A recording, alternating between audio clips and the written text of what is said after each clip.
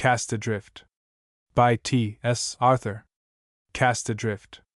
Chapter 1. A baby had come, but he was not welcome. Could anything be sadder? The young mother lay with her white face to the wall, still as death. A woman opened the chamber door noiselessly and came in, the faint rustle of her garments disturbing the quiet air. A quick, eager turning of the head, a look half anxious, half fearful, and then the almost breathless question. "Where is my baby?" "Never mind about the baby," was answered, almost coldly. "He's well enough. I'm more concerned about you. Have you sent word to George?" "George can't see you." "I've said that before." "Oh, Mother! I must see my husband." "Husband!" The tone of bitter contempt with which the word was uttered struck the daughter like a blow. She had partly risen in her excitement, but now fell back with a low moan, shutting her eyes and turning her face away. Even as she did so, a young man stepped back from the door of the elegant house in which she lay with a baffled, disappointed air. He looked pale and wretched. "Edith!" 2 hours afterward the doctor stood over the young mother, and called her name. She did not move nor reply. He laid his hand on her cheek, and almost started, then bent down and looked at her intently for a moment or two. She had fever. A serious expression came into his face, and there was cause. The sweet rest and heavenly joy of maternity had been denied to his young patient. The newborn babe had not been suffered to lie even for one blissful moment on her bosom. Hard-hearted family pride and cruel worldliness had robbed her of the delight with which God ever seeks to dower young motherhood, and now the overtaxed body and brain had given way. For many weeks the frail young creature struggled with delirium, struggled and overcame. "Where is my baby?" The first thought of returning consciousness was of her baby. A woman who sat in a distant part of the chamber started up and crossed to the bed. She was past middle life, of medium stature, with small, clearly cut features and cold blue eyes. Her mouth was full, but very firm. Self-poise was visible even in her surprised movements. She bent over the bed and looked into Edith's wistful eyes. "Where is my baby, Mother?" Mrs. Dineford put her fingers lightly on Edith's lips. "You must be very quiet," she said in a low, even voice. "The doctor forbids all excitement. You have been extremely ill. Can I see my baby, Mother? It won't hurt me to see my baby." "Not now." The doctor. Edith half arose in bed, a look of doubt and fear coming into her face. "I want my baby, Mother," she said, interrupting her. A hard, resolute expression came into the cold blue eyes of Mrs. Dineford. She put her hand firmly against Edith and pressed her back upon the pillow. "You have been very ill for nearly 2 months," she said, softening her voice. "No one thought you could live. Thank God! The crisis is over, but not the danger. 2 months! Oh, Mother!" The slight flush that had come into Edith's wan face faded out, and the pallor it had hidden for a few moments became deeper. She shut her eyes and lay very still, but it was plain from the expression of her face that thought was busy. "Not 2 whole months, Mother?" she said at length, in doubtful tones. "Oh, no! It cannot be. It is just as I have said, Edith, and now, my dear child, as you value your life, keep quiet. All excitement is dangerous." But repression was impossible. To Edith's consciousness there was no lapse of time. It seemed scarcely an hour since the birth of her baby and its removal from her sight. The inflowing tide of mother love, the pressure and yearning sweetness of which she had begun to feel when she first called for the baby they had not permitted to rest, even for an instant, on her bosom, was now flooding her heart. 2 months! If that were so, what of the baby? To be submissive was impossible. Starting up half wildly, a vague terror in her face, she cried, piteously, "Oh, Mother, bring me my baby! I shall die if you do not!" "Your baby is in heaven," said Mrs. Dineford, softening her voice to a tone of tender regret. Edith caught her breath, grew very white, and then, with a low, wailing cry that sent a shiver through Mrs. Dineford's heart, fell back, to all appearance dead. The mother did not call for help, but sat by the bedside of her daughter, and waited for the issue of this new struggle between life and death. There was no visible excitement, but her mouth was closely set and her cold blue eyes fixed in a kind of vacant stare. Edith was Mrs.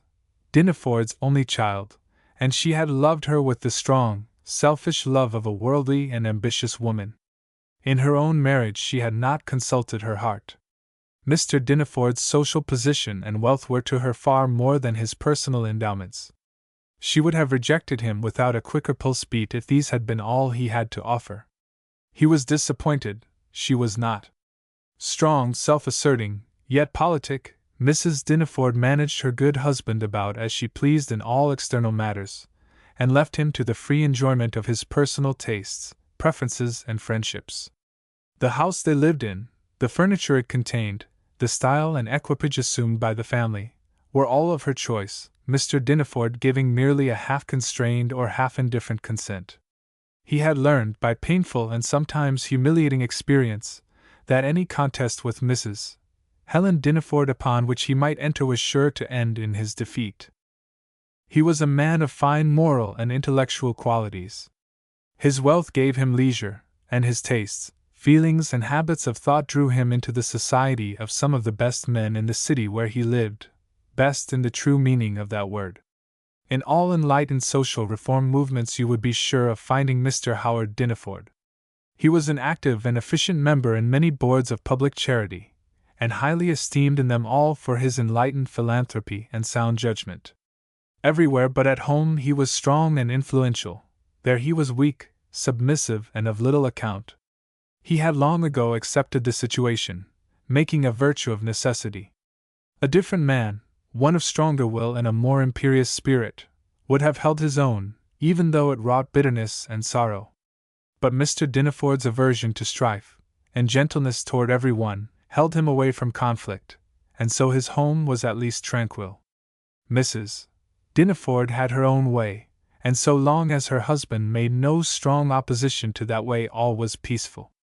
For Edith, their only child, who was more like her father than her mother, Mr. Dineford had the tenderest regard.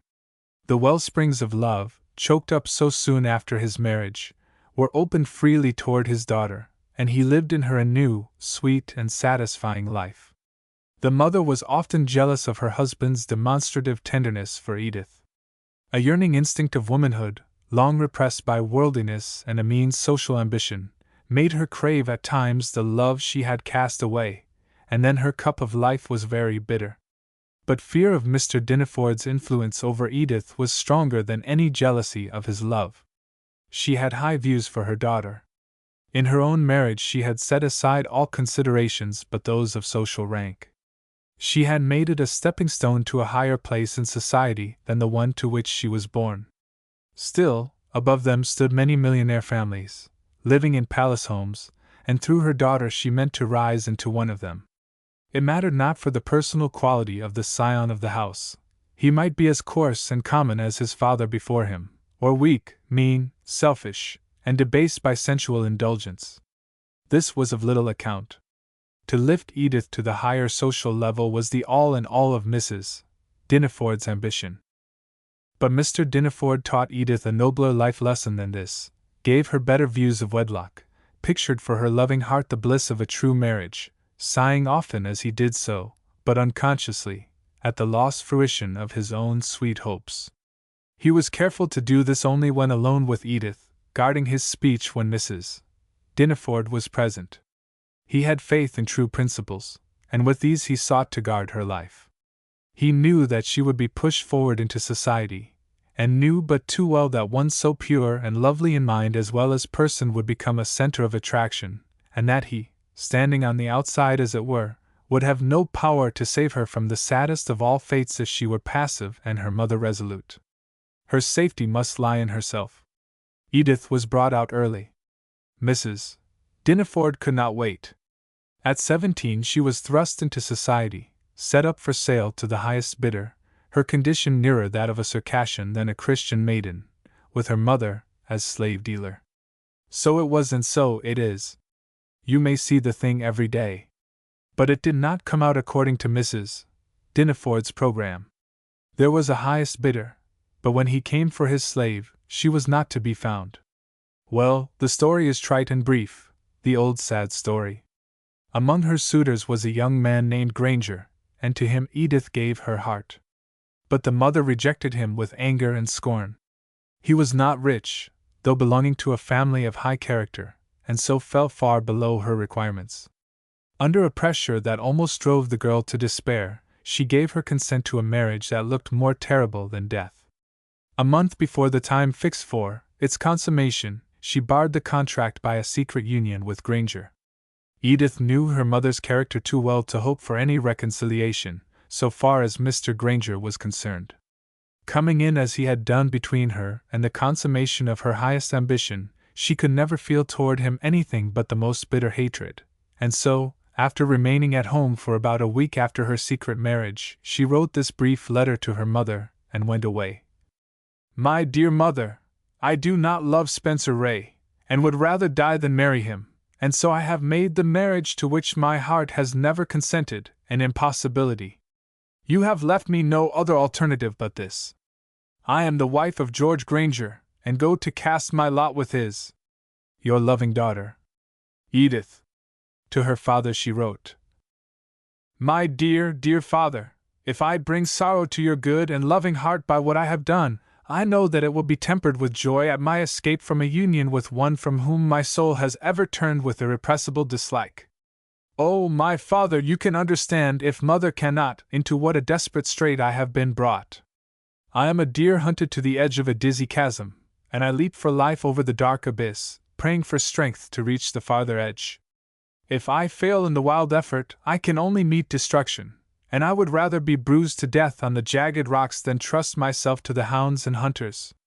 I write passionately, you will hardly recognize your quiet child, but the repressed instincts of my nature are strong, and peril and despair have broken their bonds. I did not consult you about the step I have taken, because I dared not trust you with my secret. You would have tried to hold me back from the perilous leap, fondly hoping for some other way of escape. I had resolved on putting an impassable gulf between me and danger, if I died in the attempt. I have taken the leap, and may God care for me. I have laid up in my heart of hearts, dearest of fathers, the precious life truths that so often fell from your lips. Not a word that you ever said about the sacredness of marriage has been forgotten. I believe with you that it is a little less than crime to marry when no love exists, that she who does so sells her heart's birthright for some mess of pottage, sinks down from the pure level of noble womanhood, and traffics away her person, is henceforth meaner in quality if not really vile. And so, my father, to save myself from such a depth of degradation and misery, I take my destiny into my own hands. I have grown very strong in my convictions and purposes in the last 4 weeks. My sight has become suddenly clear. I am older by many years. As for George Granger, all I can now say is that I love him, and believe him to be worthy of my love. I am willing to trust him, and am ready to share his lot, however humble. Still hold me in your heart, my precious father, as I hold you in mine. Edith. Mr. Dinaford read this letter twice. It took him some time, his eyes were so full of tears. In view of her approaching marriage with Spencer Ray, his heart had felt very heavy. It was something lighter now. Young Granger was not the man he would have chosen for Edith, but he liked him far better than he did the other, and felt that his child was safe now. He went to his wife's room, and found her with Edith's letter crushed in her hand. She was sitting motionless, her face pale and rigid, her eyes fixed and stony and her lips tight against her teeth. She did not seem to notice his presence until he put his hand upon her, which he did without speaking. At this she started up and looked at him with a kind of fierce intentness. Are you a party to this frightful things? She demanded. Mr. Dinaford weakly handed her the letter he had received from Edith. She read it through in half the time it had taken his tear-dimmed eyes to make out the touching sentences. After she had done so, she stood for a few moments, as if surprised or baffled. Then she sat down, dropping her head, and remained for a long time without speaking. The bitter fruit, Mr. Dinaford, she said, at last, in a voice so strange and hard that it seemed to his ears as if another had spoken. All passion had died out of it. He waited, but she added nothing more. After a long silence she waved her hand slightly, and without looking at her husband said, "I would rather be alone." Mr. Dinneford took Edith's letter from the floor, where it had dropped from his wife's hand, and withdrew from her presence. She arose quickly as he did so, crossed the room and silently turned the key, locking herself in. Then her manner changed. She moved about the room in a half-aimless, half-conscious way, as though some purpose was beginning to take shape in her mind. Her motions had an easy, cat-like grace, in contrast with their immobility a little while before. Gradually her step became quicker, while ripples of feeling began to pass over her face, which was fast losing its pallor. Gleams of light began shooting from her eyes that were so dull and stony when her husband found her with Edith's letter crushed in her grasp. Her hands opened and shut upon themselves nervously. This went on, the excitement of her forming purpose, whatever it was, steadily increasing, until she swept about the room like a fury, talking to herself and gesticulating as one half insane from the impelling force of an evil passion. Baffled, but not defeated, the excitement had died out.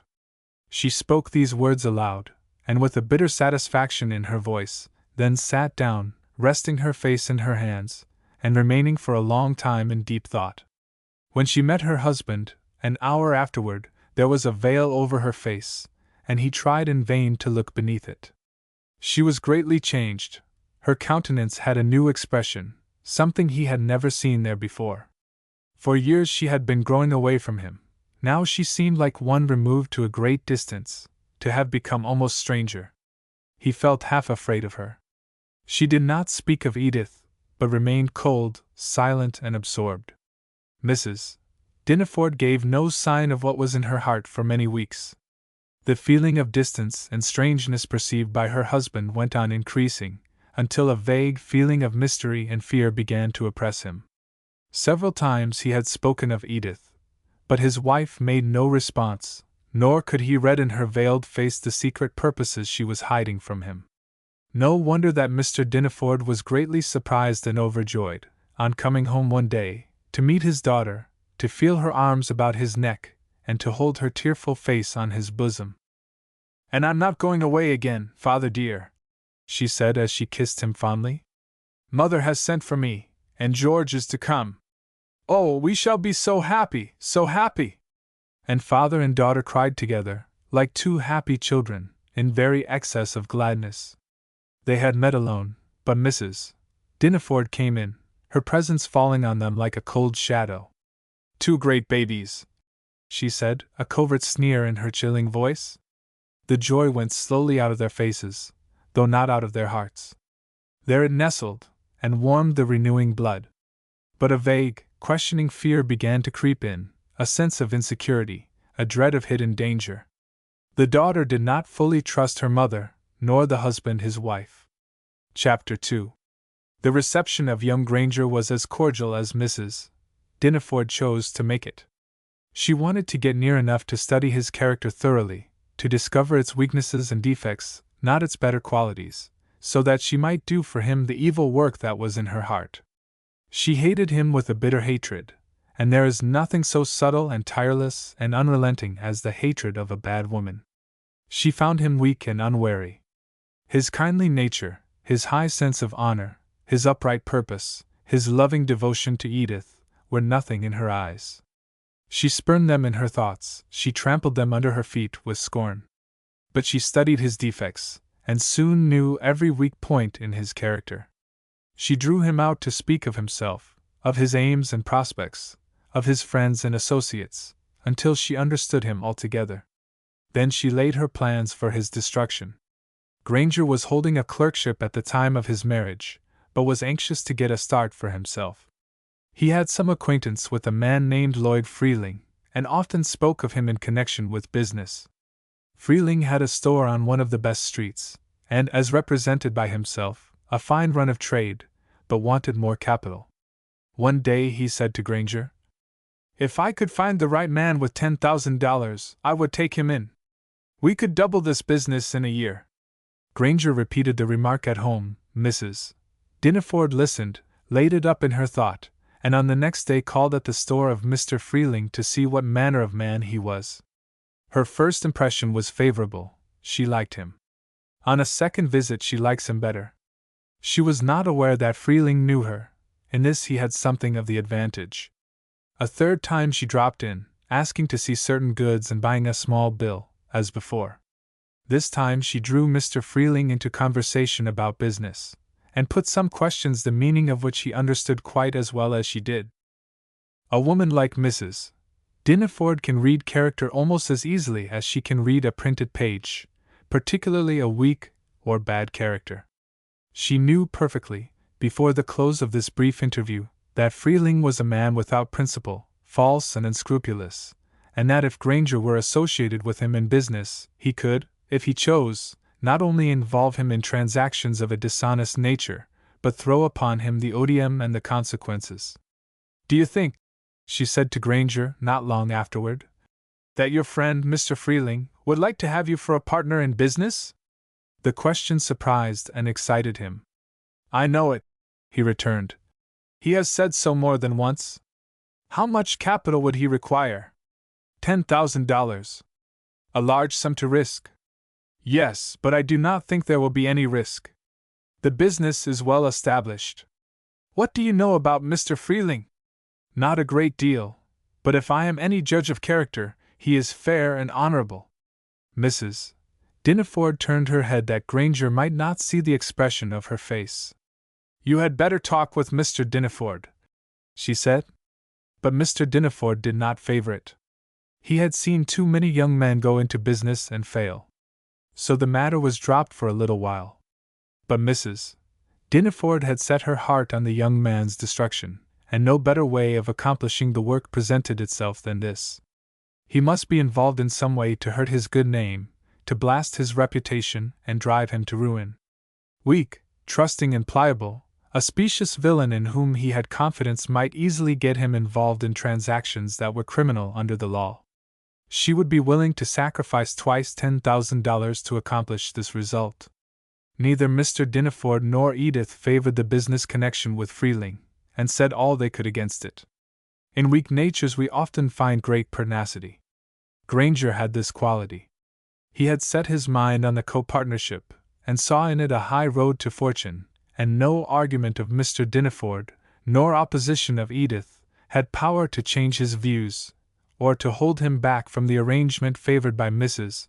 Dinneford, and made possible by the capital she almost compelled her husband to supply. In due time the change from clerk to merchant was made, and the new connection announced, under the title of Freeling and Granger. Clear-seeing as evil may be in its schemes for hurting others, it is always blind to the consequent exactions upon itself. It strikes fiercely and desperately, not calculating the force of a rebound. So eager was Mrs. Dinneford to compass the ruin of Granger that she stepped beyond the limit of common prudence, and sought private interviews with Freeling, both before and after the completion of the partnership arrangement. These took place in the parlor of a fashionable hotel, where the gentleman and lady seemed to meet accidentally, and without attracting attention. Mrs. Dinneford was very confidential in these interviews, not concealing her aversion to Granger. He had come into the family, she said, as an unwelcome intruder, but now that he was there, they had to make the best of him. Not in spoken words did Mrs. Dinneford convey to Freeling the bitter hatred that was in her heart, nor in spoken words let him know that she desired the young man's utter ruin, but he understood it all before the close of their first private interview. Freeling was exceedingly deferential in the beginning and guarded in his speech. He knew by the quick intuitions of his nature that Mrs. Dinneford cherished an evil purpose, and had chosen him as the agent for its accomplishment. She was rich, and occupied a high social position, and his ready conclusion was that, be the service what it might, he could make it pay. To get such a woman in his power was worth an effort. One morning, it was a few months after the date of the co-partnership, Mrs. Dinneford received a note from Freeling. It said briefly, "At the usual place, 12 m, today. Important." There was no signature. The sharp knitting of her brows and the nervous crumpling of the note in her hand showed that she was not pleased at the summons. She had come already to know her partner in evil too well. At 12 m, she was in the hotel parlor. Freeling was already there. They met in external cordiality, but it was very evident from the manner of Mrs. Dinneford that she felt herself in the man's power, and had learned to be afraid of him. "It will be impossible to get through tomorrow," he said, in a kind of imperative voice that was half a threat, "unless we have $2,000. I cannot ask Mr. Dinneford for anything more." Mrs. Dinneford replied, "We have already furnished $10,000 beyond the original investment. But it is all safe enough, that is, if we do not break down just here for lack of so small a sum." Mrs. Dinneford gave a start. "Break down!" She repeated the words in a husky voice, with a paling face. "What do you mean?" "Only that in consequence of having in store a large stock of unsaleable goods bought by your indiscreet son-in-law, who knows no more about business than a child, we are in a temporary strait." "Why did you trust him to buy?" asked Mrs. Dinneford. "I didn't trust him. He bought without consulting me," was replied, almost rudely. "Will 2,000 be the end of this thing?" "I think so." "You only think so?" "I am sure of it." "Very well, I will see what can be done. But all this must have an end, Mr. Freeling. We cannot supply any more money. You must look elsewhere if you have further need. Mr. Dinneford is getting very much annoyed and worried. You surely have other resources." "I have drawn to the utmost on all my resources," said the man coldly. Mrs. Dinneford remained silent for a good while, her eyes upon the floor. Freeling watched her face intently, trying to read what was in her thoughts.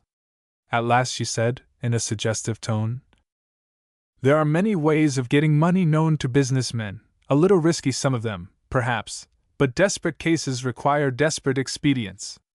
You understand me?" Freeling took a little time to consider before replying. "Yes," he said, at length, speaking slowly, as one careful of his words. "But all expedients are risky, as you say, some of them very risky. It takes a long, cool head to manage them safely." "I don't know a longer or cooler head than yours," returned Mrs. Dinneford, a faint smile playing about her lips. "Thank you for the compliment," said Freeling, his lips reflecting the smile on hers. "You must think of some expedient." Mrs. Dinneford's manner grew impressive. She spoke with emphasis and deliberation. "Beyond the sum of $2,000, which I will get for you by tomorrow, I shall not advance a single penny. You may set that down as sure. If you are not sharp enough and strong enough, with the advantage you possess, to hold your own, then you must go under. As for me, I have done all that I can or will." Freeling saw that she was wholly in earnest, and understood what she meant by desperate expedients. Granger was to be ruined, and she was growing impatient of delay. He had no desire to hurt the young man, he rather liked him. Up to this time he had been content with what he could draw out of Mrs. Dinneford. There was no risk in this sort of business. Moreover, he enjoyed his interviews and confidences with the elegant lady, and of late the power he seemed to be gaining over her. This power he regarded as capital laid up for another use, and at another time. But it was plain that he had reached the end of his present financial policy, and must decide whether to adopt the new one suggested by Mrs. Dinneford or make a failure, and so get rid of his partner. The question he had to settle with himself was whether he could make more by a failure than by using Granger a while longer, and then throwing him overboard, disgraced and ruined. Selfish and unscrupulous as he was, Freeling hesitated to do this. And besides, the desperate expedients he would have to adopt in the new line of policy were fraught with peril to all who took part in them. He might fall into the snare set for another, might involve himself so deeply as not to find a way of escape. "Tomorrow we will talk this matter over," he said in reply to Mrs. Dinneford's last remark. "In the meantime I will examine the ground thoroughly and see how it looks." "Don't hesitate to make any use you can of Granger," suggested the lady. "He has done his part toward getting things tangled, and must help to untangle them." "All right, ma'am." And they separated, Mrs. Dinneford reaching the street by one door of the hotel, and Freeling by another. On the following day they met again, Mrs. Dineford bringing the $2,000. "And now what next?" she asked, after handing over the money and taking the receipt of Freeling and Granger. Her eyes had a hard glitter, and her face was almost stern in its expression. "How are you going to raise money and keep afloat?" "Only some desperate expedient is left me now," answered Freeling, though not in the tone of a man who felt himself at bay. It was said with a wicked kind of levity. Mrs. Dineford looked at him keenly. She was beginning to mistrust the man. They gazed into each other's faces in silence for some moments, each trying to read what was in the other's thought. At length Freeling said, "There is one thing more that you will have to do, Mrs. Dineford." "What?" she asked. "Get your husband to draw 2 or 3 notes in Mr. Granger's favor. They should not be for less than $500 or $1,000 each. The dates must be short, not over 30 or 60 days. "It can't be done," was the emphatic answer. "It must be done," replied Freeling. "They need not be for the business. You can manage the matter if you will. Your daughter wants an India shawl, or a set of diamonds, or a new carriage, anything you choose. Mr. Dineford hasn't the ready cash, but we can throw his notes into bank and get the money, don't you see?" But Mrs. Dineford didn't see. "I don't mean," said Freeling, "that we are to use the money. Let the shawl, or the diamond, or the what-not be bought and paid for. We get the discounts for your use, not ours." "All very well," answered Mrs. Dineford. "But how is that going to help you?" "Leave that to me. You get the notes," said Freeling.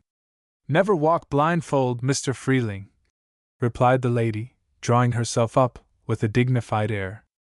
"We ought to understand each other by this time. I must see beyond the mere use of these notes." Freeling shut his mouth tightly and knit his heavy brows. Mrs. Dineford watched him closely. "It's a desperate expedient," he said at length. "All well as far as that is concerned, but if I am to have a hand in it, I must know all about it," she replied firmly. "As I said just now, I never walk blindfold." Freeling leaned close to Mrs. Dineford and uttered a few sentences in a low tone, speaking rapidly. The color went and came in her face, but she sat motionless, and so continued for some time after he had ceased speaking. "You will get the notes?" Freeling put the question as one who has little doubt of the answer. "I will get them," replied Mrs. Dineford. "When?" "It will take time. We cannot wait long. If the thing is done at all, it must be done quickly. Strike while the iron is hot is the best of all maxims. There shall be no needless delay on my part." "You may trust me for that," was answered. Within a week Mrs. Dineford brought 2 notes, drawn by her husband in favor of George Granger, one for $500 and the other for $1,000. The time was short, 30 and 60 days. On this occasion she came to the store and asked for her son-in-law. The meeting between her and Freeling was reserved and formal. She expressed regret for the trouble she was giving the firm in procuring a discount for her use, and said that if she could reciprocate the favor in any way she would be happy to do so. "The notes are drawn to your order," remarked Freeling as soon as the lady had retired. Granger endorsed them, and was about handing them to his partner, when the latter said, "Put our name on them while you are about it," and the young man wrote also the endorsement of the firm. After this, Mr. Freeling put the bank business into Granger's hands. Nearly all checks were drawn and all business paper endorsed by the younger partner, who became the financier of the concern, and had the management of all negotiations for money in and out of bank. One morning, shortly after the first of Mr. Dineford's notes was paid, Granger saw his mother-in-law come into the store. Freeling was at the counter. They talked together for some time, and then Mrs. Dineford went out. On the next day Granger saw Mrs. Dineford in the store again. After she had gone away, Freeling came back, and laying a note of hand on his partner's desk said, in a pleased, confidential way, "Look at that, my friend." Granger read the face of the note with a start of surprise. It was drawn to his order, for $3,000, and bore the signature of Howard Dinaford. "A thing that is worth having is worth asking for," said Freeling. "We obliged your mother-in-law, and now she has returned the favor. It didn't come very easily," she said, "and your father-in-law isn't feeling rather comfortable about it, so she doesn't care about your speaking of it at home." Granger was confounded. "I can't understand it," he said. "You can understand that we have the note, and that it has come in the nick of time," returned Freeling. "Yes, I can see all that. Well, don't look a gift horse in the mouth, but spring into the saddle and take a ride. Your mother-in-law is a trump. If she will, you may depend on't." Freeling was unusually excited. Granger looked the note over and over in a way that seemed to annoy his partner, who said, presently, with a shade of ill nature in his voice, "What's the matter? Isn't the signature all right?" "That's right enough," returned the young man, after looking at it closely. "But I can't understand it." "You will when you see the proceeds passed to our accountant in bank. Ha! Ha!" Granger looked up at his partner quickly. The laugh had so strange a sound, but saw nothing new in his face. In about a month Freeling had in his possession another note, signed by Mr. Dinaford and drawn to the order of George Granger. This one was for $5,000. He handed it to his partner soon after the latter had observed Mrs. Dinaford in the store. A little over 6 weeks from this time Mrs. Dinaford was in the store again. After she had gone away, Freeling handed Granger 3 more notes drawn by Mr. Dinaford to his order, amounting in all to $15,000. They were at short dates. Granger took these notes without any remark, and was about putting them in his desk, when Freeling said, "I think you had better offer one in the People's Bank and another in the Fourth National. They discount tomorrow." "Our line is full in both of these banks," replied Granger. "That may or may not be. Paper like this is not often thrown out. Call on the president of the Fourth National and the cashier of the People's Bank. Say that we particularly want the money, and would like them to see that the notes go through. Star and Giltedge can easily place the other." Granger's manner did not altogether please his partner. The notes lay before him on his desk, and he looked at them in a kind of dazed way. "What's the matter?" asked Freeling, rather sharply. "Nothing," was the quiet answer. "You saw Mrs. Dinaford in the store just now. I told her last week that I should claim another favor at her hands. She tried to beg off, but I pushed the matter hard. It must end here, she says. Mr. Dinaford won't go any farther." "I should think not," replied Granger. "I wouldn't if I were he. The wonder to me is that he has gone so far. What about the renewal of these notes?" "Oh, that is all arranged," returned Freeling, a little hurriedly. Granger looked at him for some moments. He was not satisfied. "See that they go in bank," said Freeling in a positive way. Granger took up his pen in an abstracted manner and endorsed the notes, after which he laid them in his bank book. An important customer coming in at the moment, Freeling went forward to see him. After Granger was left alone, he took the notes from his bank book and examined them with great care. Suspicion was aroused. He felt sure that something was wrong. A good many things in Freeling's conduct of late had seemed strange. After thinking for a while, he determined to take the notes at once to Mr. Dinaford and ask him if all was right. As soon as his mind had reached this conclusion, he hurried through the work he had on hand, and then, putting his bank book in his pocket, left the store. On that very morning Mr. Dinaford received notice that he had a note for $3,000 falling due at one of the banks. He went immediately and asked to see the note. When it was shown to him, he was observed to become very pale, but he left the desk of the note clerk without any remark, and returned home. He met his wife at the door, just coming in. "What's the matter?" she asked, seeing how pale he was. "Not sick, I hope?" "Worse than sick," he replied as they passed into the house together. "George has been forging my name." "Impossible!" exclaimed Mrs. Dinaford. "I wish it were," replied Mr. Dinaford sadly. "But, alas! It is too true. I have just returned from the Fourth National Bank. They have a note for $3,000 bearing my signature. It is drawn to the order of George Granger and endorsed by him. The note is a forgery." Mrs. Dinaford became almost wild with excitement. Her fair face grew purple. Her eyes shone with a fierce light. "Have you had him arrested?" she asked. "Oh, no, no, no," Mr. Dinaford answered. "For poor Edith's sake, if for nothing else, this dreadful business must be kept secret. I will take up the note when due, and the public need be none the wiser." "If," said Mrs. Dinaford, "he has forged your name once, he has, in all probability, done it again and again. No, no, the thing can't be hushed up, and it must not be. Is he less a thief and a robber because he is our son-in-law? My daughter the wife of a forger! Great heavens! Has it come to this, Mr. Dinaford?" she added, after a pause, and with intense bitterness and rejection in her voice. "The die is cast. Never again, if I can prevent it, shall that scoundrel cross our threshold. Let the law have its course. It is a crime to conceal crime. It will kill our poor child," answered Mr. Dinaford in a broken voice. "Death is better than the degradation of living with a criminal," replied his wife. "I say it solemnly, and I mean it, the die is cast. Come what will, George Granger stands now and forever on the outside. Go at once and give information to the bank officers. If you do not, I will." With a heavy heart, Mr. Dinaford returned to the bank and informed the president that the note in question was a forgery. He had been gone from home a little over half an hour, when Granger, who had come to ask him about the 3 notes given him that morning by Freeling, put his key in the door, and found, a little to his surprise, that the latch was down.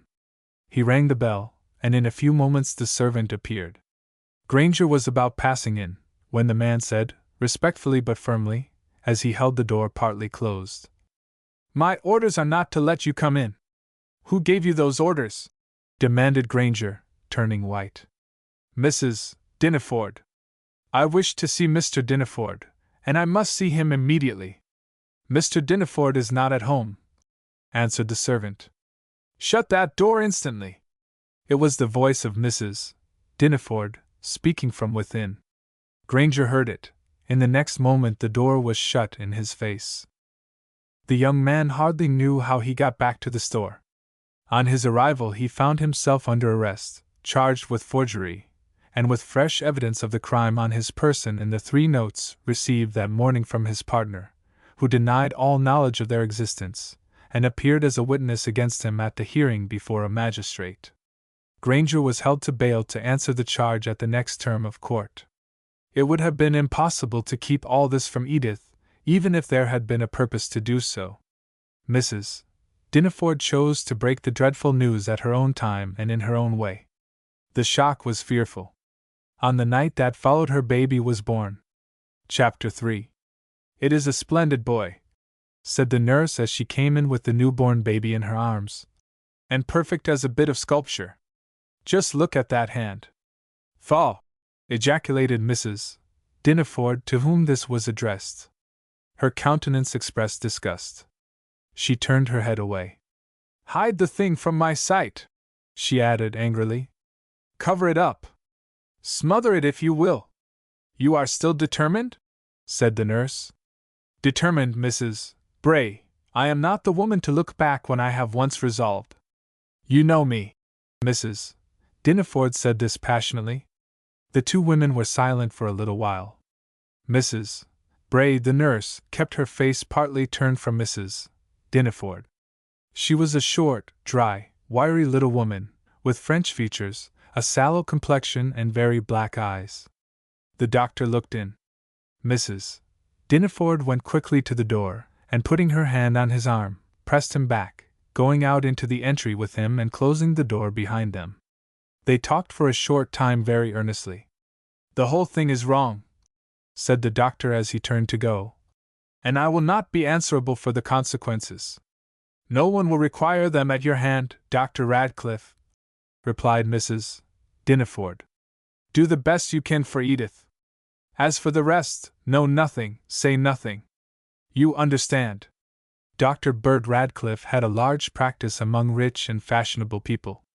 He had learned to be very considerate of their weaknesses, peculiarities, and moral obliquities. His business was to doctor them when sick, to humor them when they only thought themselves sick, and to get the largest possible fees for his services. A great deal came under his observation that he did not care to see, and of which he saw as little as possible. From policy he had learned to be reticent. He held family secrets enough to make, in the hands of a skillful writer, more than a dozen romances of the saddest and most exciting character. Mrs. Dinneford knew him thoroughly, and just how far to trust him. Know nothing, say nothing, was a good maxim in the case, and so she divulged only the fact that the baby was to be cast adrift. His weak remonstrance might as well not have been spoken, and he knew it. While this brief interview was in progress, Nurse Bray sat with the baby on her lap. She had taken the soft little hands into her own, and evil and cruel though she was, an impulse of tenderness flowed into her heart from the angels who were present with the innocent child. It grew lovely in her eyes. Its helplessness stirred in her a latent instinct of protection.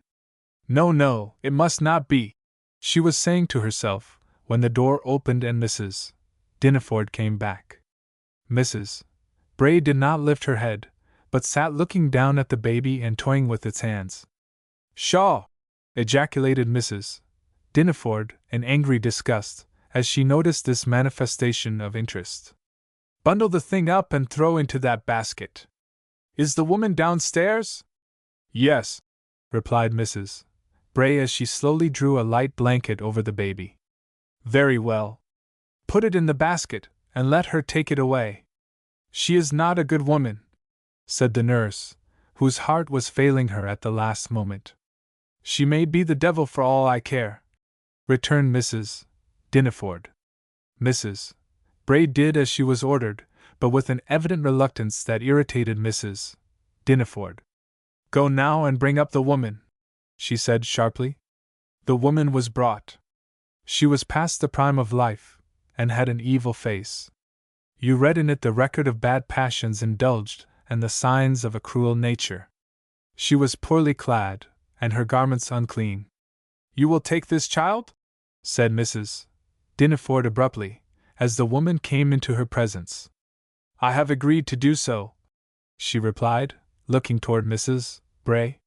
"She is to have $50, said the nurse. "And that is to be the last of it." Mrs.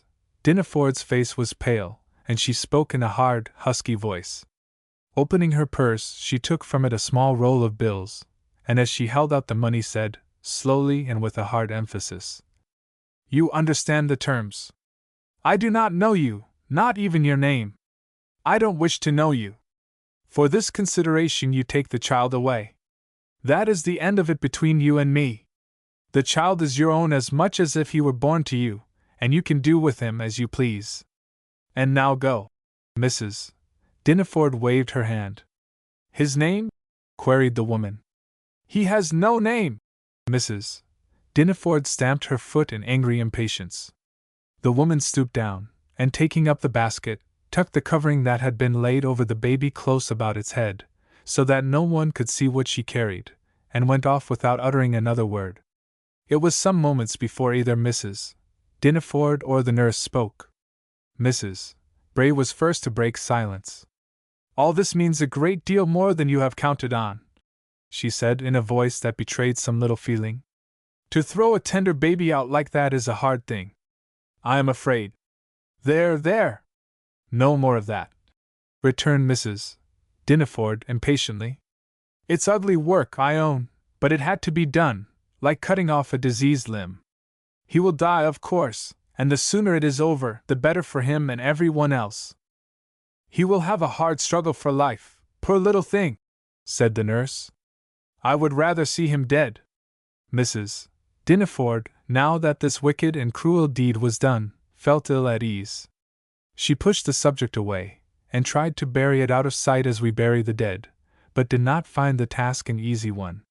What followed the birth and removal of Edith's baby up to the time of her return to reason after long struggle for life, has already been told. Her demand to have her baby, "Oh, mother, bring me my baby! I shall die if you do not!" And the answer, "Your baby is in heaven," sent the feeble life currents back again upon her heart.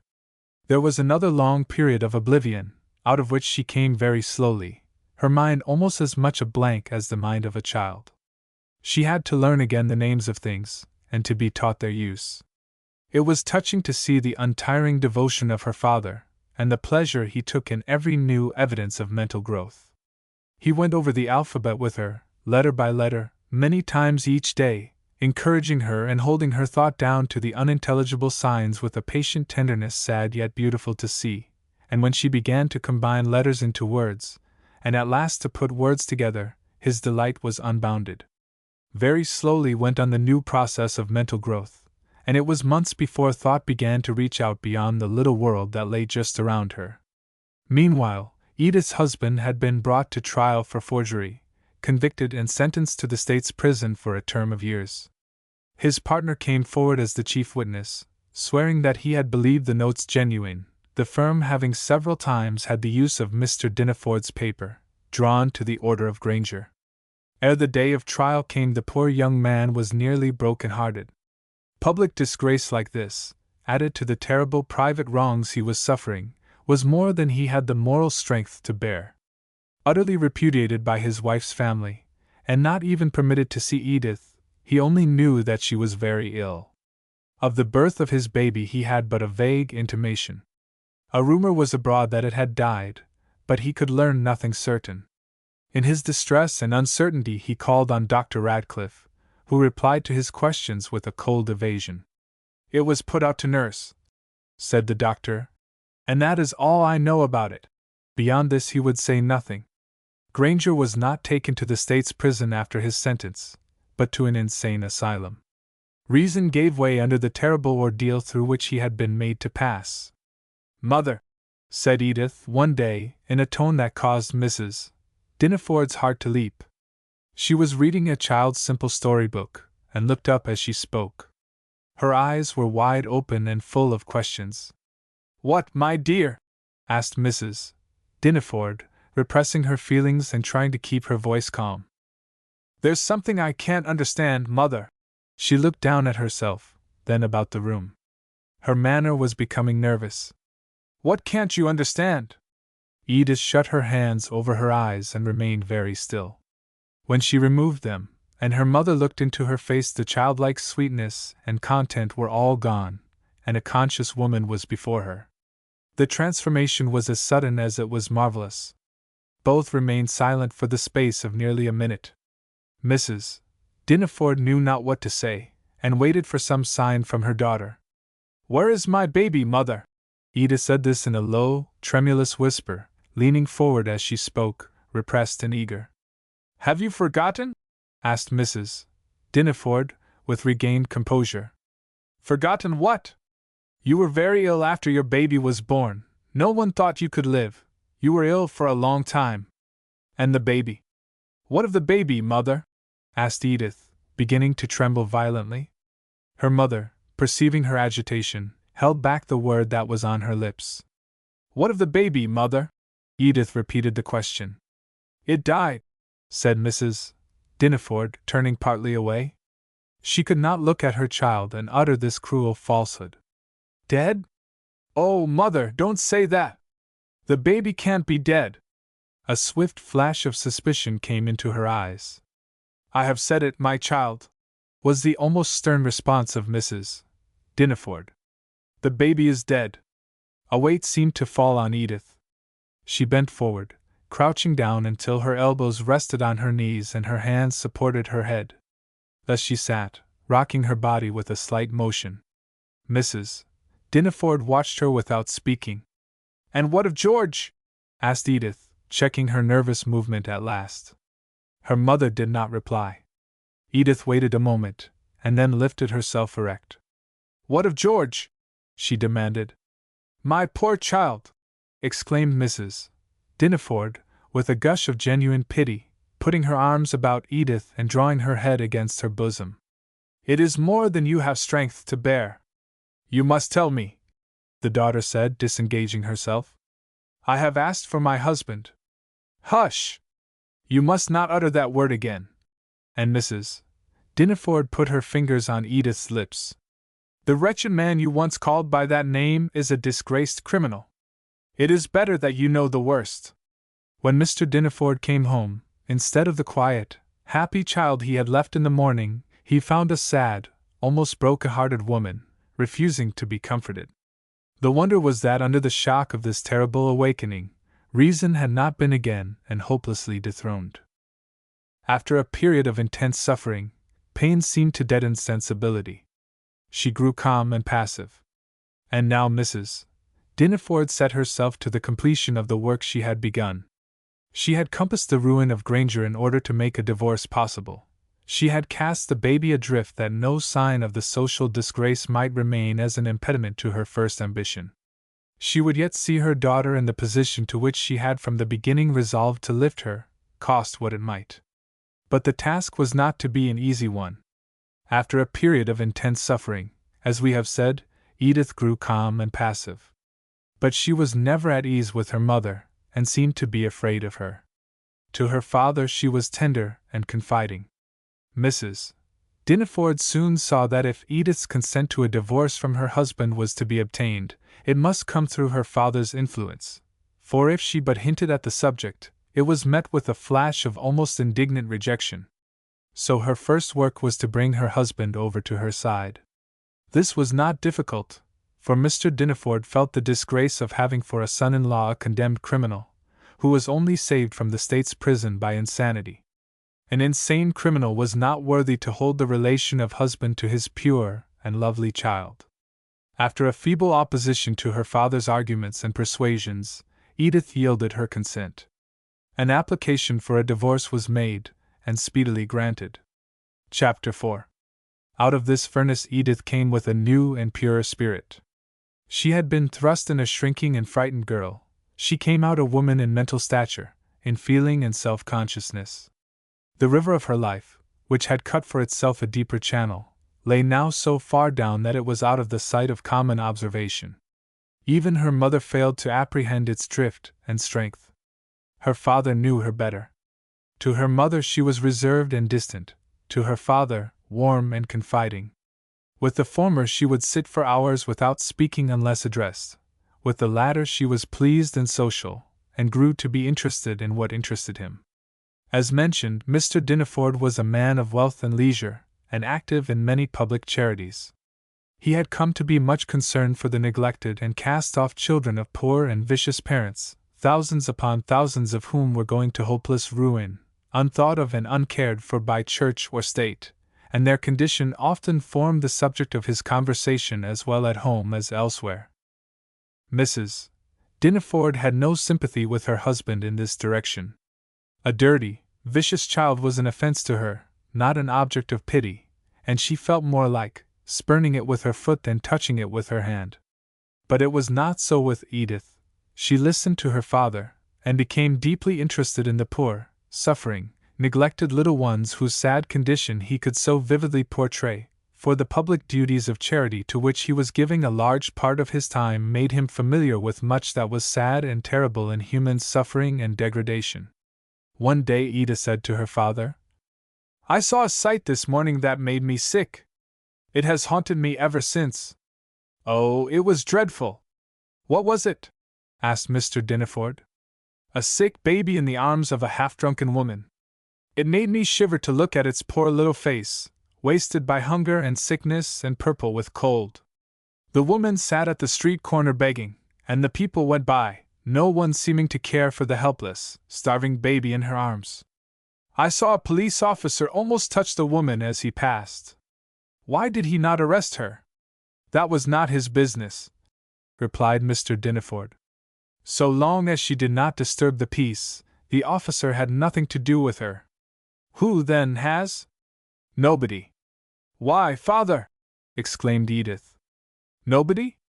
"The woman was engaged in business. She was a beggar, and the sick, half-starved baby was her capital in trade," replied Mr. Dineford. "That policeman had no more authority to arrest her than he had to arrest the organ man or the peanut vendor. But somebody should see after a poor baby like that." Is there no law to meet such cases? The poor baby has no vote, replied Mr. Dineford. And lawmakers don't concern themselves much about that sort of constituency, and even if they did, the executors of law would be found indifferent. They are much more careful to protect those whose business it is to make drunken beggars like the one you saw, who, if men, can vote and give them place and power. The poor baby is far beneath their consideration. But not of him, said Edith, with eyes full of tears, who took little children in his arms and blessed them, and said, Suffer them to come unto me and forbid them not, for of such is the kingdom of heaven. Our lawmakers are not, I fear, of his kingdom, answered Mr. Dineford gravely, but of the kingdom of this world. A little while after, Edith, who had remained silent and thoughtful, said, with a tremor in her voice, Father, did you see my baby? Mr. Dineford started at so unexpected a question, surprised and disturbed. He did not reply, and Edith put the question again. No, my dear, he answered, with a hesitation of manner that was almost painful.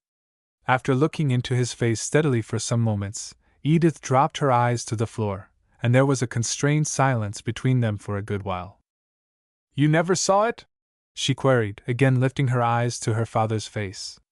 Her own was much paler than when she first put the question. Never. Why? Asked Edith. She waited for a little while, and then said, Why don't you answer me, father? It was never brought to me. Oh, father! You were very ill, and a nurse was procured immediately. I was not too sick to see my baby, said Edith, with white, quivering lips. If they had laid it in my bosom as soon as it was born, I would never have been so ill, and the baby would not have died. If. She held back what she was about saying, shutting her lips tightly. Her face remained very pale and strangely agitated. Nothing more was then said. A day or two afterward, Edith asked her mother, with an abruptness that sent the color to her face, Where was my baby buried? In our lot at Fairview, was replied, after a moment's pause. Edith said no more, but on that very day, regardless of a heavy rain that was falling, went out to the cemetery alone and searched in the family lot for the little mound that covered her baby, searched, but did not find it.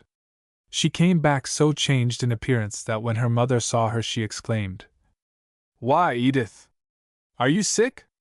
I have been looking for my baby's grave and cannot find it, she answered. There is something wrong, mother. What was done with my baby? I must know. And she caught her mother's wrists with both of her hands in a tight grip, and sent searching glances down through her eyes. Your baby is dead, returned Mrs. Dineford, speaking slowly and with a hard deliberation. As for its grave, well, if you will drag up the miserable past, know that in my anger at your wretched mésalliance I rejected even the dead body of your miserable husband's child, and would not even suffer it to lie in our family ground. You know how bitterly I was disappointed, and I am not one of the kind that forgets or forgives easily. I may have been wrong, but it is too late now, and the past may as well be covered out of sight. Where, then, was my baby buried? Asked Edith, with a calm resolution of manner that was not to be denied. I do not know. I did not care at the time, and never asked. Who can tell me? I don't know. Who took my baby to nurse? I have forgotten the woman's name. All I know is that she is dead. When the child died, I sent her money, and told her to bury it decently. Where did she live? I never knew precisely. Somewhere downtown. Who brought her here? Who recommended her? Said Edith, pushing her inquiries rapidly. I have forgotten that also, replied Mrs. Dineford, maintaining her coldness of manner. My nurse, I presume, said Edith. I have a faint recollection of her, a dark little woman with black eyes whom I had never seen before. What was her name? Bodine, answered Mrs. Dineford, without a moment's hesitation. Where does she live? She went to Havana with a Cuban lady several months ago. Do you know the lady's name? It was Castelline, I think. Edith questioned no further. The mother and daughter were still sitting together, both deeply absorbed in thought, when a servant opened the door and said to Mrs. Dineford, A lady wishes to see you. Didn't she give you her card? No, ma'am. Nor send up her name? No, ma'am. Go down and ask her name. The servant left the room. On returning, she said, Her name is Mrs. Bray. Mrs. Dinaford turned her face quickly, but not in time to prevent Edith from seeing by its expression that she knew her visitor, and that her call was felt to be an unwelcome one. She went from the room without speaking. On entering the parlor, Mrs. Dinaford said, in a low, hurried voice, I don't want you to come here, Mrs. Bray. If you wish to see me, send me word, and I will call on you, but you must on no account come here. Why? Is anything wrong? Yes. What? Edith isn't satisfied about the baby, has been out to Fairview looking for its grave, wants to know who her nurse was. What did you tell her? I said that your name was Mrs. Bodine, and that you had gone to Cuba. Do you think she would know me? Can't tell. Wouldn't like to run the risk of her seeing you here. Pull down your veil. There. Close. She said a little while ago that she had a faint recollection of you as a dark little woman with black eyes whom she had never seen before. Indeed. And Mrs. Bray gathered her veil close about her face. The baby isn't living? Mrs. Dinaford asked the question in a whisper. Yes. Oh, it can't be. Are you sure? Yes, I saw it day before yesterday. You did? Where? On the street, in the arms of a beggar woman. You are deceiving me. Mrs. Dinaford spoke with a throb of anger in her voice. As I live, no! Poor little thing! Half starved and half frozen. It most made me sick. It's impossible. You could not know that it was Edith's baby. I do know, replied Mrs. Bray in a voice that left no doubt on Mrs. Dinaford's mind. Was the woman the same to whom we gave the baby? No, she got rid of it in less than a month. What did she do with it? Sold it for $5, after she had spent all the money she received from you in drink and lottery policies. Sold it for $5. Yes, to two beggar women, who use it every day, one in the morning and the other in the afternoon, and get drunk on the money they receive, lying all night in some miserable den. Mrs. Dinaford gave a little shiver. What becomes of the baby when they are not using it? She asked. They pay a woman $1 a week to take care of it at night. Do you know where this woman lives? Yes. Were you ever there? Yes. What kind of a place is it? Worse than a dog kennel. What does all this mean? Demanded Mrs. Dinaford with repressed excitement. Why have you so kept on the track of this baby, when you knew I wished it lost sight of? I had my own reasons, replied Mrs. Bray. One doesn't know what may come of an affair like this, and it's safe to keep well up with it. Mrs. Dinaford bit her lips till the blood almost came through. A faint rustle of garments in the hall caused her to start. An expression of alarm crossed her face. Go now, she said hurriedly to her visitor. I will call and see you this afternoon. Mrs. Bray quietly arose, saying, as she did so, I shall expect you, and went away. There was a menace in her tone as she said, I shall expect you. That did not escape the ears of Mrs. Dinaford. Edith was in the hall, at some distance from the parlor door. Mrs. Bray had to pass her as she went out. Edith looked at her intently. Who is that woman? She asked, confronting her mother, after the visitor was gone. If you ask the question in a proper manner, I shall have no objection to answer, said Mrs. Dinaford, with a dignified and slightly offended air. But my daughter is assuming rather too much. Mrs. Bray, the servant said. No, Mrs. Gray. I understood her to say Mrs. Bray. I can't help what you understood. The mother spoke with some asperity of manner. She calls herself Gray, but you can have it anything you please. It won't change her identity. What did she want? To see me. I know. Edith was turning away with an expression on her face that Mrs. Dinaford did not like, so she said, She is in trouble, and wants me to help her, if you must know. She used to be a dressmaker, and worked for me before you were born, she got married, and then her troubles began. Now she is a widow with a house full of little children, and not half bread enough to feed them. I've helped her a number of times already, but I'm getting tired of it. She must look somewhere else, and I told her so." Edith turned from her mother with an unsatisfied manner, and went upstairs. Mrs. Dinneford was surprised, not long afterward, to meet her at her chamber door, dressed to go out. This was something unusual. "Where are you going?" she asked, not concealing her surprise. "I have a little errand out," Edith replied. This was not satisfactory to her mother. She asked other questions, but Edith gave only evasive answers. On leaving the house, Edith walked quickly, like one in earnest about something. Her veil was closely drawn. Only a few blocks from where she lived was the office of Dr. Radcliffe. Hither she directed her steps. "Why, Edith, child!" exclaimed the doctor, not concealing the surprise he felt at seeing her. "Nobody sick, I hope?" "No one," she answered. There was a momentary pause, then Edith said abruptly, "Doctor, what became of my baby?" "It died," answered Dr. Radcliffe, but not without betraying some confusion.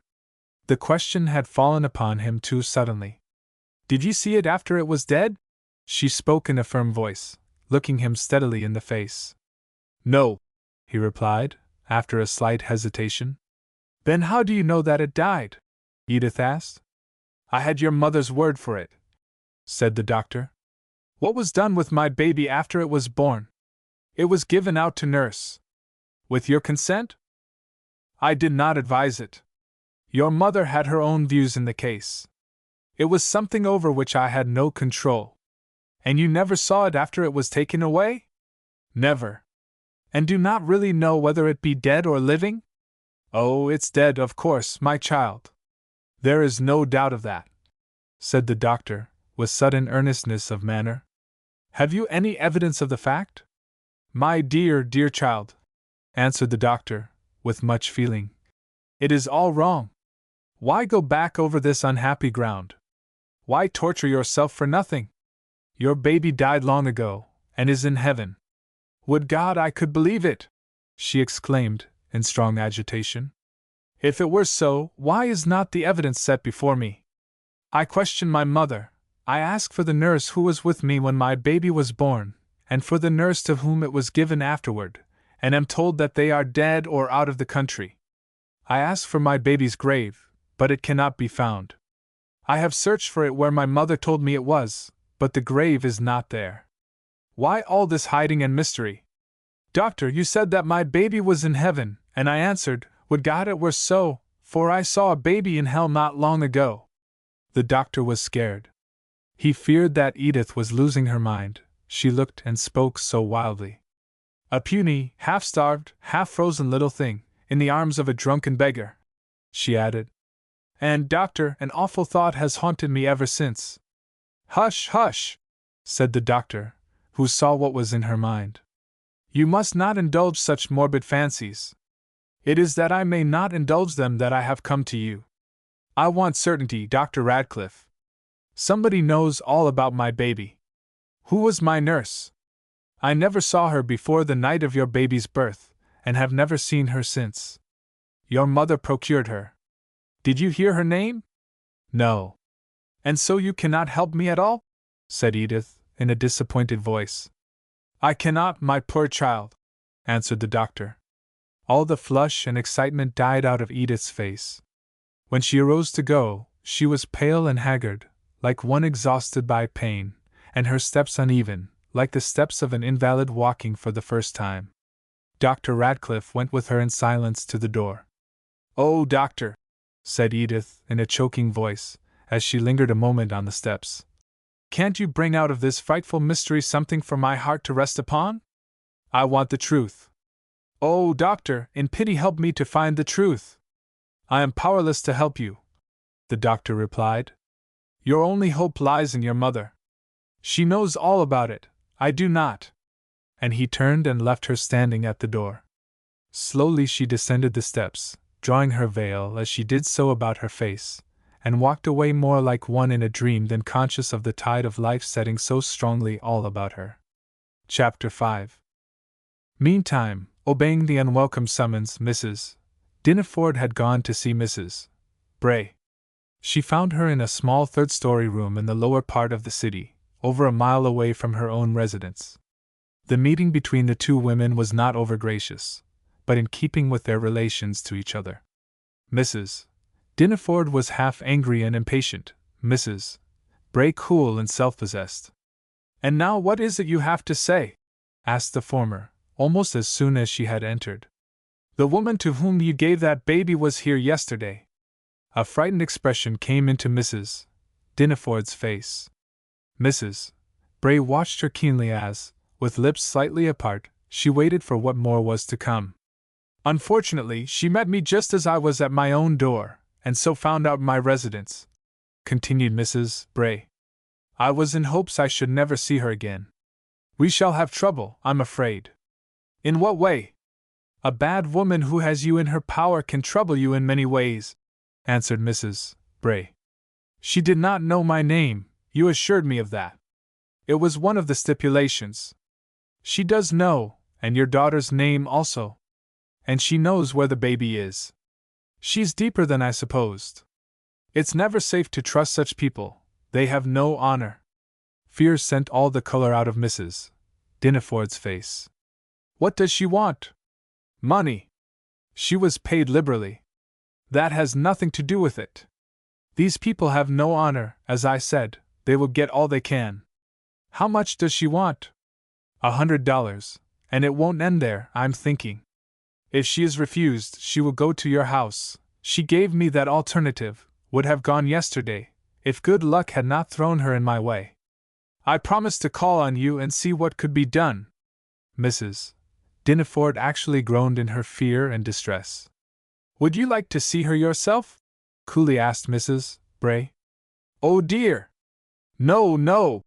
and the lady put up her hands in dismay. "It might be best," said her wily companion. "No, no, no! I will have nothing to do with her. You must keep her away from me," replied Mrs. Dinneford, with increasing agitation. "I cannot keep her away without satisfying her demands. If you were to see her yourself, you would know just what her demands were. If you do not see her, you will only have my word for it, and I am left open to misapprehension, if not worse. I don't like to be placed in such a position." And Mrs.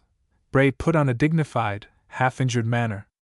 "It's a wretched business in every way," she added, "and I'm sorry that I ever had anything to do with it. It's something dreadful, as I told you at the time, to cast a helpless baby adrift in such a way. Poor little soul! I shall never feel right about it.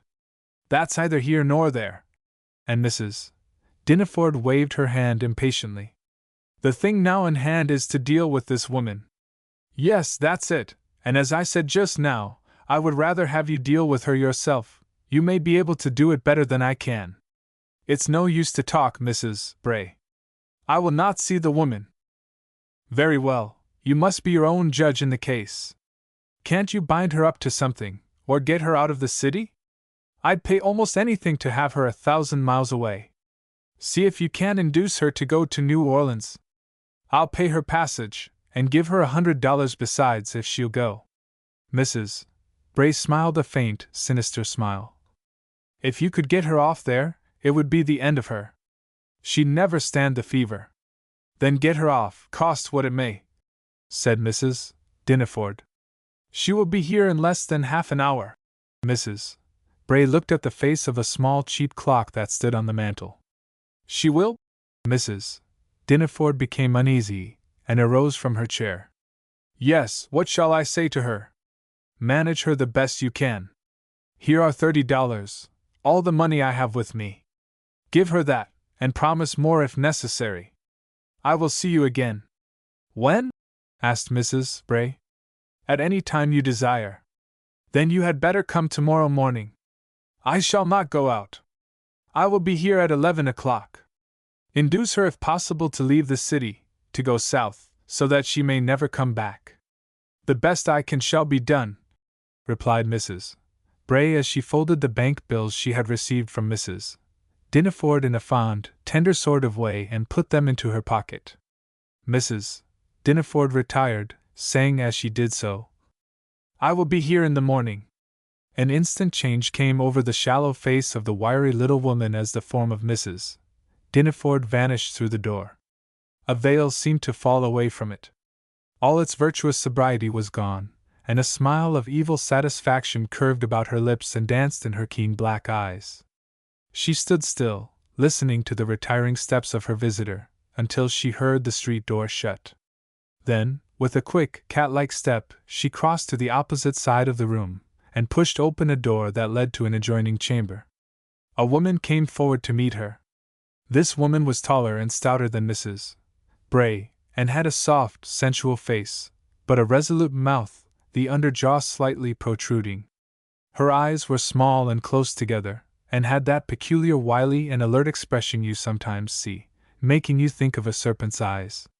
She was dressed in common finery and adorned by cheap jewelry. "What do you think of that, Pinky Sweat?" exclaimed Mrs. Bray, in a voice of exultation. "Got her all right, haven't I?" "Well, you have," answered the woman, shaking all over with unrestrained laughter. "The fattest pigeon I've happened to see for a month of Sundays." "Is she very rich?"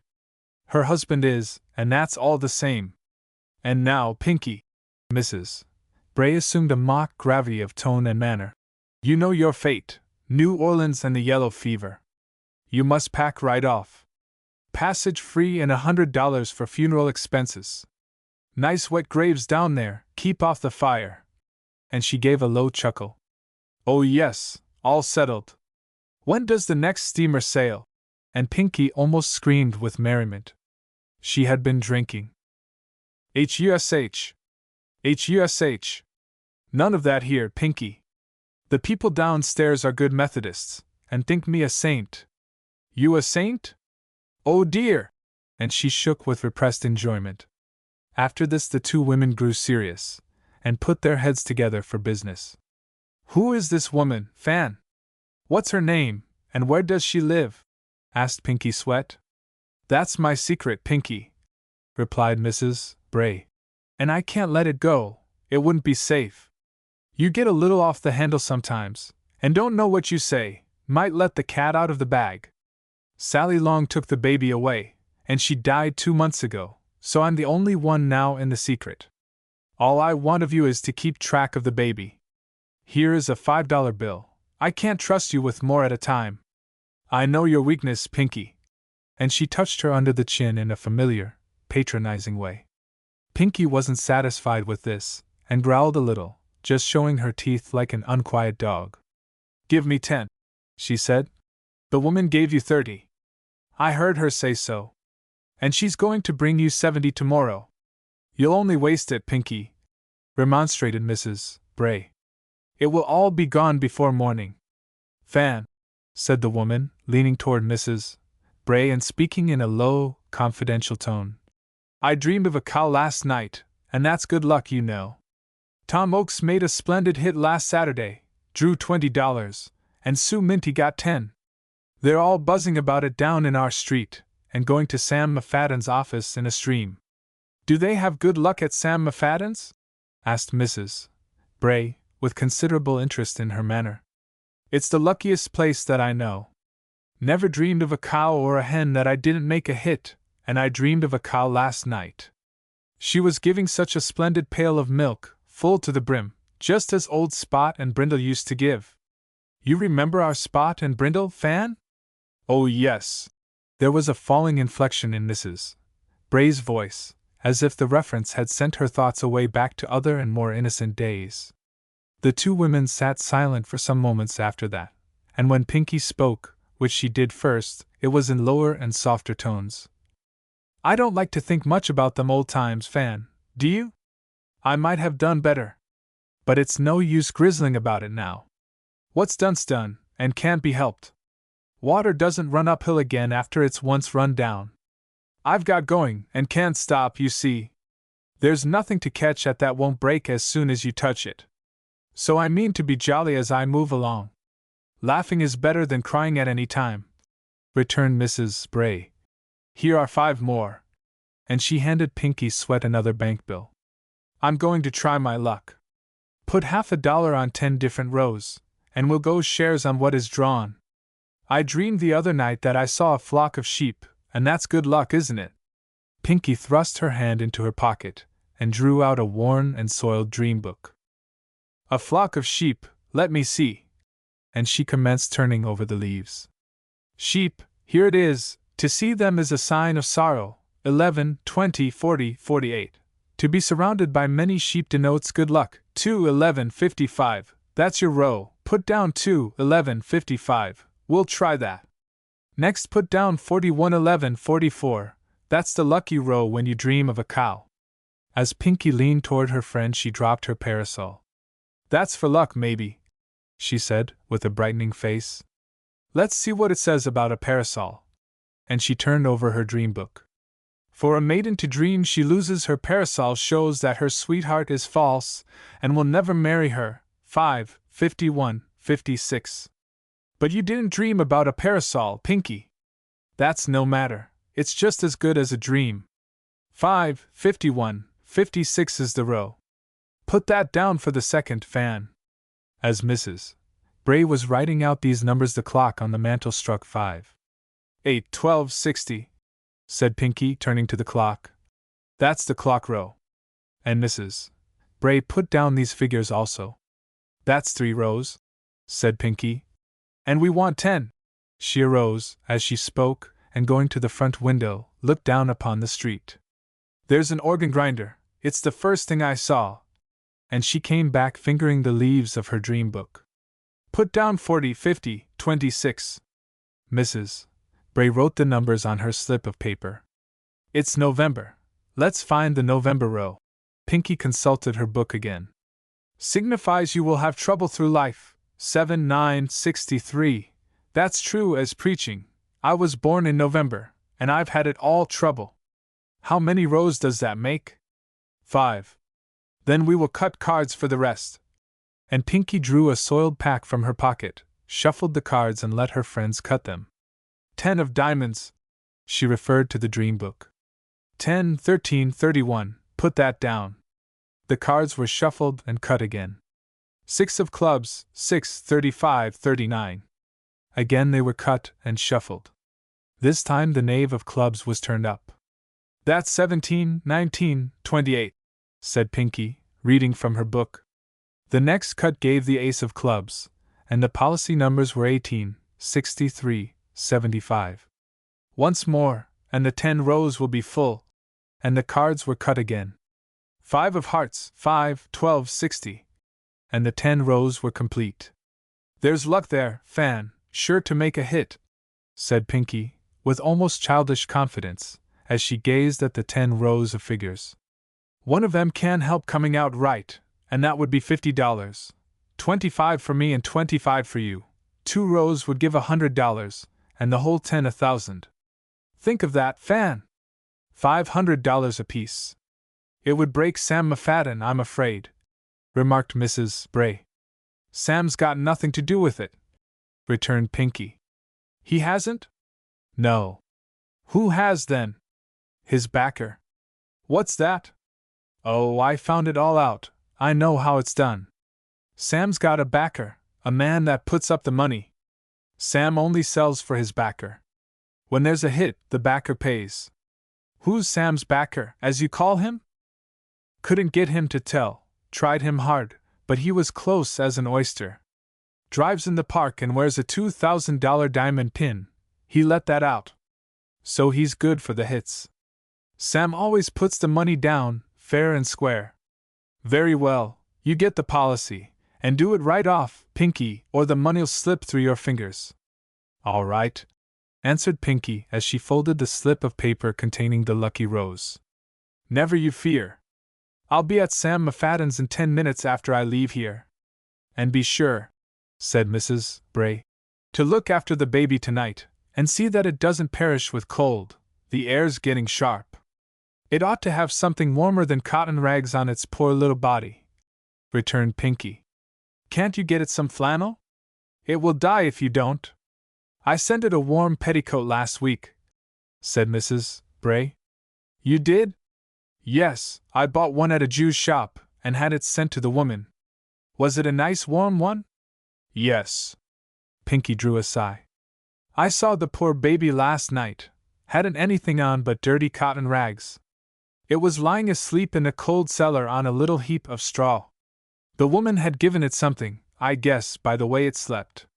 The petticoat had gone, most likely, to Sam McFadden's.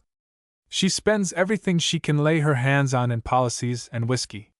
She's paid $1 a week for taking care of the baby at night and on Sundays, said Mrs. Bray. It wouldn't help the baby any if she got $10, returned Pinky. It ought to be taken away from her. But who's to do that? Sally Long sold it to the 2 beggar women, and they board it out.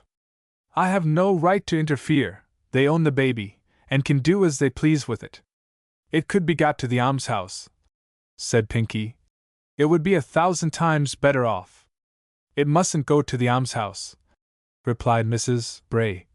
I might lose track of it, and that would never do. You'll lose track of it for good and all before long, if you don't get it out of them women's bands. No baby can hold out being begged with long. It's too hard on the little things. For you know how it is, Fan. They must keep 'em half-starved and as sick as they will bear without dying right off, so as to make 'em look pitiful. You can't do much at begging with a fat, hearty-looking baby. What's to be done about it? Asked Mrs. Bray. I don't want that baby to die. Would its mother know it if she saw it? Asked Pinky. No, for she never set eyes on it. Then, if it dies, get another baby, and keep track of that. You can steal one from a drunken mother any night in the week. I'll do it for you. One baby is as good as another. It will be safer to have the real one, replied Mrs. Bray. And now, Pinky, that you have put this thing into my head, I guess I'll commission you to get the baby away from that woman. All right. But what are we to do with it? I can't have it here. Of course you can't. But that's easily managed if you're willing to pay for it. Pay for it? Yes, if it isn't begged with, and made to pay its way and earn something into the bargain, it's got to be a dead weight on somebody. So you see how it is, Fan. Now, if you'll take a fool's advice, you'll let it go to the almshouse, or let it alone to die and get out of its misery as soon as possible. You can find another baby that will do just as well, if you should ever need one. How much would it cost, do you think, to have it boarded with someone who wouldn't abuse it?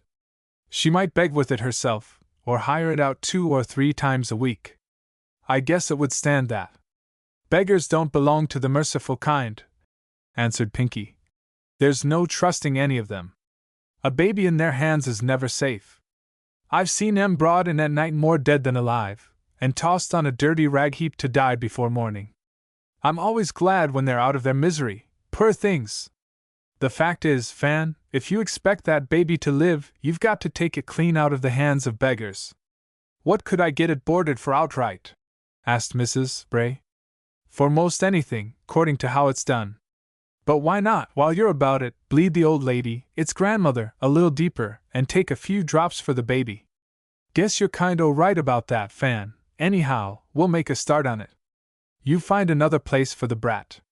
Greed, when shall I do it? The sooner the better. It might die of cold any night in that horrible den. Ugh! I've been in worse places.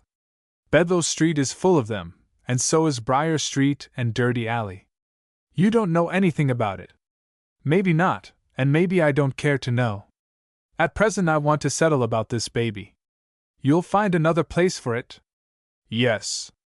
And then steal it from the woman who has it now? Yes, no trouble in the world. She's drunk every night, answered Pinky Sweat, rising to go. You'll see me tomorrow? Said Mrs. Bray. Oh yes. And you won't forget about the policies? Not I. We shall make a grand hit, or I'm a fool. Day. Pinky waved her hand gaily, and then retired. Chapter 6. A cold, wet, drizzling rain was beginning to fall when Pinky Sweat emerged from the house. Twilight was gathering drearily. She drew her thin shawl closely, and shivered as the east wind struck her with a chill. A hurried walk of 5 or 10 minutes brought her to a part of the town as little known to its citizens generally as if it were in the center of Africa, a part of the town where vice, crime, drunkenness, and beggary herd together in the closest and most shameless contact, where men and women, living in all foulness, and more like wild beasts than human beings, prey greedily upon each other, hurting, depraving, and marring God's image in all over whom they can get power or influenced. A very hell upon the earth. At part of the town where theft and robbery and murder are plotted, and from which prisons and almshouses draw their chief population. That such a herding together, almost in the center of a great Christian city, of the utterly vicious and degraded, should be permitted, when every day's police and criminal records give warning of its cost and danger, is a marvel and a reproach. Almost every other house, in portions of this locality, is a dram shop, where the vilest liquors are sold. Policy offices, doing business in direct violation of law, are in every street and block, their work of plunder and demoralization going on with open doors and under the very eyes of the police. Every one of them is known to these officers. But arrest is useless. A hidden and malign influence, more potent than justice, has power to protect the traffic and hold the guilty offenders harmless. Conviction is rarely, if ever, reached. The poor wretches, depraved and plundered through drink and policy gambling, are driven into crime. They rob and steal and debase themselves for money with which to buy rum and policies, and sooner or later the prison or death removes the greater number of them from their vile companions. But drifting toward this fatal locality under the attraction of affinity, or lured thither by harpies in search of new supplies of human victims to repair the frightful waste perpetually made, the region keeps up its dense population, and the work of destroying human souls goes on. It is an awful thing to contemplate. Thousands of men and women, boys and girls, once innocent as the babes upon whom Christ laid his hand in blessing, are drawn into this whirlpool of evil every year, and few come out except by the way of prison or death. It was toward this locality that Pinky Sweat directed her feet, after parting with Mrs. Bray. Darkness was beginning to settle down as she turned off from one of the most populous streets, crowded at the time by citizens on their way to quiet and comfortable homes, few if any of whom had ever turned aside to look upon and get knowledge of the world or crime and wretchedness so near at hand, but girdled in and concealed from common observation. Down a narrow street she turned from the great thoroughfare, walking with quick steps, and shivering a little as the penetrating east wind sent a chill of dampness through the thin shawl she drew closer and closer about her shoulders. Nothing could be in stronger contrast than the rows of handsome dwellings and stores that lined the streets through which she had just passed, and the forlorn, rickety, unsightly, and tumble-down houses amid which she now found herself.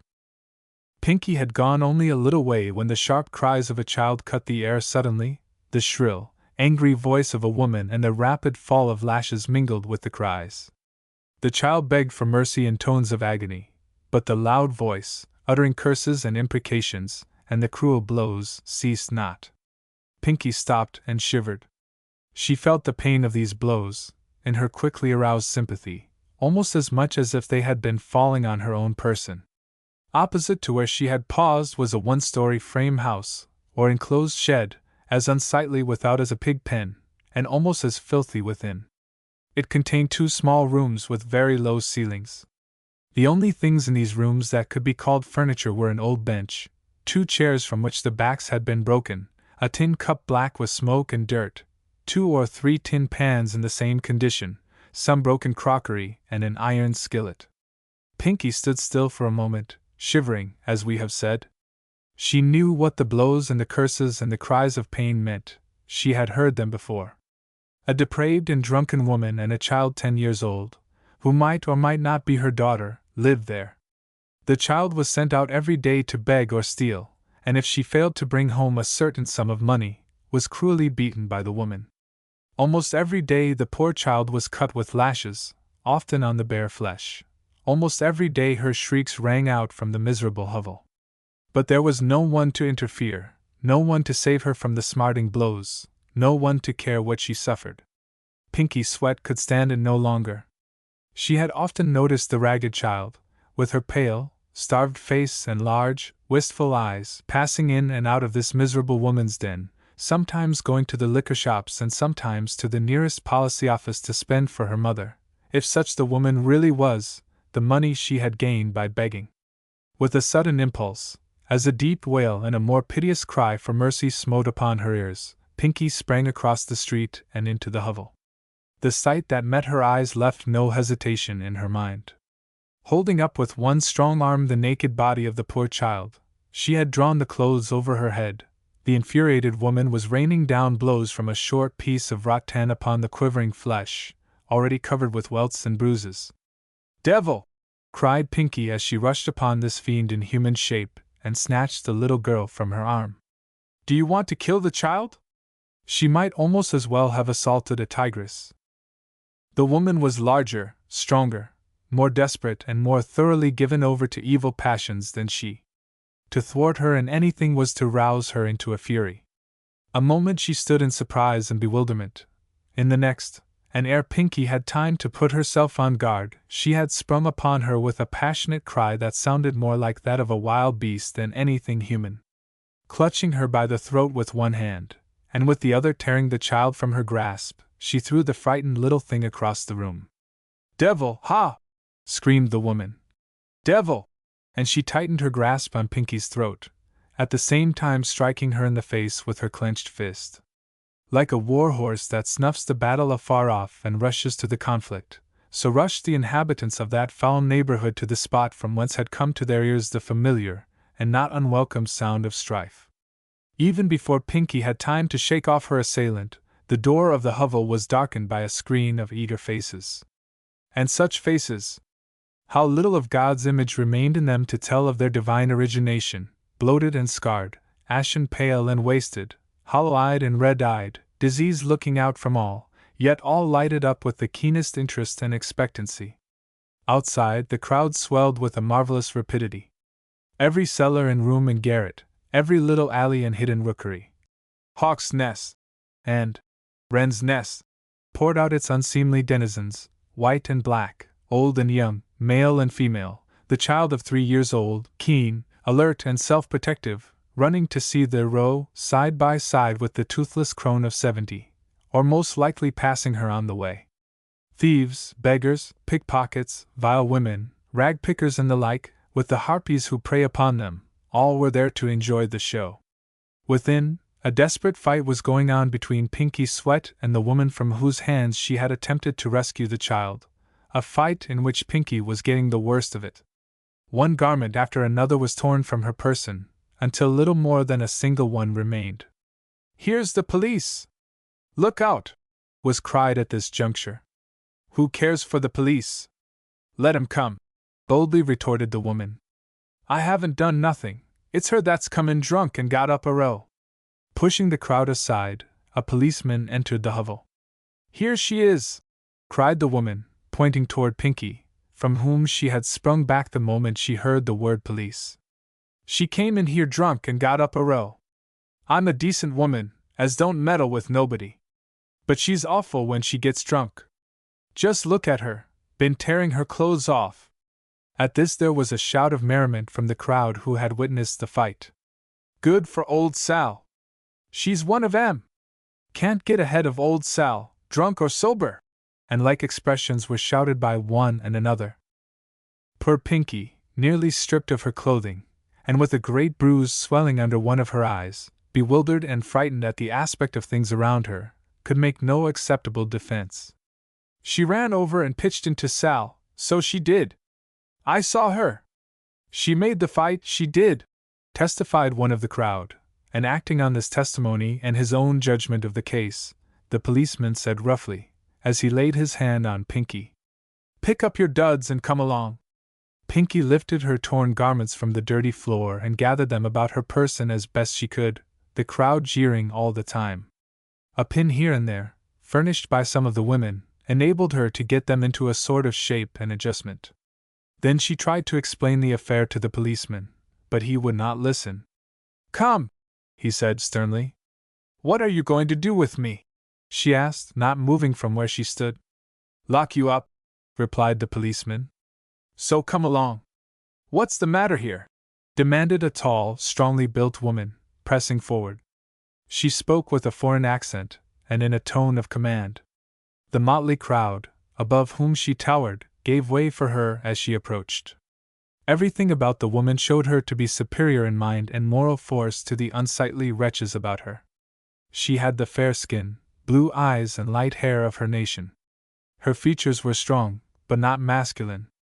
You saw in them no trace of coarse sensuality or vicious indulgence.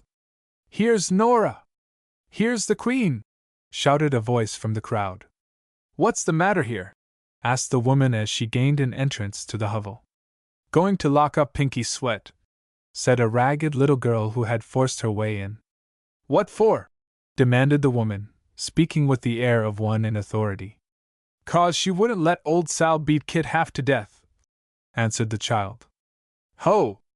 Sal's a devil and Pinky's a fool to meddle with her."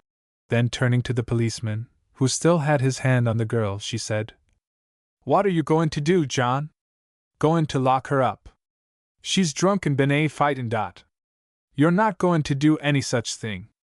"I'm not drunk, and it's a lie if anybody says so," broke in Pinky. "I tried to keep this devil from beating the life out of poor little Kit, and she pitched into me and tore my clothes off. That's what's the matter."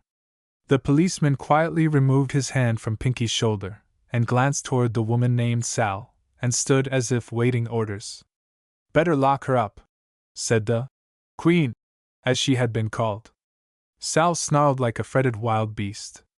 "It's awful, the way she beats per Kit," chimed in the little girl who had before spoken against her. "If I was Kit, I'd run away, so I would." "I'll wring your neck off," growled Sal, in a fierce undertone, making a dash toward the girl, and swearing frightfully. But the child shrank to the side of the policeman. "If you lay a finger on Kit tonight," said the Queen, "I'll have her taken away, and you locked up into the bargain." Sal responded with another snarl. "Come!" The Queen moved toward the door. Pinky followed, the policeman offering no resistance. A few minutes later, and the miserable crowd of depraved human beings had been absorbed again into cellar and garret, hovel and rookery, to take up the thread of their evil and sensual lives, and to plot wickedness, and to prey upon and deprave each other, to dwell as to their inner and real lives among infernals, to be in hell as to their spirits, while their bodies yet remained upon the earth. Pinky and her rescuer passed down the street for a short distance until they came to another that was still narrower. On each side dim lights shone from the houses, and made some revelation of what was going on within. Here liquor was sold, and their policies. Here was a junk shop, and there an eating saloon where for 6 cents you could make a meal out of the cullings from beggars' baskets. Not very tempting to an ordinary appetite was the display inside, nor agreeable to the nostrils the odors that filled the atmosphere. But hunger, like the swine's, that was not over nice, satisfied itself amid these disgusting conglomerations, and kept off starvation. Along this wretched street, with scarcely an apology for a sidewalk, moved Pinky and the Queen, until they reached a small 2-story frame house that presented a different aspect from the wretched tenements amid which it stood. It was clean upon the outside, and had, as contrasted with its neighbors, an air of superiority. This was the Queen's residence. Inside, all was plain and homely, but clean and in order. The excitement into which Pinky had been thrown was nearly over by this time. "You've done me a good turn, Nora," she said as the door closed upon them. "And I'll not soon forget you." "Ugh!" ejaculated Nora as she looked into Pinky's bruised face. "Sal's hit you square in the eye. It'll be black as wire boot by morning. I'll get some cold water." A basin of cold water was brought, and Pinky held a wet cloth to the swollen spot for a long time, hoping thereby not only to reduce the swelling, but to prevent discoloration. "Why are a fool to meddle with Sal?" said Nora as she set the basin of water before Pinky. "Why don't you meddle with her? Why do you let her beat poor little Kit the way she does?" demanded Pinky. Nora shrugged her shoulders, and answered with no more feeling in her voice than if she had been speaking of inanimate things. "She's got to keep Kit up to her work." "Up to her work?" "Yes, that's just it. Kit's lazy and cheats, buys cakes and candies, and Sal has to come down on her. It's the way, you know. If Sal didn't come down sharp on her all the while, Kit wouldn't bring her 10 cents a day. They all have to do it, so much a day or a lickin', and a little lickin' isn't any use, got to most kill some of 'em." We're used to it in here. Hark! The screams of a child in pain rang out wildly, the sounds coming from across the narrow street. Quick, hard strokes of a lash were heard at the same time. Pinky turned a little pale. Only Mother Quig, said Nora, with an indifferent air. She has to do it most every night, no getting along any other way with Tom. It beats all how much he can stand. Oh, Nora, won't she never stop? Cried Pinky, starting up. I can't bear it a minute longer. Shut wire ears. You've got to, answered the woman, with some impatience in her voice. Tom has to be kept to his work as well as the rest of them. Half the fuss he's making is put on, anyhow. He doesn't mind a beating any more than a horse. I know his hollers. There's Flanagan now getting it now, added Nora as the cries and entreaties of another child were heard. She drew herself up and listened, a slight shade of concern drifting across her face.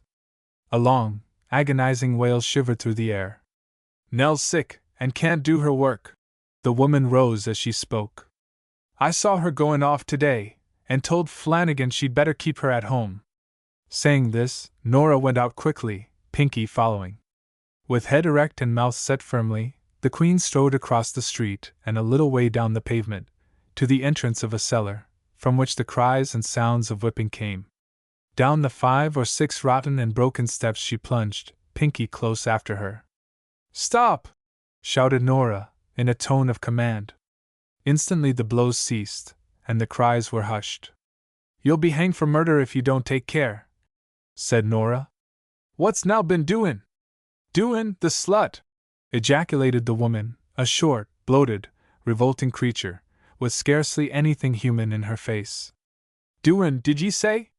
It's nothin' she's been doin', the lazy, trapsing huzzy. Who's that intrudin' herself in here? She added fiercely, as she saw Pinky, making at the same time a movement toward the girl. Get out o' here, or I'll spile wire picked her. Keep quiet, will you? Said Nora, putting her hand on the woman and pushing her back as easily as if she had been a child. Now come here, Nell, and let me look at you. Out of the far corner of the cellar into which Flanagan had thrown her when she heard Nora's voice, and into the small circle of light made by a single tallow candle, there crept slowly the figure of a child literally clothed in rags. Nora reached out her hand to her as she came up. There was a scared look on her pinched face, and drew her close to the light. Gracious! Your hand's like an ice ball! Exclaimed Nora. Pinky looked at the child, and grew faint at heart. She had large hazel eyes that gleamed with a singular luster out of the suffering, grimed and wasted little face, so pale and sad and pitiful that the sight of it was enough to draw tears from any but the brutal and hardened. Are you sick? Asked Nora. No, she's not sick, she's only shamming, growled Flanagan. You shut up, retorted Nora. I wasn't speaking to you. Then she repeated her question. Are you sick, Nell? Yes. Where? I don't know. Nora laid her hand on the child's head. Does it hurt here? Oh, yes. It hurts so I can't see good, answered Nell. It's all a lie. I know her, she's shamming. Oh no, Nora! Cried the child, a sudden hope blending with the fear in her voice. I ain't shamming at all. I fell down ever so many times in the street, and most got run over. Oh dear! Oh dear! And she clung to the woman with a gesture of despair piteous to see. I don't believe you are, Nell, said Nora kindly. Then, to the woman, now mind, Flanagan, Nell's sick, d'ye hear? The woman only uttered a defiant growl. She's not to be licked again tonight. Nora spoke as one having authority.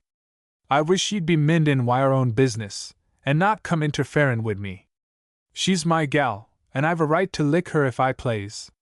Maybe she is and maybe she isn't, retorted Nora. Who says she isn't my gal?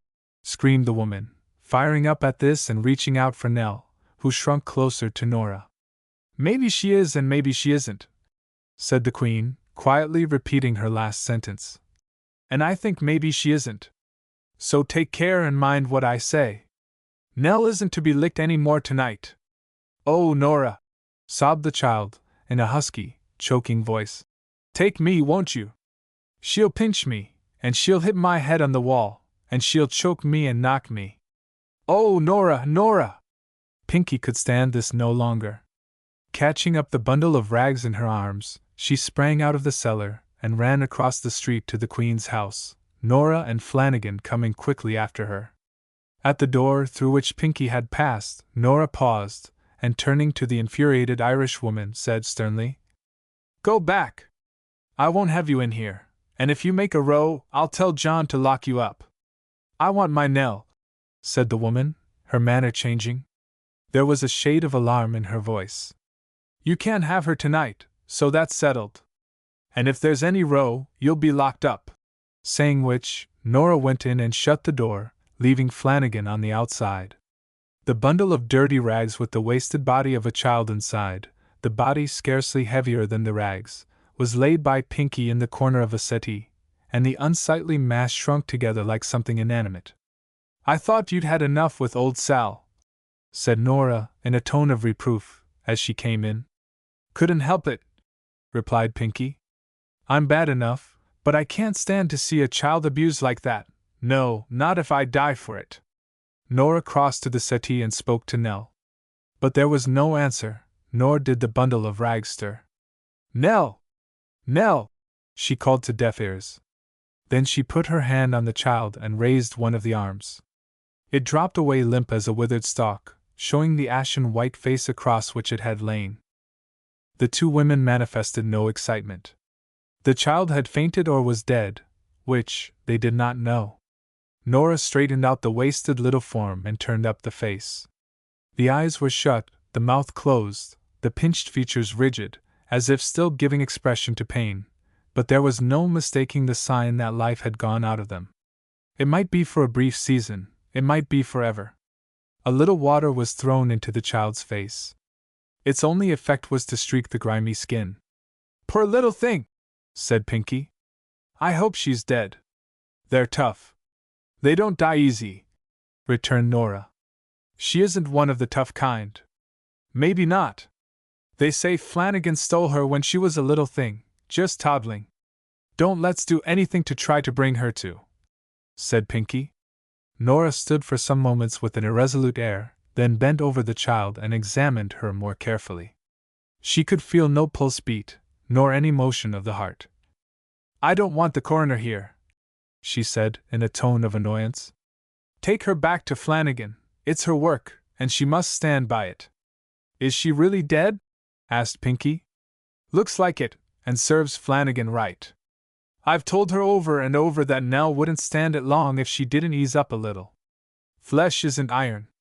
Again she examined the child carefully, but without the slightest sign of feeling. "It's all the same now who has her," she said, turning off from the settee. "Take her back to Flanagan." But Pinky would not touch the child, nor could threat or persuasion lead her to do so. While they were contending, Flanagan, who had fired herself up with half a pint of whiskey, came storming through the door in a blind rage and screaming out, "Where's my Nell? I want my Nell!" Catching sight of the child's inanimate form lying on the settee, she pounced down upon it like some foul bird and bore it off, cursing and striking the senseless clay in her insane fury. Pinky, horrified at the dreadful sight, and not sure that the child was really dead, and so insensible to pain, made a movement to follow, but Nora caught her arm with a tight grip and held her back. "Are you a fool?" said the Queen sternly. "Let Flanagan alone. Nell's out of her reach, and I'm glad of it." "If I was only sure!" exclaimed Pinky. "You may be. I know death, I've seen it often enough. They'll have the coroner over there in the morning. It's Flanagan's concern, not yours or mine, so keep out of it if you know when you're well off." "I'll appear against her at the inquest," said Pinky. "You'll do no such thing. Keep your tongue behind your teeth. It's time enough to show it when it's pulled out. Take my advice, and mind your own business. You'll have enough to do caring for your own head, without looking after other people's." "I'm not one of that kind," answered Pinky, a little tartly. "And if there's any way to keep Flanagan from murdering another child, I'm going to find it out." "You'll find out something else first," said Nora, with a slight curl of her lip. What? The way to prison? Shaw! I'm not afraid. You'd better be. If you appear against Flanagan, she'll have you caged before tomorrow night. How can she do it? Swear against you before an alderman, and he'll send you down if it's only to get his fee. She knows her man. Suppose murder is proved against her? Suppose. Nora gave a little derisive laugh. They don't look after things in here as they do outside. Everybody's got the screws on, and things must break sometimes, but it isn't called murder. The coroner understands it all. He's used to seeing things break. Chapter 7. For a short time the sounds of cruel exultation came over from Flanagan, then all was still. Sal's put her mark on you, said Nora, looking steadily into Pinky's face, and laughing in a cold, half-amused way. Pinky raised her hand to her swollen cheek. Does it look very bad? She asked. Spoils your beauty some. Will it get black? Shouldn't wonder. But what can't be helped can't. You'll mind your own business next time, and keep out of Sal's way. She's dangerous. What's the matter? Got a sort of chill, replied the girl, who from nervous reaction was beginning to shiver. Oh, want something to warm you up. Nora brought out a bottle of spirits. Pinky poured a glass nearly half full, added some water, and then drank off the fiery mixture. None of your common stuff, said Nora, with a smile, as Pinky smacked her lips. The girl drew her handkerchief from her pocket, and as she did so a piece of paper dropped on the floor. Oh, there it is! She exclaimed, light flashing into her face. Going to make a splendid hit. Just look at them rows. Nora threw an indifferent glance on the paper.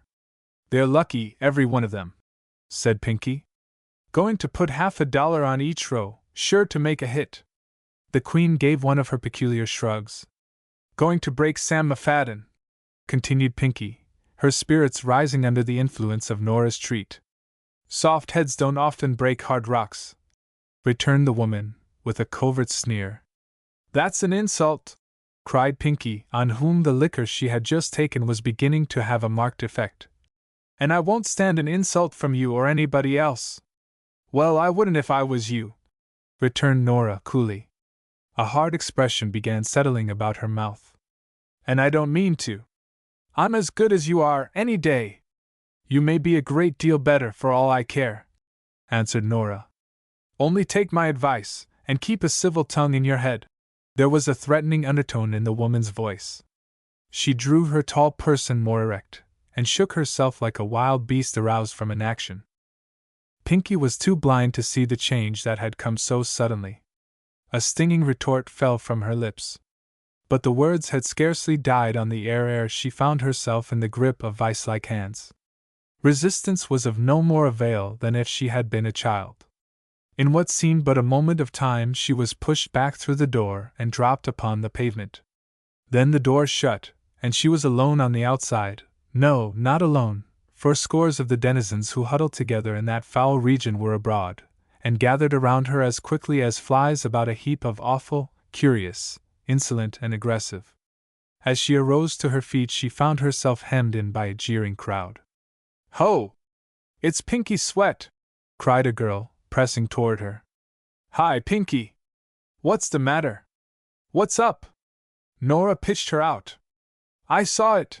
Screamed a boy, one of the young thieves that harbored in the quarter. It's a lie! Pinky answered back as she confronted the crowd. At this moment another boy, who had come up behind Pinky, gave her dress so violent a jerk that she fell over backward on the pavement, striking her head on a stone and cutting it badly. She lay there, unable to rise, the crowd laughing with as much enjoyment as if witnessing a dog fight. Give her a dose of mud! Shouted one of the boys, and almost as soon as the words were out of his mouth her face was covered with a paste of filthy dirt from the gutter. This, instead of exciting pity, only gave a keener zest to the show. The street rang with shouts and peals of merriment, bringing a new and larger crowd to see the fun. With them came one or two policemen. Seeing that it was only a drunken woman, they pushed back the crowd and raised her to her feet. As they did so the blood streamed from the back of her head and stained her dress to the waist. She was taken to the nearest station house. At 11 o'clock on the next morning, punctual to the minute, came Mrs. Dinneford to the little third-story room in which she had met Mrs. Bray. She repeated her rap at the door before it was opened, and noticed that a key was turned in the lock. "You have seen the woman?" she said as she took an offered seat, coming at once to the object of her visit. "Yes." "Well?" "I gave her the money." "Well?" Mrs. Bray shook her head. "Afraid I can't do much with her." "Why?" An anxious expression coming into Mrs. Dinneford's face. "These people suspect everybody. There is no honor nor truth in them, and they judge everyone by themselves. She half accused me of getting a larger amount of money from you, and putting her off with the paltry sum of $30. Mrs. Bray looked exceedingly hurt and annoyed. "Threatened," she went on, "to go to you herself, didn't want any go-betweens nor brokers. I expected to hear you say that she'd been at your house this morning." "Good gracious! No!" Mrs. Dinneford's face was almost distorted with alarm. "It's the way with all these people," coolly remarked Mrs. Bray. "You're never safe with them." "Did you hint at her leaving the city, going to New Orleans, for instance?" "Oh dear, no! She isn't to be managed in that way, is deeper and more set than I thought. The fact is, Mrs. Dinneford," and Mrs. Bray lowered her voice and looked shocked and mysterious, "I'm beginning to suspect her as being connected with a gang." "With a gang? What kind of a gang?" Mrs. Dinneford turned slightly pale. "A gang of thieves. She isn't the right thing. I found that out long ago. You remember what I said when you gave her the child. I told you that she was not a good woman, and that it was a cruel thing to put a helpless, newborn baby into her hands. Never mind about that." Mrs. Dinneford waved her hand impatiently. "The baby's out of her hands so far as that is concerned. A gang of thieves! Yes, I'm most sure of it. Goes to people's houses on one excuse and another, and finds out where the silver is kept and how to get in. You don't know half the wickedness that's going on. So you see it's no use trying to get her away." Mrs. Bray was watching the face of her visitor with covert scrutiny, gauging, as she did so, by its weak alarms, the measure of her power over her. "Dreadful! Dreadful!" ejaculated Mrs. Dinneford, with dismay. "It's bad enough," said Mrs. Bray, "and I don't see the end of it. She's got you in her power, and no mistake, and she isn't one of the kind to give up so splendid an advantage. I'm only surprised that she's kept away so long." "What's to be done about it?" asked Mrs. Dinneford, her alarm and distress increasing. "Ah, that's more than I can tell," coolly returned Mrs. Bray. "One thing is certain, I don't want to have anything more to do with her. It isn't safe to let her come here. You'll have to manage her yourself." "No, no, no, Mrs. Bray. You mustn't desert me," answered Mrs. Dinneford, her face growing pallid with fear. "Money is of no account. I'll pay most anything, reasonable or unreasonable, to have her kept away." And she drew out her pocket-book while speaking. At this moment there came two distinct raps on the door. It had been locked after Mrs. Dinneford's entrance. Mrs. Bray started and changed countenance, turning her face quickly from observation. But she was self-possessed in an instant. Rising, she said in a whisper, "Go silently into the next room, and remain perfectly still. I believe that's the woman now. I'll manage her as best I can." Almost as quick as thought, Mrs. Dinneford vanished through a door that led into an adjoining room, and closing it noiselessly, turned a key that stood in the lock, then sat down, trembling with nervous alarm. The room in which she found herself was small, and overlooked the street. It was scantily furnished as a bedroom. In one corner, partly hid by a curtain that hung from a hoop fastened to the wall, was an old wooden chest, such as are used by sailors. Under the bed, and pushed as far back as possible, was another of the same kind. The air of the room was close, and she noticed the stale smell of a cigar. A murmur of voices from the room she had left so hastily soon reached her ears, but though she listened intently, standing close to the door, she was not able to distinguish a word. Once or twice she was sure that she heard the sound of a man's voice. It was nearly a quarter of an hour by her watch, it seemed 2 hours, before Mrs. Bray's visitor or visitors retired. Then there came a light rap on the door. She opened it, and stood face to face again with the dark-eyed little woman. "You kept me here a long time," said Mrs. Dinneford, with ill-concealed impatience. "No longer than I could help," replied Mrs. Bray. "Affairs of this kind are not settled in a minute." "Then it was that miserable woman?" "Yes." "Well, what did you make out of her?" "Not much, she's too greedy. The taste of blood has sharpened her appetite." "What does she want?" "She wants $200 paid into her hand today, and says that if the money isn't here by sundown, you'll have a visit from her in less than an hour afterward." "Will that be the end of it?" A sinister smile curved Mrs. Bray's lips slightly. "More than I can say," she answered. $200? "Yes." "She put the amount higher, but I told her she'd better not go for too big a slice or she might get nothing, that there was such a thing as setting the police after her." She laughed at this in such a wicked, sneering way that I felt my flesh creep, and said she knew the police, and some of their masters, too, and wasn't afraid of them. "She's a dreadful woman." And Mrs. Bray shivered in a very natural manner. "If I thought this would be the last of it," said Mrs.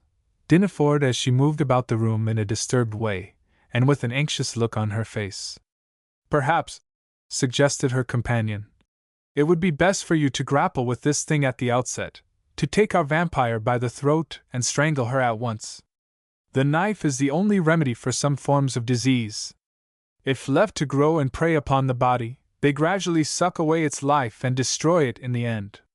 "If I only knew how to do it," replied Mrs. Dinneford. "If I could only get her in my power, I'd make short works of her." Her eyes flashed with a cruel light. "It might be done." "How?" "Mr. Dinneford knows the chief of police." The light went out of Mrs. Dinneford's eyes. "It can't be done in that way, and you know it as well as I do."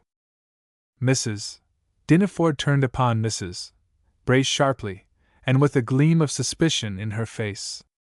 "I don't know any other way, unless you go to the chief yourself," replied Mrs. Bray coolly. "There is no protection in cases like this except through the law. Without police interference, you are wholly in this woman's power." Mrs. Dinneford grew very pale. "It is always dangerous," went on Mrs. Bray, "to have anything to do with people of this class. A woman who for hire will take a newborn baby and sell it to a beggar woman will not stop at anything. It is very unfortunate that you are mixed up with her." "I'm indebted to you for the trouble," replied Mrs. Dinneford, with considerable asperity of manner. "You ought to have known something about the woman before employing her in a delicate affair of this kind." "Saints don't hire themselves to put away newborn babies," retorted Mrs. Bray, with an ugly gurgle in her throat. "I told you at the time that she was a bad woman, and have not forgotten your answer." "What did I answer?" "That she might be the devil for all you cared." "You are mistaken." "No, I repeat your very words.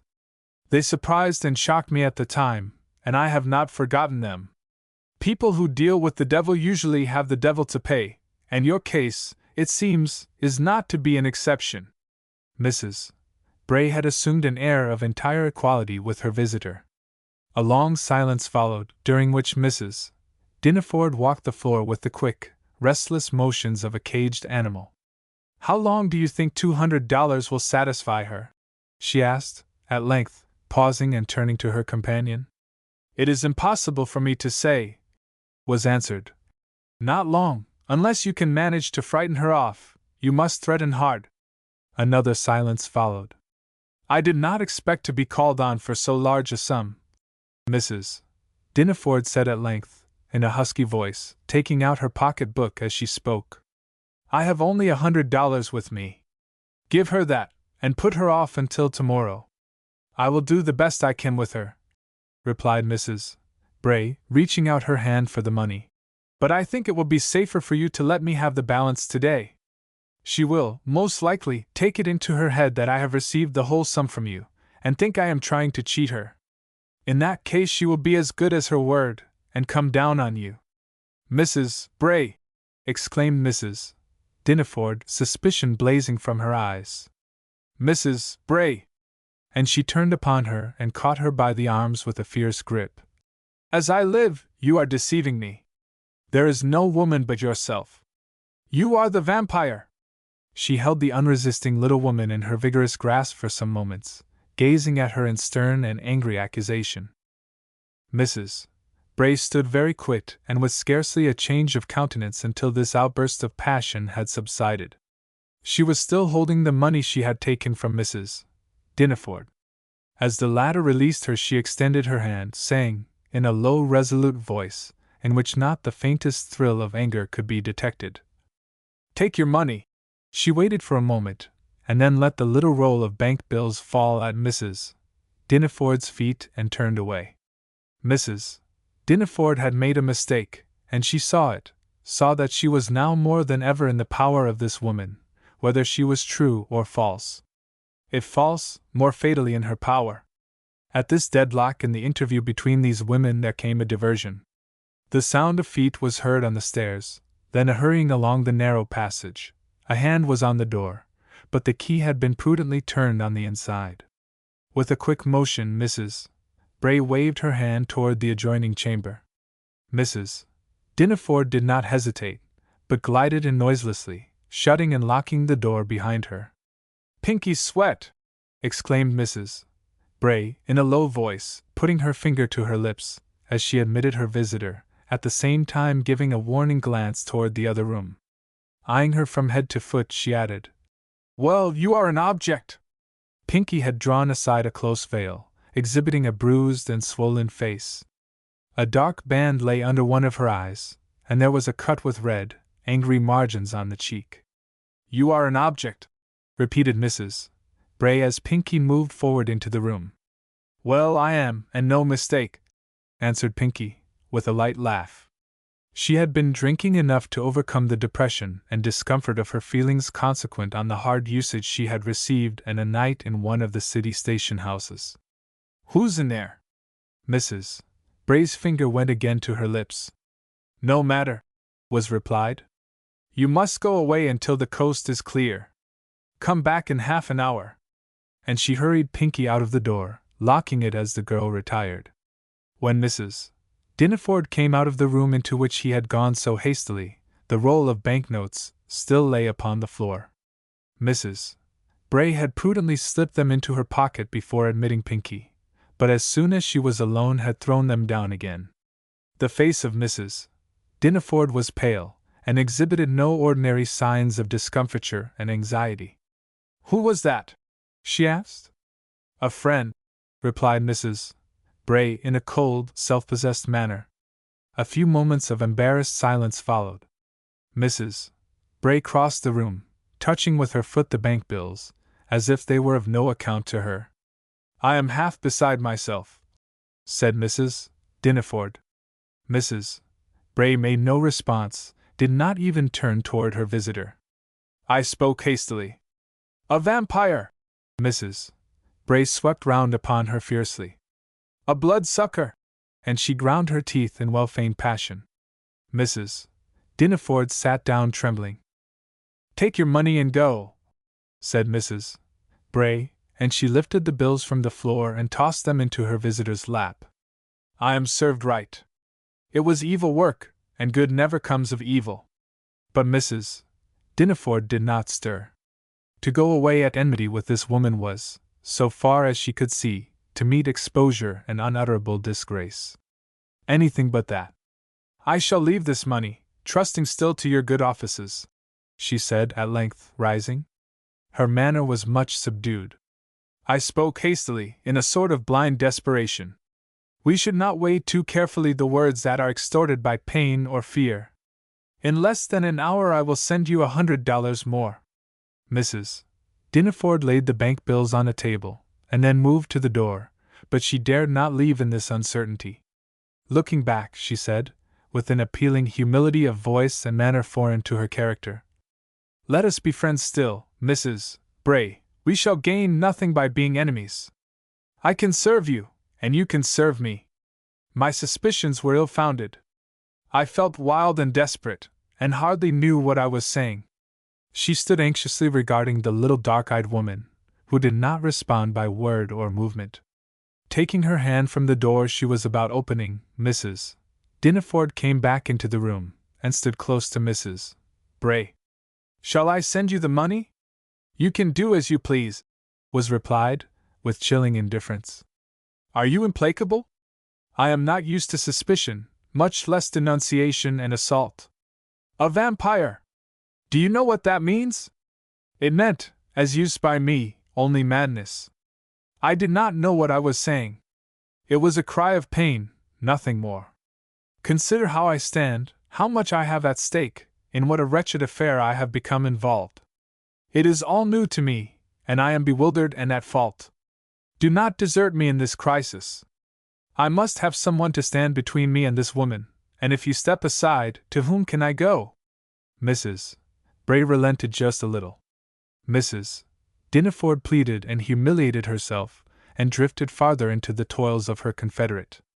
You are not rich, Mrs. Bray, she said at parting, independent in spirit as you are.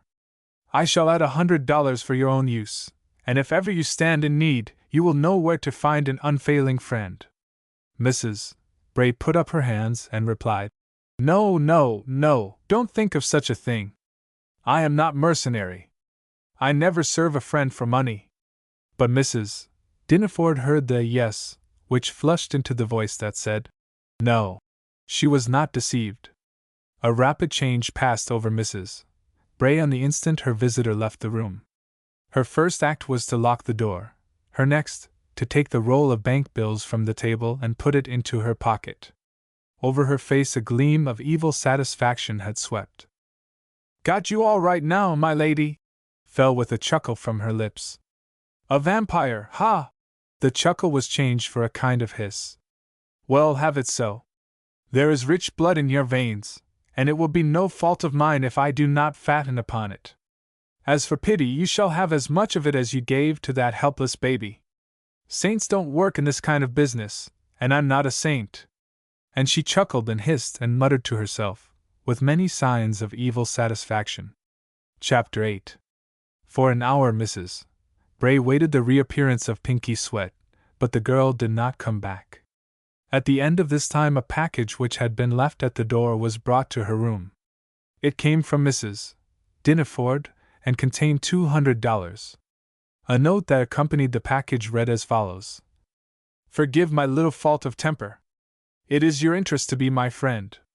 The woman must not, on any account, be suffered to come near me. Of course there was no signature. Mrs. Bray's countenance was radiant as she fingered the money. Good luck for me, but bad for the baby, she said in a low, pleased murmur, talking to herself. Poor baby! I must see better to its comfort. It deserves to be looked after. I wonder why Pinky doesn't come. Mrs. Bray listened, but no sound of feet from the stairs or entries, no opening or shutting of doors, broke the silence that reigned through the house. Pinky's getting too low down, drinks too much, can't count on her any more. Mrs. Bray went on talking to herself. No rest, no quiet, never satisfied, forever knocking round, and forever getting the worst of it. She was a real nice girl once, and I always liked her. But she doesn't take any care of herself. As Pinky went out, an hour before, she met a fresh-looking girl, not over 17, and evidently from the country. She was standing on the pavement, not far from the house in which Mrs. Bray lived, and had a traveling bag in her hand. Her perplexed face and uncertain manner attracted Pinky's attention. Are you looking for anybody? She asked. I'm trying to find a Mrs. Bray, the girl answered. I'm a stranger from the country. Oh, you are? Said Pinky, drawing her veil more tightly so that her disfigured face could not be seen. Yes, I'm from L. Indeed? I used to know some people there. Then you've been in L?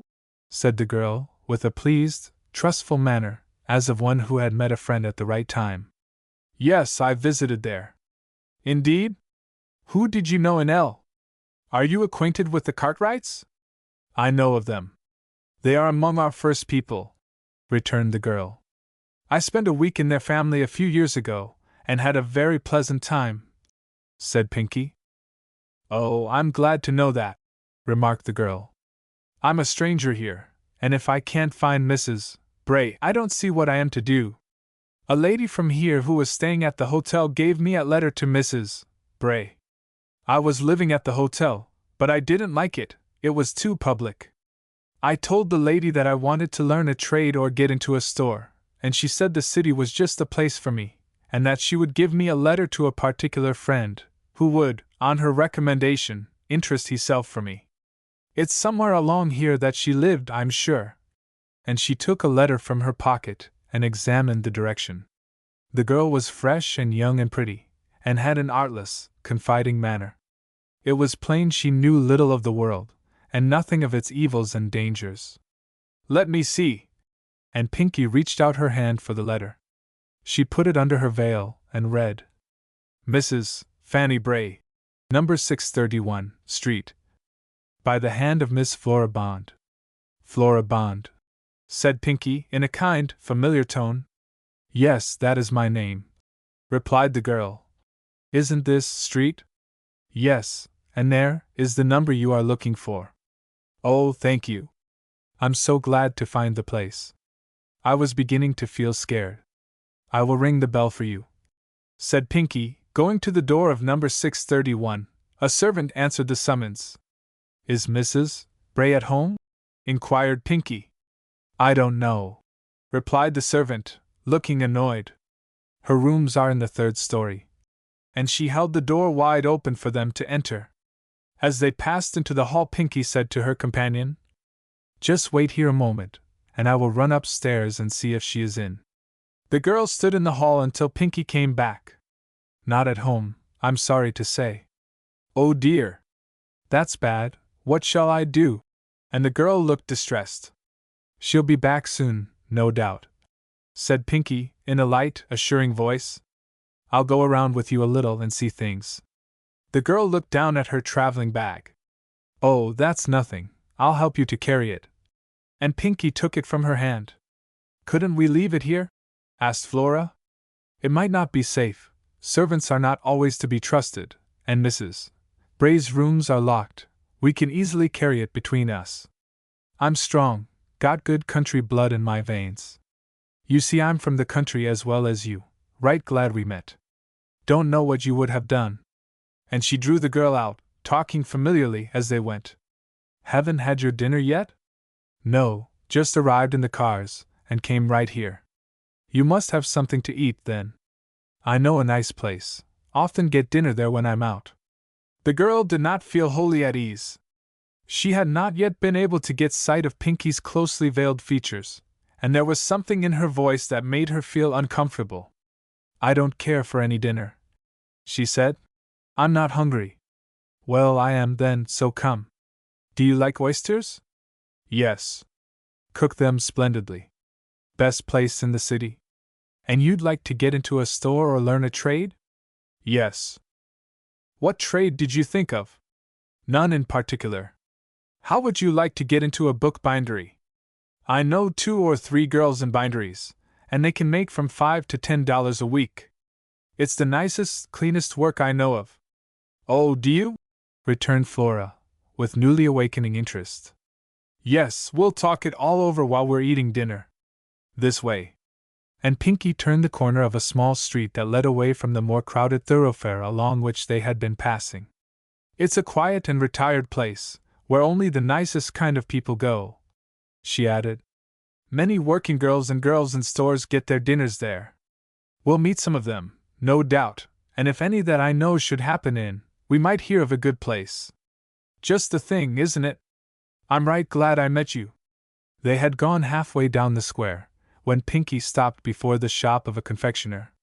In the window was a display of cakes, pies, and candies, and a sign with the words, Ladies' Restaurant. This is the place, she said, and opening the door, passed in, the young stranger following. A sign of caution, unseen by Flora, was made to a girl who stood behind the counter. Then Pinky turned, saying, "How will you have your oysters? Stewed, fried, broiled, or roasted?" "I'm not particular, anyway," replied Flora. "I like them fried." "Will you have them the same way?" Flora nodded assent. "Let them be fried, then. Come, we'll go upstairs. Anybody there?" "2 or 3 only." "Any girls from the bindery?" "Yes, I think so." "Oh, I'm glad of that. Want to see some of them. Come, Miss Bond." And Pinky, after a whispered word to the attendant, led the way to a room upstairs in which were a number of small tables. At one of these were 2 girls eating, at another a girl sitting by herself, and at another a young man and a girl. As Pinky and her companion entered, the inmates of the room stared at them familiarly, and then winked and leered at each other. Flora did not observe this, but she felt a sudden oppression and fear. They sat down at a table not far from one of the windows. Flora looked for the veil to be removed, so that she might see the face of her new friend. But Pinky kept it closely down. In about 10 minutes the oysters were served. Accompanying them were 2 glasses of some kind of liquor. Floating on one of these was a small bit of cork. Pinky took this and handed the other to her companion, saying, "Only a weak sangaree. It will refresh you after your fatigue, and I always like something with oysters, it helps to make them lay lighter on the stomach." Meantime, one of the girls had crossed over and spoken to Pinky. After a word or two, the latter said, "Don't you work in a bindery, Miss Peter?" "Yes," was answered without hesitation. "I thought so. Let me introduce you to my friend, Miss Flora Bond. She's from the country, and wants to get into some good establishment. She talked about a store, but I think a bindery is better." "A great deal better," was replied by Miss Peter.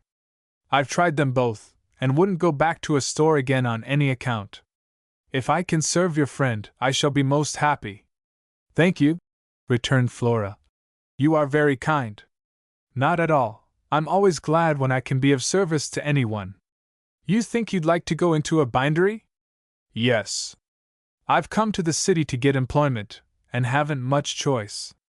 "There's no place like the city," remarked the other. "I'd die in the country, nothing going on. But you won't stagnate here. When did you arrive?" "Today." "Have you friends here?" "No. I brought a letter of introduction to a lady who resides in the city." "What's her name?" "Mrs. Spray." Miss Peter turned her head so that Flora could not see her face. It was plain from its expression that she knew Mrs. Bray. "Have you seen her yet?" she asked. "No, she was out when I called. I'm going back in a little while." The girl sat down, and went on talking while the others were eating. Pinky had emptied her glass of sangaree before she was half through with her oysters, and kept urging Flora to drink. "Don't be afraid of it, dear," she said in a kind, persuasive way. "There's hardly a thimbleful of wine in the whole glass. It will soothe your nerves, and make you feel ever so much better."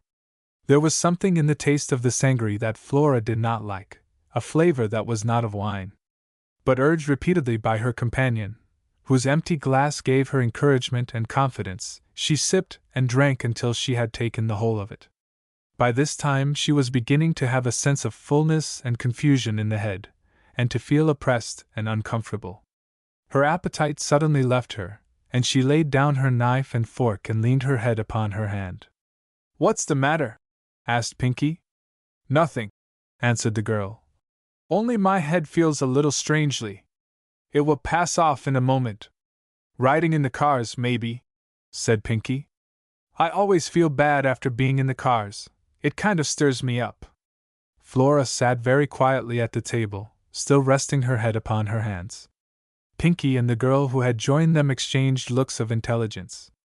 The former had drawn her veil partly aside, yet concealing as much as possible the bruises on her face. "My! But you're battered!" exclaimed Miss Peter, in a whisper that was unheard by Flora. Pinky only answered by a grimace. Then she said to Flora, with well-affected concern, "I'm afraid you are ill, dear? How do you feel?" "I don't know," answered the poor girl, in a voice that betrayed great anxiety, if not alarm. It came over me all at once. I'm afraid that wine was too strong. I am not used to taking anything. Oh dear, no! It wasn't that. I drank a glass, and don't feel it any more than if it had been water. Let's go, said Flora, starting up. Mrs. Bray must be home by this time. All right, if you feel well enough, returned Pinky, rising at the same time. Oh dear! How my head swims! Exclaimed Flora, putting both hands to her temples. She stood for a few moments in an uncertain attitude, then reached out in a blind, eager way. Pinky drew quickly to her side and put one arm about her waist. Come, she said. The air is too close for you here. And with the assistance of the girl who had joined them, she steadied Flora downstairs. Doctored a little too high, whispered Miss Peter, with her mouth close to Pinky's ear. All right, Pinky whispered back. They know how to do it. At the foot of the stairs, Pinky said, You take her out through the yard, while I pay for the oysters. I'll be with you in a moment. Poor Flora was already too much confused by the drugged liquor she had taken to know what they were doing with her. Hastily paying for the oysters and liquor, Pinky was on hand in a few moments. From the back door of the house they entered a small yard, and passed from this through a gate into a narrow private alley shut in on each side by a high fence. This alley ran for a considerable distance, and had many gates opening into it from yards, hovels, and rear buildings, all of the most forlorn and wretched character. It terminated in a small street.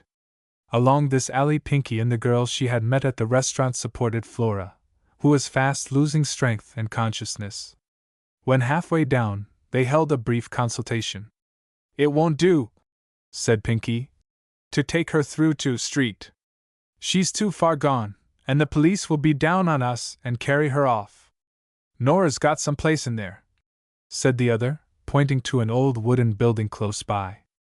I'm out with Nora, replied Pinky, and don't mean to have anything more to do with her. Where's your room? That isn't the go. Don't want her there. Pat Maylie's cellar is just over yonder. We can get in from the alley. Pat's too greedy a devil.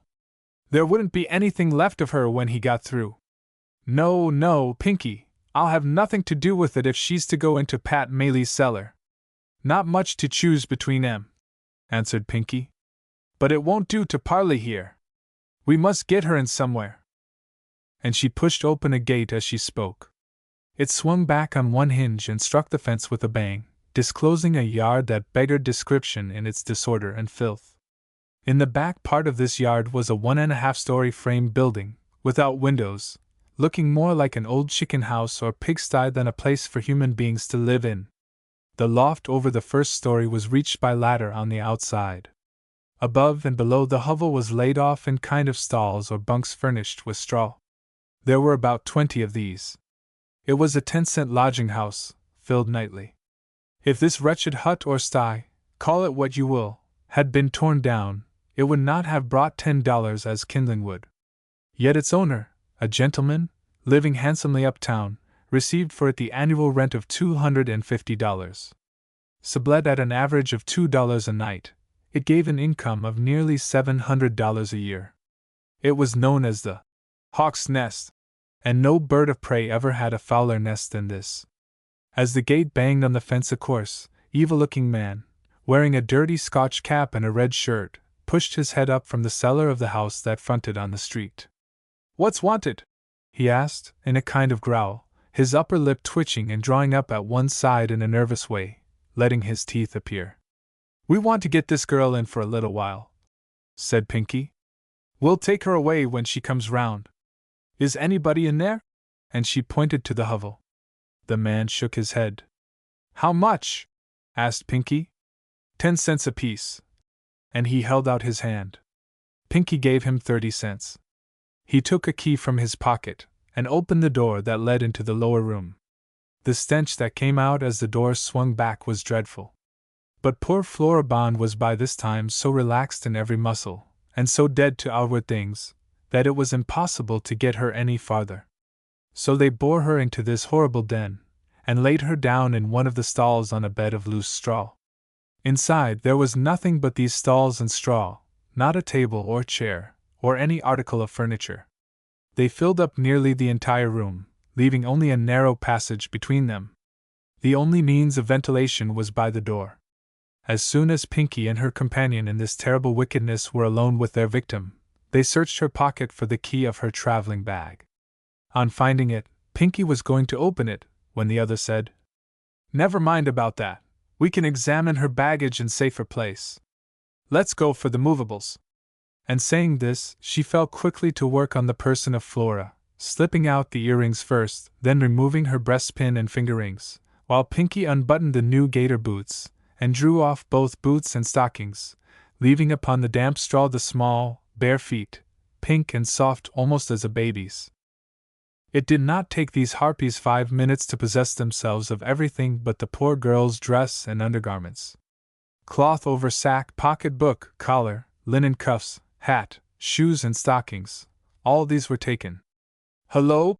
cried the keeper of this foul den as the two girls hurried out with the traveling bag and a large bundle sooner than he had expected, and he came quickly forth from the cellar in which he lived like a cruel spider and tried to intercept them, but they glided through the gate, and were out of his reach before he could get near. He could follow them only with obscene invectives and horrible oaths. Well, he knew what had been done, that there had been a robbery in the hawk's nest, and he not in to share the booty. Growling like a savage dog, this wretch, in whom every instinct of humanity had long since died, this human beast, who looked on innocence and helplessness as a wolf looks upon a lamb, strode across the yard and entered the den. Lying in one of the stalls upon the foul, damp straw he found Flora bound. Cruel beast that he was, even he felt himself held back as by an invisible hand, as he looked at the pure face of the insensible girl. Rarely had his eyes rested on a countenance so full of innocence. But the wolf has no pity for the lamb, nor the hawk for the dove. The instinct of his nature quickly asserted itself. Avarice first. From the face his eyes turned to see what had been left by the two girls. An angry imprecation fell from his lips when he saw how little remained for him. But when he lifted Flora's head and unbound her hair, a gleam of pleasure came info his foul face. It was a full suit of rich chestnut brown, nearly 3 feet long, and fell in thick masses over her breast and shoulders. He caught it up eagerly, drew it through his great ugly hands, and gloated over it with something of a miser's pleasure, as he counts his gold. Then taking a pair of scissors from his pocket, he ran them over the girl's head with the quickness and skill of a barber, cutting close down, that he might not lose even the 16th part of an inch of her rich tresses. An Indian scalping his victim could not have shown more eagerness. An Indian's wild pleasure was in his face as he lifted the heavy mass of brown hair and held it above his head. It was not a trophy, not a sign of conquest and triumph over an enemy, but simply plunder, and had a market value of $15 or $20. The dress was next examined. It was new, but not of a costly material. Removing this, the man went out with his portion of the spoils, and locked the door, leaving the half-clothed, unconscious girl lying on the damp, filthy straw that swarmed with vermin. It was cold as well as damp, and the chill of a bleak November day began creeping into her warm blood. But the stupefying draught had been well compounded, and held her senses locked. Of what followed we cannot write, and we shiver as we draw a veil over scenes that should make the heart of all Christendom ache, scenes that are repeated in thousands of instances year by year in our large cities, and no hand is stretched forth to succor, and no arm to save. Under the very eyes of the courts and the churches things worse than we have described, worse than the reader can imagine, are done every day. The foul dens into which crime goes freely, and into which innocence is betrayed, are known to the police, and the evil work that is done is ever before them. From one victim to another their keepers pass unquestioned, and plunder, debauch, ruin and murder with an impunity frightful to contemplate. As was said by a distinguished author, speaking of a kindred social enormity, there is not a country throughout the earth on which a state of things like this would not bring a curse. There is no religion upon earth that it would not deny, there is no people on earth that it would not put to shame. And we are Christians. No, of what followed we cannot write. Those who were near the hawk's nest heard that evening, soon after nightfall, the single wild, prolonged cry of a woman. It was so full of terror and despair that even the hardened ears that heard it felt a sudden pain. But they were used to such things in that region, and no one took the trouble to learn what it meant. Even the policeman moving on his beat stood listening for only a moment, and then passed on. Next day, in the local columns of a city paper, appeared the following: Foul play. About 11 o'clock last night, the body of a beautiful young girl, who could not have been over 17 years of age, was discovered lying on the pavement in Street. No one knew how she came there. She was quite dead when found. There was nothing by which she could be identified. All her clothes but a single undergarment had been removed, and her hair cut off close to her head. There were marks of brutal violence on her person. The body was placed in charge of the coroner, who will investigate the matter.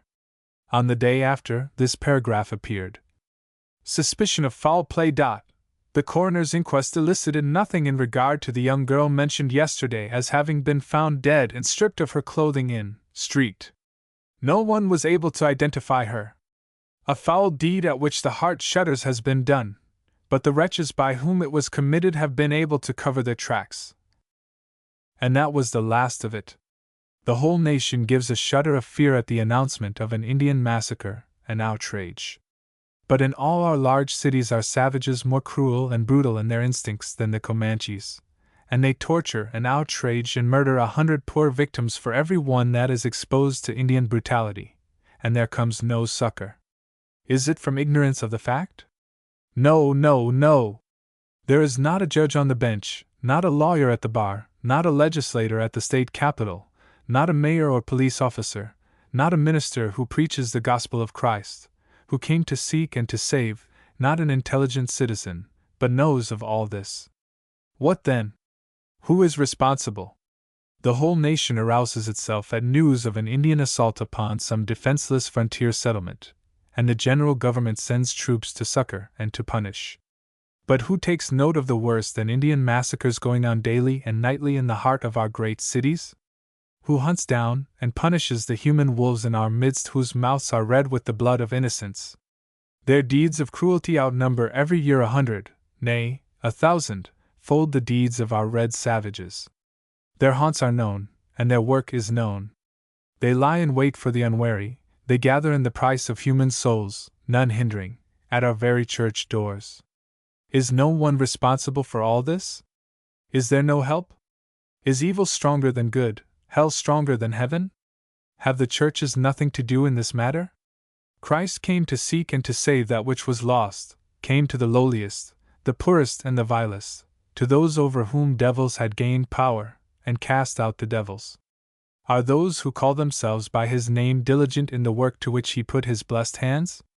Millions of dollars go yearly into magnificent churches, but how little to the work of saving and succoring the weak, the helpless, the betrayed, the outcast and the dying, who lie uncared for at the mercy of human fiends, and often so near to the temples of God that their agonized appeals for help are drowned by the organ and choir. Chapter 9. The two girls, on leaving the Hawk's Nest with their plunder, did not pass from the narrow private alley into the small street at its termination, but hurried along the way they had come, and re-entered the restaurant by means of the gate opening into the yard. Through the back door they gained a small, dark room, from which a narrow stairway led to the second and third stories of the rear building. They seemed to be entirely familiar with the place. On reaching the third story, Pinky gave 2 quick raps and then a single rap on a closed door. No movement being heard within, she rapped again, reversing the order, that is, giving 1 distinct rap, and then 2 in quick succession. At this the door came slowly open, and the 2 girls passed in with their bundle of clothing and the traveling bag. The occupant of this room was a small, thin, well-dressed man, with cold, restless gray eyes and the air of one who was alert and suspicious. His hair was streaked with gray, as were also his full beard and mustache.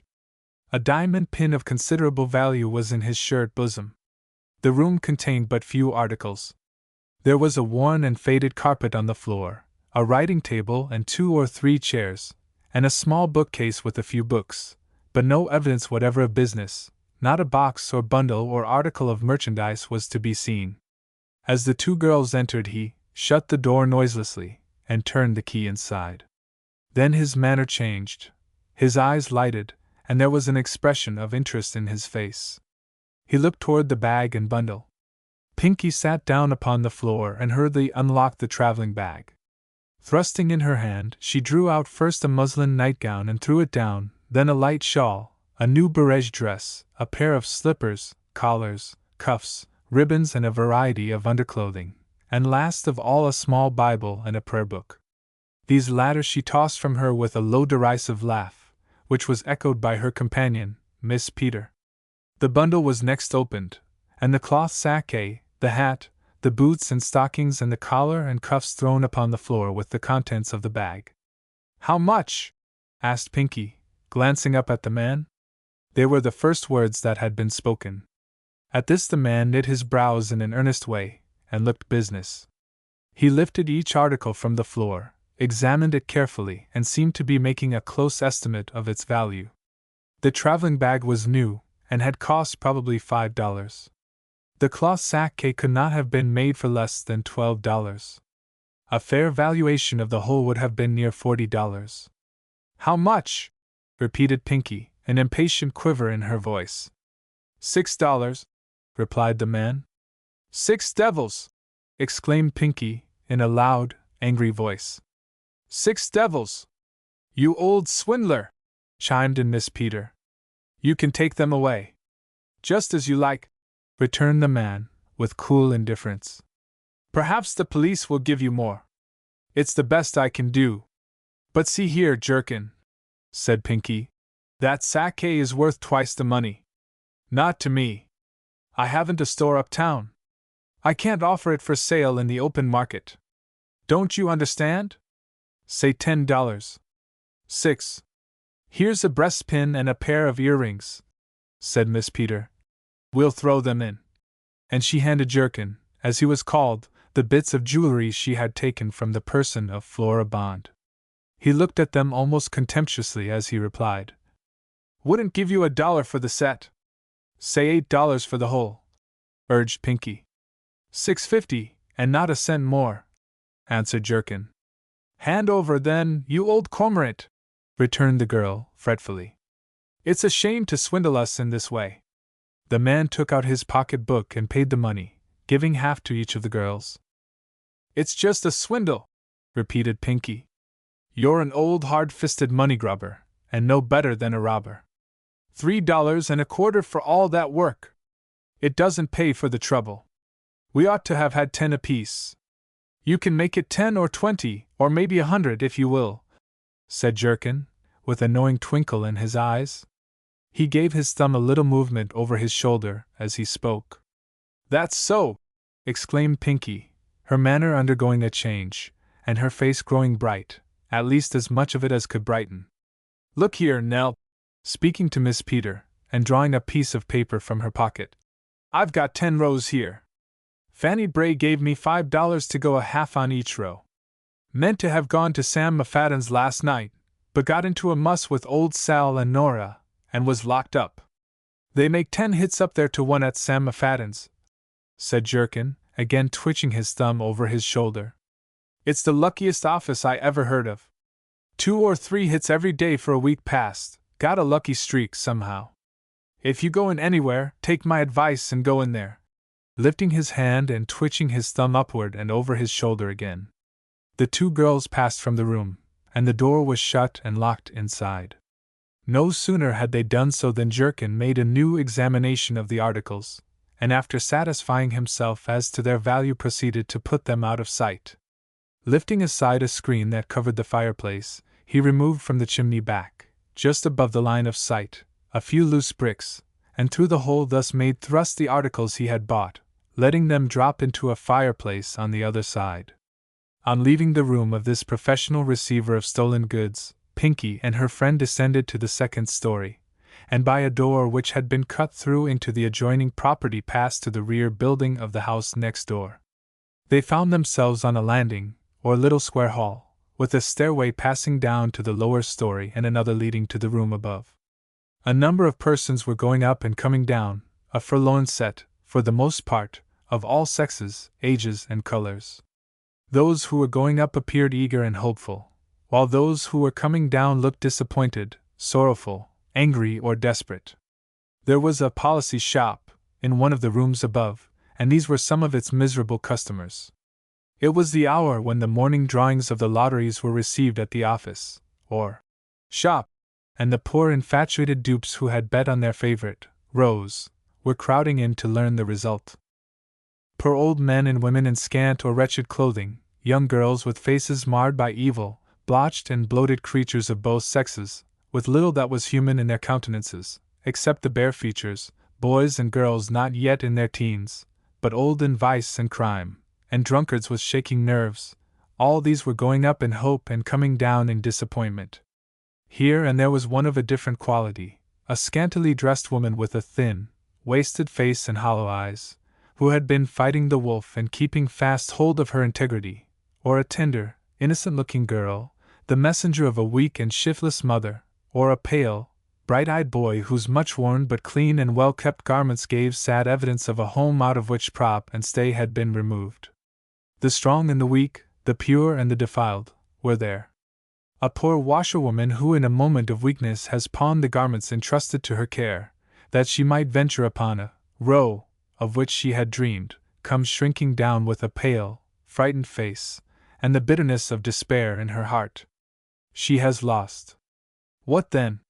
She has no friend from whom she can borrow enough money to redeem the clothing, and if it is not taken home she may be arrested as a thief and sent to prison. She goes away, and temptation lies close at her feet. It is her extremity, and the evil one's opportunity. So far she has kept herself pure, but the disgrace of a public prosecution and a sentence to prison are terrible things to contemplate. She is in peril of her soul. God help her!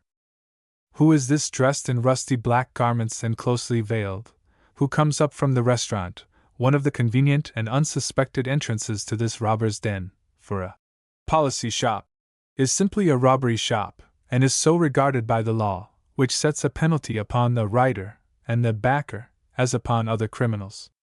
But who is this veiled woman in faded mourning garments who comes gliding as noiselessly as a ghost out from one of the rooms of the restaurant, and along the narrow entry leading to the stairway, now so thronged with visitors? Every day she comes and goes, no one seeing her face, and every day, with rare exceptions, her step is slower and her form visibly more shrunken when she goes out than when she comes in. She is a broken-down gentlewoman, the widow of an officer, who left her at his death a moderate fortune, and quite sufficient for the comfortable maintenance of herself and two nearly grown-up daughters. But she had lived at the South, and there acquired a taste for lottery gambling. During her husband's lifetime she wasted considerable money in lottery tickets, once or twice drawing small prizes, but like all lottery dupes spending $100 for one gained. The thing had become a sort of mania with her. She thought so much of prizes and drawn numbers through the day that she dreamed of them all night. She had a memorandum book in which were all the combinations she had ever heard of as taking prizes. It contained page after page of lucky numbers and fancy rows, and was oftener in her hand than any other book. There being no public sale of lottery tickets in northern cities, this weak and infatuated woman found out where some of the policy shops were kept, and instead of buying tickets, as before, risked her money on numbers that might or might not come out of the wheel in lotteries said to be drawn in certain southern states, but chiefly in Kentucky. The numbers rarely if ever came out. The chances were too remote. After her husband's death she began fretting over the smallness of her income. It was not sufficient to give her daughters the advantages she desired them to have, and she knew of but one way to increase it. That way was through the policy shops. So she gave her whole mind to this business, with as much earnestness and self-absorption as a merchant gives himself to trade. She had a dream book, gotten up especially for policy buyers, and consulted it as regularly as a merchant does his price current, or a broker the sales of stock. Every day she bet on some row or series of rows, rarely venturing less than $5, and sometimes, when she felt more than usually confident, laying down a $20 bill, for the hit, when made, gave from $50 to $200 for each dollar put down, varying according to the nature of the combinations. So the more faith a policy buyer had in his row, the larger the venture he would feel inclined to make. Usually it went all one way with the infatuated lady. Day after day she ventured, and day after day she lost, until from hundreds the sums she was spending had aggregated themselves into thousands. She changed from one policy shop to another, hoping for better luck. It was her business to find them out, and this she was able to do by questioning some of those whom she met at the shops. One of these was in a building on a principal street, the second story of which was occupied by a milliner. It was visited mostly by ladies, who could pass in from the street, no one suspecting their errand. Another was in the attic of a house in which were many offices and places of business, with people going in and coming out all the while, none but the initiated being in the secret, while another was to be found in the rear of a photograph gallery. Every day, and often twice a day, as punctually as any man of business, did this lady make her calls at one and another of these policy offices to get the drawings or make new ventures. At remote intervals she would make a hit. Once she drew $20, and once $50. But for these small gains she had paid thousands of dollars. After a hit, the betting on numbers would be bolder. Once she selected what was known as a lucky row, and determined to double on it until it came out a prize. She began by putting down 50 cents. On the next day she put down $1 upon the same combination, losing, of course. $2 were ventured on the next day, and so she went on doubling, until, in her desperate infatuation, she doubled for the 9th time, putting down $256. If successful now, she would draw over $25,000. There was no sleep for the poor lady during the night that followed. She walked the floor of her chamber in a state of intense nervous excitement, sometimes in a condition of high hope and confidence, and sometimes haunted by demons of despair. She sold 5 shares of stock on which she had been receiving an annual dividend of 10%, in order to get funds for this desperate gambling venture, in which over $500 had now been absorbed.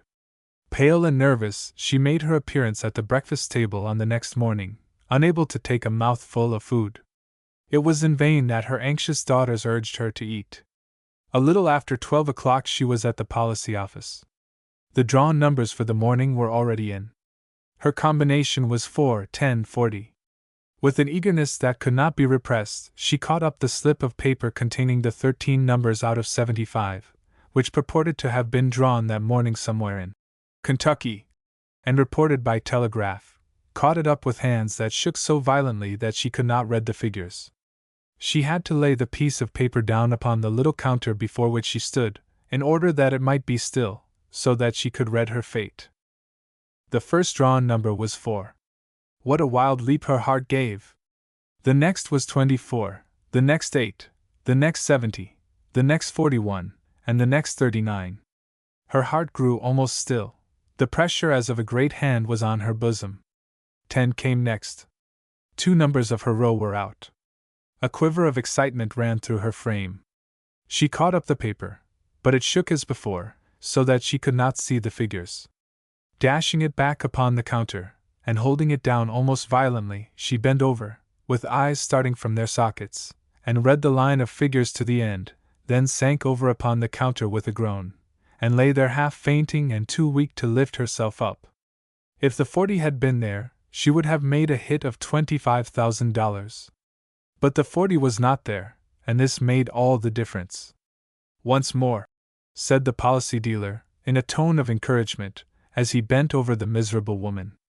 Yesterday, 4 came out, today 4, 10, tomorrow will be the lucky chance, 4, 10, 40 will surely be drawn. I never knew this order to fail. If it had been 10 first, and then 4, 10 or 10, 4 I would not advise you to go on. But 4, 10, 40 will be drawn tomorrow as sure as fate. What numbers did you say? 4, 10, 40? Asked an old man, ragged and bloated, who came shuffling in as the last remarks was made. Yes, answered the dealer. This lady has been doubling, and as the chances go, her row is certain to make a hit tomorrow. Ha! What's the row? For 10.40? Yes. The old man fumbled in his pocket and brought out 10 cents. I'll go that on the row. Give me a piece. The dealer took a narrow slip of paper and wrote on it the date, the sum risked, and the combination of figures, and handed it to the old man, saying, Come here tomorrow, and if the bottom of the world doesn't drop out, you'll find $10 waiting for you. 2 or 3 others were in by this time, eager to look over the list of drawn numbers and to make new bets. Glory! Cried one of them, a vile-looking young woman, and she commenced dancing about the room. All was excitement now. A hit! A hit! Was cried. How much? How much? And they gathered to the little counter and desk of the policy dealer. 1, 2, 3, cried the girl, dancing about and waving her little slip of paper over her head. I knew it would come, dreamed of them numbers 3 nights hand running. Hand over the money, old chap. $15 for 15 cents. That's the go. The policy dealer took the girl's piece, and after comparing it with the record of drawn numbers, said in a pleased voice, All right. A hit, sure enough. You're in luck today. The girl took the money, that was promptly paid down, and as she counted it over, the dealer remarked, There's a doubling game going on, and it's to be up tomorrow, sure. What's the row? Inquired the girl. For 10.40, said the dealer. Then count me in. And she laid down $5 on the counter. Take my advice and go 10, urged the policy dealer. No, thank you. Shouldn't know what to do with more than $500. I'll only go $5 this time. The writer, as a policy seller is called, took the money and gave the usual written slip of paper containing the selected numbers. Loudly proclaiming her good luck, the girl then went away. She was an accomplice to whom a piece had been secretly given after the drawn numbers were in. Of course, this hit was the sensation of the day among the policy buyers at that office, and brought in large gains. The wretched woman who had just seen $500 vanish into nothing instead of becoming, as under the wand of an enchanter, a great heap of gold, listened in a kind of maze to what passed around her, listened and let the tempter get to her ear again. She went away, stooping in her gait as one bearing a heavy burden. Before an hour had passed, hope had lifted her again into confidence. She had to make but one venture more to double on the risk of the day previous, and secure a fortune that would make both herself and daughters independent for life.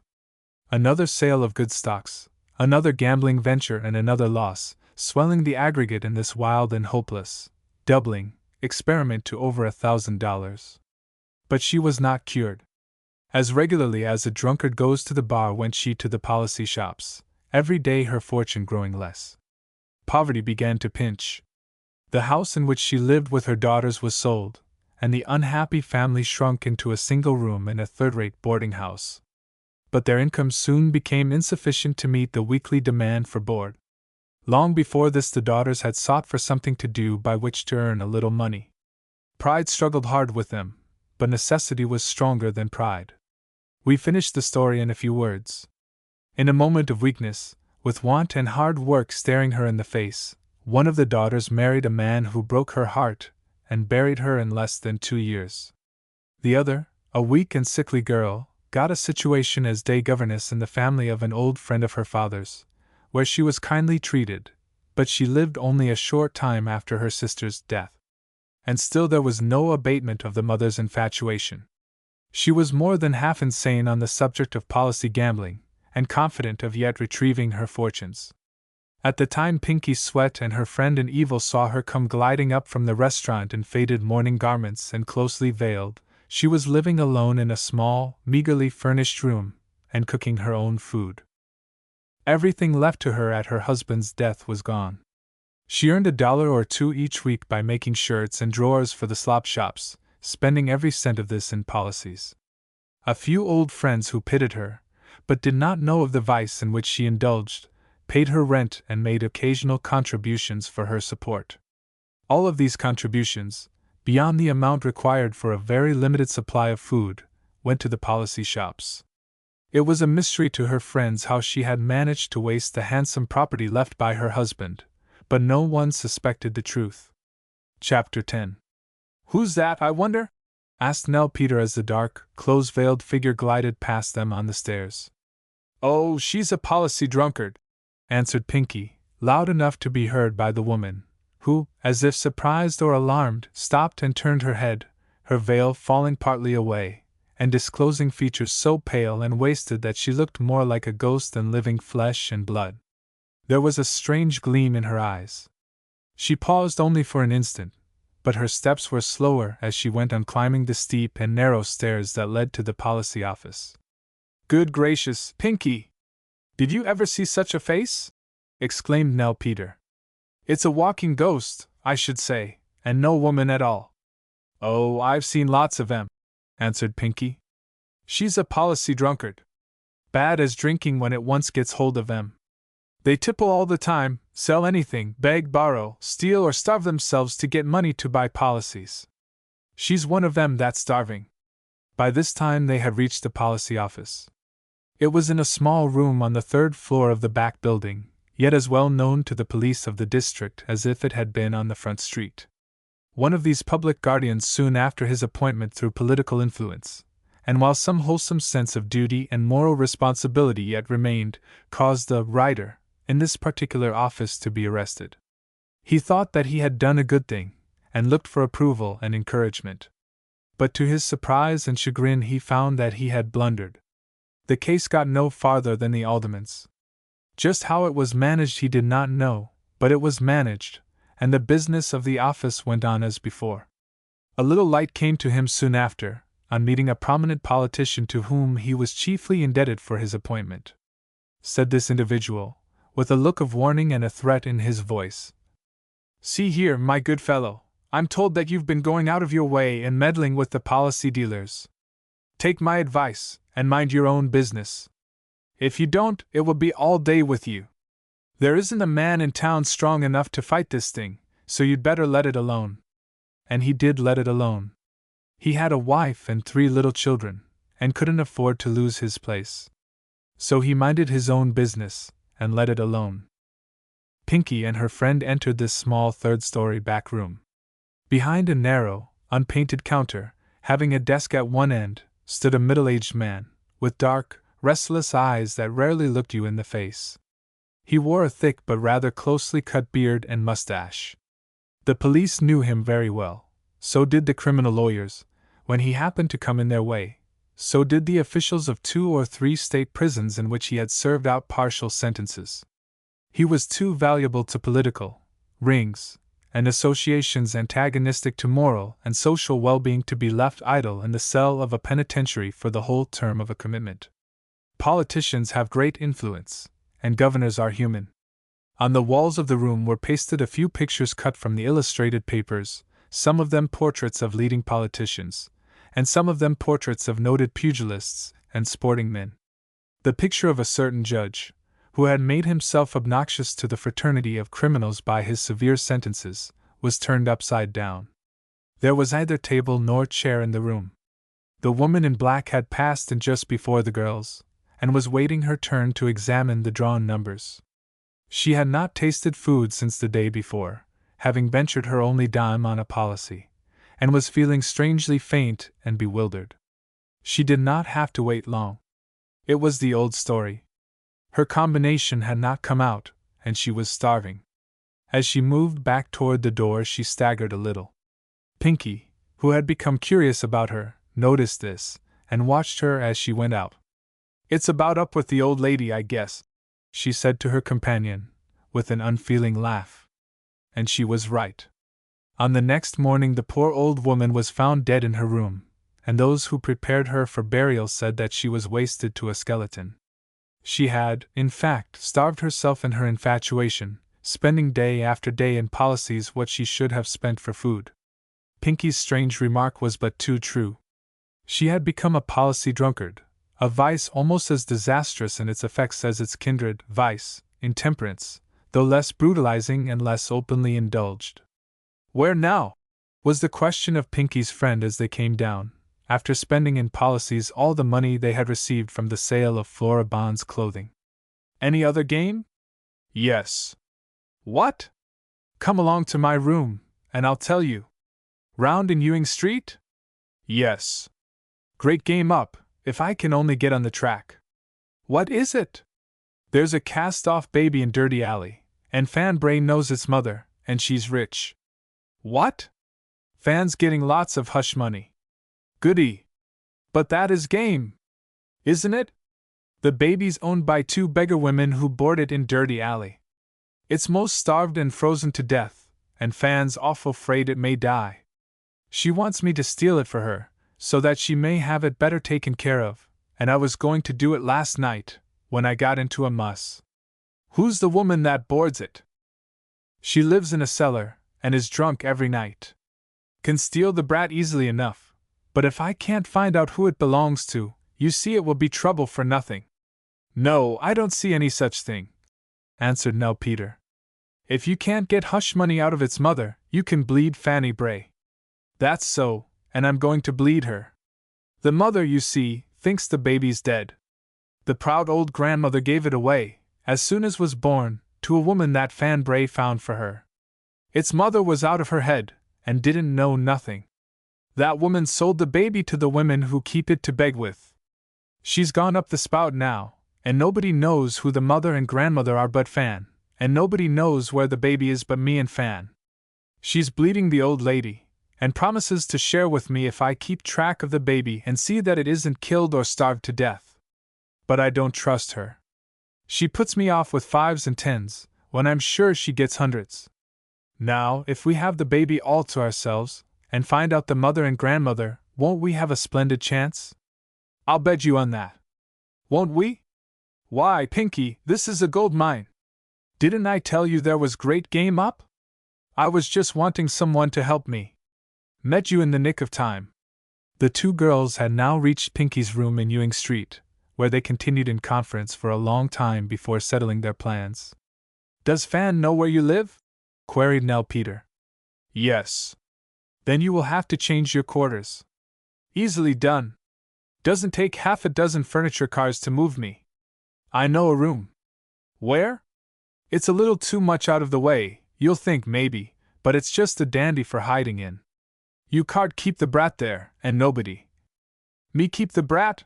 Interrupted Pinky, with a derisive laugh. That's a good one. I see myself turn baby tender. Ha!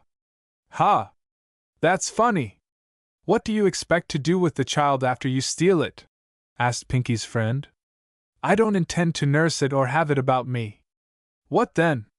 Board it with someone who doesn't get drunk or buy policies. You'll hunt for a long time. Maybe, but I'll try. Anyhow, it can't be worse off than it is now. What I'm afraid of is that it will be out of its misery before we can get hold of it. The woman who is paid for keeping it at night doesn't give it any milk, just feeds it on bread soaked in water, and that is slow starvation. It's the way them that don't want to keep their babies get rid of them about here. The game's up if the baby dies, said Nell Peter, growing excited under this view of the case. If it only gets bread soaked in water, it can't live. I've seen that done over and over again. They're starving a baby on bread and water now just over from my room, and it cries and frets and moans all the time it's awake, poor little wretch. I've been in hopes for a week that they'd give it an overdose of paregoric, or something else. We must fix it tonight in some way, answered Pinky. Where's the room you spoke of? In Grubb's Court. You know Grubb's Court? A kind of elbow going off from Ryder's Court. There's a room up there that you can get where even the police would hardly find you out. Thieves live there, said Pinky. No matter. They'll not trouble you or the baby. Is the room furnished? Yes. There's a bed and a table and 2 chairs. After farther consultation, it was decided that Pinky should move at once from her present lodgings to the room in Grubb's Court, and get, if possible, possession of the baby that very night. The moving was easily accomplished after the room was secured. 2 small bundles of clothing constituted Pinky's entire effects, and taking these, the 2 girls went quietly out, leaving a week's rent unpaid. The night that closed this early winter day was raw and cold, the easterly wind still prevailing, with occasional dashes of rain. In a cellar without fire, except a few bits of smoldering wood in an old clay furnace, that gave no warmth to the damp atmosphere, and with scarcely an article of furniture. A woman half stupid from drink sat on a heap of straw, her bed, with her hands clasped about her knees. She was rocking her body backward and forward, and crooning to herself in a maudlin way. A lighted tallow candle stood on the floor of the cellar, and near it a cup of water, in which was a spoon and some bread soaking. "Mother Hewitt!" called a voice from the cellar door that opened on the street. "Here, take the baby!" Mother Hewitt, as she was called, started up and made her way with an unsteady gait to the front part of the cellar, where a woman in not much better condition than herself stood holding out a bundle of rags in which a fretting baby was wrapped. "Quick, quick!" called the woman. "And see here," she continued as Mother Hewitt reached her arms for the baby. "I don't believe you're doing the right thing. Did he have plenty of milk last night and this morning? Just as much as he would take. I don't believe it. He's been frettin' and chawin' at the strings of his hood all the afternoon, when he ought to have been asleep, and he's looking poonier every day. I believe you're giving him only bread and water." But Mother Hewitt protested that she gave him the best of new milk, and as much as he would take. "Well, here's a quarter," said the woman, handing Mother Hewitt some money. "And see that he is well fed tonight and tomorrow morning. He's getting most too deathly in his face. The people won't stand it if they think a baby's going to die, the women specially, and most of all the young things that have lost babies. One of these, I know 'em by the way they look out of their eyes, came twice today and stood over him sad and sorrowful like. She didn't give me anything. I've seen her before. Maybe she's his mother. As like as nor, for nobody knows where he came from. Wasn't Sally Long's baby, always thought she'd stole him from somebody. Now mind, he's to have good milk every day, or I'll change his boarding house. D'ye hear?" And laughing at this sally, the woman turned away to spend in a night's debauch the money she had gained in half a day's begging. Left to herself, Mother Hewitt went staggering back with the baby in her arms, and seated herself on the ground beside the cup of bread and water, which was mixed to the consistence of cream. As she did so, the light of her poor candle fell on the baby's face. It was pinched and hungry and ashen pale, the thin lips wrought by want and suffering into such sad expressions of pain that none but the most stupid and hardened could look at them and keep back a gush of tears. But Mother Hewitt saw nothing of this, felt nothing of this. Pity and tenderness had long since died out of her heart. As she laid the baby back on one arm, she took a spoonful of the mixture prepared for its supper, and pushed it roughly into its mouth. The baby swallowed it with a kind of starving eagerness, but with no sign of satisfaction on its sorrowful little face. But Mother Hewitt was too impatient to get through with her work of feeding the child, and thrust in spoonful after spoonful until it choked, when she shook it angrily, calling it vile names. The baby cried feebly at this, when she shook it again and slapped it with her heavy hand. Then it grew still. She put the spoon again to its lips, but it shut them tightly and turned its head away. "Very well," said Mother Hewitt. "If you won't, you won't." And she tossed the helpless thing as she would have tossed the senseless bundle over upon the heap of straw that served as a bed, adding, as she did so, "I never coaxed my own brats." The baby did not cry. Mother Hewitt then blew out the candle, and groping her way to the door of the cellar that opened on the street, went out, shutting down the heavy door behind her, and leaving the child alone in that dark and noisome den, alone in its foul and wet garments, but thanks to kindly drugs, only partially conscious of its misery. Mother Hewitt's first visit was to the nearest dram shop. Here she spent for liquor 5 cents of the money she had received. From the dram shop she went to Sam McFadden's policy office. This was not hidden away, like most of the offices, in an upper room or a back building or in some remote cellar, concealed from public observation, but stood with open door on the very street, its customers going in and out as freely and unquestioned as the customers of its next-door neighbor, the dram shop. Policemen passed Sam's door 100 times in every 24 hours, saw his customers going in and out, knew their errand, talked with Sam about his business, some of them trying their luck occasionally after there had been an exciting hit, but none reporting him or in any way interfering with his unlicensed plunder of the miserable and besotted wretches that crowded his neighborhood. From the whiskey shop to the policy shop went Mother Hewitt. Here she put down 5 cents more. She never bet higher than this on a row. From the policy shop she went back to the whiskey shop, and took another drink. By this time she was beginning to grow noisy. It so happened that the woman who had left the baby with her a little while before came in just then, and being herself much the worse for drink, picked a quarrel with Mother Hewitt, accusing her of getting drunk on the money she received for keeping the baby, and starving it to death.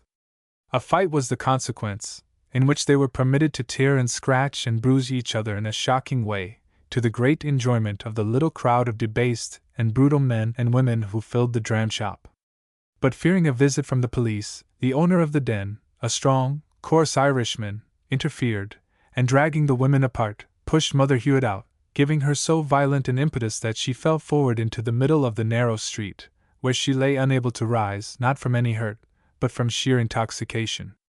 "What's up now?" cried one and another as this little ripple of disturbance broke upon that vile and troubled sea of humanity. "Only Mother Hewitt drunk again," lightly spoke a young girl not out of her teens, but with a countenance that seemed marred by centuries of debasing evil. Her laugh would have made an angel shiver. A policeman came along, and stood for a little while looking at the prostrate woman. "It's Mother Hewitt," said one of the bystanders. "Here, Dick," and the policeman spoke to a man near him. "Take hold of her feet." The man did as told, and the policeman lifting the woman's head and shoulders, they carried her a short distance, to where a gate opened into a large yard used for putting in carts and wagons at night, and deposited her on the ground just inside. "She can sleep it off there," said the policeman as he dropped his unseemly load. "She'll have plenty to keep her company before morning." And so they left her without covering or shelter in the wet and chilly air of a late November night, drunk and asleep. As the little crowd gathered by this ripple of excitement melted away, a single figure remained lurking in a corner of the yard and out of sight in its dark shadow. It was that of a man. The moment he was alone with the unconscious woman he glided toward her with the alert movements of an animal, and with a quickness that made his work seem instant, rifled her pockets. His gains were 10 cents and the policy slip she had just received at Sam McFadden's. He next examined her shoes, but they were of no value, lifted her dirty dress and felt its texture for a moment, then dropped it with a motion of disgust and a growl of disappointment. As he came out from the yard with his poor booty, the light from a street lamp fell on as miserable a looking wretch as ever hid himself from the eyes of day, dirty, ragged, bloated, forlorn, with scarcely a trace of manhood in his swollen and disfigured face. His steps, quick from excitement a few moments before, were now shambling and made with difficulty. He had not far to walk for what he was seeking. The ministers to his appetite were all about him, a dozen in every block of that terrible district that seemed as if forsaken by God and man. Into the first that came in his way he went with nervous haste, for he had not tasted of the fiery stimulant he was craving with a fierce and unrelenting thirst for many hours. He did not leave the bar until he had drank as much of the burning poison its keeper dispensed as his booty would purchase. In less than half an hour he was thrown dead drunk into the street, and then carried by policemen to the old wagon yard, to take his night's unconscious rest on the ground in company with Mother Hewitt, and a score besides of drunken wretches who were pitilessly turned out from the various dram shops after their money was spent, and who were not considered by the police worth the trouble of taking to the station house. When Mother Hewitt crept back into her cellar at daylight, the baby was gone. Chapter 11. For more than a week after Edith's call on Dr. Radcliffe she seemed to take but little interest in anything, and remained alone in her room for a greater part of the time, except when her father was in the house. Since her questions about her baby a slight reserve had risen up between them. During this time she went out at least once every day, and when questioned by her mother as to where she had been, evaded any direct answer.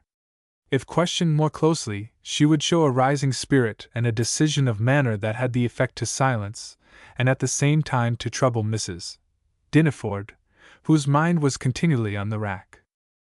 One day the mother and daughter met in a part of the city where either of them dreamed of seeing the other. It was not far from where Mrs. Bray lived. Mrs. Diniford had been there on a purgational visit, and had come away lighter in purse and with a heavier burden of fear and anxiety on her heart. "What are you doing here?" she demanded.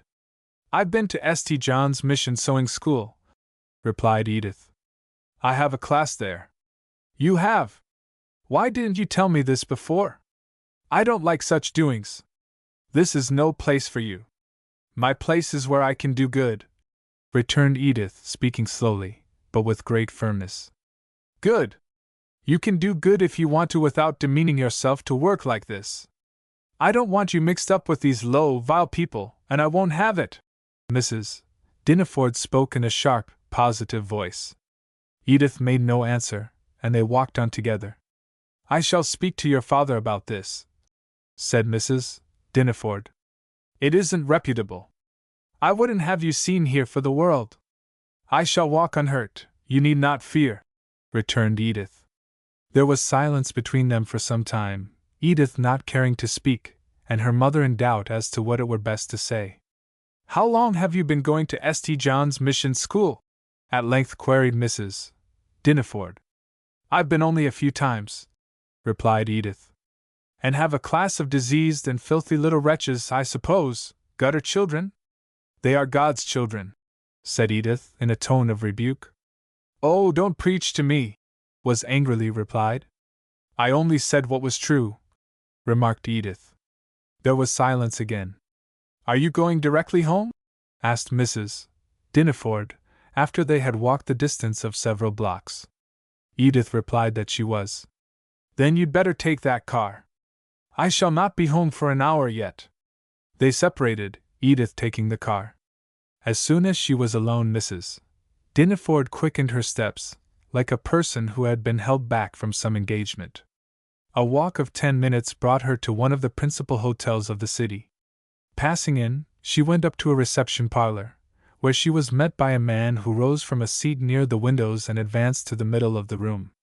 He was of low stature, with quick, rather nervous movements, had dark, restless eyes, and wore a heavy black mustache that was liberally sprinkled with gray. The lower part of his face was shaved clean. He showed some embarrassment as he came forward to meet Mrs. Dinneford. Mr. Feeling, she said coldly. The man bowed with a mixture of obsequiousness and familiarity, and tried to look steadily into Mrs. Dinneford's face, but was not able to do so. There was a steadiness and power in her eyes that his could not bear. What do you want with me, sir? She demanded, a little sharply. Take a chair, and I will tell you, replied Freeling, and he turned, moving toward a corner of the room, she following. They sat down, taking chairs near each other.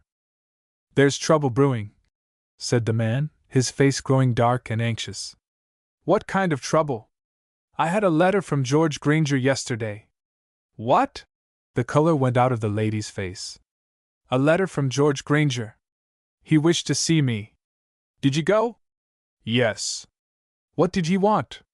Freeling took a deep breath and sighed. His manner was troubled. What did he want? Mrs. Dinneford repeated the question. He's as sane as you or I, said Freeling. Is he?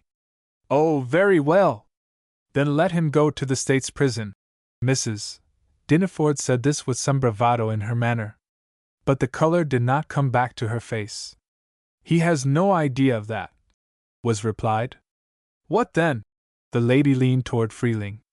Her hands moved nervously. He means to have the case in court again, but on a new issue. He does? Yes, says that he's innocent, and that you and I know it, that he's the victim of a conspiracy, and that we are the conspirators. Talk amounts to nothing, returned Mrs. Dinneford, with a faint little laugh. I don't know about that. It's ugly talk, and especially so, seeing that it's true. No one will give credence to the ravings of an insane criminal. People are quick to credit an evil report. They will pity and believe him, now that the worst is reached. A reaction in public feeling has already taken place. He has 1 or 2 friends left who do not hesitate to affirm that there has been foul play. One of these has been tampering with a clerk of mine, and I came upon them with their heads together on the street a few days ago, and had my suspicions aroused by their startled look when they saw me. What did that man want with you? I inquired, when the clerk came in. He hesitated a moment, and then replied, He was asking me something about Mr. Granger. What about him? I queried. He asked me if I knew anything in regard to the forgery, he returned. I pressed him with questions, and found that suspicion was on the right track. This friend of Granger's asked particularly about your visits to the store, and whether he had ever noticed anything peculiar in our intercourse, anything that showed a familiarity beyond what would naturally arise between a customer and salesman. There's nothing in that, said Mrs. Dinneford. If you and I keep our own counsel, we are safe. The testimony of a condemned criminal goes for nothing. People may surmise and talk as much as they please, but no one knows anything about those notes, but you and I and George. A pardon from the governor may put a new aspect on the case. A pardon? There was a tremor of alarm in Mrs. Dinneford's voice. Yes, that, no doubt, will be the first move. The first move? Why, Mr. Freeling, you don't think anything like this is in contemplation? I'm afraid so. George, as I have said, is no more crazy than you or I, but he cannot come out of the asylum, as the case now stands, without going to the penitentiary. So the first move of his friends will be to get a pardon. Then he is our equal in the eyes of the law. It would be an ugly thing for you and me to be sued for a conspiracy to ruin this young man, and have the charge of forgery added to the count. Mrs. Dinneford gave a low cry, and shivered. But it may come to that. Impossible! The prudent man foreseeth the evil and hideth himself, but the simple pass on and are punished, said Freeling. It is for this that I have sent for you. It's an ugly business, and I was a weak fool ever to have engaged in it. You were a free agent. I was a weak fool. As you please, returned Mrs. Dinneford coldly, and drawing herself away from him. It was some moments before either of them spoke again. Then Freeling said, I was awake all night, thinking over this matter, and it looks uglier the more I think of it. It isn't likely that enough evidence could be found to convict either of us, but to be tried on such an accusation would be horrible. Horrible! Horrible! Ejaculated Mrs. Dinneford. What is to be done? She gave signs of weakness and terror. Freeling observed her closely, then felt his way onward. We are in great peril, he said. There is no knowing what turn affairs will take. I only wish I were 1,000 miles from here. It would be safer for us both. Then, after a pause, he added, If I were foot-free, I would be off tomorrow. He watched Mrs. Dinneford closely, and saw a change creep over her face. If I were to disappear suddenly, he resumed, suspicion, if it took a definite shape, would fall on me. You would not be thought of in the matter. He paused again, observing his companion keenly but stealthily.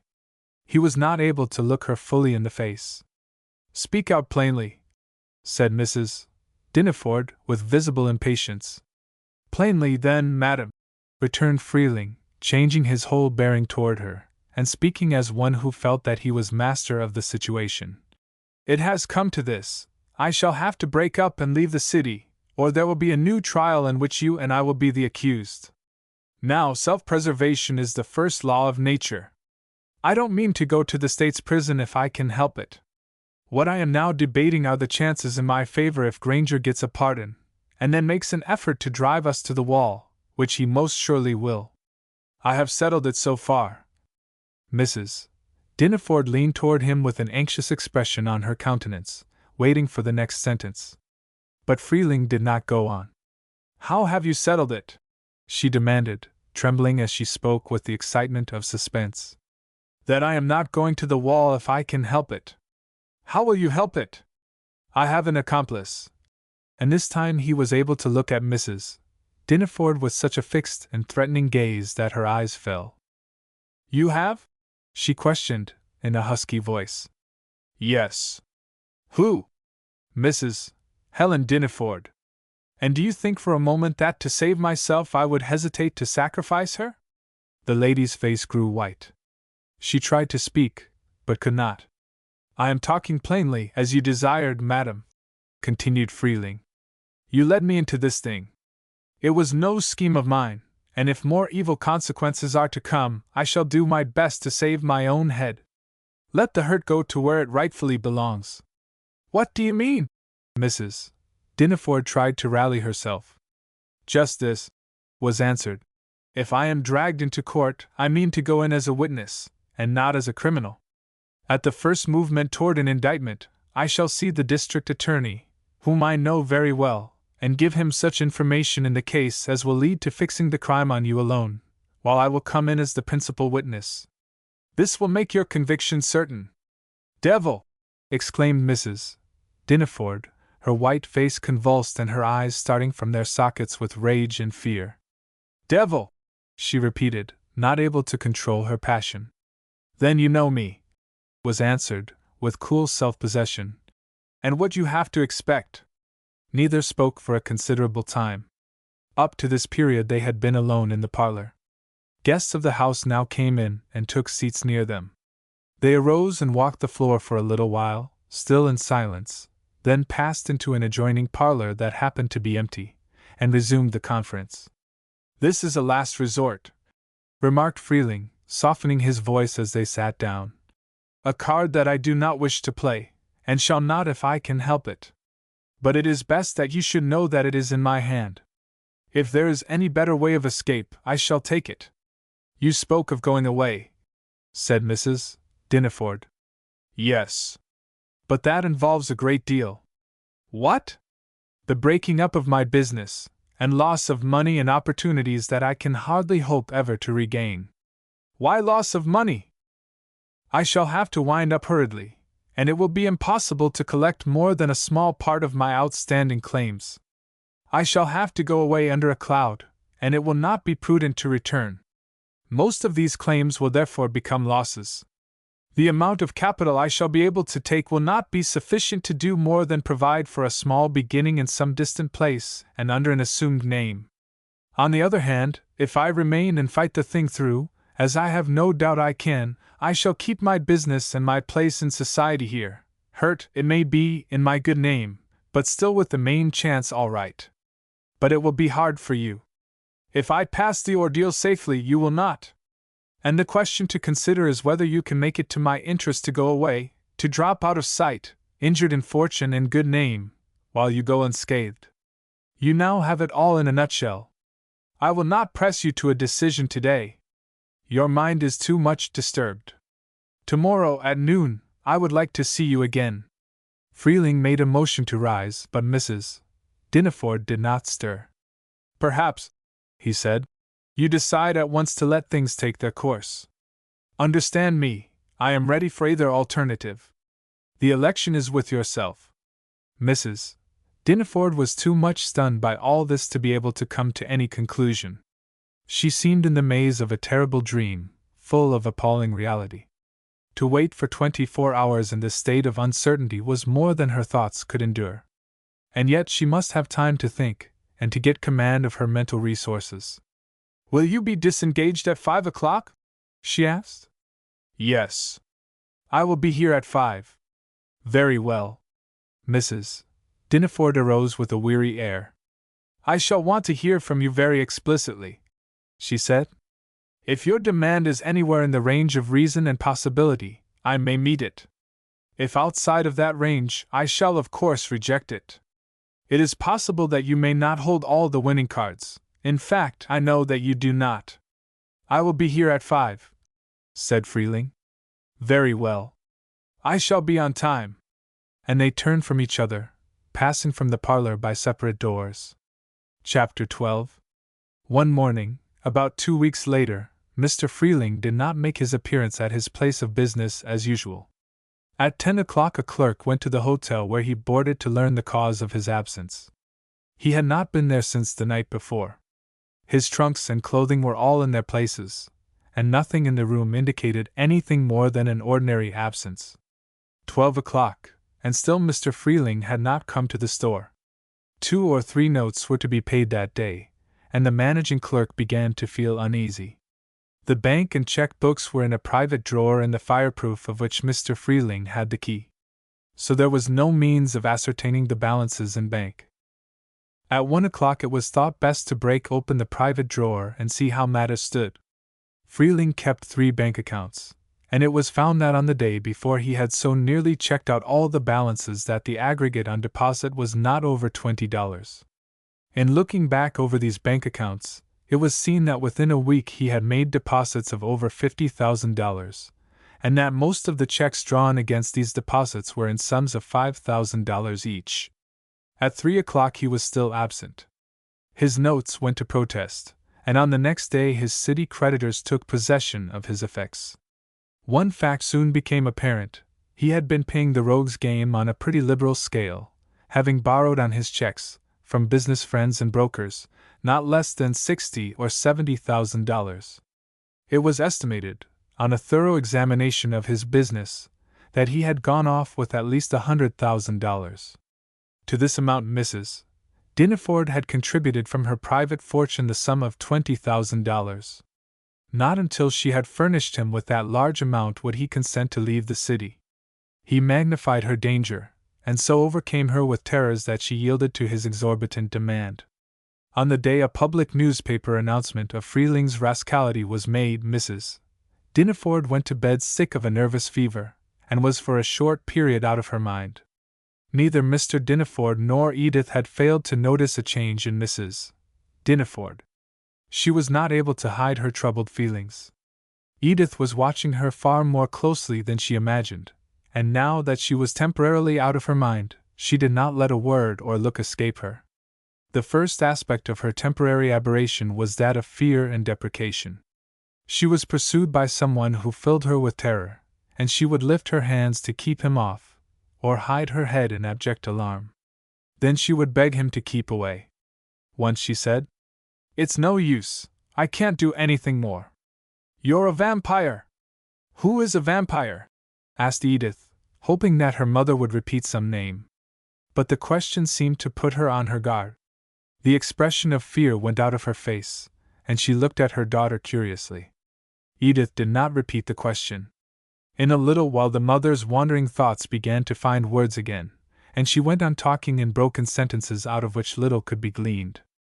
At length she said, turning to Edith and speaking with the directness of one in her right mind, "I told you her name was Gray, didn't I?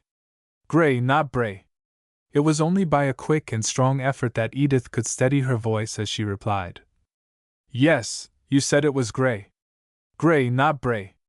You thought it was Bray. But it's Gray," said Edith, falling in with her mother's humor. Then she added, still trying to keep her voice even, "She was my nurse when baby was born." "Yes, she was the nurse, but she didn't." Checking herself, Mrs. Dineford rose on one arm and looked at Edith in a frightened way, then said, hurriedly, "Oh, it's dead, it's dead.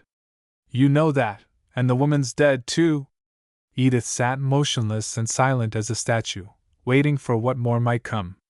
But her mother shut her lips tightly, and turned her head away. A long time elapsed before she was able to read in her mother's confused utterances anything to which she could attach a meaning. At last Mrs. Dineford spoke out again, and with an abruptness that startled her. "Not another dollar, sir! Remember, you don't hold all the winning cards." Edith held her breath, and sat motionless. Her mother muttered and mumbled incoherently for a while, and then said, sharply, "I said I would ruin him, and I've done it." "Ruin who?" asked Edith, in a repressed voice. This question, instead of eliciting an answer, as Edith had hoped, brought her mother back to semi-consciousness. She rose again in bed, and looked at her daughter in the same frightened way she had done a little while before, then laid herself over on the pillows again. Her lips were tightly shut. Edith was almost wild with suspense. The clue to that sad and painful mystery which was absorbing her life seemed almost in her grasp. A word from those closely shut lips, and she would have certainty for uncertainty. But she waited and waited until she grew faint, and still the lips kept silent. But after a while Mrs. Dineford grew uneasy, and began talking. She moved her head from side to side, threw her arms about restlessly, and appeared greatly disturbed. "Not dead, Mrs. Bray?" she cried out, at last, in a clear, strong voice. Edith became fixed as a statue once more. A few moments, and Mrs. Dineford added, "No, no! I won't have her coming after me. More money! You're a vampire! Then she muttered, and writhed and distorted her face like one in some desperate struggle. Edith shuddered as she stood over her. After this wild paroxysm, Mrs. Dineford grew more quiet, and seemed to sleep. Edith remained sitting by the bedside, her thoughts intent on the strange sentences that had fallen from her mother's lips. What mystery lay behind them? Of what secret were they an obscure revelation? Not dead! Who not dead? And again, it's dead! You know that, and the woman's dead too. Then it was plain that she had heard aright the name of the person who had called on her mother, and about whom her mother had made a mystery. It was Bray. If not, why the anxiety to make her believe it Gray? And this woman had been her nurse. It was plain, also, that money was being paid for keeping secret. What secret? Then a life had been ruined. I said I would ruin him, and I've done it. Who? Who could her mother mean but the unhappy man she had once called husband, now a criminal in the eyes of the law, and only saved by insanity from a criminal cell? Putting all together, Edith's mind quickly wrought out a theory, and this soon settled into a conviction so close to fact that all the chief elements were true. During her mother's temporary aberration, Edith never left her room except for a few minutes at a time. Not a word or sentence escaped her notice. But she waited and listened in vain for anything more. The talking paroxysm was over. A stupor of mind and body followed. Out of this a slow recovery came, but it did not progress to a full convalescence. Mrs. Dineford went forth from her sick chamber weak and nervous, starting at sudden noises, and betraying a perpetual uneasiness and suspense. Edith was continually on the alert, watching every look and word and act with untiring scrutiny. Mrs. Dineford soon became aware of this. Guilt made her wary, and danger inspired prudence. Edith's whole manner had changed. Why? Was her natural query. Had she been wandering in her mind? Had she given any clue to the dark secrets she was hiding? Keen observation became mutual. Mother and daughter watched each other with a suspicion that never slept. It was over a month from the time Freeling disappeared before Mrs. Dineford was strong enough to go out, except in her carriage. In every case where she had ridden out, Edith had gone with her. If you don't care about riding, it's no matter, the mother would say, when she saw Edith getting ready. I can go alone. I feel quite well and strong. But Edith always had some reason for going against which her mother could urge no objections. So she kept her as closely under observation as possible. One day, on returning from a ride, as the carriage passed into the block where they lived, she saw a woman standing on the step in front of their residence. She had pulled the bell, and was waiting for a servant to answer it. There is someone at our door, said Edith. Mrs. Dineford leaned across her daughter, and then drew back quickly, saying, It's Mrs. Barker. Tell Henry to drive past. I don't want to see visitors, and particularly not Mrs. Barker. She spoke hurriedly, and with ill-concealed agitation. Edith kept her eyes on the woman, and saw her go in, but did not tell the driver to keep on past the house. It was not Mrs. Barker. She knew that very well. In the next moment their carriage drew up at the door. Go on, Henry! Cried Mrs. Dineford, leaning past her daughter, and speaking through the window that was open on that side. Drive down to Loring's. Not till I get out, Henry, said Edith, pushing open the door and stepping to the pavement. Then with a quick movement she shut the door and ran across the pavement, calling back to the driver as she did so. Take Mother to Loring's. Stop, Henry! Cried Mrs. Dineford, and with an alertness that was surprising sprung from the carriage, and was on the steps of their house before Edith's violent ring had brought a servant to the door.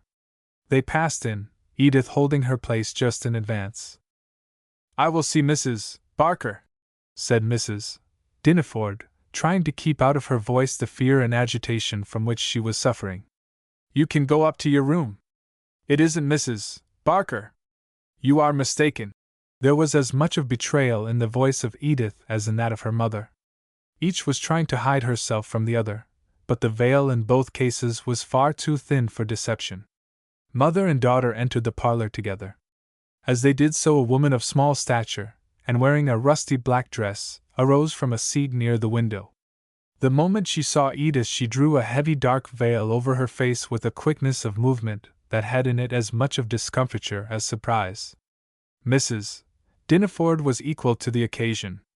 The imminent peril in which she stood calmed the wild tumult within, as the strong wind calms this turbulent ocean, and gave her thoughts clearness and her mind decision. Edith saw before the veil fell a startled face, and recognized the sallow countenance and black, evil eyes, the woman who had once before called to see her mother. "Didn't I tell you not to come here, Mrs. Gray?" cried out Mrs. Dineford, with an anger that was more real than feigned, advancing quickly upon the woman as she spoke. "Go!" and she pointed to the door.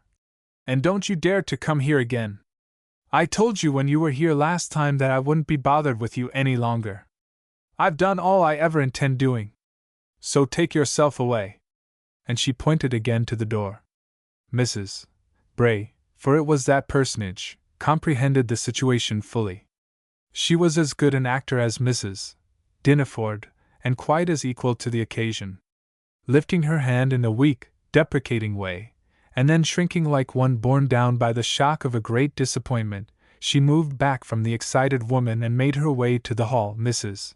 Dineford following and assailing her in passionate language. Edith was thrown completely off her guard by this unexpected scene. She did not stir from the spot where she stood on entering the parlor until the visitor was at the street door, whither her mother had followed the retreating figure. She did not hear the woman say in the tone of one who spoke more in command than entreaty, "Tomorrow at 1 o'clock, or take the consequences." "It will be impossible tomorrow," Mrs. Dineford whispered back, hurriedly. "I have been very ill, and have only just begun to ride out. It may be a week, but I'll surely come. I'm washed. Go now! Go! Go!" And she pushed Mrs. Bray out into the vestibule and shut the door after her. Mrs. Dineford did not return to the parlor, but went hastily up to her own room, locking herself in.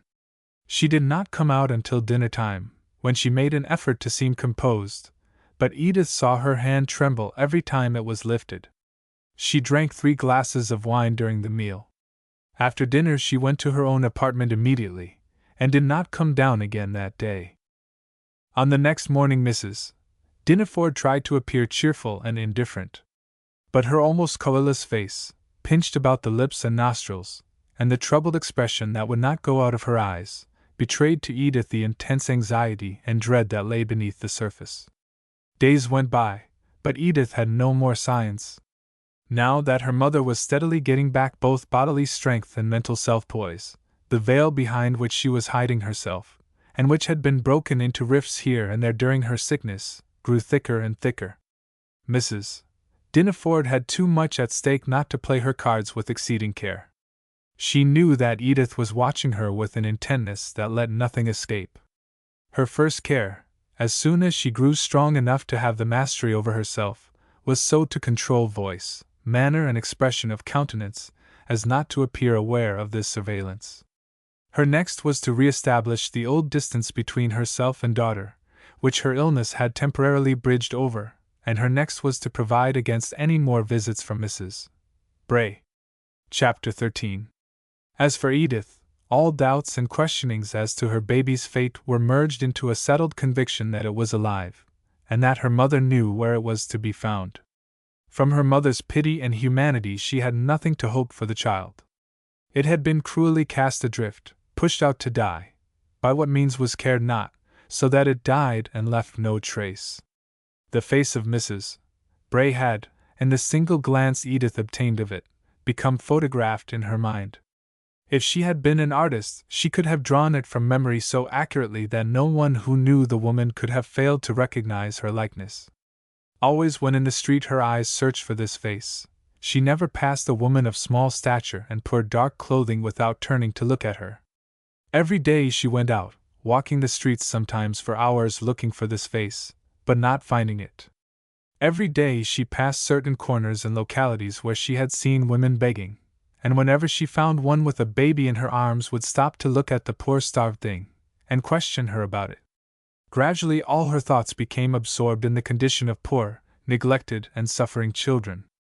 Her attendance at the St. John's Mission Sewing School, which was located in the neighborhood of one of the worst places in the city, brought her in contact with little children in such a wretched state of ignorance, destitution, and vice that her heart was moved to deepest pity, intensified by the thought that ever and anon flashed across her mind. And my baby may become like one of these. Sometimes this thought would drive her almost to madness.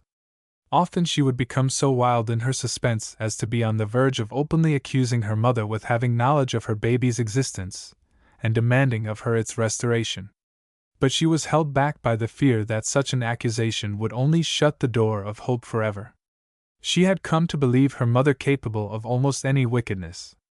Pressed to the wall she would never be if there was any way of escape, and to prevent such a thing there was nothing so desperate that she would not do it, and so Edith hesitated and feared to take the doubtful issue. Week after week and month after month now went on without a single occurrence that gave to Edith any new light. Mrs. Dineford wrought with her accomplice so effectually that she kept her wholly out of the way. Often, in going and returning from the mission school, Edith would linger about the neighborhood where she had once met her mother, hoping to see her come out of some one of the houses there, for she had got it into her mind that the woman called Mrs. Gray lived somewhere in this locality. One day, in questioning a child who had come to the sewing school as to her home and how she lived, the little girl said something about a baby that her mother said she knew must have been stolen. "How old is the baby?" asked Edith, hardly able to keep the tremor out of her voice. "It's a little thing," answered the child. "I don't know how old it is. Maybe it's 6 months old, or maybe it's a year. It can sit upon the floor." "Why does your mother think it has been stolen?" "Because 2 bad girls have got it, and they pay a woman to take care of it. It doesn't belong to them, she knows. Mother says it would be a good thing if it died." "Why does she say that?" "Oh, she always talks that way about babies, says she's glad when they die." "Is it a boy or a girl?" "It's a boy baby," answered the child. "Does the woman take good care of it?" "Oh dear, no. She lets it sit on the floor most all the time, and it cries so that I often go up and nurse it. The woman lives in the room over ours." "Where do you live?" "In Grubb's Court." "Will you show me the way there after school is over?" The child looked up into Edith's face with an expression of surprise and doubt. Edith repeated her question. "I guess you'd better not go," was answered in a voice that meant all the words expressed. "Why not?" "It isn't a good place." "But you live there?" "Yes, but nobody's going to trouble me." "Nor me," said Edith. "Oh, but you don't know what kind of a place it is, nor what dreadful people live there. I could get a policeman to go with me, couldn't I?" "Yes, maybe you could, or Mr. Paulding, the missionary. He goes about everywhere." "Where can I find Mr. Paulding?" "At the mission in Briar Street." "You'll show me the way there after school?" "Oh yes, it isn't a nice place for you to go, but I guess nobody'll trouble you." After the school closed, Edith, guided by the child, made her way to the Briar St. Mission House. As she entered the narrow street in which it was situated, the aspect of things was so strange and shocking to her eyes that she felt a chill creep to her heart. She had never imagined anything so forlorn and squalid, so wretched and comfortless. Miserable little hovels, many of them no better than pigsties, and hardly cleaner within, were crowded together in all stages of dilapidation. Windows with scarcely a pane of glass, the chilly air kept out by old hats, bits of carpet or wads of newspaper, could be seen on all sides, with here and there, showing some remains of an orderly habit, a broken pane closed with a smooth piece of paper pasted to the sash. Instinctively she paused, oppressed by a sense of fear. "It's only halfway down," said the child. "We'll go quick. I guess nobody'll speak to you. They're afraid of Mr. Paulding about here. He's down on 'em if they meddle with anybody that's coming to the mission." Edith, thus urged, moved on. She had gone but a few steps when 2 men came in sight, advancing toward her. They were of the class to be seen at all times in that region, debased to the lowest degree, drunken, ragged, bloated, evil-eyed, capable of any wicked thing. They were singing when they came in sight, but checked their drunken mirth as soon as they saw Edith, whose heart sunk again. She stopped, trembling. "They're only drunk," said the child. "I don't believe they'll hurt you." Edith rallied herself and walked on, the men coming closer and closer. She saw them look at each other with leering eyes, and then at her in a way that made her shiver. When only a few paces distant, they paused, and with the evident intention of barring her farther progress. "Good afternoon, miss," said one of them, with a low bow. "Can we do anything for you?" The pale, frightened face of Edith was noticed by the other, and it touched some remnant of manhood not yet wholly extinguished. "Let her alone, you miserable cuss!" he cried, and giving his drunken companion a shove, sent him staggering across the street. This made the way clear, and Edith sprang forward, but she had gone only a few feet when she came face to face with another obstruction even more frightful, if possible, than the first. A woman with a red, swollen visage, black eye, soiled, tattered, drunk, with arms wildly extended, came rushing up to her. The child gave a scream. The wretched creature caught at a shawl worn by Edith, and was dragging it from her shoulders, when the door of one of the houses flew open, and a woman came out hastily. Grasping the assailant, she hurled her across the street with the strength of a giant.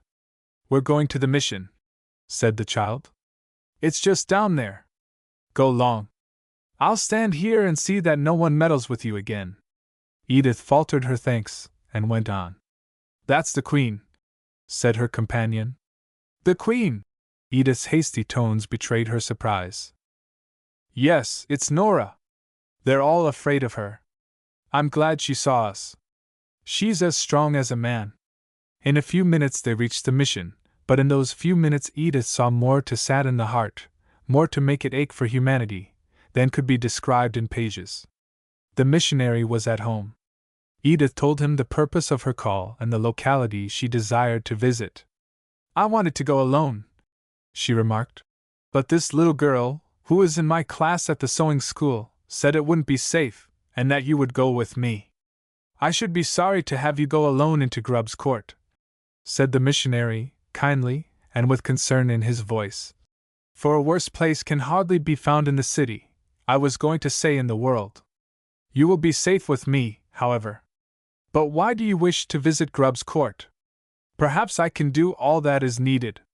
This little girl who lives in there has been telling me about a poor neglected baby that her mother says has no doubt been stolen, and Edith's voice faltered, but she quickly gained steadiness under a strong effort of will. "I thought perhaps I might be able to do something for it, to get it into one of the homes, maybe. It is dreadful, sir, to think of little babies being neglected." Mr. Paulding questioned the child who had brought Edith to the mission house, and learned from her that the baby was merely boarded by the woman who had it in charge, and that she sometimes took it out and sat on the street begging. The child repeated what she had said to Edith, that the baby was the property, so to speak, of two abandoned women, who paid its board. "I think," said the missionary, after some reflection, "that if getting the child out of their hands is your purpose, you had better not go there at present.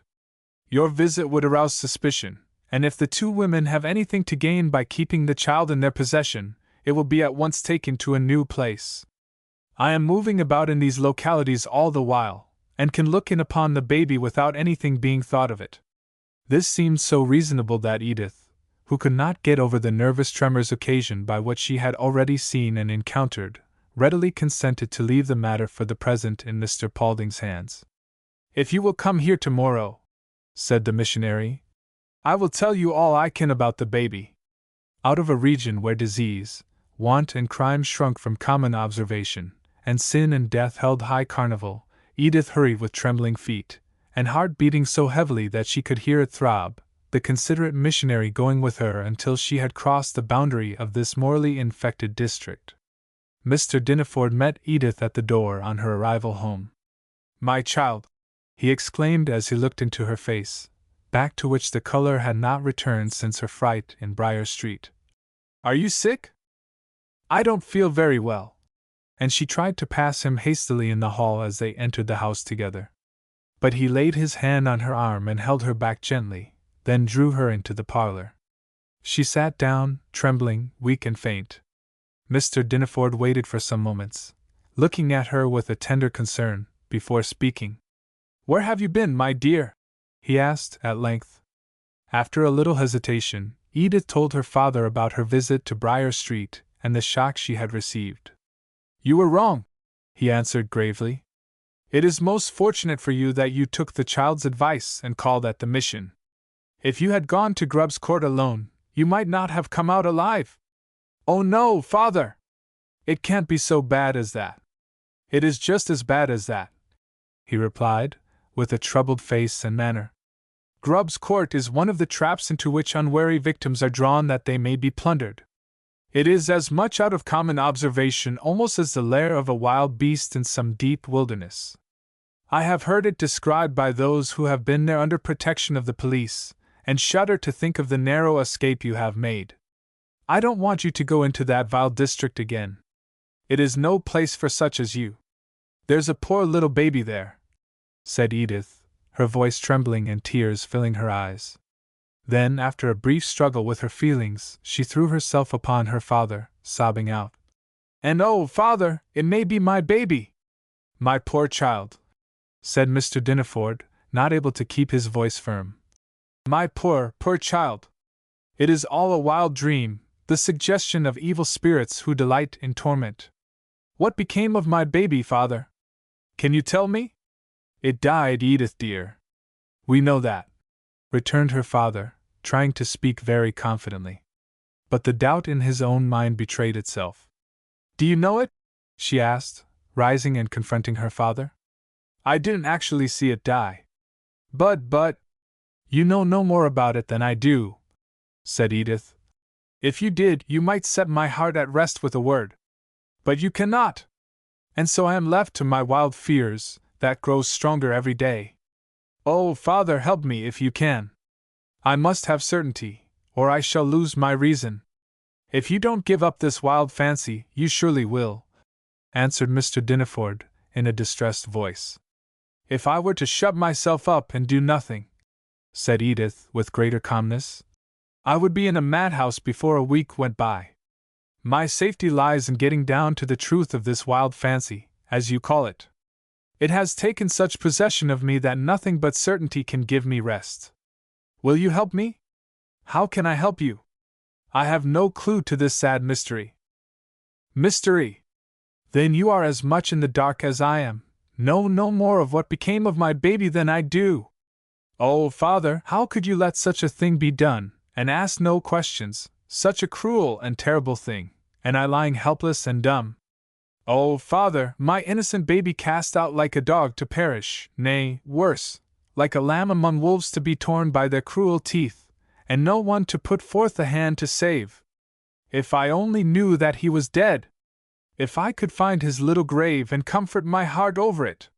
Weak, naturally good men, like Mr. Dineford, often permit great wrongs to be done in shrinking from conflict and evading the sterner duties of life. They are often the faithless guardians of immortal trusts. There was a tone of accusation and rebuke in Edith's voice that smote painfully on her father's heart. He answered feebly, "What could I do? How should I know that anything wrong was being done? You were very ill, and the baby was sent away to be nursed, and then I was told that it was dead." "Oh, father! Sent away without your seeing it! My baby! Your little grandson! Oh, father! But you know, dear, in what a temper of mind your mother was, how impossible it is for me to do anything with her when she once sets herself to do a thing. Even if it be murder," said Edith in a hoarse whisper. "Hush, hush, my child! You must not speak so," returned the agitated father. A silence fell between them. A wall of separation began to grow up. Edith arose and was moving from the room. "My daughter!" There was a sob in the father's voice. Edith stopped.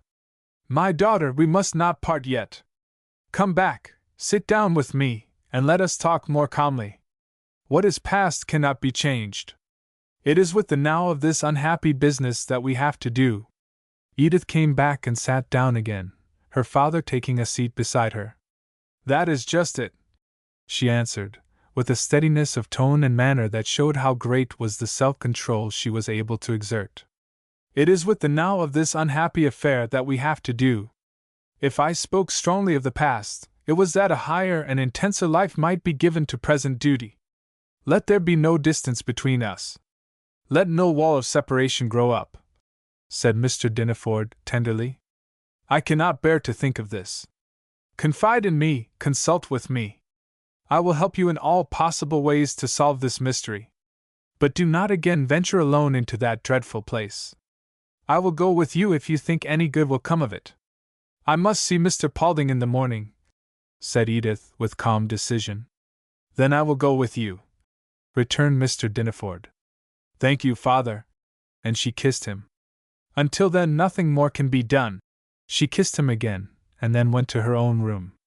After locking the door, she sank on her knees, leaning forward, with her face buried in the cushion of a chair, and did not rise for a long time. Chapter 14. On the next morning, after some persuasion, Edith consented to postpone her visit to Grubb's Court until after her father had seen Mr. Paulding, the missionary. "Let me go first and gain what information I can," he urged. "It may save you a fruitless errand." It was not without a feeling of almost unconquerable repugnance that Mr. Dinneford took his way to the mission house in Briar Street. His tastes, his habits, and his naturally kind and sensitive feelings all made him shrink from personal contact with suffering and degradation. He gave much time and care to the good work of helping the poor and the wretched, but did his work in boards and on committees, rather than in the presence of the needy and suffering. He was not one of those who would pass over to the other side and leave a wounded traveler to perish, but he would avoid the road to Jericho, if he thought it likely any such painful incident would meet him in the way and shock his fine sensibilities. He was willing to work for the downcast, the wronged, the suffering, and the vile, but preferred doing so at a distance, and not in immediate contact. Thus it happened that, although one of the managers of the Briar Street Mission and familiar with its work in a general way, he had never been at the mission house, had never, in fact, set his foot within the morally plague-stricken district in which it stood. He had often been urged to go, but could not overcome his reluctance to meet humanity face to face in its sadder and more degraded aspects. Now a necessity was upon him, and he had to go. It was about 10 o'clock in the morning when, at almost a single step, he passed from what seemed paradise to purgatory. The sudden contrast was so great. There were but few persons in the little street, where the mission was situated at that early hour, and most of these were children, poor, half-clothed, dirty, wan-faced, keen-eyed and alert bits of humanity, older by far than their natural years, few of them possessing any higher sense of right and wrong than young savages. The night's late orgies or crimes had left most of their elders in a heavy morning sleep, from which they did not usually awaken before midday. Here and there one and another came creeping out, impelled by a thirst no water could quench. Now it was a bloated, wild-eyed man, dirty and forlorn beyond description, shambling into sight, but disappearing in a moment or two in one of the dram shops, whose name was Legion, and now it was a woman with the angel all gone out of her face, barefooted, blotched, coarse, red-eyed, bruised and awfully disfigured by her vicious, drunken life. Her steps too made haste to the dram shop. Such houses for men and women to live in as now stretched before his eyes in long dreary rows Mr. Dinneford had never seen, except in isolated cases of vice and squalor. To say that he was shocked would but faintly express his feelings. Hurrying along, he soon came in sight of the mission. At this moment a jar broke the quiet of the scene. Just beyond the mission house 2 women suddenly made their appearance, one of them pushing the other out upon the street. Their angry cries rent the air, filling it with profane and obscene oaths. They struggled together for a little while, and then one of them, a woman with gray hair and not less than 60 years of age, fell across the curb with her head on the cobblestones.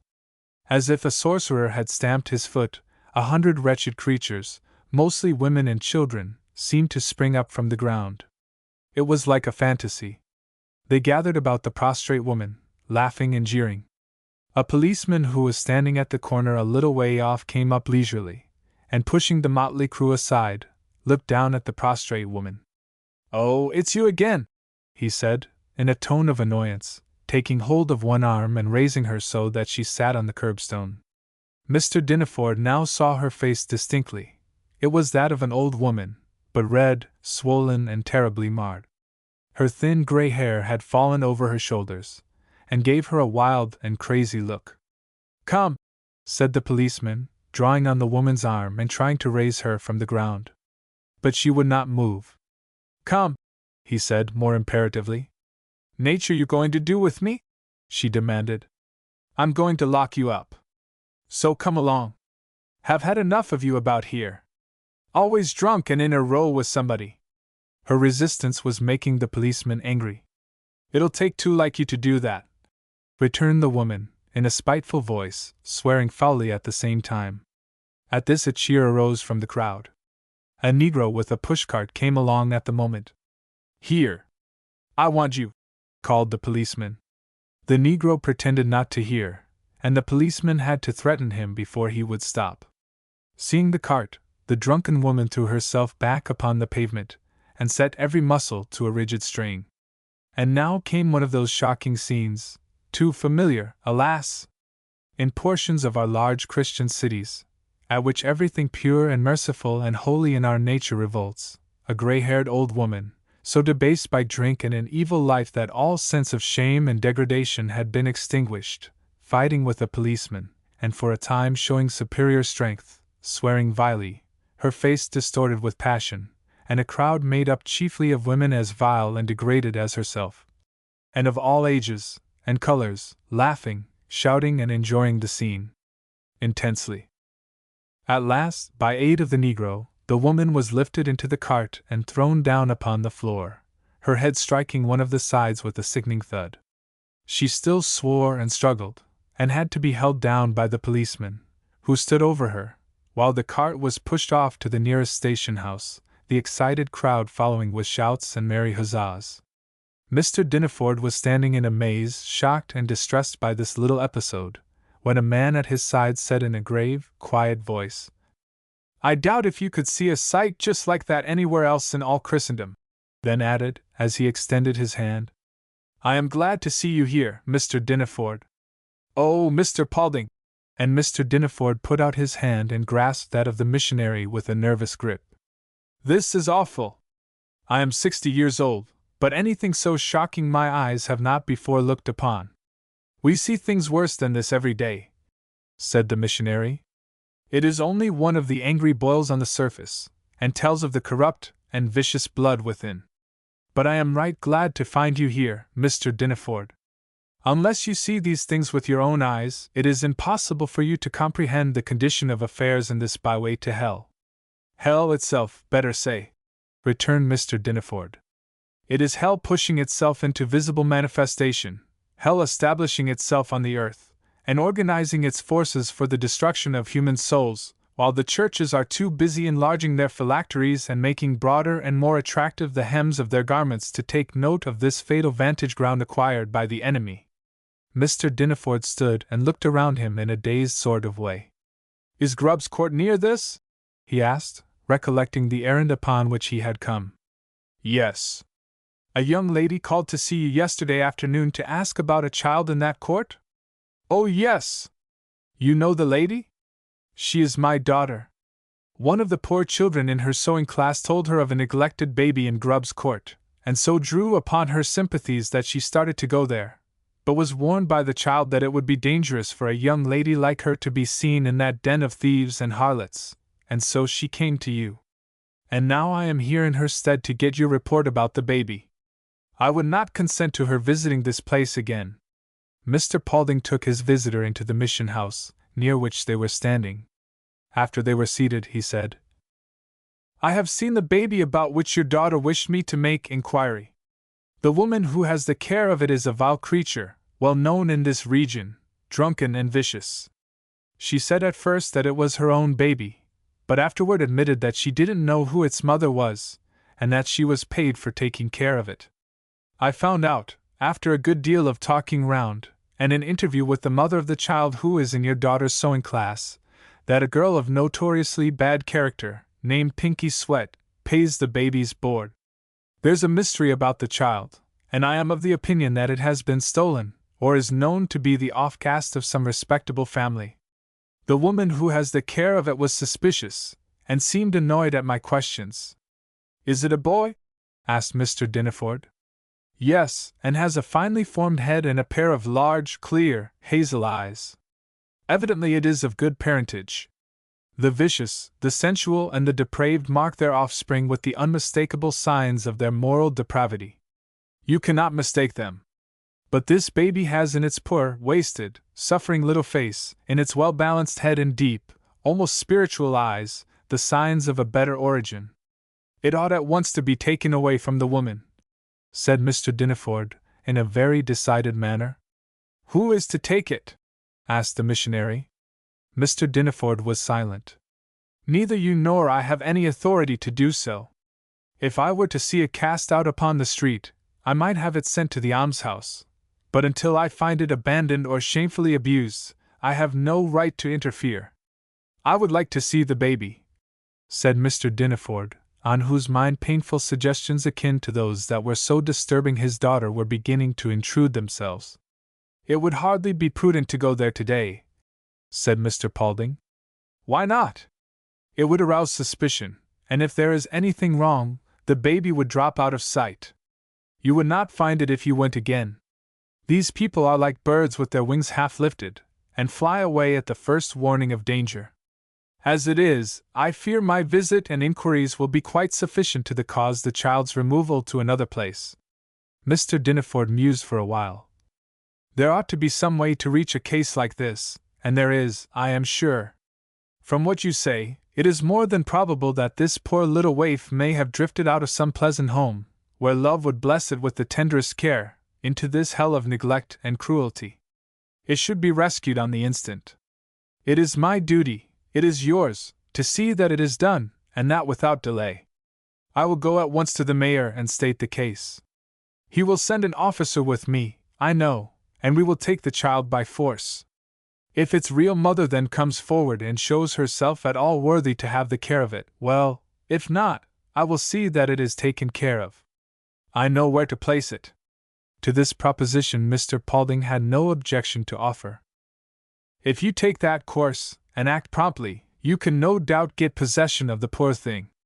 Indeed, sir, and the missionary spoke with much earnestness, if men of influence like yourself would come here and look the evil of suffering and neglected children in the face, and then do what they could to destroy that evil, there would soon be joy in heaven over the good work accomplished by their hands.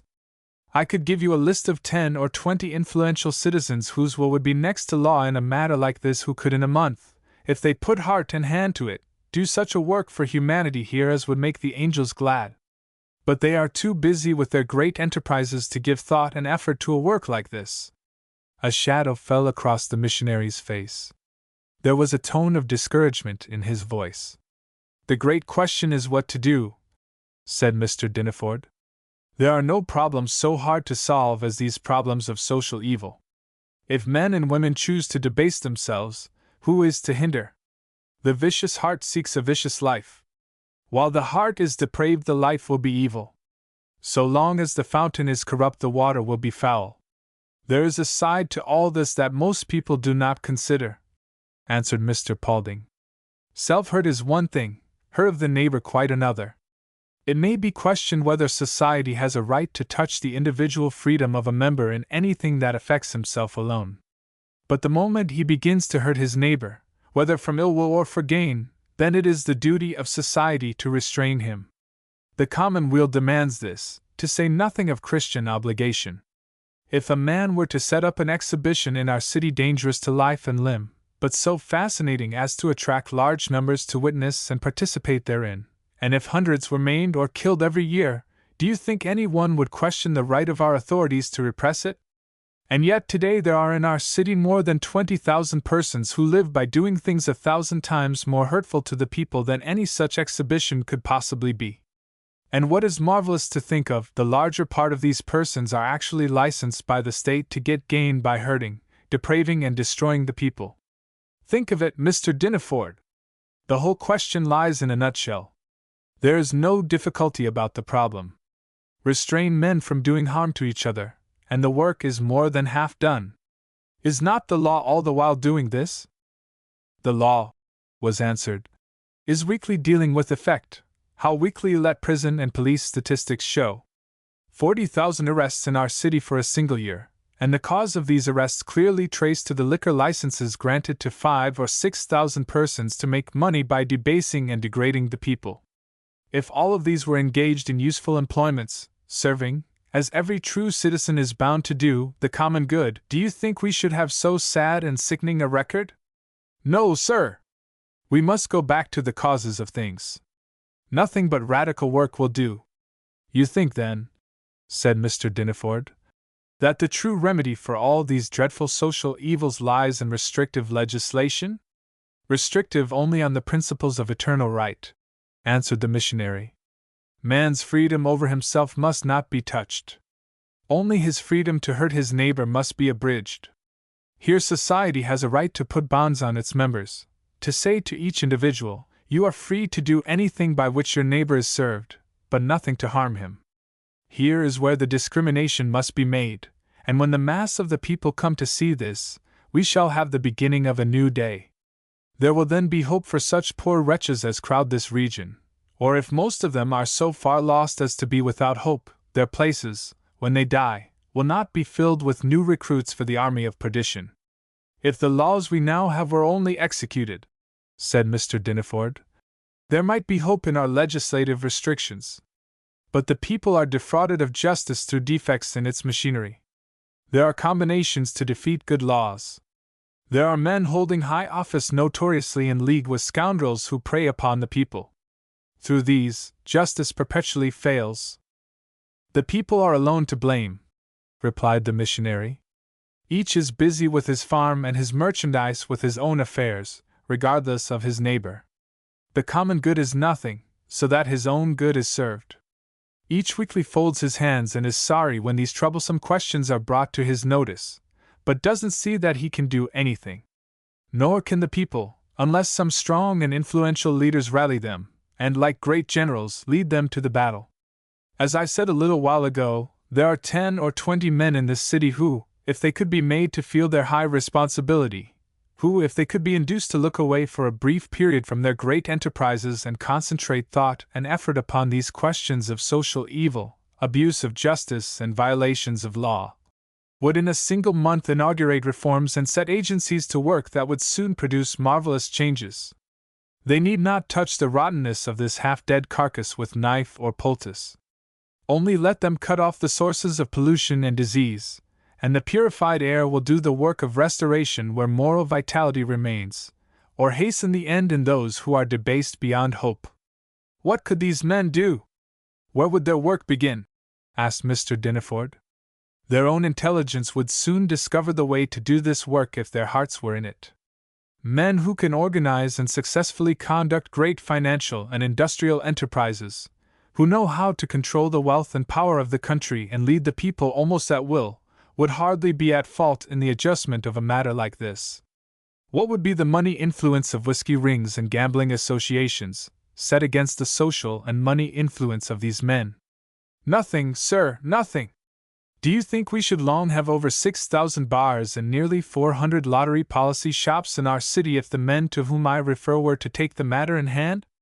Are there so many policy shops? Asked Mr. Dineford in surprise. There may be more. You will find them by scores in every locality where poor and ignorant people are crowded together, sucking out their substance, and in the neighborhood of all the market houses and manufactories, gathering in spoil. The harm they are doing is beyond computation. The men who control this unlawful business are rich and closely organized.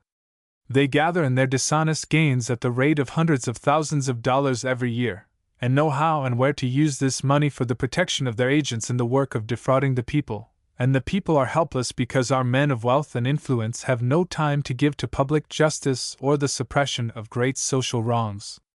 With them, as things now are, rests the chief responsibility. They have the intelligence, the wealth, and the public confidence, and are fully equal to the task if they will put their hands to the work. Let them but lift the standard and sound the trumpet of reform, and the people will rally instantly at the call. It must not be a mere spasmodic effort, a public meeting with wordy resolutions and strong speeches only, but organized work based on true principles of social order and the just rights of the people. You are very much in earnest about this matter, said Mr. Dineford, seeing how excited the missionary had grown. And so would you and every other good citizen become if, standing face to face, as I do daily, with this awful debasement and crime and suffering, you were able to comprehend something of its real character.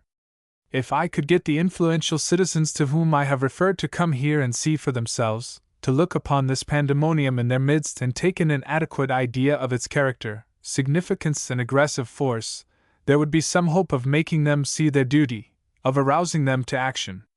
But they stand aloof, busy with personal and material interest, while thousands of men, women, and children are yearly destroyed, soul and body, through their indifference to duty and ignorance of their fellows' suffering. It is easy to say such things, answered Mr. Dineford, who felt the remarks of Mr. Paulding as almost personal. Yes, it is easy to say them, returned the missionary, his voice dropping to a lower key. And it may be of little use to say them. I am sometimes almost in despair, standing so nearly alone as I do with my feet on the very brink of this devastating flood of evil, and getting back only faint echoes to my calls for help. But when year after year I see some sheaves coming in as the reward of my efforts and of the few noble hearts that work with me, I thank God and take courage, and I lift my voice and call more loudly for help, trusting that I may be heard by some who, if they would only come up to the help of the Lord against the mighty, would scatter his foes like chaff on the threshing floor. But I am holding you back from your purpose to visit the mayor. I think you had better act promptly if you would get possession of the child. I shall be interested in the result, and will take it as a favor if you will call at the mission again. Chapter 15. When Mr. Dineford and the policeman sent by the mayor at his solicitation visited Grubb's Court, the baby was not to be found. The room in which it had been seen by Mr. Paulding was vacant. Such a room as it was, low and narrow, with bare, blackened walls, the single window having scarcely 2 whole panes of glass, the air loaded with the foulness that exhaled from the filth-covered floor, the only furniture a rough box and a dirty old straw bed lying in a corner. As Mr. Dineford stood at the door of this room and inhaled its fetid air, he grew sick, almost faint. Stepping back, with a shocked and disgusted look on his face, he said to the policeman, "There must be a mistake. This cannot be the room." 2 or 3 children and a coarse, half-clothed woman, seeing a gentleman going into the house accompanied by a policeman, had followed them closely upstairs. "Who lives in this room?" asked the policeman, addressing the woman. "Don't know as anybody lives there now," she replied, with evident evasion. "Who did live here?" demanded the policeman. "Oh, lots," returned the woman curtly. "I want to know who lived here last," said the policeman, a little sternly. "Can't say, never keep the run of 'em," answered the woman, with more indifference than she felt. "Goin' and comin' all the while. Maybe it was Pole Davis. Had she a baby?" The woman gave a vulgar laugh as she replied, "I rather think not." "It was Moll Fling," said one of the children, "and she had a baby." "When was she here last?" inquired the policeman. The woman, unseen by the latter, raised her fist and threatened the child, who did not seem to be in the least afraid of her, for she answered promptly, "She went away about an hour ago." "And took the baby?" "Yes. You see, Mr. Paulding was here asking about the baby, and she got scared." "Why should that scare her?" "I don't know, only it isn't her baby." "How do you know that?" "'Cause it isn't, I know it isn't. She's paid to take care of it." "Who by?" "Pinky Sweat." "Who's Pinky Sweat?" "Don't you know Pinky Sweat?" And the child seemed half surprised. "Where does Pinky Sweat live?" asked the policeman. "She did live next door for a while, but I don't know where she's gone." Nothing beyond this could be ascertained. But having learned the names of the women who had possession of the child, the policeman said there would be no difficulty about discovering them. It might take a little time, but they could not escape the vigilance of the police. With this assurance, Mr. Dineford hastened from the polluted air of Grubb's Court, and made his way to the mission in Briar Street, in order to have some further conference with Mr. Paulding. "As I feared," said the missionary, on learning that the baby could not be found. These creatures are as keen of scent as Indians, and know the smallest sign of danger. It is very plain that there is something wrong, that these women have no natural right to the child, and that they are not using it to beg with. Do you know a woman called Pinky Sweat? Asked the policeman. I've heard of her, but do not know her by sight. She bears a hard reputation even here, and adds to her many evil accomplishments the special one of adroit robbery. A victim lured to her den rarely escapes without loss of watch or pocketbook. And not 1 in 100 dares to give information, for this would expose him to the public, and so her crimes are covered. Pinky Sweat is not the one to bother herself about a baby unless its parentage be known, and not then unless the knowledge can be turned to advantage. The first thing to be done, then, is to find this woman, said the policeman. That will not be very hard work. But finding the baby, if she thinks you are after it, would not be so easy, returned Mr. Paulding. She's as cunning as a fox. We shall see. If the chief of police undertakes to find the baby, it won't be out of sight long. You'd better confer with the mayor again, added the policeman, addressing Mr. Dinaford. I will do so without delay, returned that gentleman. I hope to see you here again soon, said the missionary as Mr. Dinaford was about going. If I can help you in any way, I shall do so gladly. I have no doubt but that you can render good service.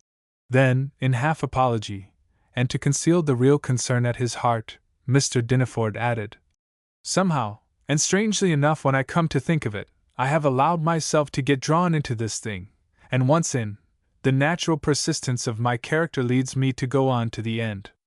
I am one of those who cannot bear to give up or acknowledge a defeat, and so, having set my hand to this work, I am going to see it through.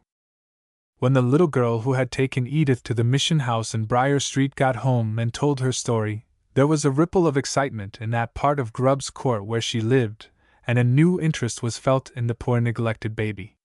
Mr. Paulding's visit and inquiries added to this interest. It had been several days since Pinky Sweat's last visit to the child to see that it was safe. On the morning after Edith's call at the mission she came in about 10 o'clock, and heard the news.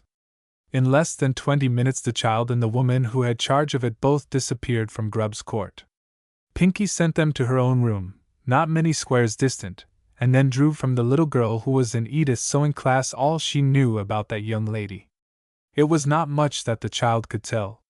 She was very sweet and good and handsome, and wore such beautiful clothes, was so kind and patient with the girls, but she did not remember her name, thought it was Edith. Now see here, said Pinky, and she put some money into the child's hand. I want you to find out for me what her name is and where she lives. Mind, you must be very careful to remember. What do you want to know for? Asked the little girl. That's none of your business. Do what I tell you, returned Pinky, with impatience. And if you do it right, I'll give you a quarter more. When do you go again? Next week, on Thursday. Not till next Thursday, exclaimed Pinky, in a tone of disappointment. The school's only once a week. Pinky chafed a good deal, but it was of no use, she must wait. You'll be sure and go next Thursday? She said. If Mother lets me, replied the child. Oh, I'll see to that. I'll make her let you. What time does the school go in? At 3 o'clock. Very well. You wait for me. I'll come round here at 2:30, and go with you. I want to see the young lady. They'll let me come into the school and learn to sew, won't they? I don't know, you're too big, and you don't want to learn. How do you know I don't? Because I do. Pinky laughed and then said, You'll wait for me? Yes, if Mother says so. All right. And Pinky hurried away to take measures for hiding the baby from a search that she felt almost sure was about being made. The first thing she did was to soundly abuse the woman in whose care she had placed the hapless child for her neglect and ill treatment, both of which were too manifest, and then to send her away. Under the new aspect of affairs she did not mean to trust this woman, nor indeed to trust anybody who knew anything of the inquiries which had been made about the child. A new nurse must be found, and she must live as far away from the old locality as possible. Pinky was not one inclined to put things off. thought and act were always close together. Scarcely had the woman been gone 10 minutes, before, bundling the baby in a shawl, she started off to find a safer hiding place.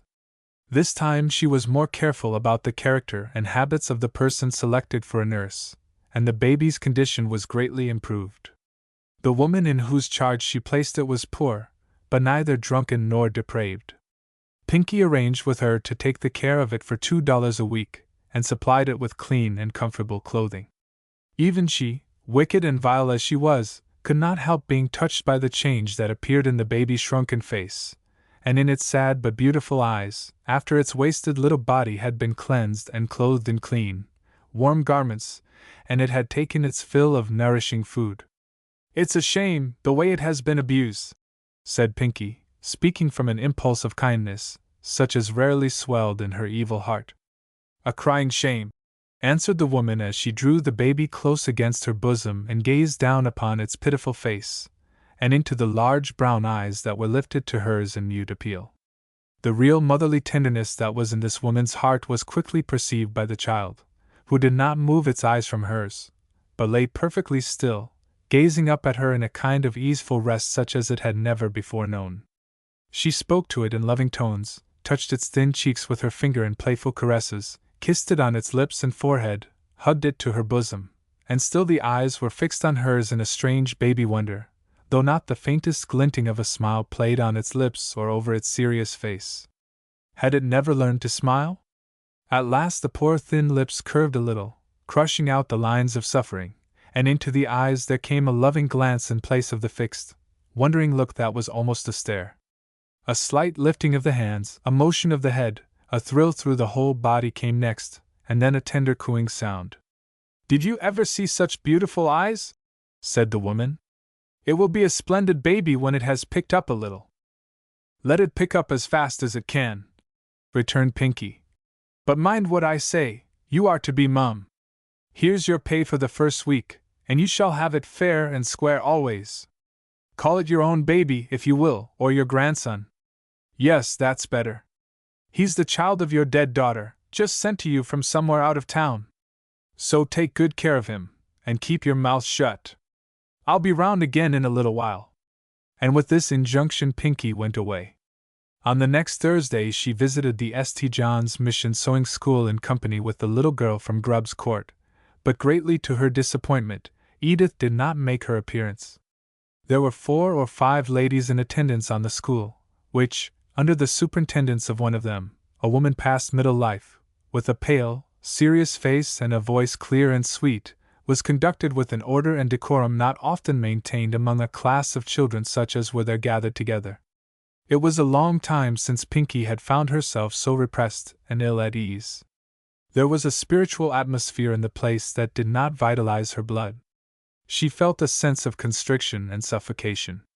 She had taken her seat in the class taught usually by Edith, with the intention of studying that young lady and finding out all she could about her, not doubting her ability to act the part in hand with perfect self-possession.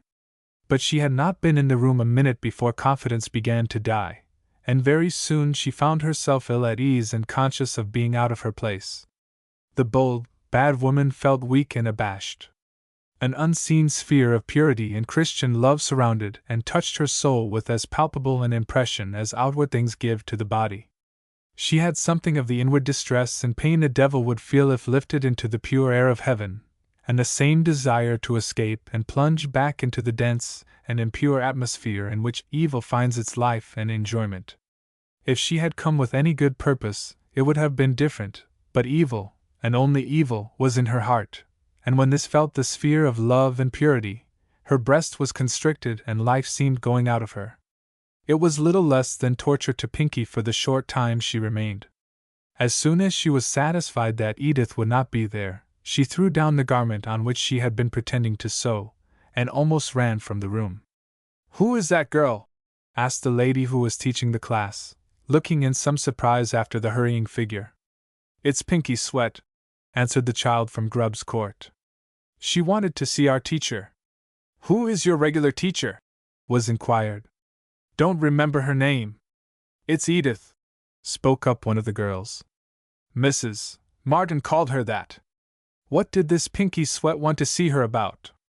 Don't know, answered the child as she remembered the money Pinky had given her and the promise of more.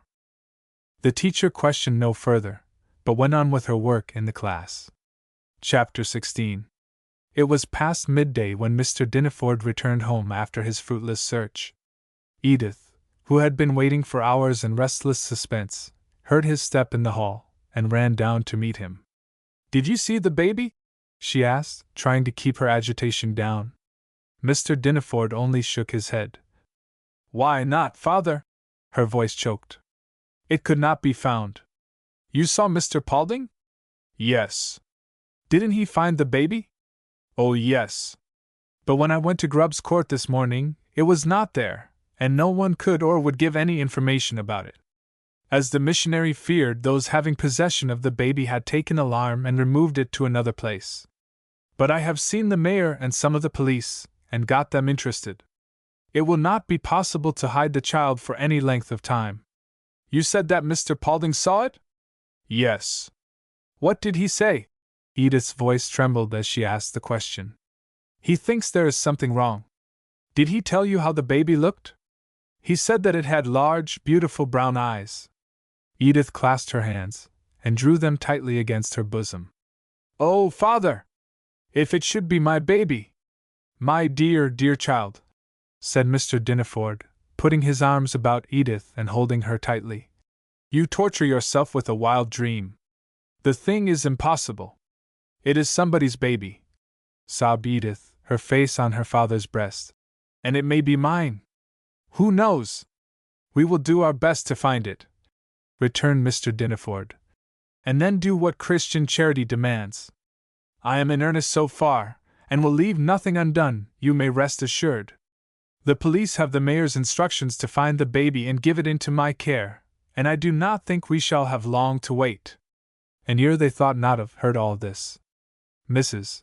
Dineford's suspicions had been aroused by many things in Edith's manner and conduct of late, and she had watched her every look and word and movement with a keenness of observation that let nothing escape. Careful as her husband and daughter were in their interviews, it was impossible to conceal anything from eyes that never failed in watchfulness. An unguarded word here, a look of mutual intelligence there, a sudden silence when she appeared, an unusual soberness of demeanor and evident absorbed interest in something they were careful to conceal, had the effect to quicken all Mrs. Dineford's alarms and suspicions. She had seen from the top of the stairs a brief but excited interview pass between Edith and her father as the latter stood in the vestibule that morning, and she had noticed the almost wild look on her daughter's face as she hastened back along the hall and ran up to her room. Here she stayed alone for over an hour, and then came down to the parlor, where she remained restless, moving about or standing by the window for a greater part of the morning. There was something more than usual on hand. Guilt in its guesses came near the truth. What could all this mean, if it had not something to do with the cast-off baby? Certainty at last came. She was in the dining room when Edith ran down to meet her father in the hall, and slipped noiselessly and unobserved into one of the parlors, where, concealed by a curtain, she heard everything that passed between her husband and daughter. Still as death she stood, holding down the strong pulses of her heart. From the hall Edith and her father turned into one of the parlors, the same in which Mrs. Dineford was concealed behind the curtain, and sat down. "It had large brown eyes?" said Edith, a yearning tenderness in her voice. "Yes, and a finely formed bead, showing good parentage," returned the father. "Didn't you find out who the women were, the two bad women the little girl told me about? If we had their names, the police could find them. The little girl's mother must know who they are." "We have the name of one of them," said Mr. Dineford. "She is called Pinky Sweat, and it can't be long before the police are on her track. She is said to be a desperate character. Nothing more can be done now. We must wait until the police work up the affair.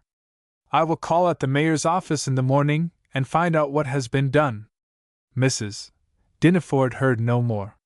The bell rang, and her husband and daughter left the parlor and went upstairs. The moment they were beyond observation, she glided noiselessly through the hall, and reached her chamber without being noticed. Soon afterward she came down dressed for visiting, and went out hastily, her veil closely drawn. Her manner was hurried. Descending the steps, she stood for a single moment, as if hesitating which way to go, and then moved off rapidly.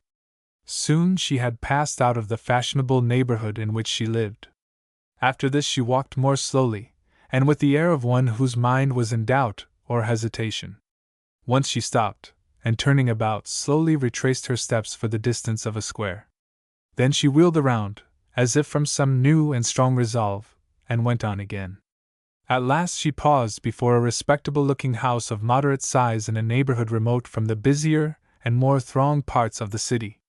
The shutters were all bowed down to the parlor, and the house had a quiet, unobtrusive look. Mrs. Dinneford gave a quick, anxious glance up and down the street, and then hurriedly ascended the steps and rang the bell. "Is Mrs. Hoyt in?" she asked of a stupid-looking girl who came to the door. "Yes, ma'am," was answered. "Tell her a lady wants to see her." And she passed into the plainly furnished parlor. There were no pictures on the walls nor ornaments on the mantelpiece, nor any evidence of taste, nothing homelike, in the shadowed room, the atmosphere of which was close and heavy. She waited here for a few moments, when there was a rustle of garments, and the sound of light, quick feet on the stairs. A small, dark-eyed, sallow-faced woman entered the parlor. "Mrs. Bray, no, Mrs. Hoyt. Mrs. Dinneford." And the two women stood face to face for a few moments, each regarding the other keenly. "Mrs. Hoyt, don't forget," said the former, with a warning emphasis in her voice. "Mrs. Bray is dead." In her heart Mrs. Dinneford wished that it were indeed so. "Anything wrong?" asked the black-eyed little woman. "Do you know a Pinky Sweat?" asked Mrs. Dinneford abruptly. Mrs. Hoyt, so we must now call her, betrayed surprise at this question, and was about answering "No," but checked herself and gave a half-hesitating "Yes," adding the question, "What about her?" Before Mrs. Dinneford could reply, however, Mrs. Hoyt took hold of her arm and said, "Come up to my room. Walls have ears sometimes, and I will not answer for these." Mrs. Dinneford went with her upstairs to a chamber in the rear part of the building. "We shall be out of earshot here," said Mrs. Hoyt as she closed the door, locking it at the same time. "And now tell me what's up, and what about Pinky Sweat? You know her?" "Yes, slightly. More than slightly, I guess." Mrs. Hoyt's eyes flashed impatiently. Mrs. Dinneford saw it, and took warning. "She's got that cursed baby." "How do you know?" "No matter how I know. It's enough that I know." "Who is she?" "That question may be hard to answer. About all I know of her is that she came from the country a few years ago, and has been drifting about here ever since." "What is she doing with that baby? And how did she get hold of it?" Questions more easily asked than answered. "Pshaw! I don't want any beating about the bush, Mrs. Bray." "Mrs. Hoyt," said the person addressed. "Oh, well, Mrs. Hoyt, then. We ought to understand each other by this time." "I guess we do." And the little woman arched her brows. "I don't want any beating about the bush," resumed Mrs. Dinneford. "I am here on business." "Very well, let's to business then." And Mrs. Hoyt leaned back in her chair. "Edith knows that this woman has the baby," said Mrs. Dinneford. "What?" And Mrs. Hoyt started to her feet. "The mayor has been seen, and the police are after her." "How do you know?" "Enough that I know. And now, Mrs.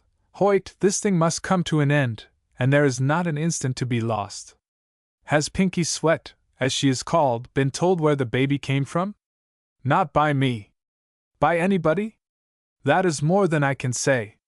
"What has become of the woman I gave it to?" "She's about somewhere." "When did you see her?" Mrs. Hoyt pretended to think for some moments, and then replied, "Not for a month or two." "Had she the baby then?" "No, she was rid of it long before that." "Did she know this Pinky Sweat?" "Yes." "Curse the brat. If I'd thought all this trouble was to come, I'd have smothered it before it was half an hour old." Risky business, remarked Mrs. Hoyt. Safer than to have let it live, said Mrs. Dineford, a hard, evil expression settling around her mouth. And now I want the thing done. You understand. Find this Pinky Sweat. The police are after her, and may be ahead of you. I am desperate, you see. Anything but the discovery and possession of this child by Edith. It must be got out of the way. If it will not starve, it must drown. Mrs. Dineford's face was distorted by the strength of her evil passions. Her eyes were full of fire, flashing now, and now glaring like those of a wild animal. It might fall out of a window, said Mrs. Hoyt, in a low, even voice, and with a faint smile on her lips. Children fall out of windows sometimes. But don't always get killed, answered Mrs. Dineford coldly. Or it might drop from somebody's arms into the river, off the deck of a ferry boat, I mean, added Mrs. Hoyt. That's better. But I don't care how it's done, so it's done. Accidents are safer, said Mrs. Hoyt. I guess you're right about that. Let it be an accident, then. It was half an hour from the time Mrs. Dineford entered this house before she came away. As she passed from the door, closely veiled, a gentleman whom she knew very well was going by on the opposite side of the street. From something in his manner she felt sure that he had recognized her, and that the recognition had caused him no little surprise. Looking back 2 or 3 times as she hurried homeward, she saw, to her consternation, that he was following her, evidently with the purpose of making sure of her identity. To throw this man off of her track was Mrs. Dineford's next concern. This she did by taking a streetcar that was going in a direction opposite to the part of the town in which she lived, and riding for a distance of over a mile. An hour afterward she came back to her own neighborhood, but not without a feeling of uneasiness. Just as she was passing up to the door of her residence, a gentleman came hurriedly around the nearest corner. She recognized him at a glance. It seemed as if the servant would never answer her ring. On he came, until the sound of his steps was in her ears. He was scarcely 10 paces distant when the door opened, and she passed in. When she gained her room, she sat down faint and trembling. Here was a new element in the danger and disgrace that were digging her steps so closely. As we have seen, Edith did not make her appearance at the mission sewing school on the following Thursday, nor did she go there for many weeks afterward. The wild hope that had taken her to Briar Street, the nervous strain and agitation attendant on that visit, and the reaction occasioned by her father's failure to get possession of the baby, were too much for her strength, and an utter prostration of mind and body was the consequence. There was no fever nor sign of any active disease, only weakness, nature's enforced quietude, that life and reason might be saved. Chapter 17. The police were at fault. They found Pinky Sweat, but were not able to find the baby. Careful as they were in their surveillance, she managed to keep them on the wrong track and to baffle every effort to discover what had been done with the child. In this uncertainty months went by. Edith came up slowly from her prostrate condition, paler, sadder and quieter, living in a kind of waking dream. Her father tried to hold her back from her mission work among the poor, but she said, "I must go, father. I will die if I do not." And so her life lost itself in charities. Now and then her mother made an effort to draw her into society. She had not yet given up her ambition, nor her hope of one day seeing her daughter take social rank among the highest, or what she esteemed the highest. But her power over Edith was entirely gone. She might as well have set herself to turn the wind from its course as to influence her in anything. It was all in vain. Edith had dropped out of society, and did not mean to go back. She had no heart for anything outside of her home, except the Christian work to which she had laid her hands. The restless, watchful, suspicious manner exhibited for a long time by Mrs. Dineford, and particularly noticed by Edith, gradually wore off. She grew externally more like her old self, but with something new in the expression of her face when in repose, that gave a chill to the heart of Edith whenever she saw its mysterious record, that seemed in her eyes only an imperfect effort to conceal some guilty secret. Thus the mother and daughter, though in daily personal contact, stood far apart, were internally as distant from each other as the antipodes. As for Mr. Dineford, what he had seen and heard on his first visit to Briar Street had aroused him to a new and deeper sense of his duty as a citizen. Against all the reluctance and protests of his natural feelings, he had compelled himself to stand face to face with the appalling degradation and crime that festered and rioted in that almost heaven-deserted region. He had heard and read much about its evil condition, but when, under the protection of a policeman, he went from house to house, from den to den, through cellar and garret and hovel, comfortless and filthy as dog kennels and pigsties, and saw the sick and suffering, the utterly vile and debauched, starving babes and children with faces marred by crime, and the legion of harpies who were among them as birds of prey, he went back to his home sick at heart, and with a feeling of helplessness and hopelessness out of which he found it almost impossible to rise. We cannot stain our pages with a description of what he saw. It is so vile and terrible, alas, so horrible, that few would credit it. The few imperfect glimpses of life in that region which we have already given are sad enough and painful enough, but they only hint at the real truth. "What can be done?" asked Mr. Dineford of the missionary, at their next meeting, in a voice that revealed his utter despair of a remedy. "To me it seems as if nothing but fire could purify this region. The causes that have produced this would soon create another as bad," was answered. "What are the causes?" "The primary cause," said Mr. Paulding, "is the effort of hell to establish itself on the earth for the destruction of human souls. The secondary cause lies in the indifference and supineness of the people. While the husbandmen slept, the enemy sowed tares. Thus it was of old, and thus it is today. The people are sleeping or indifferent, the churches are sleeping or indifferent, while the enemy goes on sowing tares for the harvest of death." "Well may you say the harvest of death," returned Mr. Dineford, gloomily. "And hell," added the missionary, with a stern emphasis. "Yes, sir, it is the harvest of death and hell that is gathered here, and such a full harvest! There is little joy in heaven over the sheaves that are garnered in this accursed region. What hope is there in fire, or any other purifying process, if the enemy be permitted to go on sowing his evil seed at will?" "How will you prevent it?" asked Mr. Dineford. "Not by standing afar off and leaving the enemy in undisputed possession, not by sleeping while he sows and reaps and binds into bundles for the fires his harvests of human souls. We must be as alert and wise and ready of hand as he, and God being our helper, we can drive him from the field." "You have thought over this sad problem a great deal," said Mr. Dineford. "You have stood face to face with the enemy for years, and know his strength and his resources. Have you any well-grounded hope of ever dislodging him from this stronghold?" "I have just said it, Mr. Dineford. But until the churches and the people come up to the help of the Lord against the mighty, he cannot be dislodged.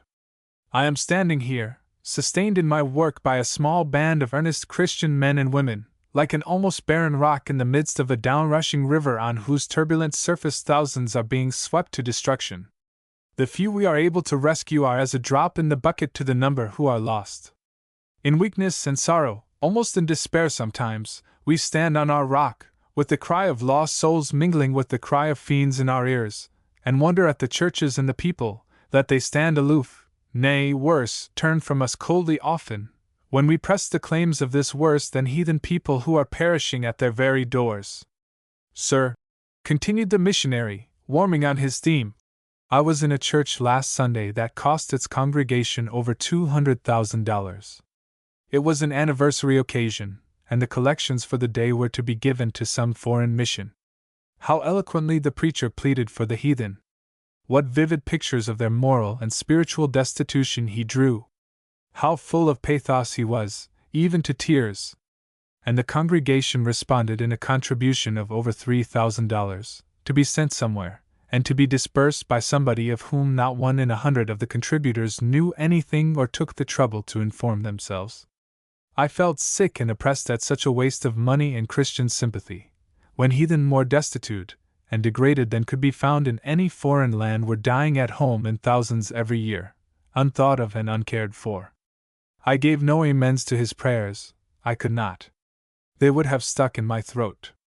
I said to myself, in bitterness and anger, How dare a watchman on the walls of Zion point to an enemy afar off, of whose movements and power and organization he knows but little, while the very gates of the city are being stormed and its walls broken down? But you must excuse me, Mr. Dineford. I lose my calmness sometimes when these things crowd my thoughts too strongly. I am human like the rest, and weak, and cannot stand in the midst of this terrible wickedness and suffering year after year without being stirred by it to the very inmost of my being. In my intense absorption I can see nothing else sometimes. He paused for a little while, and then said, in a quiet, business way, in seeking a remedy for the condition of society found here, we must let common sense and a knowledge of human nature go hand in hand with Christian charity. To ignore any of these is to make failure certain. If the whiskey and policy shops were all closed, the task would be easy. In a single month the transformation would be marvelous. But we cannot hope for this, at least not for a long time to come, not until politics and whiskey are divorced, and not until associations of bad men cease to be strong enough in our courts to set law and justice at defiance. Our work, then, must be in the face of these baleful influences. Is the evil of lottery policies so great that you class it with the curse of rum? Asked Mr. Dineford. It is more concealed, but as all-pervading and almost as disastrous in its effects. The policy shops draw from the people, especially the poor and ignorant, hundreds of thousands of dollars every year. There is no more chance of thrift for one who indulges in this sort of gambling than there is for one who indulges in drink. The vice in either case drags its subject down to want, and in most cases to crime. I could point you to women virtuous a year ago, but who now live abandoned lives, and they would tell you, if you would question them, that their way downward was through the policy shops. To get the means of securing a hoped for prize, of getting $100 or $200 for every single one risked, and so rising above want or meeting some desperate exigency, virtue was sacrificed in an evil moment. The whiskey shops brutalize, benumb and debase or madden with cruel and murderous passions. The policy shops, more seductive and fascinating in their allurements, lead on to as deep a gulf of moral ruin and hopeless depravity. I have seen the poor garments of a dying child sold at a pawn shop for a mere trifle by its infatuated mother, and the money thrown away in this kind of gambling. Women sell or pawn their clothing, often sending their little children to dispose of these articles, while they remain half-clad at home to await the daily drawings and receive the prize they fondly hope to obtain, but which rarely, if ever, comes. Children learn early to indulge this vice, and lie and steal in order to obtain money to gratify it. You would be amazed to see the scores of little boys and girls, white and black, who daily visit the policy shops in this neighborhood to put down the pennies they have begged or received for stolen articles on some favorite numbers. Quick-witted, sharp, eager little wretches, who talk the lottery slang as glibly as older customers. What hope is there in the future for these children? Will their education in the shop of a policy dealer fit them to become honest, industrious citizens? All this was so new and dreadful to Mr. Dineford that he was stunned and disheartened, and when, after an interview with the missionary that lasted over an hour, he went away, it was with a feeling of utter discouragement. He saw little hope of making head against the flood of evil that was devastating this accursed region. Chapter 18. Mrs. Hoyt, alias Bray, found Pinky's sweat, but she did not find the poor cast-off baby. Pinky had resolved to make it her own capital in trade. She parleyed and trifled with Mrs. Hoyt week after week, and each did her best to get down to the other's secret, but in vain. Mutually baffled, they parted at last in bitter anger. One day, about 2 months after the interview between Mrs. Dineford and Mrs. Hoyt described in another chapter, the former received in an envelope a paragraph cut from a newspaper. It read as follows. A child drowned. A sad accident occurred yesterday on board the steamer Fawn as she was going down the river. A woman was standing with a child in her arms near the railing on the lower deck forward. Suddenly the child gave a spring, and was out of her arms in a moment. She caught after it frantically, but in vain. Every effort was made to recover the child, but all proved fruitless. It did not rise to the surface of the water. Mrs. Dineford read the paragraph twice, and then tore it into little bits. Her mouth set itself sternly. A long sigh of relief came up from her chest. After a while the hard lines began slowly to disappear, giving place to a look of satisfaction and comfort. Out of my way at last! She stayed, rising and beginning to move about the room. But the expression of relief and confidence which had come into her face soon died out. The evil counselors that lead the soul into sin become its tormentors after the sin is committed, and torture it with fears. So tortured they this guilty and wretched woman at every opportunity.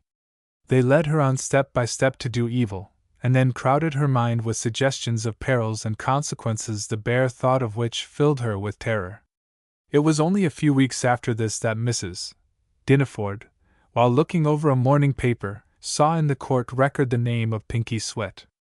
This girl had been tried for robbing a man of his pocketbook, containing $500, found guilty, and sentenced to prison for a term of 2 years. "Good again!" exclaimed Mrs. Dinaford with satisfaction. "The wheel turns." After that she gradually rose above the doubts and dread of exposure that haunted her continually, and set herself to work to draw her daughter back again into society. But she found her influence over Edith entirely gone. Indeed, Edith stood so far away from her that she seemed more like a stranger than a child. 2 or 3 times had Pinky Sweat gone to the mission sewing school in order to get a sight of Edith. Her purpose was to follow her home, and so find out her name, and where she lived. With this knowledge in her possession, she meant to visit Mrs. Bray, and by a sudden or casual mention by name of Edith as the child's mother throw her off her guard, and lead her to betray the fact if it were really so. But Edith was sick at home, and did not go to the school. After a few weeks the little girl who was to identify Edith as the person who had shown so much interest in the baby was taken away from Grubb's Court by her mother, and nobody could tell where to find her. So, Pinky had to abandon her efforts in this direction, and Edith, when she was strong enough to go back to the sewing school, missed the child, from whom she was hoping to hear something that might give a clue to where the poor waif had been taken. Up to the time of her arrest and imprisonment, Pinky had faithfully paid the child's board, and looked in now and then upon the woman who had it in charge, to see that it was properly cared for. How marvelously the baby had improved in these 2 or 3 months! The shrunken limbs were rounded into beautiful symmetry, and the pinched face looked full and rosy. The large brown eyes, in which you once saw only fear or a mystery of suffering, were full of a happy light, and the voice rang out often in merry child laughter. The baby had learned to walk, and was daily growing more and more lovable. But after Pinky's imprisonment there was a change. The woman, Mrs. Burke by name, in whose care the child had been placed could not afford to keep him for nothing. The $2 a week received for his board added just enough to her income to enable her to remain at home. But failing to receive this, she must go out for days' work in families at least twice in every week. What, then, was to be done with little Andy, as the baby was called? At first Mrs. Burke thought of getting him into one of the homes for friendless children, but the pleasant child had crept into her affections, and she could not bear the thought of giving him up. His presence stirred in her heart old and tender things long buried out of sight, and set the past, with its better and purer memories, side by side with the present. She had been many times a mother, but her children were all dead but one, and she, alas! The thought of her, whenever it came, made her heart heavy and sad. "I will keep him a while and see how it comes out," she said, on getting the promise of a neighbor to let Andy play with her children, and keep an eye on him whenever she was out. He had grown strong, and could toddle about and take care of himself wonderfully well for a child of his age. And now began a new life for the baby, a life in which he must look out for himself, and hold his own in a hand-to-hand struggle. He had no rights that the herd of children among whom he was thrown felt bound to respect, and if he were not able to maintain his rights, he must go down helplessly, and he did go down daily, often hourly. But he had will and vital force, and these brought him always to his feet again, and with strength increased rather than lost. On the days that Mrs. Burke went out he lived for most of the time in the little street, playing with the children that swarmed its pavements, often dragged from before wheels or horses' hoofs by a friendly hand, or lifted from some gutter in which he had fallen, dripping with mud. When Mrs. Burke came home on the evening of her first day out. The baby was a sight to see. His clothes were stiff with dirt, his shoes and stockings wet, and his face more like that of a chimney sweep than anything else. But this was not all. There was a great lump as large as a pigeon's egg on the back of his head, a black and blue spot on his forehead, and a bad cut on his upper lip. His joy at seeing her and the tearful cry he gave as he threw his arms about her neck quite overcame Mrs. Burke, and caused her eyes to grow dim. She was angry at the plight in which she found him, and said some hard things to the woman who had promised to look after the child, at which the latter grew angry in turn, and told her to stay at home and take care of the brat herself, or put him in one of the homes. The fresh care and anxiety felt by Mrs. Burke drew little Andy nearer and made her reject more decidedly the thought of giving him up. She remained at home on the day following, but did not find it so easy as before to keep the baby quiet. He had got a taste of the free, wild life of the street, of its companionship and excitement, and fretted to go out. Toward evening she put by her work and went on the pavement with Andy. It was swarming with children. At the sight of them he began to scream with pleasure. Pulling his hand free from that of Mrs. Burke, he ran in among them, and in a moment after was tumbled over on the pavement. His head got a hard knock, but he didn't seem to mind it, for he scrambled to his feet and commenced tossing his hands about, laughing and crying out as wildly as the rest. In a little while, over he was knocked again, and as he fell one of the children stepped on his hand and hurt him so that he screamed with pain. Mrs. Burke caught him in her arms, but when he found that she was going to take him in the house he stopped crying and struggled to get down. He was willing to take the knocks and falls. The pleasure of this free life among children was more to him than any of the suffering it brought. On the next day Mrs. Burke had to go out again. Another neighbor promised to look after Andy.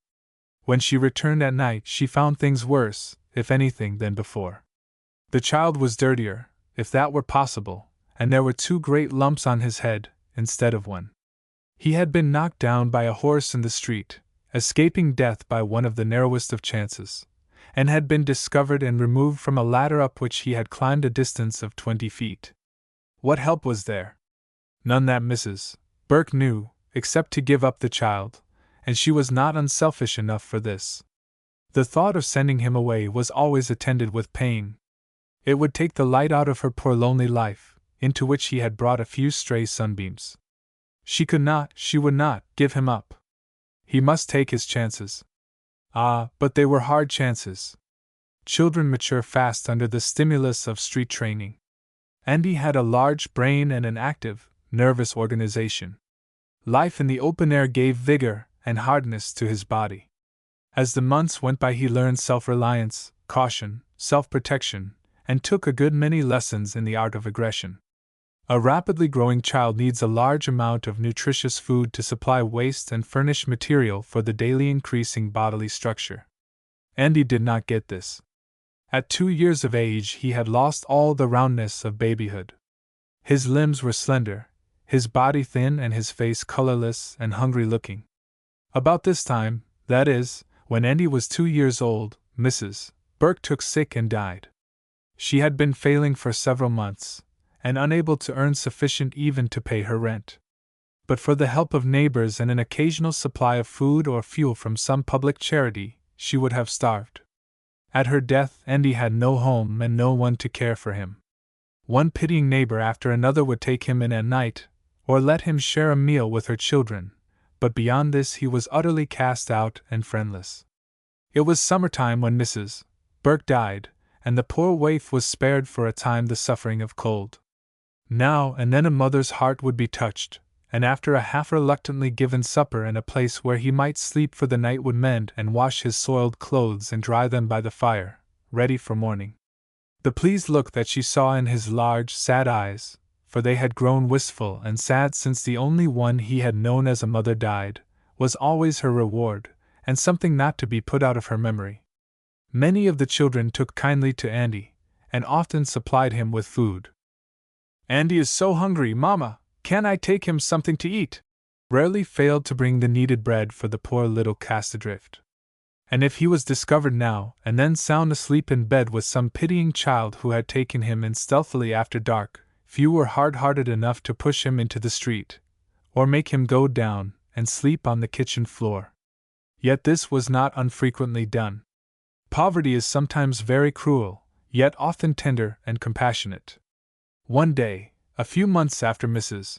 Burke's death, Andy, who was beginning to drift farther and farther away from the little street, yet always managing to get back into it as darkness came on, that he might lay his tired body in some friendly place, got lost in strange localities.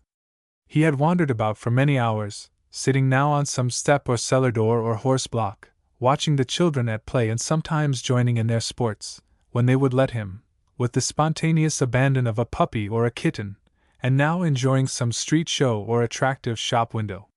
There was nothing of the air of a lost child about him. For all that his manner betrayed, his home might have been in the nearest court or alley. So, he wandered along from street to street without attracting the special notice of any, a bare-headed, barefooted, dirty, half-clad atom of humanity not 3 years old. Hungry, tired and cold, for the summer was gone and mid-autumn had brought its chilly nights, and he found himself, as darkness fell, in a vile, narrow court, among some children as forlorn and dirty as himself. It was Grubb's court, his old home, though in his memory there was of course no record of the place. Too tired and hungry for play, Andy was sitting on the step of a wretched hovel, when the door opened and a woman called sharply the names of her 2 children. They answered a little way off. "Come in this minute and get your suppers," she called again, and turning back without noticing Andy, left the door open for her children. The poor cast adrift looked in and saw light and food and comfort, a home that made him heartsick with longing, mean and disordered and miserable as it would have appeared to your eyes and mine, reader. The 2 children, coming at their mother's call, found him standing just on the threshold gazing in wistfully, and as they entered, he, drawn by their attraction, went in also. Then, turning toward her children, the mother saw Andy. "Out of this!" she cried, in quick anger, raising her hand and moving hastily toward the child. "Off home with you!" Andy might well be frightened at the terrible face and threatening words of this woman, and he was frightened. But he did not turn and fly, as she meant that he should. He had learned, young as he was, that if he were driven off by every rebuff, he would starve. It was only through importunity and perseverance that he lived. So he held his ground, his large, clear eyes fixed steadily on the woman's face as she advanced upon him. Something in those eyes and in the firmly set mouth checked the woman's purpose if she had meant violence. But she thrust him out into the damp street, nevertheless, though not roughly, and shut the door against him. Andy did not cry. Poor little baby that he was, he had long since learned that for him crying did no good. It brought him nothing. Just across the street a door stood open. As a stray kitten creeps in through an open door, so crept he through this one, hoping for shelter and a place of rest. "Who are you?" growled the rough but not unkindly voice of a man, coming from the darkness. At the same moment a light gleamed out from a match, and then the steadier flame of a candle lit up the small room, not more than 8 or 9 feet square, and containing little that could be called furniture. The floor was bare. In one corner were some old bits of carpet and a blanket. A small table, a couple of chairs with the backs broken off, and a few pans and dishes made up the inventory of household goods. As the light made all things clear in this poor room, Andy saw the bloodshot eyes and grisly face of a man, not far past middle life. "Who are you, little one?" he growled again as the light gave him a view of Andy's face. This growl had in it a tone of kindness and welcome to the ears of Andy, who came forward, saying, "I'm Andy." "Indeed? You're Andy, are you?" And he reached out one of his hands. "Yes, I'm Andy," returned the child, fixing his eyes with a look so deep and searching on the man's face that they held him as by a kind of fascination. "Well, Andy, where did you come from?" asked the man. "Don't know," was answered. "Don't know?" Andy shook his head. "Where do you live?" "Don't live nowhere," returned the child. "And I'm hungry." "Hungry?"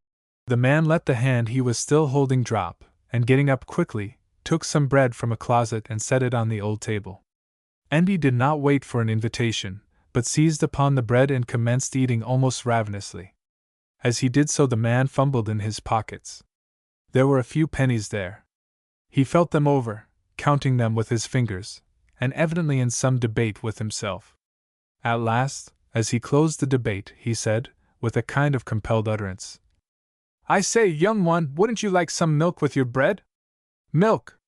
Oh my, oh goody!" "Yes," answered the child, a gleam of pleasure coming into his face. "Then you shall have some." And catching up a broken mug, the man went out. In a minute or two he returned with a pint of milk, into which he broke a piece of bread, and then sat watching Andy as he filled himself with the most delicious food he had tasted for weeks, his marred face beaming with a higher satisfaction than he had known for a long time. "Is it good?" asked the man. "I bet you," was the cheery answer. "Well, you're a little brick," laughed the man as he stroked Andy's head. "And you don't live anywhere?" "No." "Is your mother dead?" "Yes." "And your father?" "Hain't got no father." "Would you like to live here?" Andy looked toward the empty bowl from which he had made such a satisfying meal, and said, "Yes. It will hold us both. You're not very big." And as he said this, the man drew his arm about the boy in a fond sort of way. "I guess you're tired," he added, for Andy, now that an arm was drawn around him, leaned against it heavily. "Yes, I'm tired," said the child. "And sleepy too, poor little fellow. It isn't much of a bed I can give you, but it's better than a doorstep or a rubbish corner." Then he doubled the only blanket he had, and made as soft a bed as possible. On this he laid Andy, who was fast asleep almost as soon as down. "Poor little chap," said the man, in a tender, half-broken voice, as he stood over the sleeping child, candle in hand. "Poor little chap!" The sight troubled him. He turned with a quick, disturbed movement and put the candle down. The light streaming upward into his face showed the countenance of a man so degraded by intemperance that everything attractive had died out of it. His clothes were scanty, worn almost to tatters, and soiled with the slime and dirt of many an ash heap or gutter where he had slept off his almost daily fits of drunkenness. There was an air of irresolution about him, and a strong play of feeling in his marred, repulsive face, as he stood by the table on which he had set the candle. One hand was in his pocket, fumbling over the few pennies yet remaining there. As if drawn by an attraction he could not resist, his eyes kept turning to the spot where Andy lay sleeping. Once, as they came back, they rested on the mug from which the child had taken his supper of bread and milk. "Poor little fellow!"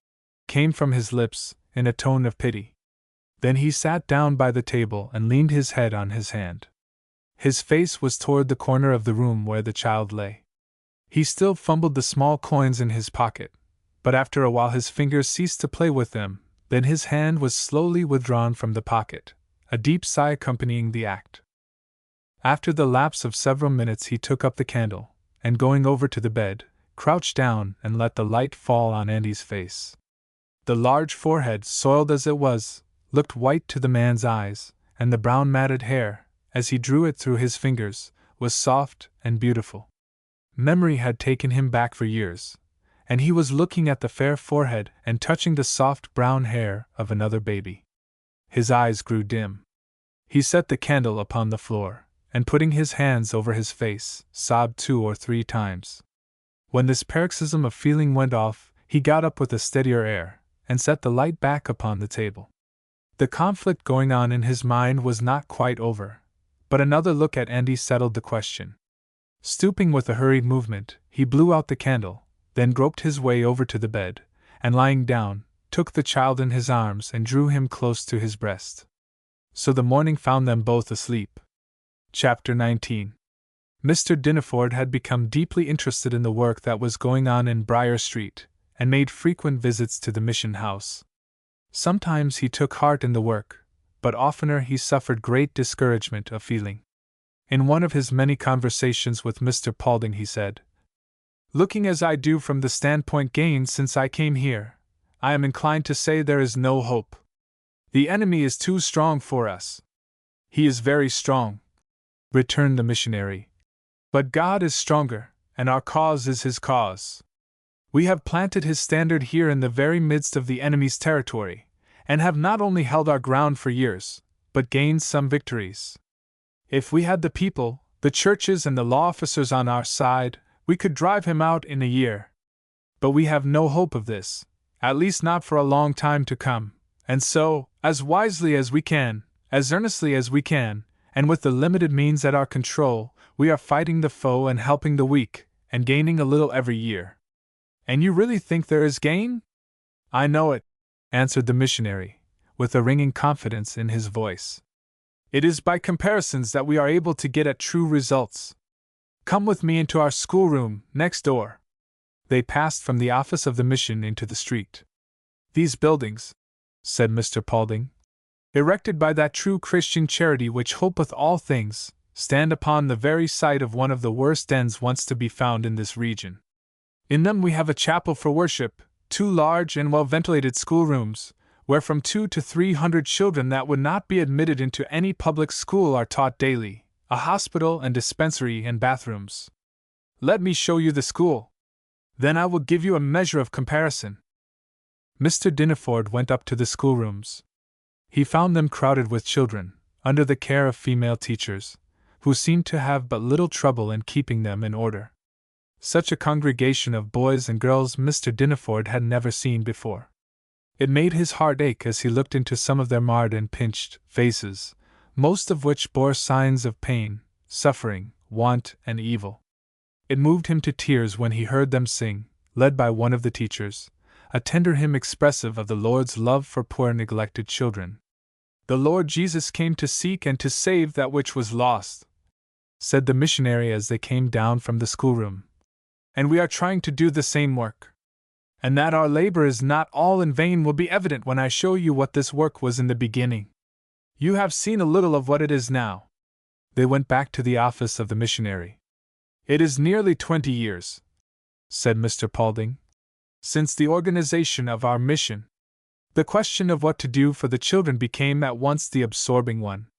The only building in which to open a Sunday school that could be obtained was an old dilapidated frame house used as a receptacle for bones, rags, etc. But so forbidding was its aspect, and so noisome the stench arising from the putrefying bones and rotting rags, that it was feared for the health of those who might occupy it. However, it was agreed to try the effect of scraping, scrubbing, whitewashing, and a liberal use of chloride of lime.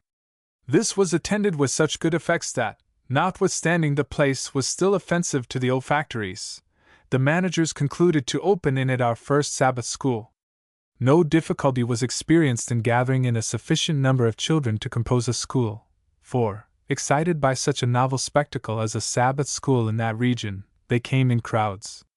But such a Sabbath school as that first one was beyond all doubt the rarest thing of the kind that any of those interested in its formation had ever witnessed.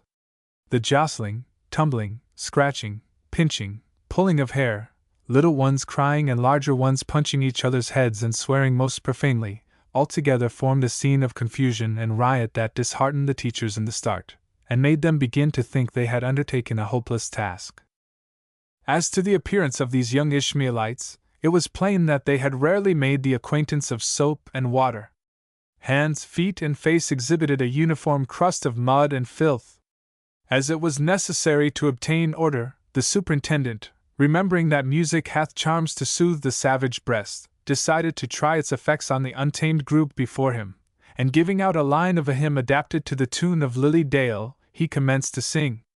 The effect was instantaneous. It was like oil on troubled waters. The delighted youngsters listened to the first line, and then joined in with such hearty goodwill that the old shanty rang again. The attempt to engage and lead them in prayer was, however, a matter of great difficulty. They seemed to regard the attitude of kneeling as very amusing, and were reluctant to commit themselves so far to the ridicule of their companions as to be caught in such a posture. After reading to them a portion of the Holy Scriptures and telling them of Jesus, they were dismissed, greatly pleased with their first visit to a Sabbath school. As for ourselves, we had also received a lesson. We found, what indeed we had expected, that the poor children were very ignorant, but we also found what we did not expect, namely, such an acute intelligence and aptitude to receive instruction as admonished us of the danger of leaving them to grow up under evil influences to become master spirits in crime and pests to society. Many of the faces that we had just seen were very expressive, indeed, painfully so. Some of them seemed to exhibit an unnatural and premature development of those passions whose absence makes childhood so attractive. Hunger. Aye, its traces were also plainly written there. It is painful to see the marks of hunger on the human face, but to see the cheeks of childhood blanched by famine, to behold the attenuated limbs and bright wolfish eyes, that is a sight. The organization of a day school came next. There were hundreds of children in the district close about the mission who were wholly without instruction. They were too dirty, vicious, and disorderly to be admitted into any of the public schools, and unless some special means of education were provided, they must grow up in ignorance. It was therefore resolved to open a day school, but to find a teacher with her heart in such a work was a difficulty hard to be met. Moreover, it was thought by many unsafe for a lady to remain in this locality alone, even though a suitable one should offer. But one brave and self-devoted was found, and one Sunday it was announced to the children in the Sabbath school that a day school would be opened in the same building at 9 o'clock on Monday morning. About 30 neglected little ones from the lanes and alleys around the mission were found at the schoolroom door at the appointed hour. But when admitted, very few of them had any idea of the purpose for which they were collected.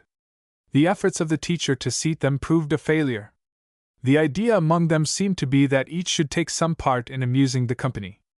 One would jump from the back of a bench upon which he had been seated, while others were creeping about the floor. Another, who deemed himself a proficient in turning somersaults, would be trying his skill in this way, while his neighbor, equally ambitious, would show the teacher how he could stand on his head. Occasionally they would pause and listen to the singing of a hymn or the reading of a little story, then all would be confusion again, and thus the morning wore away.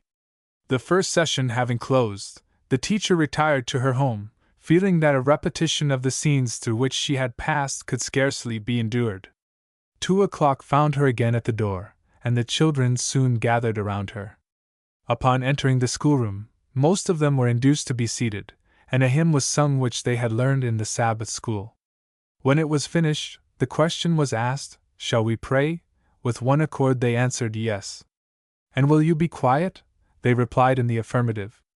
All were then requested to be silent and cover their faces. In this posture they remained until the prayer was closed, and after resuming their seats, for some minutes order was preserved. This was the only encouraging circumstance of the day. For many weeks a stranger would scarcely have recognized the school in this disorderly gathering which day after day met in the old gloomy building. Very many difficulties which we may not name were met and conquered. Fights were of common occurrence. A description of one may give the reader an idea of what came frequently under our notice.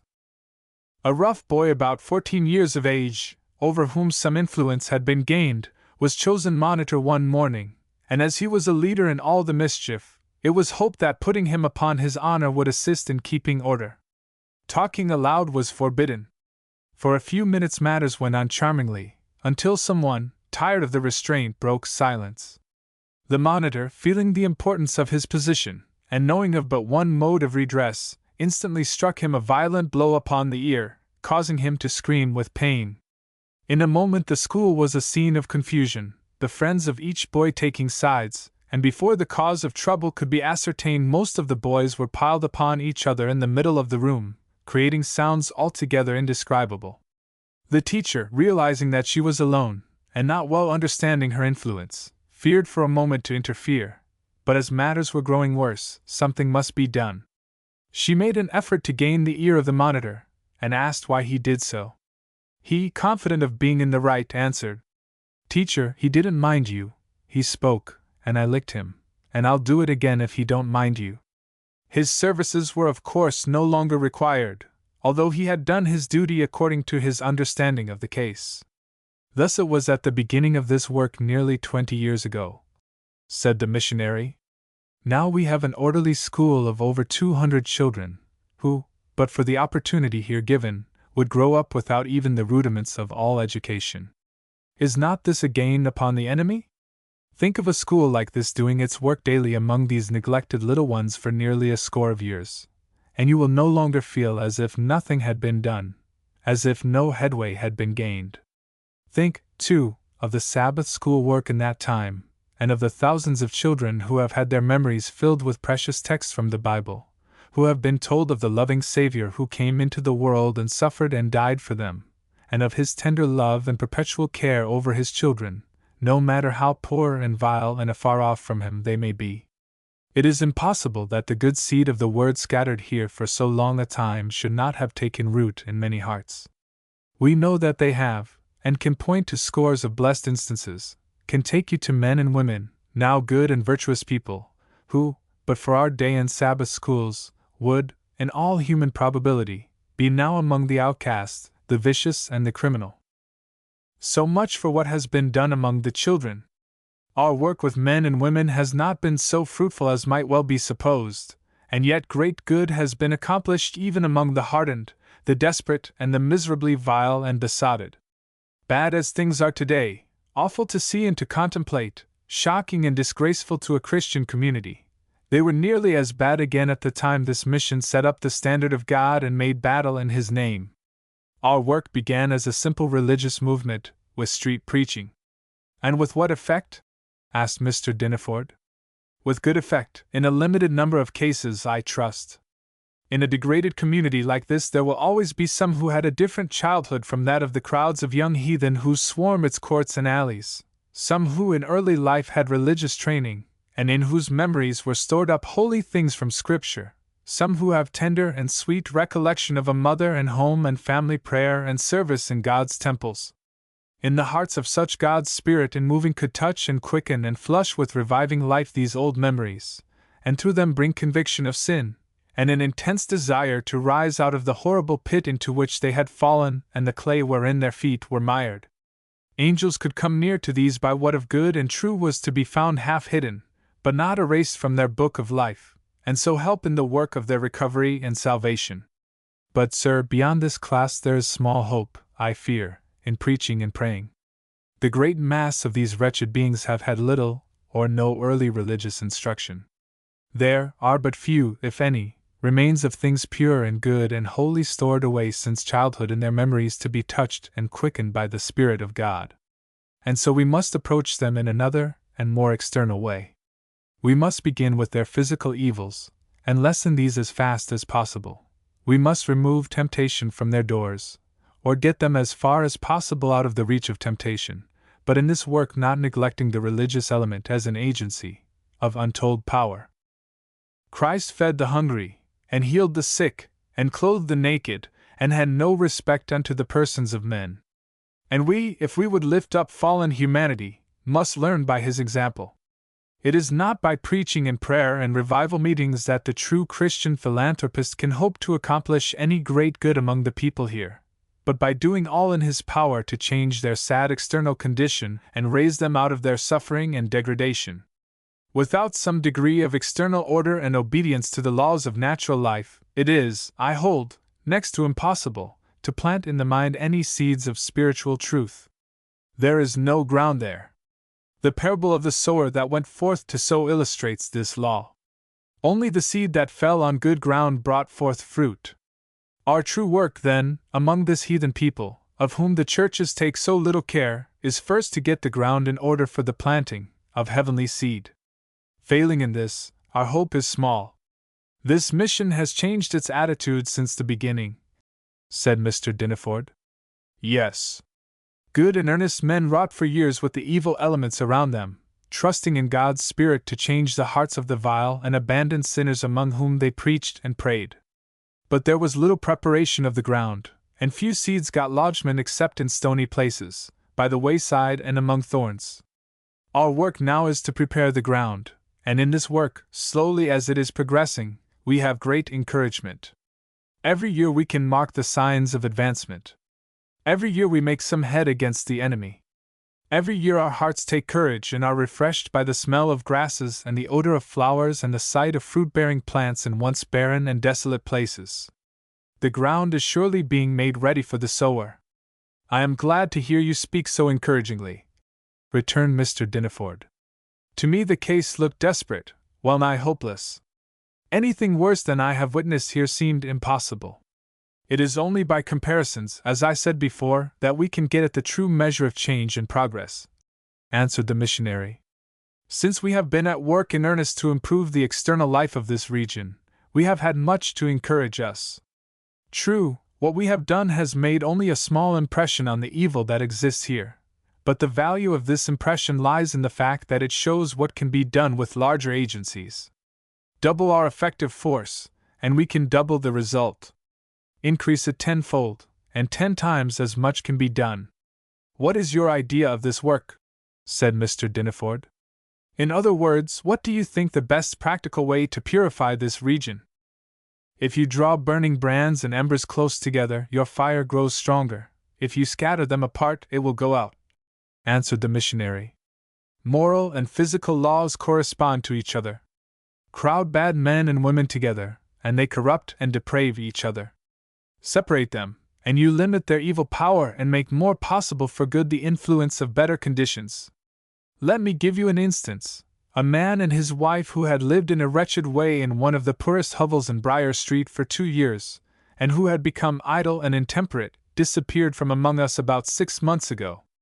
None of their neighbors knew or cared much what had become of them. They had 2 children.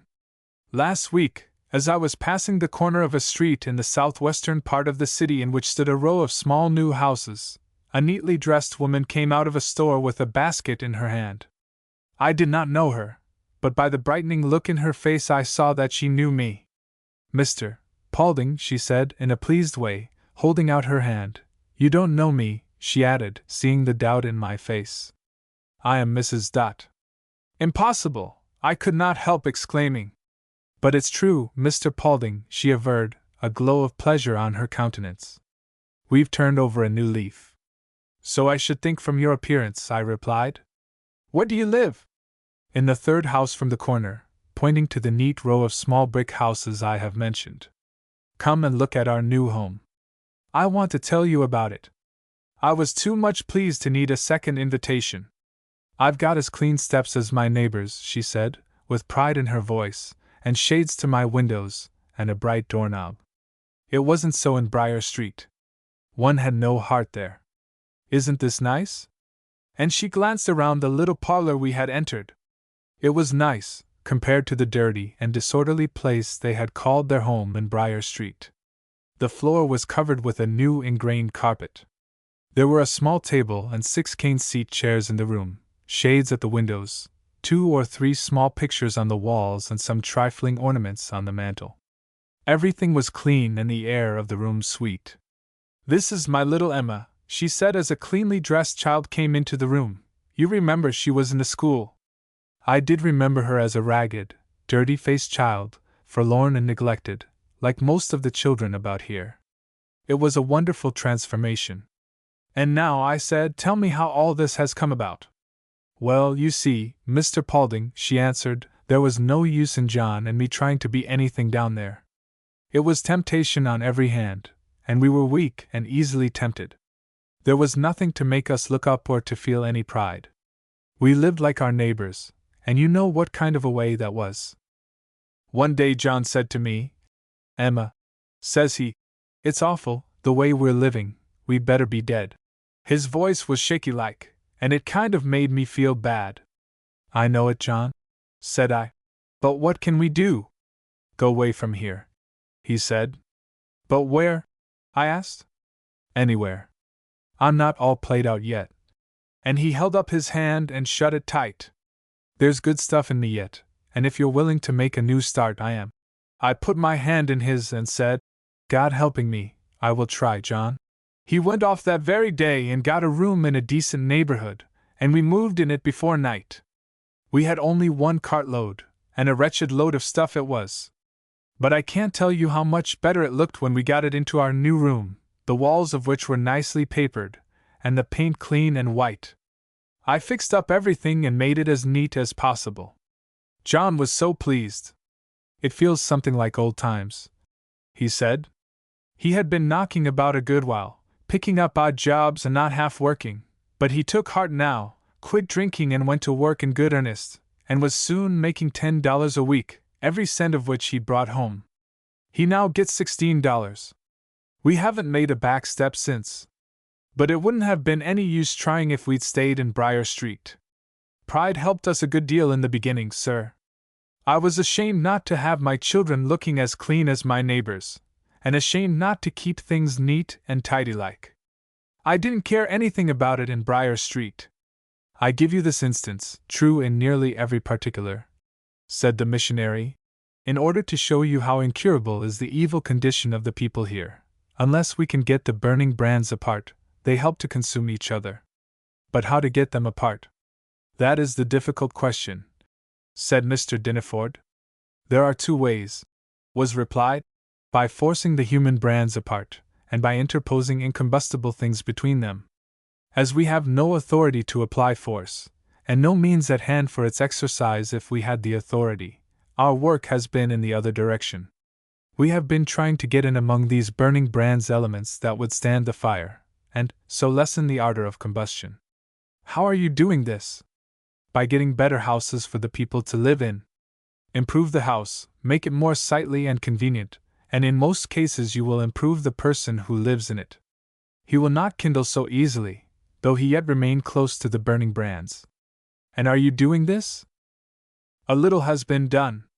2 or 3 years ago a building association was organized by a few gentlemen of means, with a view to the purchase of property in this district and the erection of small but good houses, to be rented at moderate cost to honest and industrious people.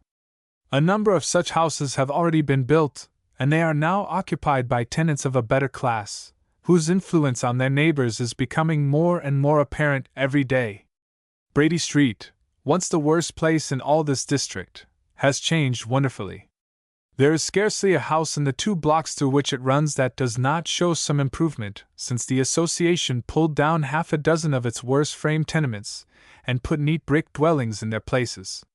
It is no uncommon thing now to see pavement sweeping and washing in front of some of the smallest and poorest of the houses in Brady Street where 2 years ago the dirt would stick to your feet in passing. A clean muslin half-curtain, a paper shade or a pot of growing plants will meet your eyes at a window here and there as you pass along. The thieves who once harbored in this street, and hid their plunder in cellars and garrets until it could be sold or pawned, have abandoned the locality. They could not live side by side with honest industry. And all this change may be traced to the work of our building association, limited as are its means and half-hearted as are its operations. The worst of our population, the common herd of thieves, beggars and vile women who expose themselves shamelessly on the street, are beginning to feel less at home and more in danger of arrest and exposure. The burning brands are no longer in such close contact, and so the fires of evil are raging less fiercely. Let in the light, and the darkness flees. Establish the good, and evil shrinks away, weak and abashed. Chapter 20. So the morning found them fast asleep. The man awoke first and felt the child against his bosom, soft and warm. It was some moments ere he understood what it meant. It seemed as if the wretched life he had been leading was all a horrible dream out of which he had awakened, and that the child sleeping in his bosom was his own tenderly loved baby. But the sweet illusions faded away, and the hard, sorrowful truths stood out sternly before him. Then Andy's eyes opened and looked into his face. There was nothing scared in the look, hardly an expression of surprise. But the man saw a mute appeal and a tender confidence that made his heart swell and yearn toward the homeless little one. "Had a nice sleep?" he asked, in a tone of friendly encouragement. Andy nodded his head, and then gazed curiously about the room. "Want some breakfast?" The hungry face lit up with a flash of pleasure. "Of course you do, little one." The man was on his feet by this time, with his hand in his pocket, from which he drew a number of pennies. These he counted over carefully twice. The number was just 10. If there had been only himself to provide for, it would not have taken long to settle the question of expenditure.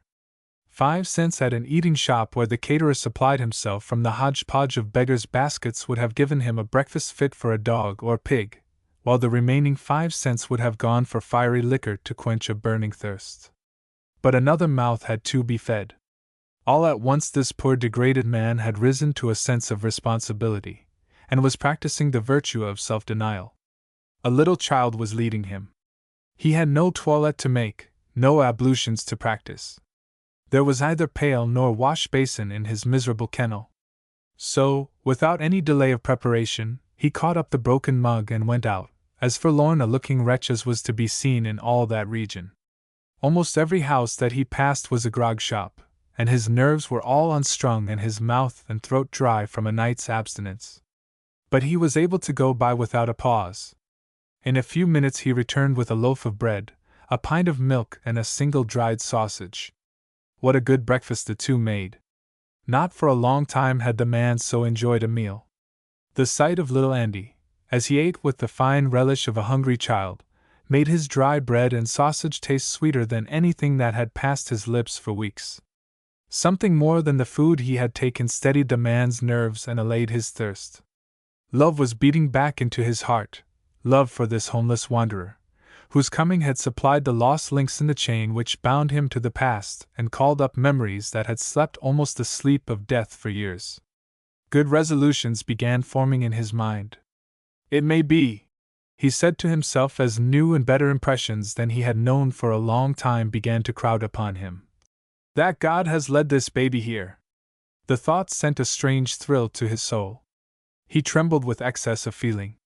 He had once been a religious man, and with the old instinctive dependence on God, he clasped his hands together with a sudden, desperate energy, and looking up, cried, in a half-despairing, half-trustful voice, "Lord, help me!" No earnest cry like that ever goes up without an instant answer and the gift of divine strength. The man felt it in a stronger purpose and a quickening hope. He was conscious of a new power in himself. God being my helper, he said in the silence of his heart, I will be a man again. There was a long distance between him and a true manhood. The way back was over very rough and difficult places, and through dangers and temptations almost impossible to resist. Who would have faith in him? Who would help him in his great extremity? How was he to live? Not any longer by begging or petty theft. He must do honest work. There was no hope in anything else. If God were to be his helper, he must be honest, and work. To this conviction he had come. But what was to be done with Andy while he was away trying to earn something? The child might get hurt in the street, or wander off in his absence, and never find his way back. The care he felt for the little one was pleasure compared to the thought of losing him. As for Andy, the comfort of a good breakfast and the feeling that he had a home, mean as it was, and somebody to care for him, made his heart light and set his lips to music. When before had the dreary walls of that poor hovel echoed to the happy voice of a light-hearted child. But there was another echo to the voice, and from walls as long a stranger to such sounds as these, the walls and the chambers of that poor man's memory. A well-nigh lost and ruined soul was listening to the far-off voices of children. Sunny-haired little ones were thronging about him. He was looking into their tender eyes. Their soft arms were clinging to his neck. He was holding them tightly clasped to his bosom. "Baby," he said. It was the word that came most naturally to his lips. Andy, who was sitting where a few sunbeams came in through a rent in the wall, with the warm light on his head, turned and looked into the bleared but friendly eyes gazing at him so earnestly. "I'm going out, baby. Will you stay here till I come back?" "Yes," answered the child. "I'll stay. I won't be gone very long, and I'll bring you an apple and something good for dinner." Andy's face lit up and his eyes danced. "Don't go out until I come back. Somebody might carry you off, and then I couldn't give you the nice red apple." "I'll stay right here," said Andy in a positive tone. "And won't go into the street till I come back?" "No, I won't." Andy knit his brows and closed his lips firmly. "All right, little one," answered the man, in a cheery sort of voice that was so strange to his own ears that it seemed like the voice of somebody else. Still, he could not feel satisfied. He was living in the midst of thieves to whom the most insignificant thing upon which they could lay their hands was booty. Children who had learned to be hard and cruel thronged the court, and he feared, if he left Andy alone in the hovel, that it would not only be robbed of its meager furniture, but the child subjected to ill treatment. He had always fastened the door on going out, but hesitated now about locking Andy in. All things considered, it was safest, he felt, to lock the door. There was nothing in the room that could bring harm to the child, no fire or matches, no stairs to climb or windows out of which he could fall. "I guess I'd better lock the door, hadn't I, so that nobody can carry off my little boy?" he asked of Andy. Andy made no objections. He was ready for anything his kind friend might propose. "And you mustn't cry or make a noise. The police might break in if you did." "All right," said Andy, with the self-assertion of a boy of 10. The man stroked the child's head and ran his fingers through his hair in a fond way, then, as one who tore himself from an object of attraction, went hastily out and locked the door. And now was to begin a new life. Friendless, debased, repulsive in appearance, everything about him denoting the abandoned drunkard, this man started forth to get honest bread. Where should he go? What could he do? Who would give employment to an object like him? The odds were fearfully against him. No, not that either. In outward respects, fearful enough were the odds, but on the other side agencies invisible to mortal sight were organizing for his safety. Into his purpose to lead a new life and help a poor homeless child God's strength was flowing. Angels were drawing near to a miserable wreck of humanity with hands outstretched to save. All heaven was coming to the rescue. He was shuffling along in the direction of a market house, hoping to earn a little by carrying home baskets, when he came face to face with an old friend of his better days, a man with whom he had once held close business relations. "Mr. Hall!" exclaimed this man in a tone of sorrowful surprise, stopping and looking at him with an expression of deepest pity on his countenance. "This is dreadful." "You may well say that, Mr. Graham. It's dreadful enough."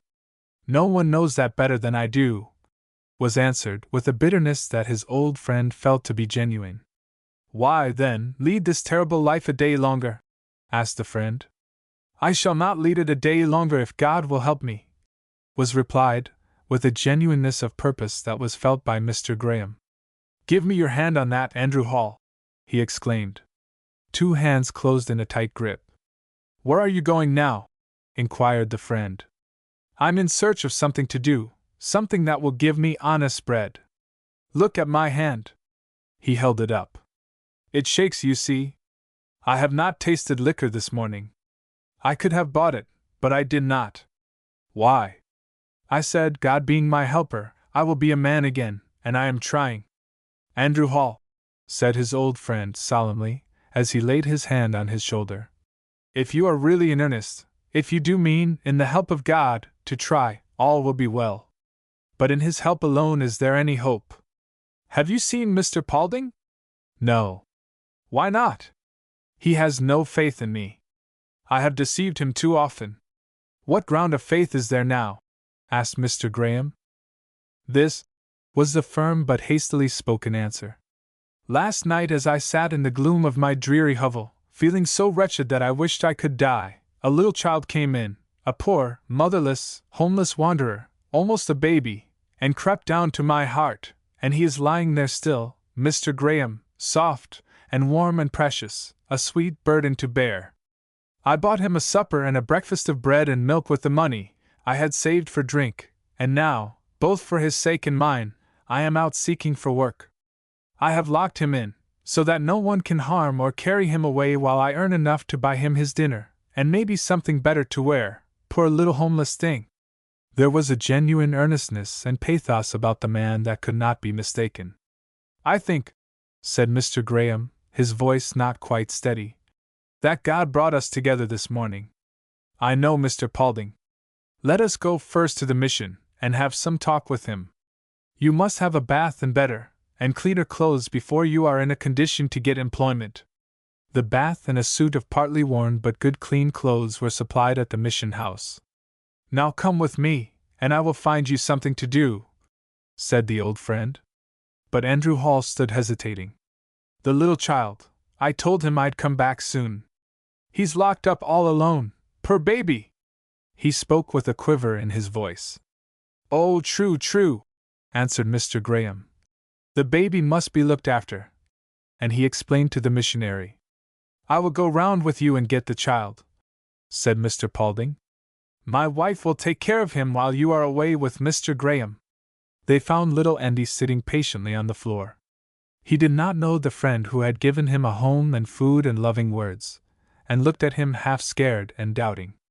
But his voice made the child spring to his feet with a bound, and flushed his thin face with the joy of a glad recognition. Mrs. Paulding received him with a true motherly kindness, and soon a bath and clean clothing wrought as great a change in the child as they had done in the man. I want your help in saving him, said Mr. Graham, aside, to the missionary. He was once among our most respectable citizens, a good church member, a good husband and father, a man of ability and large influence. Society lost much when it lost him. He is well worth saving, and we must do it if possible. God sent him this little child to touch his heart and flood it with old memories, and then he led me to come down here that I might meet and help him just when his good purposes made help needful and salvation possible. It is all of his loving care and wise providence of his tender mercy, which is over the poorest and weakest and most degraded of his children. Will you give him your special care? It is the work I am here to do, answered the missionary. The Master came to seek and to save that which was lost, and I am his humble follower. The child will have to be provided for, said Mr. Graham. It cannot, of course, be left with him. It needs a woman's care. It will not do to separate them, returned the missionary. As you remarked just now, God sent him this little child to touch his heart and lead him back from the wilderness in which he has strayed. His safety depends on the touch of that hand. So long as he feels its clasp and its pull, he will walk in the new way wherein God is setting his feet. No, the child must be left with him, at least for the present. We will take care of it while he is at work during the day, and at night it can sleep in his arms, a protecting angel. What kind of a place does he live in? Asked Mr. Graham. A dog might dwell there in comfort, but not a man, replied the missionary. Mr. Graham gave him money. Provide a decent room. If more is required, let me know. He then went away, taking Mr. Hall with him. You will find the little one here when you come back, said Mr. Paulding as he saw the anxious, questioning look that was cast toward Andy. Clothed and in his right mind, but in no condition for work, was Andrew Hall. Mr. Graham soon noticed, as he walked by his side, that he was in a very nervous condition. What had you for breakfast this morning? He asked, the right thought coming into his mind. Not much. Some bread and a dried sausage. Oh dear! That will never do! You must have something more nutritious, a good beefsteak and a cup of coffee to steady your nerves. Come! And in a few minutes they were in an eating house. When they came out, Hall was a different man. Mr. Graham then took him to his store and set him to work to arrange and file a number of letters and papers, which occupied him for several hours. He saw that he had a good dinner and at 5 o'clock gave him a couple of dollars for his day's work, ate after many kind words of advice and assurance told him to come back in the morning, and he would find something else for him to do. Swiftly as his feet would carry him, Andrew Hall made his way to the Briar Street Mission. He did not at first know the clean, handsome child that lifted his large brown eyes to his face as he came in, nor did the child know him until he spoke. Then a cry of pleasure broke from the baby's lips, and he ran to the arms reached out to clasp him. We'll go home now, he said, as if anxious to regain possession of the child. Not back to Grubb's Court, was answered by Mr. Paulding. If you are going to be a new man, you must have a new and better home, and I've found one for you just a little way from here. It's a nice clean room, and I'll take you there. The rent is $6 a month, but you can easily pay that when you get fairly to work. The room was in the second story of a small house, better kept than most of its neighbors, and contained a comfortable bed, with other needed furniture scanty, but clean and good. It was to Mr. Hall like the chamber of a prince compared with what he had known for a long time, and as he looked around him and comprehended something of the blessed change that was coming over his life, tears filled his eyes. Bring Andy around in the morning, said the missionary as he turned to go. Mrs. Paulding will take good care of him. That night, after undressing the child and putting on him the clean nightgown which good Mrs. Paulding had not forgotten, he said. And now Andy will say his prayers. Andy looked at him with wide open, questioning eyes. Mr. Hall saw that he was not understood. You know now, Eilani? He said. No, don't know it, replied Andy.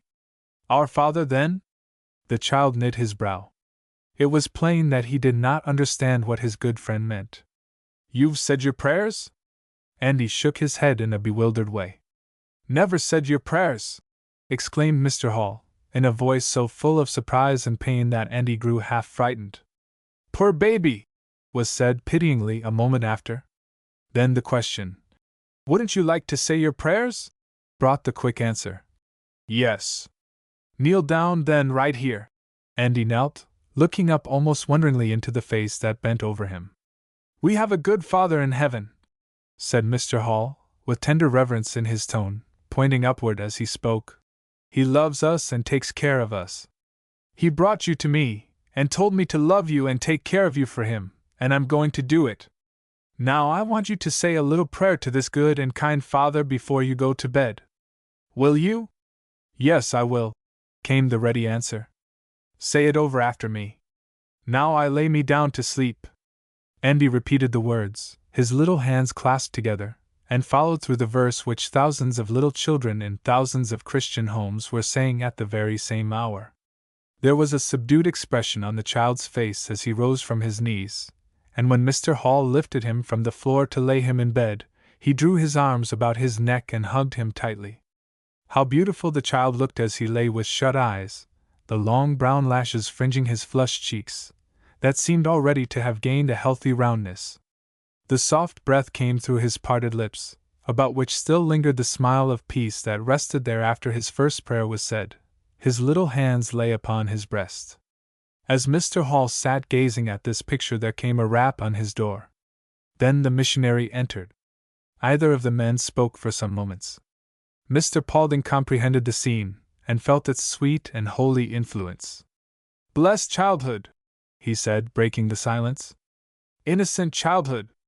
The nearer we come to it, the nearer we get to heaven. Then, after a pause, he added, And heaven is our only hope, Mr. Hall. I have no hope but in God's strength, was answered, in a tone of solemn earnestness. God is our refuge, our rock of defense, our hiding place, our sure protector. If we trust in him, we shall dwell in safety, said the mission. I am glad to hear you speak of hoping in God. He will give you strength if you lean upon him, and there is not power enough in all hell to drag you down if you put forth this God-given strength. But remember, my friend, that you must use it as if it were your own. You must resist. God's strength outside of our will and effort is of no use to any of us in temptation. But looking to our Lord and Savior in humble yet earnest prayer for help in the hour of trial and need, if we put forth our strength in resistance of evil, small though it be, then into our weak efforts will come an influx of divine power that shall surely give us the victory. Have you a Bible? Mr. Hall shook his head. I have brought you one. And the missionary drew a small Bible from his pocket. No man is safe without a Bible. Oh, I am glad. I was just wishing for a Bible, said Hall as he reached out his hand to receive the precious book. If you read it every night and morning, if you treasure its holy precepts in your memory, and call them up in times of trial, or when evil enticements are in your way, God can come near to your soul to succor and to save, for the words of the holy book are his words, and he is present in them. If we take them into our thoughts, reverently seeking to obey them, we make a dwelling place for the Lord, so that he can abide with us, and in his presence there is safety. And nowhere else, responded Hall, speaking from a deep sense of personal helplessness. Nowhere else, echoed the missionary. And herein lies the hope or the despair of men. It is pitiful, it is heart-aching, to see the vain but wild and earnest efforts made by the slaves of intemperance to get free from their cruel bondage. Thousands rend their fetters every year after some desperate struggle and escape. But, alas! How many are captured and taken back into slavery? Appetite springs upon them in some unguarded moment, and in their weakness there is none to succor. They do not go to the strong for strength, but trust in themselves and are cast down. Few are ever redeemed from the slavery of intemperance but those who pray to God and humbly seek His aid. And so long as they depend on Him, they are safe. He will be as a wall of fire about them. As the missionary talked, the face of Mr. Hall underwent a remarkable change. It grew solemn and very thoughtful. His hands drew together, and the fingers clasped. At the last words of Mr. Paulding a deep groan came from his heart, and lifting his gaze upward, he cried out, "Lord, save me, or I perish!" "Let us pray," said the missionary, and the two men knelt together, one with bowed head and crouching body, the other with face uplifted, tenderly talking to Him who had come down to the lowliest and the vilest that He might make them pure as the angels, about the poor prodigal now coming back to his Father's house. After the prayer, Mr. Paulding read a chapter from the Bible aloud, and then, after words of hope and comfort, went away. Chapter 21. "I take reproof to myself," said Mr. Dineford. "As one of your board of managers, I ought to have regarded my position as more than a nominal one. I understand better now what you said about the 10 or 20 of our rich and influential men who, if they could be induced to look away for a brief period from their great enterprises, and concentrate thought and effort upon the social evils, abuse of justice, violations of law, poverty, and suffering that exist here and in other parts of our city, would inaugurate reforms and set beneficent agencies at work that would soon produce marvelous changes for good." "Ah, yes," sighed Mr. Paulding.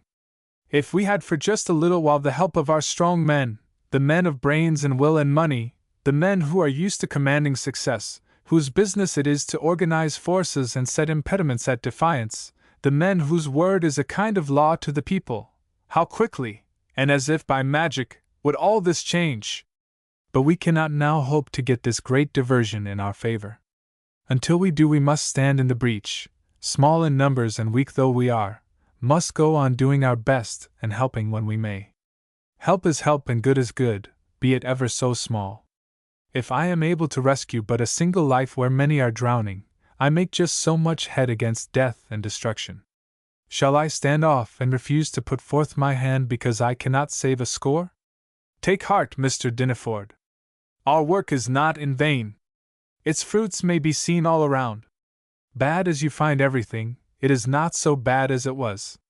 When our day school was opened, the stench from the filthy children who were gathered in was so great that the teachers were nauseated. They were dirty in person as well as dirty in their clothing. This would not do. There was no hope of moral purity while such physical impurity existed. So the mission set up baths, and made every child go in and thoroughly wash his body. Then they got children's clothing, new and old, from all possible sources, and put clean garments on their little scholars. From the moment they were washed and cleanly clad, a new and better spirit came upon them. They were more orderly and obedient, and more teachable. There was, or seemed to be, a tenderer quality in their voices as they sang their hymns of praise. Just then there came a sudden outcry and a confusion of voices from the street. Mr. Dineford arose quickly and went to the window. A man, apparently drunk and in a rage, was holding a boy tightly gripped by the collar with one hand and cuffing him about the head and face with the other. "It's that miserable blind Jake," said Mr. Paulding. In great excitement, Mr. Dineford threw up the window and called for the police. At this the man stopped beating the boy, but swore at him terribly, his sightless eyes rolling and his face distorted in a frightful way. A policeman who was not far off came now upon the scene. "What's all this about?" he asked sternly. "Jake's drunk again, that's the row," answered a voice. "Lock him up, cried 2 or 3 from the crowd. An expression of savage defiance came into the face of the blind man, and he moved his arms and clenched his fists like one who was bent on desperate resistance. He was large and muscular, and now that he was excited by drink and bad passions, had a look that was dangerous. "Go home and behave yourself," said the policeman, not caring to have a single-handed tussle with the human savage, whose strength and desperate character he well knew. Blind Jake, as he was called, stood for a few moments half defiant, growling and distorting his face until it looked more like a wild animal's than a man's, then jerked out the words, "Where's that Pete?" with a sound like the crack of a whip. The boy he had been beating in his drunken fury, and who did not seem to be much hurt, came forward from the crowd, and taking him by the hand, led him away. "Who is this blind man? I have seen him before," said Mr. Dinneford. "You may see him any day standing at the street corners, begging, a miserable-looking object, exciting the pity of the humane, and gathering in money to spend in drunken debauchery at night. He has been known to bring in some days as high as $10 and some $15, all of which is wasted in riot before the next morning. He lives just over the way, and night after night I can hear his howls and curses and laughter mingled with those of the vile women with whom he herds." "Surely this cannot be?" said Mr. Dinneford. "Surely it is," was replied. "I know of what I speak. There is hardly a viler wretch in all our city than this man, who draws hundreds, I might say, without exaggeration, thousands, of dollars from weak and tender-hearted people every year to be spent as I have said, and he is not the only one. Out of this district go hundreds of thieves and beggars every day, spreading themselves over the city and gathering in their harvests from our people. I see them at the street corners, coming out of yards and alley gates, skulking near unguarded premises and studying shop windows. They are all impostors or thieves. Not one of them is deserving of charity. He who gives to them wastes his money and encourages thieving and vagrancy. One half of the successful burglaries committed on dwelling houses are in consequence of information gained by beggars. Servant girls are lured away by old women who come in the guise of alms-seekers, and by well-feigned poverty and a seeming spirit of humble thankfulness, often of pious trust in God, win upon their sympathy and confidence. Many a poor weak girl has thus been led to visit one of these poor women in the hope of doing her some good, and many a one has thus been drawn into evil ways. If the people only understood this matter as I understand it, they would shut hearts and hands against all beggars. I add beggary as a vice to drinking and policy buying as the next most active agency in the work of making paupers and criminals. But there are deserving poor," said Dinneford. "We cannot shut our hearts against all who seek for help." "The deserving poor," replied Mr. Paulding, "are never common beggars, never those who solicit in the street or importune from house to house. They try always to help themselves, and ask for aid only when in great extremity. They rarely force themselves on your attention. They suffer and die often in dumb despair. We find them in these dreary and desolate cellars and garrets, sick and starving and silent, often dying, and minister to them as best we can.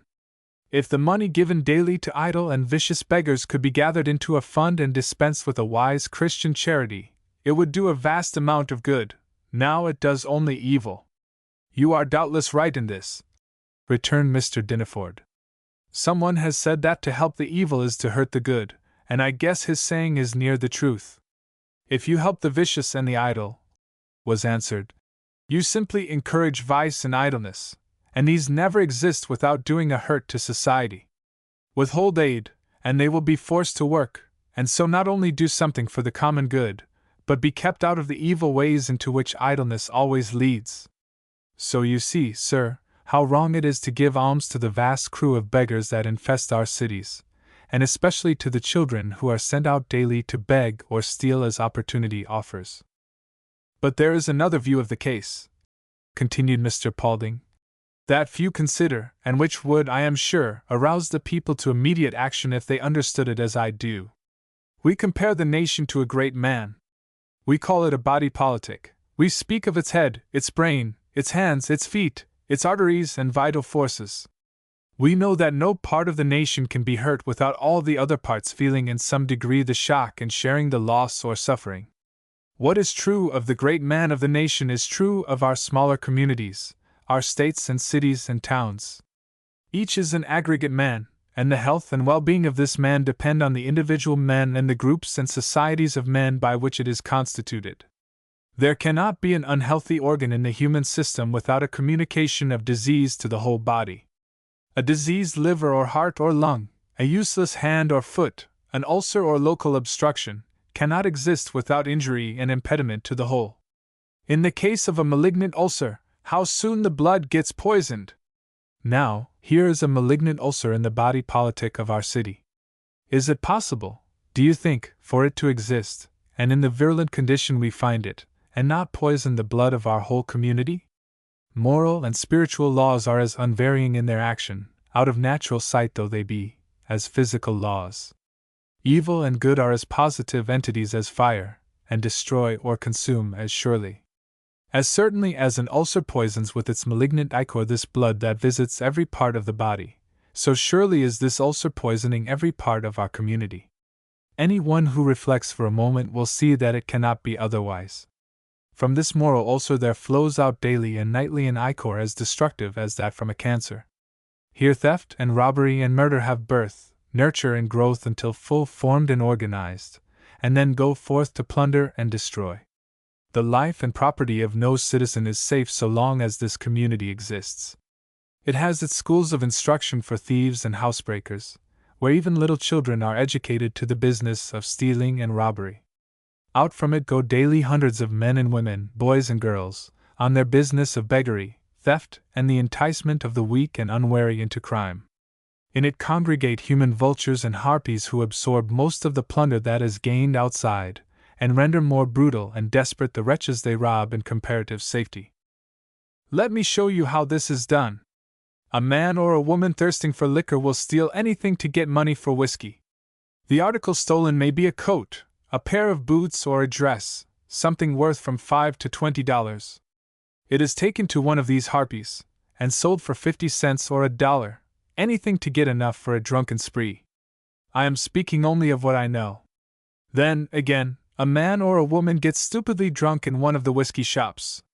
Before he or she is thrown out upon the street, the thrifty liquor seller goes through the pockets of the insensible wretch, and confiscates all he finds. Again, a vile woman has robbed one of her visitors, and with the money in her pocket goes to a dram shop. The sum may be $10 or it may be $200. A glass or so unlooses her tongue, she boasts of her exploit, and perhaps shows her booty. Not once in a dozen times will she take this booty away.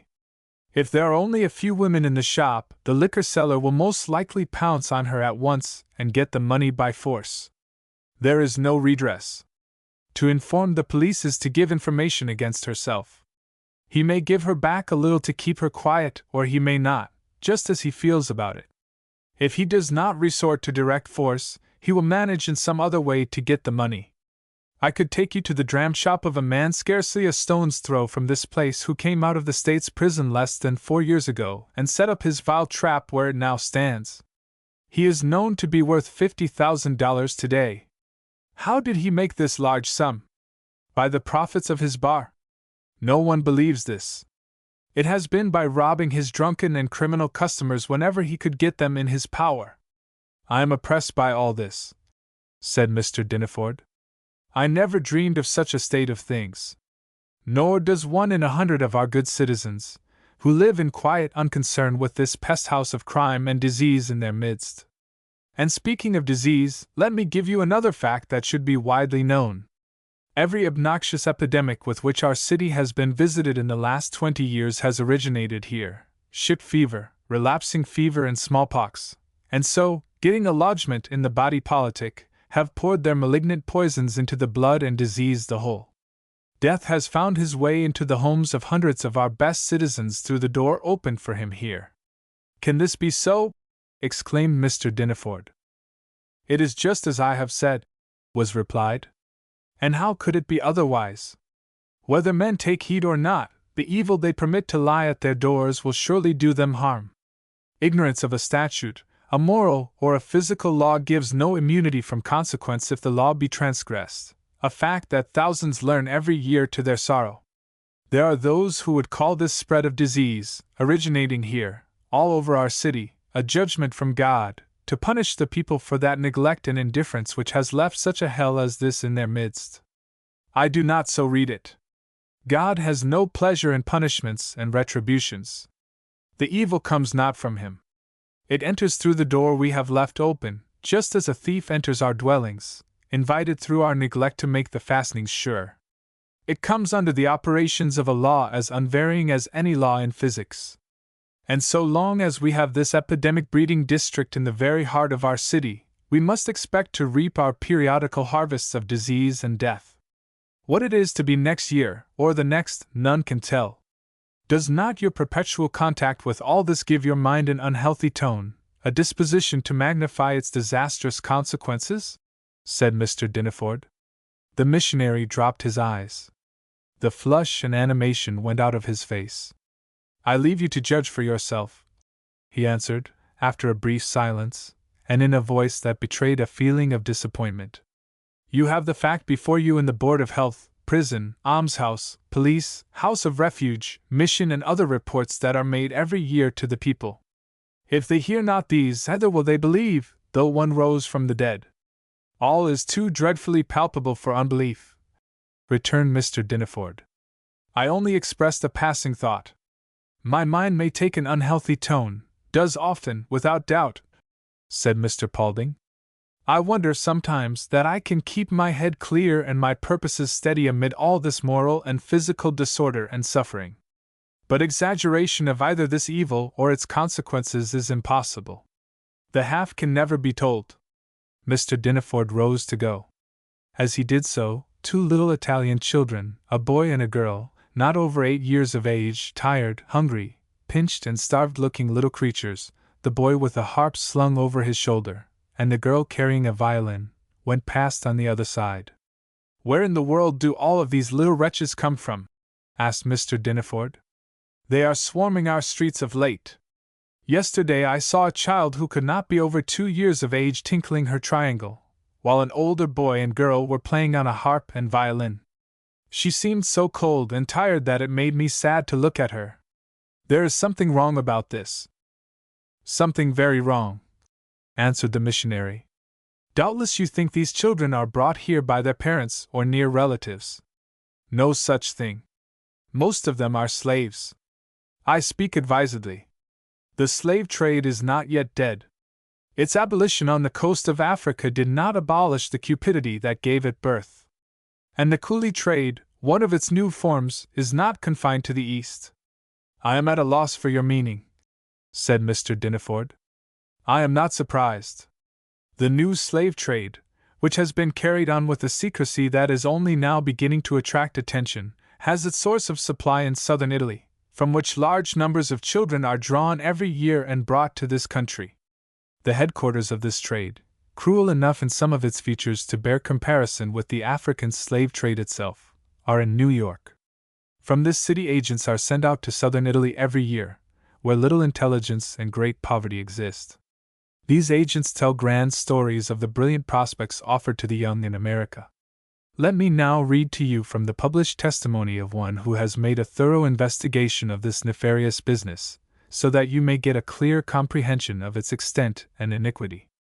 He says one of these agents will approach the father of a family, and after commenting upon the beauty of his children, will tell him that his boys should be sent at once to America, where they must in time become rich. There are no poor in America. The children should go when young, so that they may grow up with the people and the better acquire the language. None are too young or too old to go to America. The father, of course, has not the means to go himself or to send his children to this delightful country. The agent then offers to take the children to America, and to pay $40 or $50 to the father upon his signing an indenture abandoning all claims upon them. He often, also, promises to pay $100 or more at the end of a year, but of course, never does it. After the agent has collected a sufficient number of children, they are all supplied with musical instruments, and the trip on foot through Switzerland and France begins. They are generally shipped to Genoa, and often to Marseilles, and accomplish the remainder of the journey to Havre or Calais by easy stages from village to village. Thus they become a paying investment from the beginning. This journey occupies the greater portion of the summer months, and after a long trip in the steerage of a sailing vessel, the unfortunate children land at Castle Garden. As the parents never hear from them again, they do not know whether they are doing well or not. They are too young and ignorant to know how to get themselves delivered from oppression. They do not speak our language, and find little or no sympathy among the people whom they annoy. They are thus left to the mercy of their masters, who treat them brutally, and apparently without fear of the law or any of its officers. They are crowded into small, ill-ventilated, uncarpeted rooms, 18 or 20 in each, and pass the night on the floor, with only a blanket to protect them from the severity of the weather. In the mornings they are fed by their temporary guardian with macaroni, served in the filthiest manner in a large open dish in the center of the room, after which they are turned out into the streets to beg or steal until late at night. More than all this, when the miserable little outcasts return to their cheerless quarters, they are required to deliver every cent which they have gathered during the day, and if the same be deemed insufficient, the children are carefully searched and soundly beaten. The children are put through a kind of training in the arts of producing discords on their instruments, and of begging, in the whole of which the cruelty of the masters and the stolid submission of the pupils are the predominant features. The worst part of all is that the children become utterly unfitted for any occupation except vagrancy and theft. You have the answer to your question, where do all these little wretches come from? Said the missionary as he laid aside the paper from which he had been reading. Poor little slaves. Chapter 22.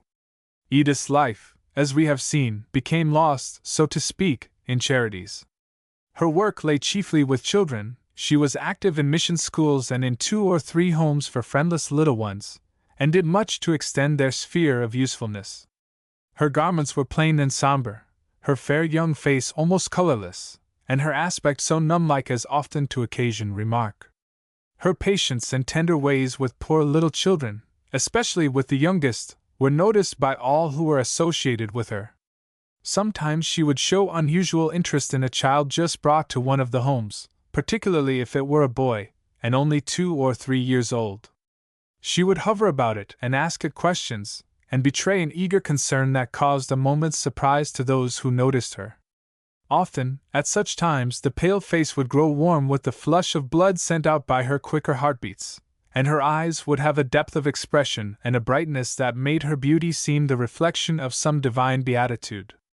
Now and then it was observed that her manner with these little waifs and cast adrifts that were gathered in from the street had in it an expression of pain, that her eyes looked at them sadly, sometimes tearfully. Often she came with light feet and a manner almost cheery, to go away with eyes cast down and lips set and curved and steps that were slow and heavy. Time had not yet solved the mystery of her baby's life or death, and until it was solved, time had no power to abate the yearning at her heart, to dull the edge of anxious suspense, or to reconcile her to a providence that seemed only cruel. In her daily prayers this thought of cruelty in God often came in to hide his face from her, and she rose from her knees more frequently in a passion of despairing tears than comforted. How often she pleaded with God, weeping bitter tears, that he would give her certainty in place of terrible doubts. Again, she would implore his loving care over her poor baby, wherever it might be. So the days wore on, until nearly 3 years had elapsed since Edith's child was born. It was Christmas Eve, but there were no busy hands at work, made light by loving hearts, in the home of Mr. Dineford. All its chambers were silent. And yet the coming anniversary was not to go uncelebrated. Edith's heart was full of interest for the children of the poor, the lowly, the neglected and the suffering, whom Christ came to save and to bless. Her anniversary was to be spent with them, and she was looking forward to its advent with real pleasure. "We have made provision for 400 children," said her father. "The dinner is to be at 12 o'clock, and we must be there by 9 or 10. We shall be busy enough getting everything ready. There are 40 turkeys to cut up and 400 plates to fill. And many willing hands to do it," remarked Edith with a quiet smile. "Ours among the rest. You'd better keep away from there," spoke up Mrs. Dineford, with a jar in her voice. "I don't see what possesses you. You can find poor little wretches anywhere, if you're so fond of them, without going to Briar Street. You'll bring home the smallpox or something worse." Neither Edith nor her father made any reply, and there fell a silence on the group that was burdensome to all. Mrs. Dineford felt it most heavily, and after the lapse of a few minutes withdrew from the room. "A good dinner to 400 hungry children, some of them half-starved," said Edith as her mother shut the door. "I shall enjoy the sight as much as they will enjoy the feast." A little after 10 o'clock on the next morning, Mr. Dineford and Edith took their way to the mission school in Briar Street. They found from 15 to 20 ladies and gentlemen already there, and at work helping to arrange the tables, which were set in the 2 long upper rooms. There were places for nearly 400 children, and in front of each was an apple, a cake, and a biscuit, and between every four a large mince pie. The 40 turkeys were at the baker's, to be ready at a little before 12 o'clock, the dinner hour, and in time for the carvers, who were to fill the 400 plates for the expected guests. At 11 o'clock Edith and her father went down to the chapel on the first floor, where the children had assembled for the morning exercises, that were to continue for an hour. Edith had a place near the reading desk where she could see the countenances of all those children who were sitting side by side in row after row and filling every seat in the room, a restless, eager, expectant crowd, half disciplined and only held quiet by the order and authority they had learned to respect. Such faces as she looked into. In scarcely a single one could she find anything of true childhood, and they were so marred by suffering and evil. In vain she turned from one to another, searching for a sweet, happy look or a face unmarked by pain or vice or passion. It made her heart ache. Some were so hard and brutal in their expression, and so mature in their aspect, that they seemed like the faces of debased men on which a score of years, passed in sensuality and crime, had cut their deep deforming lines, while others were pale and wasted, with half-scared yet defiant eyes, and thin, sharp, enduring lips, making one tearful to look at them. Some were restless as caged animals, not still for a single instant, hands moving nervously and bodies swaying to and fro, while others sat stolid and almost as immovable as stone, staring at the little group of men and women in front who were to lead them in the exercises of the morning. At length one face of the many before her fixed the eyes of Edith. It was the face of a little boy scarcely more than 3 years old. He was only a few benches from her, and had been hidden from view by a larger boy just in front of him. When Edith first noticed this child, he was looking at her intently from a pair of large, clear brown eyes that had in them a wistful, hungry expression. His hair, thick and wavy, had been smoothly brushed by some careful hand, and fell back from a large forehead, the whiteness and smoothness of which was noticeable in contrast with those around him. His clothes were clean and good. As Edith turned again and again to the face of this child, the youngest perhaps in the room, her heart began to move toward him. Always she found him with his great earnest eyes upon her. There seemed at last to be a mutual fascination. His eyes seemed never to move from her face, and when she tried to look away and get interested in other faces, almost unconsciously to herself her eyes would wander back, and she would find herself gazing at the child. At 11 o'clock Mr. Paulding announced that the exercises for the morning would begin, when silence fell on the restless company of undisciplined children. A hymn was read, and then, as the leader struck the tune, out leaped the voices of these 400 children, each singing with a strange wild abandon, many of them swaying their heads and bodies in time to the measure. As the first lines of the hymn swelled up from the lips of those poor neglected children, the eyes of Edith grew blind with tears. After a prayer was offered up, familiar addresses, full of kindness and encouragement, were made to the children, interspersed with singing and other appropriate exercises. These were continued for an hour. At their close the children were taken upstairs to the 2 long schoolrooms, in which their dinner was to be served. Here were Christmas trees loaded with presents, wreaths of evergreen on the walls and ceilings, and illuminated texts hung here and there, and everything was provided to make the day's influence as beautiful and pleasant as possible to the poor little ones gathered in from cheerless and miserable homes. Meantime, the carvers had been very busy at work on the 40 turkeys, large, tender fellows, full of dressing and cooked as nicely as if they had been intended for a dinner of aldermen, cutting them up and filling the plates. There was no stinting of the supply. Each plate was loaded with turkey, dressing, potatoes that had been baked with the fowls, and a heaping spoonful of cranberry sauce, and as fast as filled conveyed to the tables by the lady attendants, who had come, many of them, from elegant homes, to assist the good missionary's wife and the devoted teachers of the mission school in this labor of love. And so, when the 400 hungry children came streaming into the rooms, they found tables spread with such bounty as the eyes of many of them had never looked upon, and kind gentlemen and beautiful ladies already there to place them at these tables and serve them while eating. It was curious and touching, and ludicrous sometimes, to see the many ways in which the children accepted this bountiful supply of food.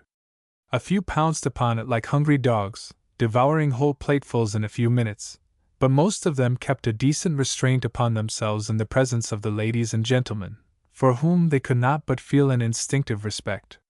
Very few of them could use that fork except in the most awkward manner. Some tried to cut their meat, but failing in the task, would seize it with their hands and eagerly convey it to their hungry mouths.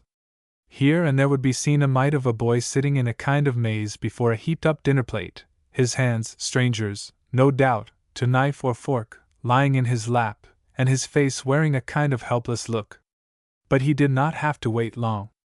Eyes that were on the alert soon saw him, ready hands cut his food, and a cheery voice encouraged him to eat. If these children had been the sons and daughters of princes, they could not have been ministered to with a more gracious devotion to their wants and comfort than was shown by their volunteer attendants. Edith, entering into the spirit of the scene, gave herself to the work in hand with an interest that made her heart glow with pleasure. She had lost sight of the little boy in whom she had felt so sudden and strong an interest, and had been searching about for him ever since the children came up from the chapel. At last she saw him, shut in and hidden between two larger boys, who were eating with a hungry eagerness and forgetfulness of everything around them almost painful to see. He was sitting in front of his heaped-up plate, looking at the tempting food, with his knife and fork lying untouched on the table.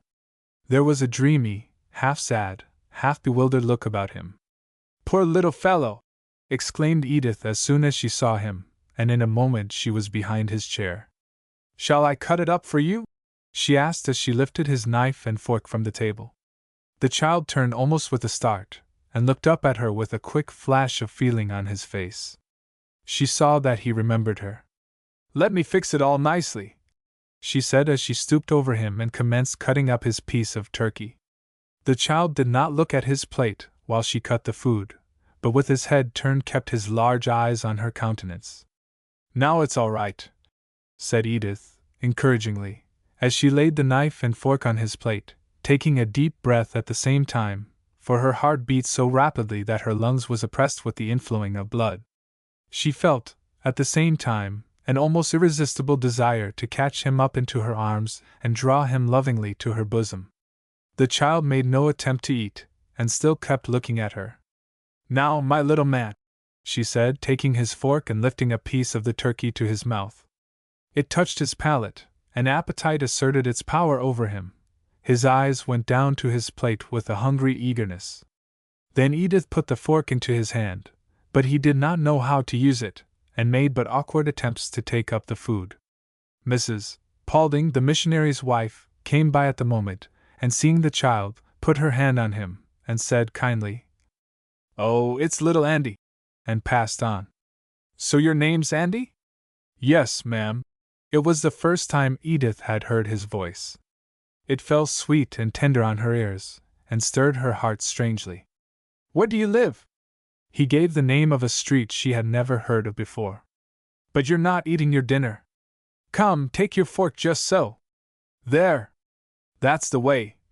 And Edith took his hand, in which he was still holding the fork, and lifted 2 or 3 mouthfuls, which he ate with increasing relish.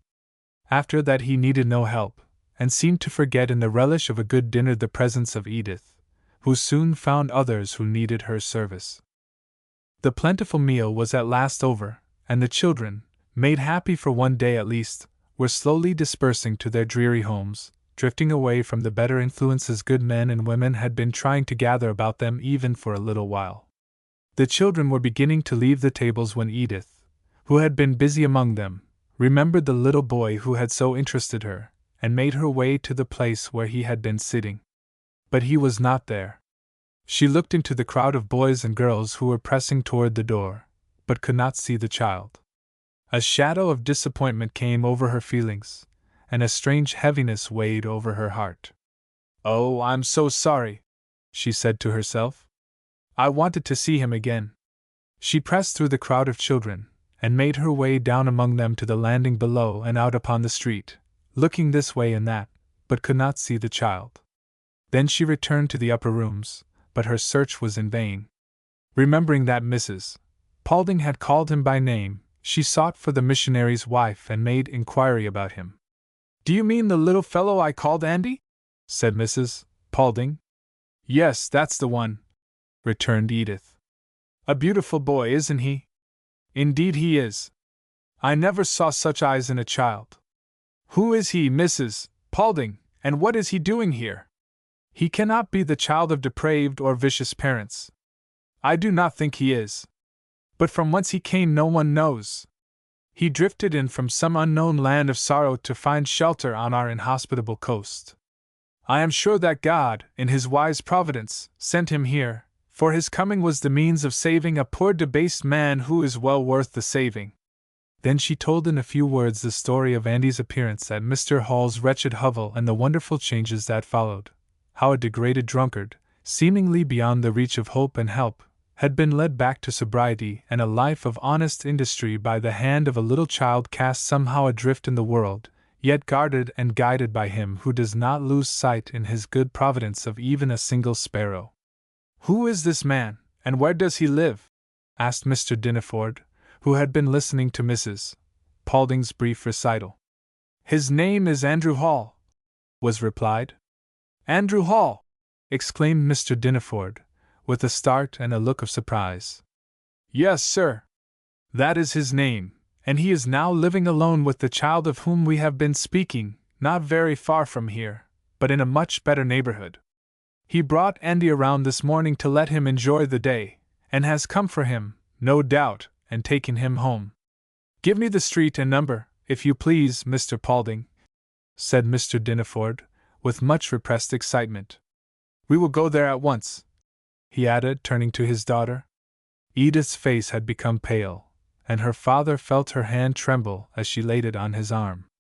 At this moment a man came up hurriedly to Mrs. Paulding, and said, with manifest concern, Have you seen Andy, ma'am?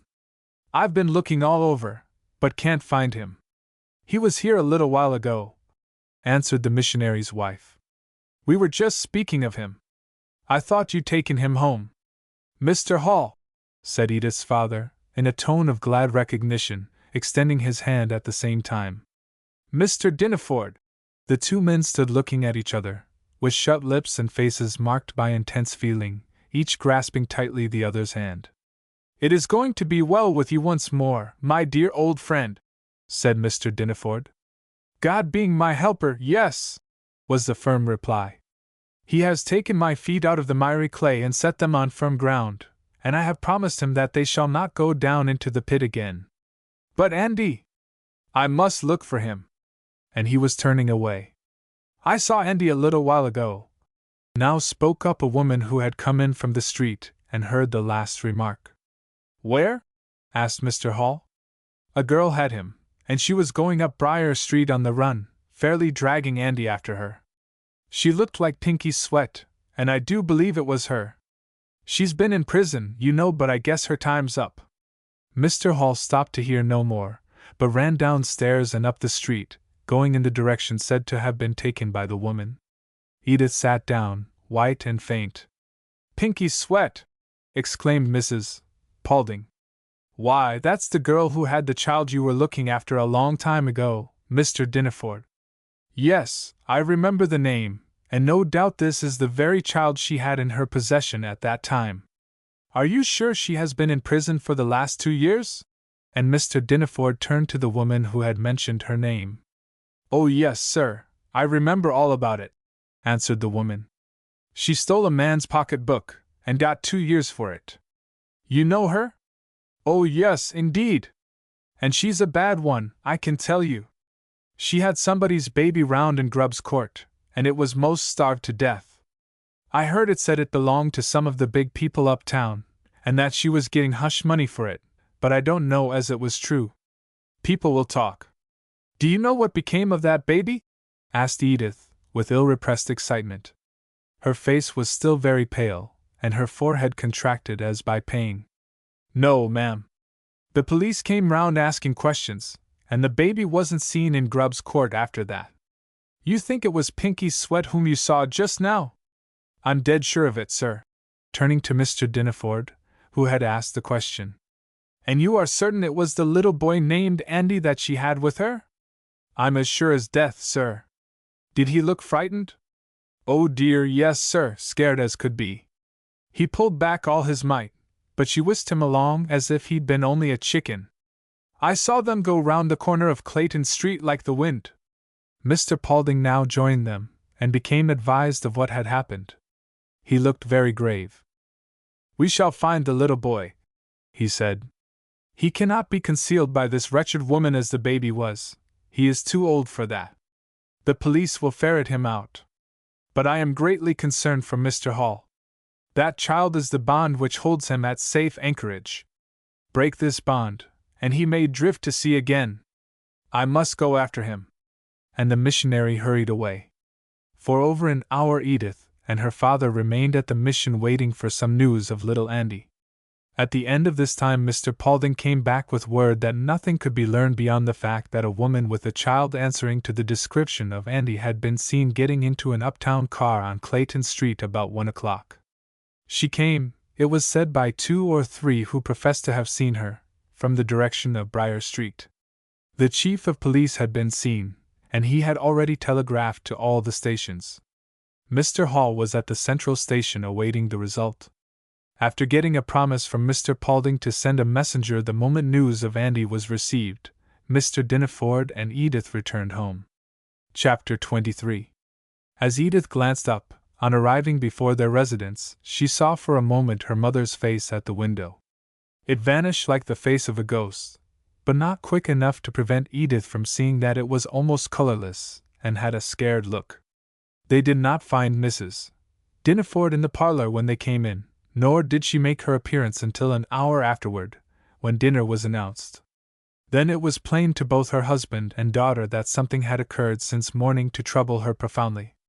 The paleness noticed by Edith at the window, and the scared look remained. Whenever she turned her eyes suddenly upon her mother, she found her looking at her with a strange, searching intentness. It was plain that Mrs. Dinaford saw in Edith's face as great a change and mystery as Edith saw in hers, and the riddle of her husband's countenance, so altered since morning, was harder even than Edith's to solve. A drearier Christmas dinner, and one in which less food was taken by those who ate it, could hardly have been found in the city. The Briar Street feast was one of joy and gladness in comparison. The courses came and went with unwonted quickness, plates bearing off the almost untasted viands which they had received. Scarcely a word was spoken during the meal. Mrs. Dinaford asked no question about the dinner in Briar Street, and no remark was made about it by either Edith or her father. In half the usual time this meal was ended. Mrs. Dinaford left the table first, and retired to her own room. As she did so, in taking her handkerchief from her pocket, she drew out a letter, which fell unnoticed by her upon the floor. Mr. Dinaford was about calling her attention to it when Edith, who saw his purpose and was near enough to touch his hand, gave a quick signal to forbear. The instant her mother was out of the room she sprang from her seat, and had just secured the letter when the dining-room door was pushed open, and Mrs. Dinaford came in, white and frightened. She saw the letter in Edith's hand, and with a cry like some animal in pain leaped upon her, and tried to wrest it from her grasp. But Edith held it in her closed hand with a desperate grip, defying all her mother's efforts to get possession of it. In her wild fear and anger Mrs. Dinaford exclaimed, "I'll kill you if you don't give me that letter!" and actually, in her blind rage, reached toward the table as if to get a knife. Mr. Dinaford, who had been for a moment stupefied, now started forward, and throwing his arms about his wife, held her tightly until Edith could escape with the letter, not releasing her until the sound of his daughter's retiring feet were no longer heard. By this time she had ceased to struggle, and when he released her, she stood still in a passive, dull sort of way, her arms falling heavily to her sides. He looked into her face, and saw that the eyes were staring wildly and the muscles in a convulsive quiver. Then starting and reaching out helplessly, she fell forward. Catching her in his arms, Mr. Dinaford drew her toward a sofa, but she was dead before he could raise her from the floor. When Edith reached her room, she shut and locked the door. Then all her excitement died away. She sat down, and opening the letter with hands that gave no sign of inward agitation or suspense, read it through. It was dated at Havana, and was as follows: Mrs. Helen Dinaford, Madam, my physician tells me that I cannot live a week, may die at any moment, and I am afraid to die with one unconfessed and unatoned sin upon my conscience, a sin into which I was led by you, the sharer of my guilt. I need not go into particulars. You know to what I refer, the ruin of an innocent, confiding young man, your daughter's husband. I do not wonder that he lost his reason. But I have information that his insanity has taken on the mildest form, and that his friends are only keeping him at the hospital until they can get a pardon from the governor. It is in your power and mine to establish his innocence at once. I leave you a single mouth in which to do this, and at the same time screen yourself, if that be possible. If, at the end of a month, it is not done, then a copy of this letter, with a circumstantial statement of the whole iniquitous affair, will be placed in the hands of your husband, and another in the hands of your daughter. I have so provided for this that no failure can take place. So be warned and make the innocence of George Granger as clear as noonday. Lloyd Freeling. Twice Edith read this letter through before a sign of emotion was visible. She looked about the room, down at herself, and again at the letter. Am I really awake? She said, beginning to tremble. Then the glad but terrible truth grappled with her convictions, and through the wild struggle and antagonism of feeling that shook her soul there shone into her face a joy so great that the pale features grew almost radiant. Innocent, innocent, fell from her lips, over which crept a smile of ineffable love. But it faded out quickly, and left in its place a shadow of ineffable pain. Innocent, innocent, she repeated, now clasping her hands and lifting her eyes heavenward. Dear Lord and Savior, my heart is full of thankfulness. Innocent. Oh, let it be made as clear as noonday. And my baby, Lord, oh, my baby, my baby. Give him back to me. She fell forward upon her bed, kneeling, her face hidden among the pillows, trembling and sobbing. Edith! Edith! Came the agitated voice of her father from without. She rose quickly, and opening the door saw his pale, convulsed countenance. Quick! Quick! Your mother! And Mr. Dinaford turned and ran downstairs, she following. On reaching the dining room, Edith found her mother lying on a sofa, with the servants about her in great excitement. Better than anyone did she comprehend what she saw.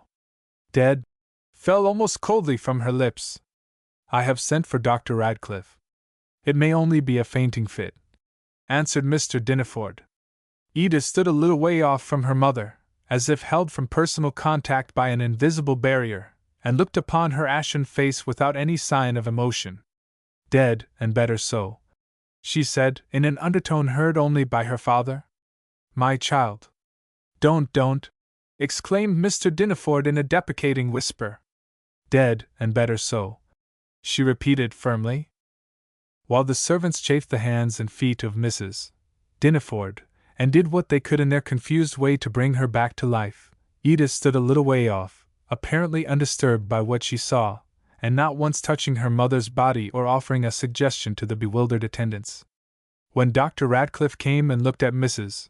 Dinaford, all saw by his countenance that he believed her dead. A careful examination proved the truth of his first impression. She was done with life in this world. As to the cause of her death, the doctor, gathering what he could from her husband, pronounced it heart disease. The story told outside was this, so the doctor gave it, and so it was understood. Mrs. Dinaford was sitting at the table when her head was seen to sink forward, and before any one could get to her she was dead. It was not so stated to him by either Mr. Dinaford or Edith, but he was a prudent man, and careful of the good fame of his patients. Family affairs he held as sacred trusts. Will he knew that there had been a tragedy in this home, a tragedy for which he was in part, he feared, responsible, and he did not care to look into it too closely. But of all that was involved in this tragedy he really knew little. Social gossip had its guesses at the truth, often not very remote, and he was familiar with these, believing little or much as it suited him. It is not surprising that Edith's father, on seeing the letter of Lloyd Freeling, echoed his daughter's words. Better so! Not a tear was shed on the grave of Mrs. Dineford. Husband and daughter saw her body carried forth and buried out of sight with a feeling of rejection and a sense of relief. Death had no power to soften their hearts toward her. Charity had no mantle broad enough to cover her wickedness. Filial love was dead, and the good heart of her husband turned away at remembrance with a shudder of horror. Yes, it was better so. They had no grief, but thankfulness that she was dead. On the morning after the funeral there came a letter from Havana addressed to Mr. Dineford. It was from the man Freeling. In it he related circumstantially all the reader knows about the conspiracy to destroy Granger. The letter enclosed an affidavit made by Freeling, and duly attested by the American consul, in which he stated explicitly that all the forgeries were made by himself, and that George Granger was entirely ignorant of the character of the paper he had endorsed with the name of the firm. Since the revelation made to Edith by Freeling's letter to her mother, all the repressed love of years, never dead nor diminished, but only chained, held down, covered over, shook itself free from bonds and the wrecks and debris of crushed hopes. It filled her heart with an agony of fullness. Her first passionate impulse was to go to him and throw herself into his arms. But a chilling thought came with the impulse, and sent all the outgoing heartbeats back. She was no longer the wife of George Granger. In a weak hour she had yielded to the importunities of her father, and consented to an application for divorce. No, she was no longer the wife of George Granger. She had no right to go to him. If it were true that reason had been in part or wholly restored, would he not reject her with scorn? The very thought made her heart stand still. It would be more than she could bear. Chapter 24. No other result than the one that followed could have been hoped for. The strain upon Edith was too great. After the funeral of her mother, mind and body gave way, and she passed several weeks in a half-unconscious state. Two women, leading actors in this tragedy of life, met for the first time in over 2 years, Mrs. Hoyt, alias Bray, and Pinky Sweat. It had not gone very well with either of them during that period. Pinky, as the reader knows, had spent the time in prison, and Mrs. Bray, who had also gone a step too far in her evil ways, was now hiding from the police under a different name from any heretofore assumed. They met by what seemed an accident on the street. "Pinky! Fan!" dropped from their lips in mutual surprise and pleasure. A little while they held each other's hands, and looked into each other's faces with keenly searching, sinister eyes, one thought coming uppermost in the minds of both, the thought of that long-time lost capital in trade, the cast adrift baby. From the street they went to Mrs. Bray's hiding place, a small ill-furnished room in one of the suburbs of the city, and there took counsel together. "What became of that baby?" was one of Mrs. Bray's first questions. "It's all right," answered Pinky. "Do you know where it is?" "Yes." "And can you put your hand on it?" "At any moment." "Not worth the trouble of looking after now," said Mrs. Bray, assuming an indifferent manner. "Why?" Pinky turned on her quickly. "Oh, because the old lady is dead." "What old lady?" "The grandmother." "When did she die?" 3 or 4 weeks ago." "What was her name?" asked Pinky. Mrs. Bray closed her lips tightly and shook her head. "Can't betray that secret," she replied. "Oh, just as you like." And Pinky gave her head an impatient toss. "High sense of honor. Respect for the memory of a departed friend. But it won't go down with me, Fan. We know each other too well. As for the baby, a pretty big one now, by the way, and as handsome a boy as you'll find in all this city, he's worth something to somebody, and I'm on that somebody's track. There's mother as well as a grandmother in the case, Fan." Mrs. Bray's eyes flashed, and her face grew red with an excitement she could not hold back. Pinky watched her keenly. "There's somebody in this town today who would give thousands to get him," she added, still keeping her eyes on her companion. "And as I was saying, I'm on that somebody's track. You thought no one but you and Sal Long knew anything, and that when she died you had the secret all to yourself. But Sal didn't keep mum about it. Did she tell you anything?" demanded Mrs. Bray, thrown off her guard by Pinky's last assertion. Enough for me to put this and that together and make it nearly all out, answered Pinky, with great coolness. I was close after the game when I got caught myself. But I'm on the track once more, and don't mean to be thrown off. A link or two in the chain of evidence touching the parentage of this child, and I am all right. You have these missing links, and can furnish them if you will. If not, I am bound to find them. You know me, Fan. If I once set my heart on doing a thing, heaven and earth can't stop me. You're devil enough for anything, I know, and can lie as fast as you can talk, returned Mrs. Bray, in considerable irritation. If I could believe a word you said. But I can't. No necessity for it, retorted Pinky, with a careless toss of her head. If you don't wish to hunt in company, all right. I'll take the game myself. You forget, said Mrs. Bray. I can spoil your game. Indeed? How? By blowing the whole thing to Mr. Mr. who? Asked Pinky, leaning forward eagerly as her companion paused without uttering the name that was on her lips. Wouldn't you like to know? Mrs. Bray gave a low, tantalizing laugh. I'm not sure that I would, from you. I'm bound to know somehow, and it would be cheapest to find out for myself, replied Pinky, hiding her real desire, which was to get the clues she sought from Mrs. Bray, and which she alone could give. As for blowing on me, I wouldn't like anything better. I wish you'd call on Mr. Somebody at once, and tell him I've got the heir of his house and fortune, or on Mrs. Somebody, and tell her I've got her lost baby. Do it, Fan, that's a dearie. Suppose I were to do so? Asked Mrs. Bray, repressing the anger that was in her heart, and speaking with some degree of calmness. What then? The police would be down on you in less than an hour. And what then? Your game would be up. Pinky laughed derisively. The police are down on me now, and have been coming down on me for nearly a month past. But I'm too much for them. I know how to cover my tracks. Down on you? For what? They're after the boy. What do they know about him? Who set them after him? I grabbed him up last Christmas down in Briar Street after being on his track for a week, and them that had him are after him sharp. Who had him?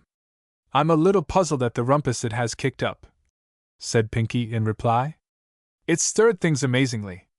How? Oh, as I said, the police are after me sharp.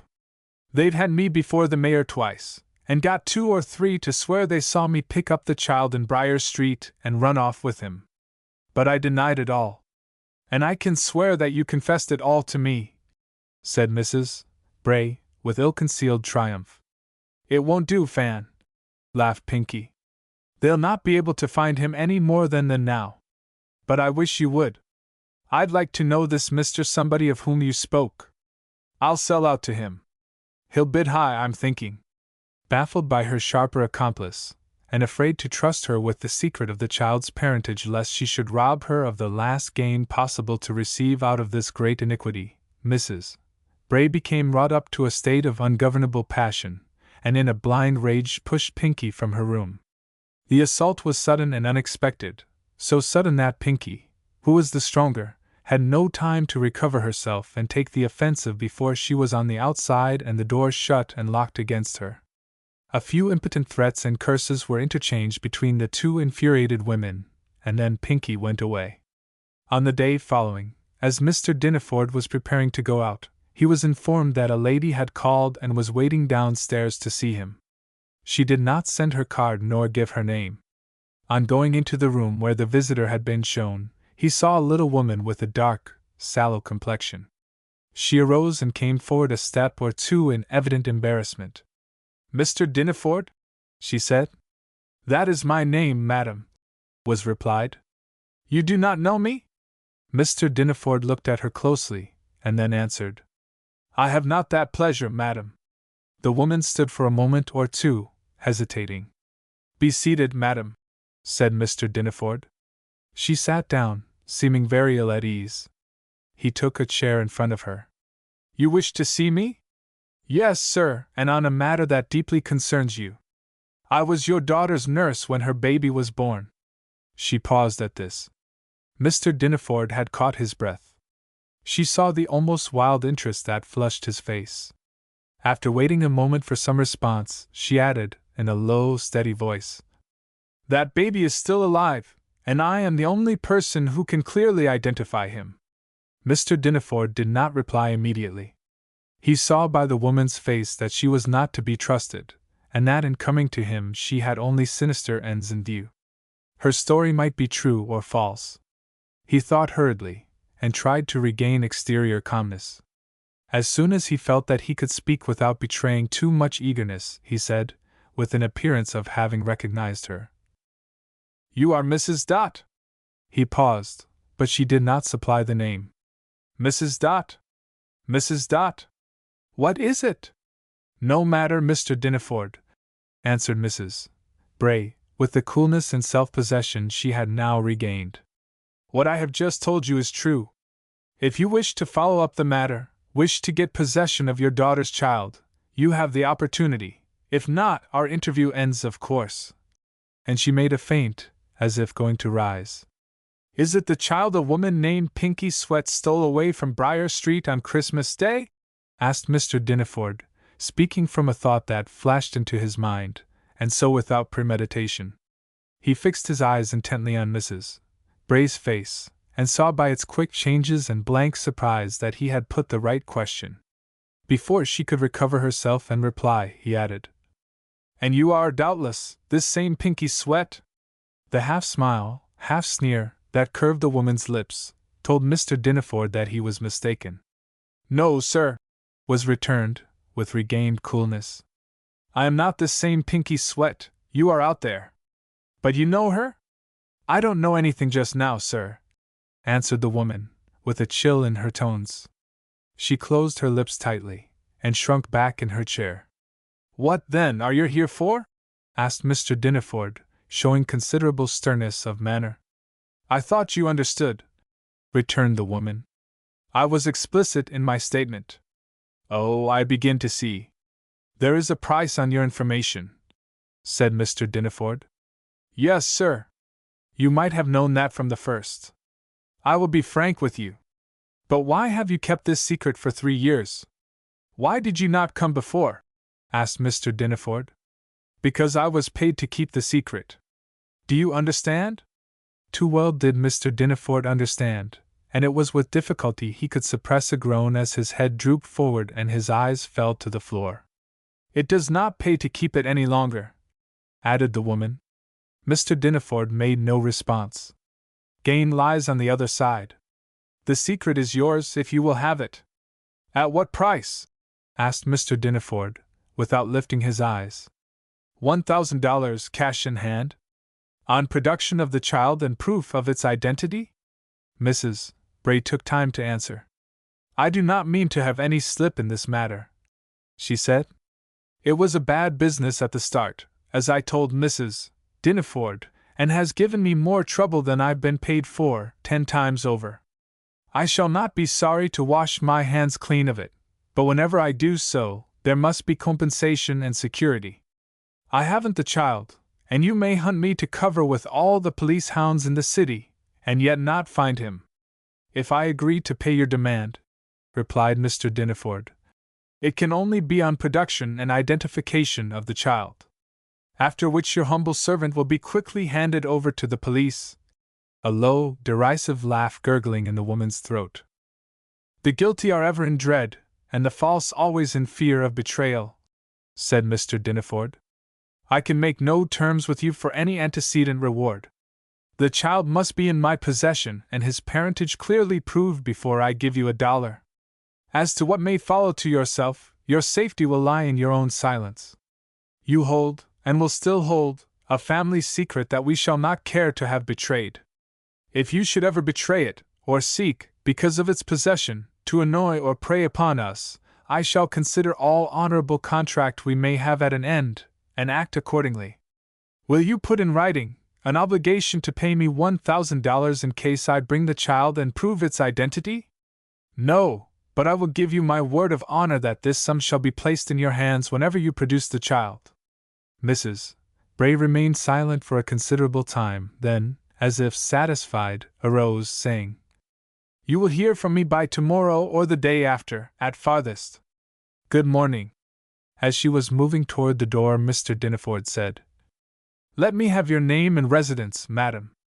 The woman quickened her steps, partly turning her head as she did so, and said, with a sinister curl of the lip, No, I thank you, sir. In the next moment she was gone. Chapter 25. Nothing of all this was communicated to Edith. After a few weeks of prostration, strength came slowly back to mind and body, and with returning strength her interest in her old work revived. Her feet went down again into lowly ways, and her hands took hold of suffering. Immediately on receipt of Freeling's letter and affidavit, Mr. Dineford had taken steps to procure a pardon for George Granger. It came within a few days after the application was made, and the young man was taken from the asylum where he had been for 3 years.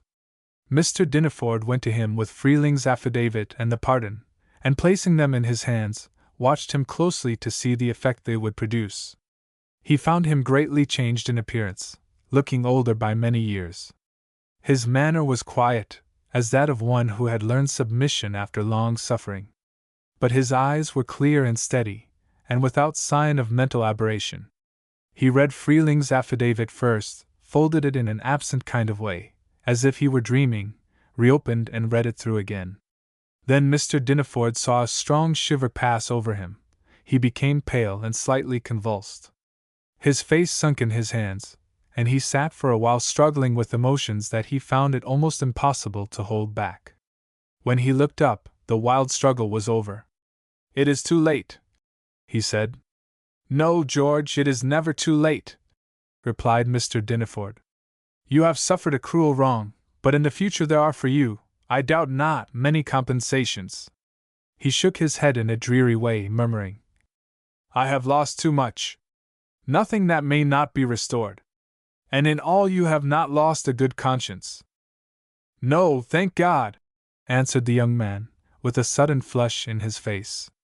But for that anchor to my soul, I should have long ago drifted out to sea a helpless wreck. No, thank God, I have not lost a good conscience. You have not yet read the other paper, said Mr. Dineford. It is your pardon. Pardon! An indignant flash came into Granger's eyes. Oh, sir, that hurts too deeply. Pardon! I am not a criminal. Falsely so regarded in the eyes of the law, but now proved to be innocent, and so expressed by the governor. It is not a pardon in any sense of remission, but a declaration of innocence and sorrow for the undeserved wrongs you have suffered. It is well, he answered gloomily. The best that can be done, and I should be thankful. You cannot be more deeply thankful than I am, George. Mr. Dineford spoke with much feeling. Let us bury this dreadful past out of our sight, and trust in God for a better future. You are free again, and your innocence shall, so far as I have power to do it, be made as clear as noonday. You are at liberty to depart from here at once. Will you go with me now?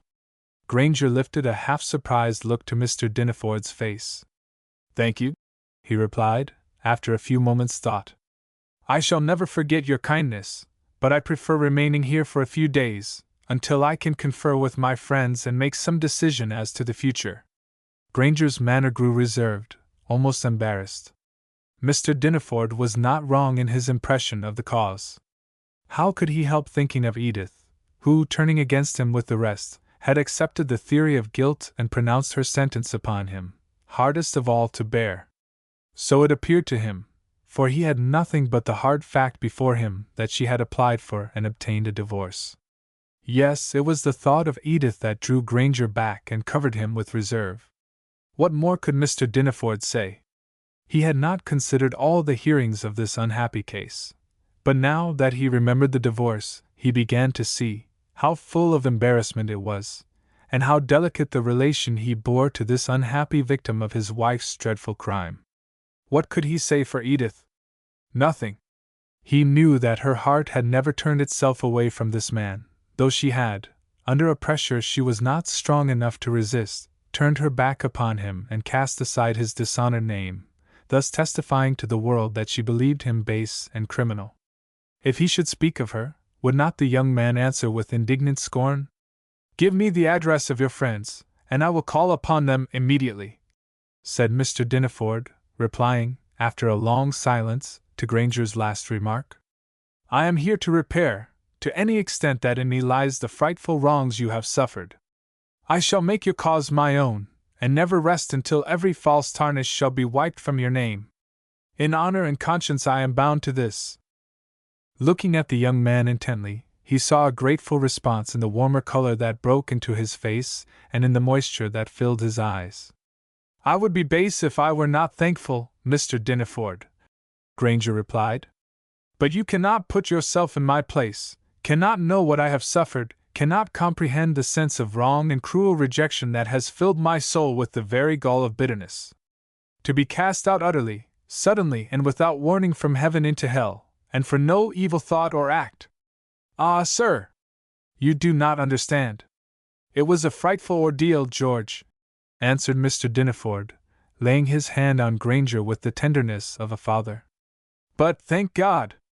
It is over. You have stood the terrible heat, and now, coming out of the furnace, I shall see to it that not even the smell of fire remain upon your garments." Still the young man could not be moved from his purpose to remain at the asylum until he had seen and conferred with his friends, in whose hands Mr. Dinneford placed the governor's pardon and the affidavit of Lloyd Freeling setting forth his innocence. Mrs. Bray did not call on Mr. Dinneford, as she had promised.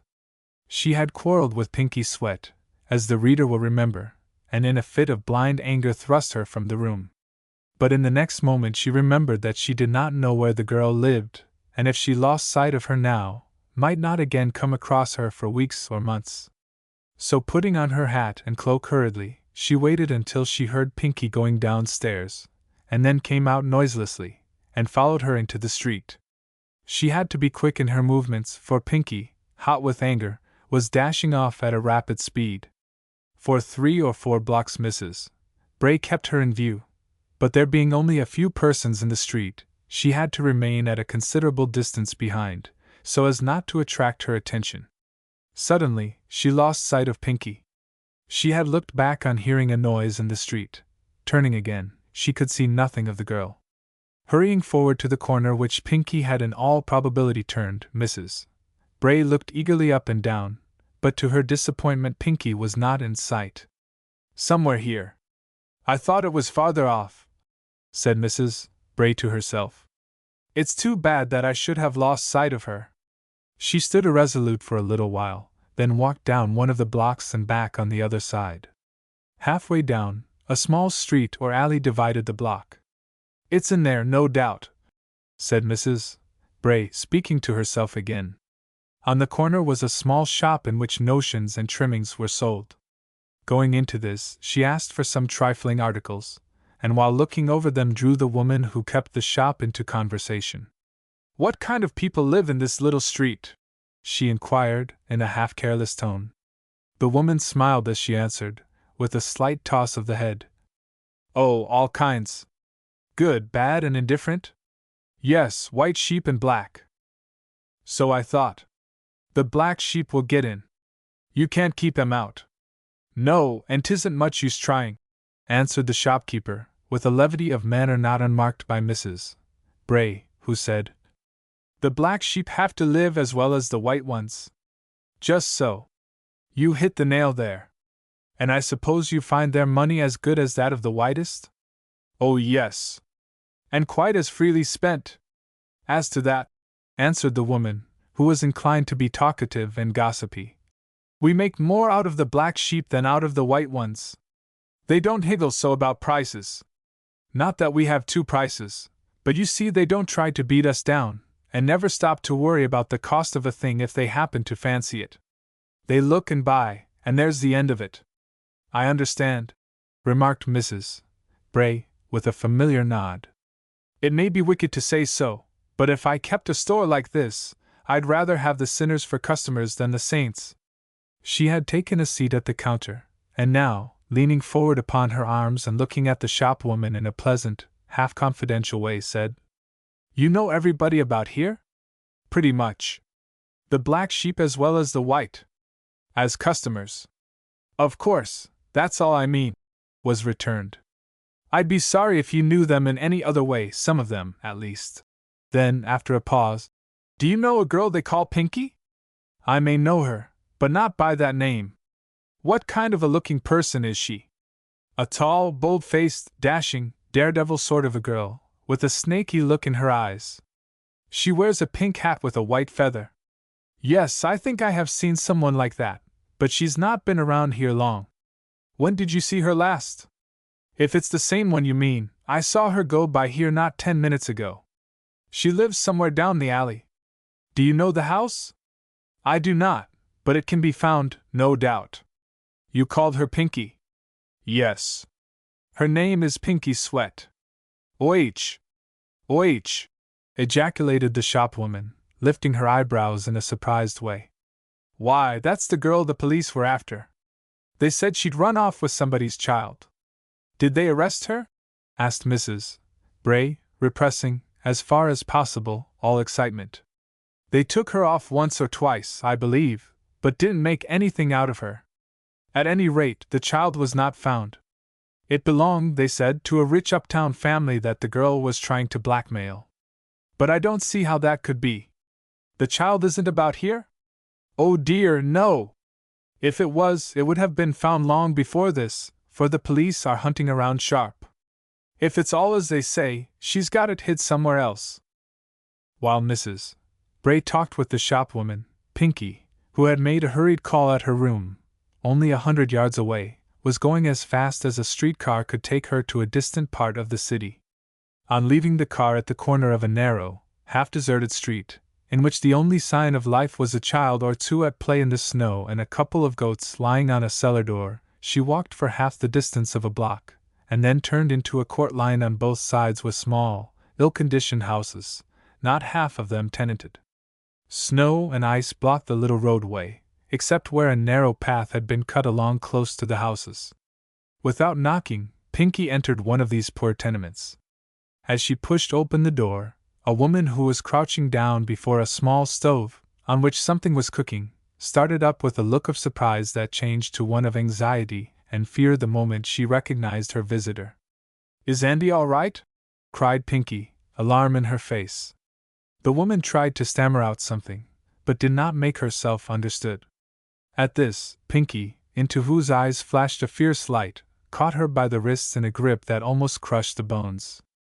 "Out with it! Where is Andy?" Still the frightened woman could not speak.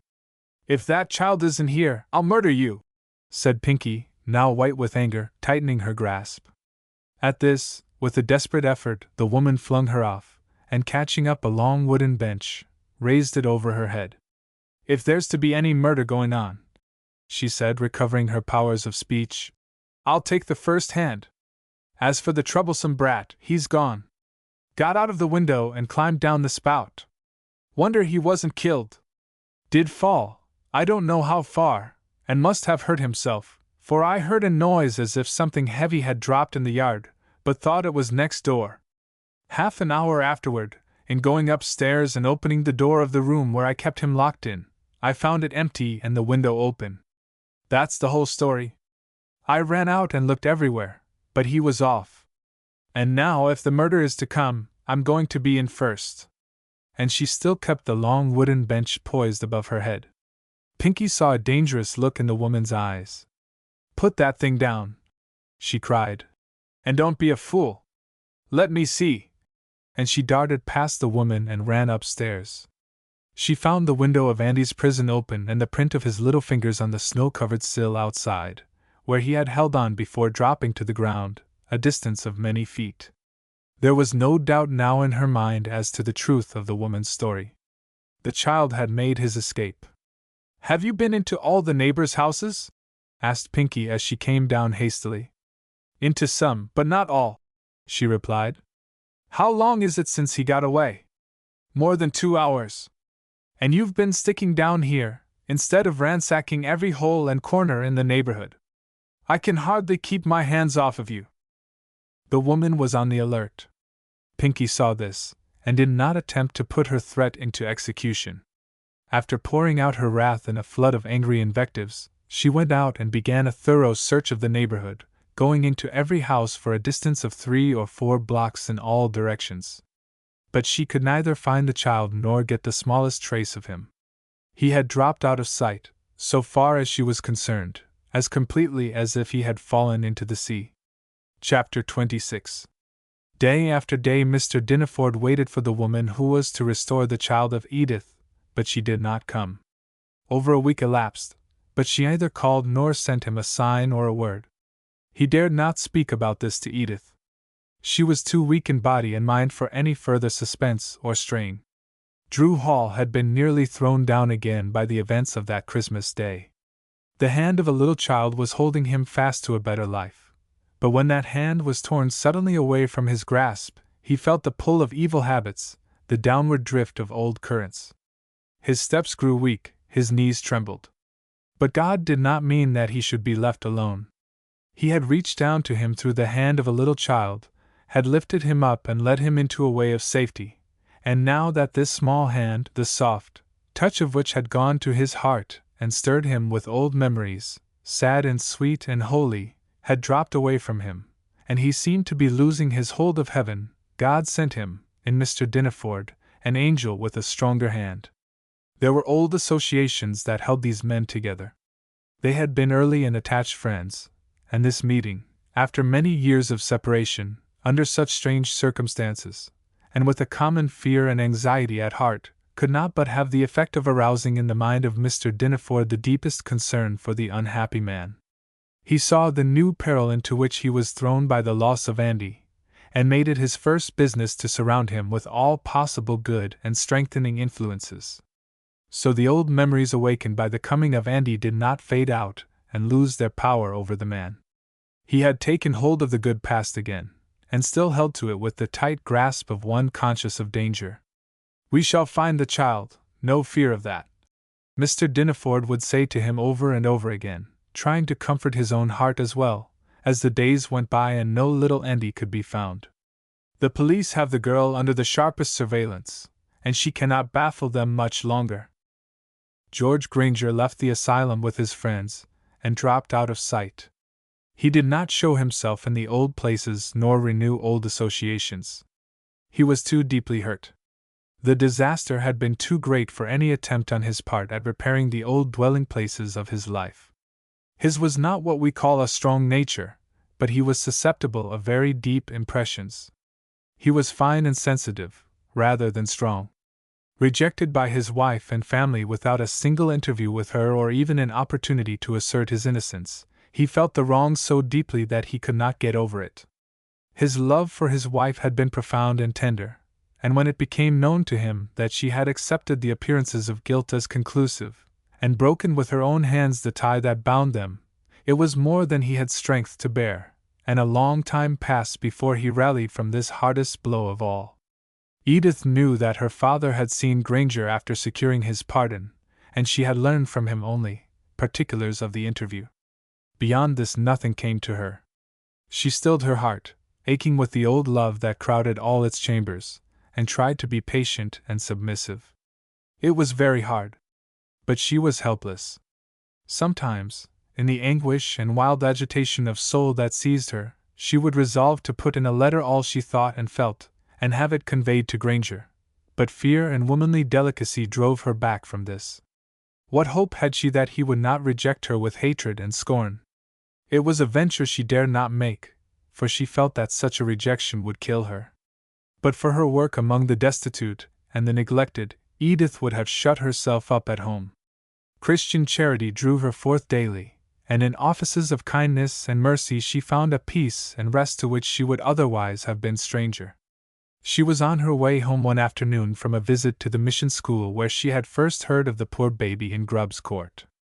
All that day thoughts of little Andy kept crowding into her mind. She could not push aside his image as she saw it on Christmas, when he sat among the children, his large eyes resting in such a wistful look upon her face. Her eyes often grew dim and her heart full as she looked upon that tender face, pictured for her as distinctly as if photographed to natural sight. "Oh, my baby, came almost audibly from her lips, in a burst of irrepressible feeling, for ever since she had seen this child, The thought of him linked itself with that of her lost baby. Up to this time her father had carefully concealed his interview with Mrs. Bray. He was in so much doubt as to the effect that woman's communication might produce while yet the child was missing that he deemed it best to maintain the strictest silence until it could be found. Walking along with heart and thought where they dwelt for so large a part of her time, Edith, in turning a corner, came upon a woman who stopped at sight of her as if suddenly fastened to the ground, stopped only for an instant, like one surprised by an unexpected and unwelcome encounter, and then made a motion to pass on. But Edith, partly from memory and partly from intuition, recognized her nurse, and catching fast hold of her, said in a low imperative voice, while a look of wild excitement spread over her face, "Where is my baby?" The woman tried to shake her off, but Edith held her with a grasp that could not be broken. "For heaven's sake!" exclaimed the woman. "Let go of me! This is the public street, and you'll have a crowd about us in a moment, and the police with them." But Edith kept fast hold of her. "First tell me where I can find my baby," she answered. "Come along," said the woman, moving as she spoke in the direction Edith was going when they met. "If you want to row with the police, I don't." Edith was close to her side, with her hand yet upon her and her voice in her ears. "My baby! Quick! Say! Where can I find my baby? What do I know of your baby?" "You are a fool or mad," answered the woman, trying to throw her off. "I don't know you." "But I know you, Mrs. Bray," said Edith, speaking the name at a venture as the one she remembered hearing the servant give to her mother. At this the woman's whole manner changed, and Edith saw that she was right, that this was, indeed, the accomplice of her mother. "And now," she added, in voice grown calm and resolute, "I do not mean to let you escape until I get sure knowledge of my child. If you fly from me, I will follow and call for the police. If you have any of the instincts of a woman left, you will know that I am desperately in earnest. What is a street excitement or a temporary arrest by the police, or even a station house exposure, to me, in comparison with the recovery of my child? Where is he?" "I do not know," replied Mrs. Bray. "After seeing your father." "My father! When did you see him?" exclaimed Edith, betraying in her surprised voice the fact that Mr. Dinneford had kept so far, even from her, the secret of that brief interview to which she now referred. "Oh, he hasn't told you! But it's no matter, he will do that in good time. After seeing your father, I made an effort to get possession of your child and restore him as I promised to do. But the woman who had him hidden somewhere managed to keep out of my way until this morning. And now she says he got off from her, climbed out of a second-story window and disappeared, no one knows where." "This woman's name is Pinky Sweat?" said Edith. "Yes." Mrs. Bray felt the hand that was still upon her arm shake as if from a violent chill. "Do you believe what she says? That the child has really escaped from her?" "Yes." "Where does she live?" Mrs.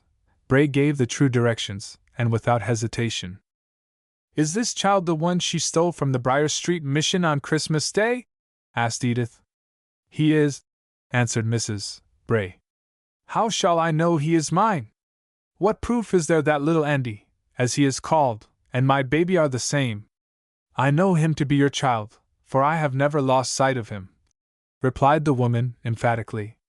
"You may know him by his eyes and mouth and chin, for they are yours. Nobody can mistake the likeness. But there is another proof. When I nursed you, I saw on your arm, just above the elbow, a small raised mark of a red color, and noticed a similar one on the baby's arm. You will see it there whenever you find the child that Pinky Sweat stole from the mission house on Christmas Day. Goodbye." And the woman, seeing that her companion was off of her guard, sprang away, and was out of sight in the crowd before Edith could rally herself and make an attempt to follow. How she got home she could hardly tell. Chapter 27. For weeks the search for Andy was kept up with unremitting vigilance, but no word of him came to the anxious searchers. A few days after the meeting with Mrs. Bray, the police report mentioned the arrest of both Pinky Sweat and Mrs. Bray, alias Hoyt, alias Jewett, charged with stealing a diamond ring of considerable value from a jewelry store. They were sent to prison, in default of bail, to await trial. Mr. Dinaford immediately went to the prison and had an interview with the two women, who could give him no information about Andy beyond what Mrs. Bray had already communicated in her hurried talk with Edith. Pinky could get no trace of him after he had escaped. Mr. Dinaford did not leave the two women until he had drawn from them a minute and circumstantial account of all they knew of Edith's child from the time it was cast adrift. When he left them, he had no doubt as to its identity with Andy.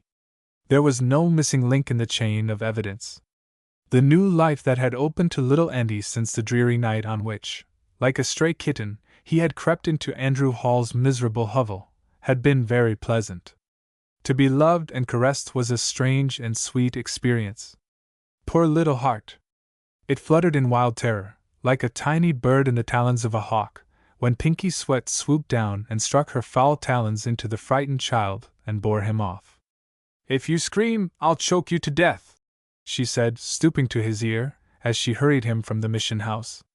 Scared into silence, Andy did not cry out, and the arm that grasped and dragged him away was so strong that he felt resistance to be hopeless. Passing from Briar Street, Pinky hurried on for a distance of a block, when she signaled the streetcar. As she lifted Andy upon the platform, she gave him another whispered threat. "Mind! If you cry, I'll kill you!" There were but few persons in the car, and Pinky carried the child to the upper end and sat him down with his face turned forward to the window, so as to keep it as much out of observation as possible. He sat motionless, stunned with surprise and fear. Pinky kept her eyes upon him. His hands were laid across his breast and held against it tightly. They had not gone far before Pinky saw great teardrops falling upon the little hands. "Stop crying!" she whispered close to his ear. "I won't have it. You're not going to be killed." Andy tried to keep back the tears, but in spite of all he could do they kept blinding his eyes and falling over his hands. "What's the matter with your little boy?" asked a sympathetic, motherly woman who had noticed the child's distress. "Cross, that's all." Pinky threw out the sentence in that snappish, mind-your-own-business tone. The motherly woman, who had leaned forward, a look of kindly interest on her face, drew back, chilled by this repulse, but kept her eyes upon the child, greatly to Pinky's annoyance. After riding for half a mile, Pinky got out and took another car. Andy was passive. He had ceased crying, and was endeavoring to get back some of the old spirit of brave endurance. He was beginning to feel like one who had awakened from a beautiful dream in which dear ideals had almost reached fruition, to the painful facts of a hard and suffering life, and was gathering up his patience and strength to meet them. He sat motionless by the side of Pinky, with his eyes cast down, his chin on his breast and his lips shut closely together. Another ride of nearly half a mile, when Pinky left the car and struck away from the common thoroughfare into a narrow alley, down which she walked for a short distance, and then disappeared in one of the small houses. No one happened to observe her entrance. Through a narrow passage and stairway she reached a second-story room. Taking a key from her pocket, she unlocked the door and went in. There was a fire and a small stove, and the room was comfortable. Locking the door on the inside, she said to Andy, in a voice changed and kinder, "My! Your hands are as red as beets. Go up to the stove and warm yourself." Andy obeyed, spreading out his little hands, and catching the grateful warmth, every now and then looking up into Pinky's face, and trying with a shrewder insight than is usually given to a child of his age to read the character and purposes it half concealed and half made known. "Now, Andy," said Pinky, in a mild but very decided way. "Your name's Andy?" "Yes, ma'am," answered the child, fixing his large, intelligent eyes on her face. "Well, Andy, if you'll be a good and quiet boy, you needn't be afraid of anything, you won't get hurt. But if you make a fuss, I'll throw you at once right out of the window." Pinky frowned and looked so wicked as she uttered the last sentence that Andy was frightened. It seemed as if a devouring beast glared at him out of her eyes. She saw the effect of her threat, and was satisfied. The short afternoon soon passed away. The girl did not leave the room, nor talk with the child except in very low tones, so as not to attract the attention of anyone in the house. As the day waned, snow began to fall, and by the time night set in it was coming down thick and fast. As soon as it was fairly dark, Pinky wrapped a shawl about Andy, pinning it closely, so as to protect him from the cold, and quietly left the house. He made no resistance. A car was taken, in which they rode for a long distance, until they were on the outskirts of the city. The snow had already fallen to a depth of 2 or 3 inches, and the storm was increasing. When she left the car in that remote neighborhood, not a person was to be seen on the street. Catching Andy into her arms, Pinky ran with him for the distance of half a block, and then turned into a close alley with small houses on each side. At the lower end she stopped before one of these houses, and without knocking pushed open the door. "Who's that?" cried a voice from an upper room, the stairway to which led up from the room below. "It's me. Come down and be quiet," answered Pinky, in a warning voice. A woman, old and gray, with all the signs of a bad life on her wrinkled face, came hastily downstairs and confronted Pinky. "What now? What's brought you here?" she demanded, in no friendly tones. There, Mother Peter. Smooth down your feathers. I've got something for you to do, and it will pay," answered Pinky, who had shut the outside door and slipped the bolt. At this, the manner of Mother Peter, as Pinky had called her, softened, and she said, "What's up? What deviltry are you after now, you hussy?" Without replying to this, Pinky began shaking the snow from Andy and unwinding the shawl with which she had bound him up. After he was free from his outside wrappings, she said, looking toward the woman, "Now, isn't he a nice little chap? Did you ever see such eyes?" The worn face of the woman softened as she turned toward the beautiful child, but not with pity. To that feeling she had long been a stranger. "I want you to keep him for a few days," said Pinky, speaking in the woman's ears. "I'll tell you more about it after he's in bed and asleep. He's to be kept shut up out of sight, mind," was Pinky's injunction, in the conference that followed. "Not a living soul in the neighborhood must know he's in the house, for the police will be sharp after him. I'll pay you $5 a week, and put it down in advance. Give him plenty to eat, and be as good to him as you can, for you see it's a fat job, and I'll make it fatter for you if all comes out right." The woman was not slow to promise all that Pinky demanded. The house in which she lived had 3 rooms, 1 below and 2 smaller ones above. From the room below a stovepipe went up through the floor into a sheet iron drum in the small back chamber, and kept it partially heated. It was arranged that Andy should be made a close prisoner in this room, and kept quiet by fear. It had only 1 window, looking out upon the yard, and there was no shed or porch over the door leading into the yard below upon which he could climb out and make his escape. In order to have things wholly secure, the 2 women, after Andy was asleep, pasted paper over the panes of glass in the lower sash, so that no one could see his face at the window, and fastened the sash down by putting a nail into a gimlet hole at the top. "I guess that will fix him," said Pinky, in a tone of satisfaction.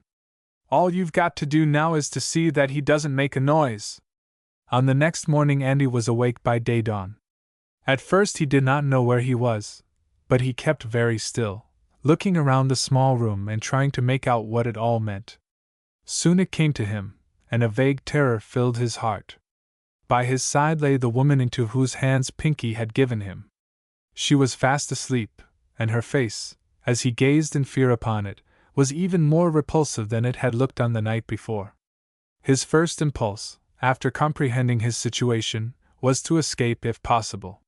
Softly and silently he crept out of bed, and made his way to the door. It was fastened. He drew the bolt back, when it struck the guard with a sharp click. In an instant the old woman was sitting up in bed and glaring at him. "You imp of Satan!" she cried, springing after him with a singular agility for one of her age, and catching him by the arm with a vice-like grip that bruised the tender flesh and left it marked for weeks, drew him back from the door and flung him upon the bed. "Stay there till I tell you to get up," she added, with a cruel threat in her voice. "And mind you, there's to be no fooling with me." The frightened child crept under the bedclothes, and hid his face beneath them. Mother Peter did not lie down again, but commenced dressing herself, muttering and grumbling as she did so. "Keep where you are till I come back," she said to Andy, with the same cruel threat in her voice. Going out, she bolted the door on the other side. It was nearly half an hour before the woman returned, bringing a plate containing 2 or 3 slices of bread and butter and a cup of milk. "Now get up and dress yourself," was her sharply spoken salutation to Andy as she came into the room. "And you're to be just as still as a mouse, mind. There's your breakfast." She set the plate on a table and went out, bolting, as before, the door on the other side. Andy did not see her again for over an hour. Left entirely alone in his prison, his restless spirit chafed for freedom. He moved about the apartment, examining everything it contained with the closest scrutiny, yet without making any noise, for the woman's threat, accompanied as it had been with such a wicked look, was not forgotten. He had seen in that look a cruel spirit of which he was afraid. 2 or 3 times he thought he heard a step and a movement in the adjoining chamber, and waited, almost holding his breath, with his eyes upon the door, expecting every moment to see the scowling face of his jailer. But no hand touched the door. Tired at last with everything in the room, he went to the window and sought to look out, as he had already done many times. He could not understand why this window was so different from any he had ever seen, and puzzled over it in his weak, childish way. As he moved from pane to pane, trying to see through, he caught a glimpse of something outside, but it was gone in a moment. He stepped back, then came up quickly to the glass, all the dull quietude of manner leaving him. As he did so, a glimpse of the outside world came again, and now he saw a little hole in the paper not larger than a pin's head. To scrape at this was a simple instinct. In a moment he saw it enlarging, as the paper peeled off from the glass. Scraping away with his fingernail, the glass was soon cleared of paper for the space of an inch in diameter, and through this opening he stood gazing out upon the yards below, and the houses that came up to them from a neighboring street. There was a woman in one of these yards, and she looked up toward the window where Andy stood, curiously. "You imp of Satan!" were the terrible words that fell upon his ears at this juncture, and he felt himself caught up as by a vulture. He knew the cruel voice and the grip of the cruel hands that had already left their marks in his tender flesh. Mother Peter, her face red with passion and her eyes glowing like coals of fire, held him high in the air, and shook him with savage violence. She did not strike, but continued shaking him until the sudden heat of her passion had a little cooled. "Didn't I tell you not to meddle with anything in this room?" And with another bruising grip of Andy's arms, she threw him roughly upon the floor. The little hole in the paper was then repaired by pasting another piece of paper over it, after which Andy was left alone, but with a threat from Mother Peter that if he touched the window again she would beat the life out of him. She had no more trouble with him that day. Every half hour or so she would come upstairs noiselessly, and listen at the door, or break in upon the child suddenly, and without warning. But she did not find him again at the window. The restlessness at first exhibited had died out, and he sat or lay upon the floor in a kind of dull, despairing stupor. So that day passed. On the second day of Andy's imprisonment he distinctly heard the old woman go out at the street door and lock it after her. He listened for a long time, but could hear no sound in the house. A feeling of relief and a sense of safety came over him. He had not been so long in his prison alone without the minutest examination of every part, and it had not escaped his notice that the panes of glass in the upper sash of the window were not covered with paper, as were those below. But for the fear of one of Mother Peter's noiseless pouncings in upon him, he would long since have climbed upon the sill and taken a look through the upper sash. He waited now for full half an hour to be sure that his jailer had left the house, and then, climbing to the windowsill with the agility of a squirrel, held on to the edge of the lower sash and looked out through the clear glass above. Dreary and unsightly as was all that lay under his gaze, it was beautiful in the eyes of the child. His little heart swelled and glowed. He longed, as a prisoner, for freedom. As he stood there he saw that a nail held down the lower sash, which he had so often tried, but in vain, to lift. Putting his finger on this nail, he felt it move. It had been placed loosely in a gimlet hole, and could be drawn out easily. For a little while he stood there, taking out and putting in the nail. While doing this, he thought he heard a sound below, and instantly dropped noiselessly from the window. He had scarcely done so when the door of his room opened and Mother Peter came in. She looked at him sharply, and then retired without speaking. All the next day Andy listened after Mother Peter, waiting to hear her go out. But she did not leave the house until after he was asleep in the evening. On the next day, after waiting until almost noon, the child's impatience of confinement grew so strong that he could no longer defer his meditated escape from the window, for ever since he had looked over the sash and discovered how it was fastened down, his mind had been running on this thing.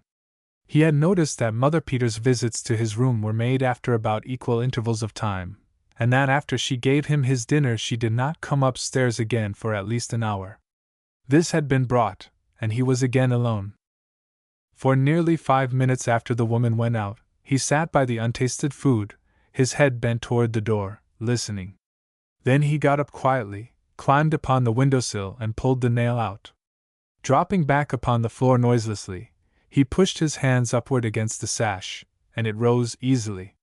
Like an animal held in unwilling confinement, he did not stop to think of any danger that might lie in the way of escape when opportunity for escape offered. The fear behind was worse than any imagined fear that could lie beyond. Pushing up the sash, Andy, without looking down from the window, threw himself across the sill and dropped his body over, supporting himself with his hands on the snow-encrusted ledge for a moment, and then letting himself fall to the ground, a distance of nearly 10 feet. He felt his breath go as he swept through the air, and lost his senses for an instant or two. Stunned by the fall, he did not rise for several minutes. Then he got up with a slow, heavy motion and looked about him anxiously. He was in a yard from which there was no egress except by way of the house. It was bitter cold, and he had on nothing but the clothing worn in the room from which he had just escaped. His head was bare. The dread of being found here by Mother Peter soon lifted him above physical impediment, or suffering. Through a hole in the fence he saw an alleyway, and by the aid of an old barrel that stood in the yard, he climbed to the top of the fence and let himself down on the other side, falling a few feet. A sharp pain was felt in one of his ankles as his feet touched the ground. He had sprained it in his leap from the window, and now felt the first pangs attendant on the injury. Limping along, he followed the narrow alleyway, and in a little while came out upon a street some distance from the one in which Mother Peter lived. There were very few people abroad, and no one noticed or spoke to him as he went creeping along, every step sending a pain from the hurt ankle to his heart. Faint with suffering and chilled to numbness, Andy stumbled and fell as he tried, in crossing a street, to escape from a sleigh that turned a corner suddenly. It was too late for the driver to rein up his horse. One foot struck the child, throwing him out of the track of the sleigh. He was insensible when taken up, bleeding and apparently dead. A few people came out of the small houses in the neighborhood, attracted by the accident, but no one knew the child or offered to take him in. There were 2 ladies in the sleigh, and both were greatly pained and troubled. After a hurried consultation, one of them reached out her hands for the child, and as she received and covered him with the buffalo robe said something to the driver, who turned his horse's head and drove off at a rapid speed. Chapter 28. Every home for friendless children, every sin or poverty-blighted ward, and almost every hovel, garret and cellar where evil and squalor shrunk from observation were searched for the missing child, but in vain. No trace of him could be found. The agony of suspense into which Edith's mind was brought was beginning to threaten her reason. It was only by the strongest effort at self-compulsion that she could keep herself to duty among the poor and suffering, and well for her it was that she did not fail here. It was all that held her to safe mooring. One day, as she was on her way home from some visit of mercy, a lady who was passing in a carriage called to her from the window, at the same time ordering her driver to stop. The carriage drew up to the sidewalk. "Come, get in," said the lady as she pushed open the carriage door. "I was thinking of you this very moment, and want to have some talk about our children's hospital. We must have you on our ladies' visiting committee." Edith shook her head, saying, "It won't be possible, Mrs. Morton. I am overtaxed now, and must lessen, instead of increasing, my work." "Never mind about that now. Get in. I want to have some talk with you. Edith, who knew the lady intimately, stepped into the carriage and took a seat by her side. I don't believe you have ever been to our hospital, said the lady as the carriage rolled on. I'm going there now, and want to show you how admirably everything is conducted, and what a blessing it is to poor suffering children. It hurts me so to witness suffering in little children, returned Edith, that it seems as if I couldn't bear it much longer. I see so much of it. The pain is not felt as deeply when we are trying to relieve that suffering, answered her friend. I have come away from the hospital many times after spending an hour or two among the beds, reading and talking to the children, with an inward peace in my soul too deep for expression. I think that Christ draws very near to us while we are trying to do the work that He did when He took upon Himself our nature in the world and stood face to face visibly with men, nearer to us, it may be, than at any other time, and in His presence there is peace, peace that passeth understanding. They were silent for a little while, Edith not replying. We have now, resumed the lady, nearly 40 children under treatment, poor little things who, but for this charity, would have no tender care or intelligent ministration. Most of them would be lying in garrets or miserable little rooms, dirty and neglected, disease eating out their lives, and pain that medical skill now relieves, racking their poor worn bodies. I sat by the bed of a little girl yesterday who has been in the hospital over 6 months. She has hip disease. When she was brought here from one of the vilest places in the city, taken away from a drunken mother, she was the saddest-looking child I ever saw. Dirty, emaciated, covered with vermin and pitiable to behold, I could hardly help crying when I saw her brought in. Now, though still unable to leave her bed, she has as bright and happy a face as you ever saw. The care and tenderness received since she came to us have awakened a new life in her soul, and she exhibits a sweetness of temper beautiful to see. After I had read a little story for her yesterday, she put her arms about my neck and kissed me, saying, in her frank, impulsive way, "Oh, Mrs. Morton, I do love you so, I had a great reward. Never do I spend an hour among these children without thanking God that He put it into the hearts of a few men and women who could be touched with the sufferings of children to establish and sustain so good an institution." The carriage stopped, and the driver swung open the door. They were at the Children's Hospital. Entering a spacious hall, the two ladies ascended to the second story, where the wards were located. There were 2 of these on opposite sides of the hall, one for boys and one for girls. Edith felt a heavy pressure on her bosom as they passed into the girls' ward. She was coming into the presence of disease and pain, of suffering and weariness, in the persons of little children. There were 20 beds in the room. Everything was faultlessly clean, and the air fresh and pure. On most of these beds lay, or sat up, supported by pillows, sick or crippled children from 2 years of age up to 15 or 16, while a few were playing about the room. Edith caught her breath and choked back a sob that came swiftly to her throat as she stood a few steps within the door and read in a few quick glances that passed from face to face the sorrowful records that pain had written upon them. "Oh, there's Mrs. Morton!" cried a glad voice, and Edith saw a girl who was sitting up in one of the beds clap her hands joyfully. "That's the little one I was telling you about," said the lady, and she crossed to the bed, Edith following. The child reached up her arms and put them about Mrs. Morton's neck, kissing her as she did so. It took Edith some time to adjust herself to the scene before her. Mrs. Morton knew all the children, and had a word of cheer or sympathy for most of them as she passed from bed to bed through the ward. Gradually the first painful impressions wore off, and Edith felt herself drawn to the little patients, and before 5 minutes had passed her heart was full of a strong desire to do whatever lay in her power to help and comfort them.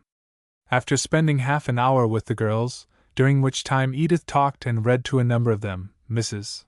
Morton said, "Now let us go into the boys' ward." They crossed the hall together, and entered the room on the other side. Here, as in the opposite ward, Mrs. Morton was recognized as welcome visitor. Every face that happened to be turned to the door brightened at her entrance. "There's a dear child in this ward," said Mrs. Morton as they stood for a moment in the door looking about the room.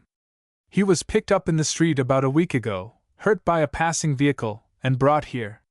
We have not been able to learn anything about him. Edith's heart gave a sudden leap, but she held it down with all the self-control she could assume, trying to be calm. Where is he? She asked, in a voice so altered from its natural tone that Mrs. Morton turned and looked at her in surprise. Over in that corner, she answered, pointing down the room. Edith started forward, Mrs. Morton at her side. Here he is, said the latter, pausing at a bed on which a child with fair face, blue eyes and golden hair was lying. A single glance sent the blood back to Edith's heart. A faintness came over her, everything grew dark. She sat down to keep from falling. As quickly as possible and by another strong effort of will she rallied herself. Yes, she said in a faint undertone in which was no apparent interest. He is a dear little fellow. As she spoke she laid her hand softly on the child's head, but not in a way to bring any response. He looked at her curiously, and seemed half afraid.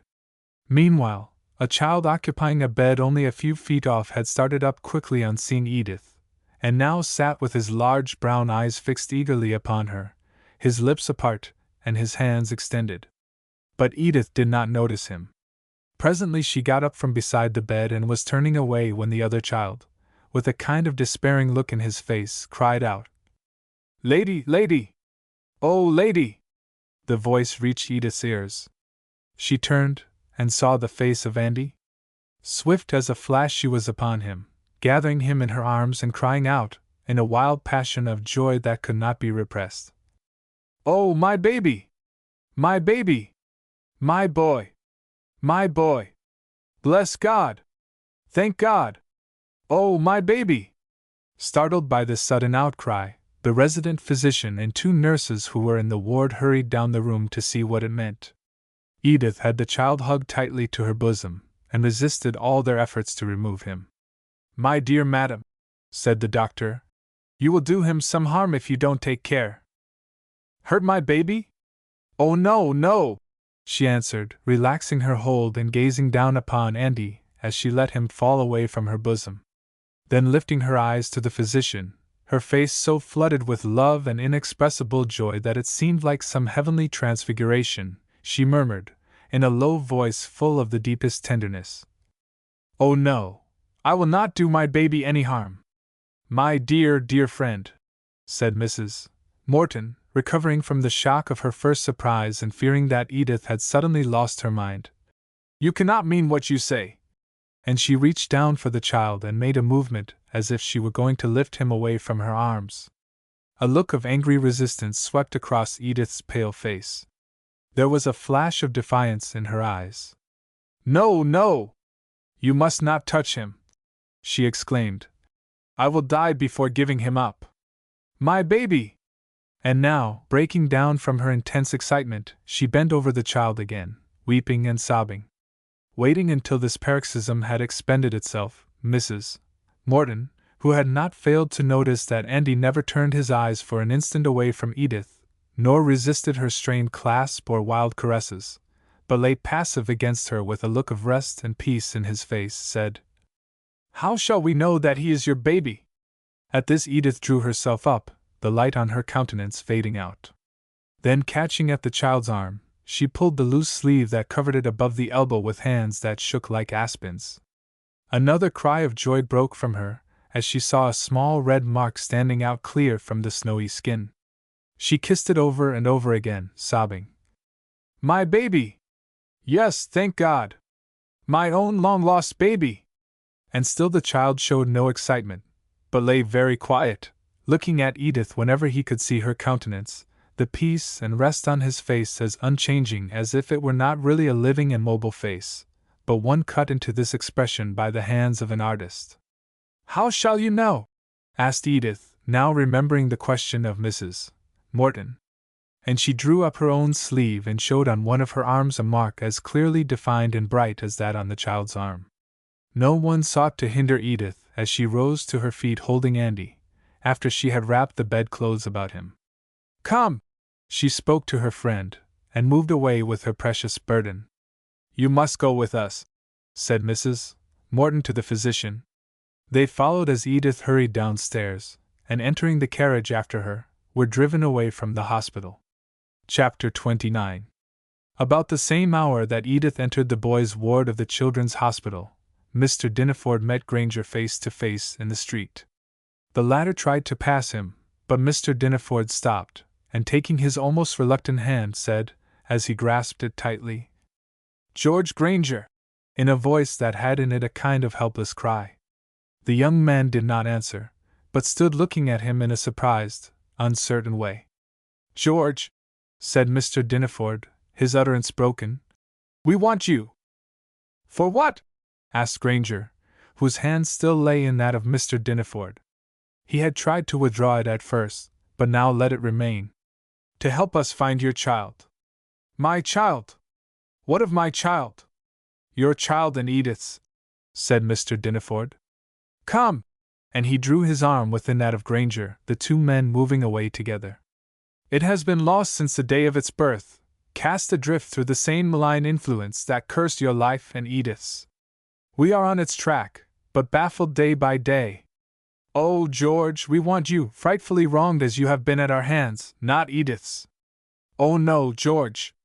Edith's heart has never turned from you for an instant, never doubted you, though in her weakness and despair she was driven to sign that fatal application for a divorce. If it were not for the fear of a scornful rejection, she would be reaching out her hands to you now and begging for the old sweet love, but such a rejection would kill her, and she dare not brave the risk." Mr. Dinaford felt the young man's arm begin to tremble violently. "We want you, George," he pursued. "Edith's heart is calling out for you, that she may lean it upon your heart, so that it break not in this great trial and suspense. Your lost baby is calling for you out of some garret or cellar or hovel where it lies concealed. Come, my son! The gulf that lies between the dreadful past and the blessed future can be leaped at a single bound if you choose to make it. We want you, Edith and I and your baby want you." Mr. Dinaford, in his great excitement, was hurrying the young man along at a rapid speed, holding on to his arm at the same time, as if afraid he would pull it away and escape. Granger made no response, but moved along passively, taking in every word that was said. A great light seemed to break upon his soul, a great mountain to be lifted off. He did not pause at the door from which, when he last stood there, he had been so cruelly rejected, but went in, almost holding his breath, bewildered, uncertain, but half realizing the truth of what was transpiring, like one in a dream. "Wait here," said Mr. Dinaford, and he left him in the parlor and ran upstairs to find Edith. George Granger had scarcely time to recognize the objects around him, when a carriage stopped at the door, and in a moment afterward the bell rang violently. The image that next met his eyes was that of Edith standing in the parlor door with a child all bundled up in bed-clothing held closely in her arms. Her face was trembling with excitement. He started forward on seeing her with an impulse of love and joy that he could not restrain. She saw him, and reading his soul in his eyes, moved to meet him. "Oh, George, and you too!" she exclaimed. "My baby and my husband, all at once! It is too much. I cannot bear it all!" Granger caught her in his arms as she threw herself upon him and laid the child against his breast. "Yours and mine," she sobbed. "Yours and mine, George!" And she put up her face to his. Could he do less than cover it with kisses? A few hours later, and a small group of very near friends witnessed a different scene from this. Not another tragedy as might well be feared, under the swift reactions that came upon Edith. No, no! She did not die from an excess of joy, but was filled with new life and strength. Two hands broken asunder so violently a few years ago were now clasped again, and the minister of God, as he laid them together, pronounced in trembling tones the marriage benediction. This was the scene, and here we drop the curtain.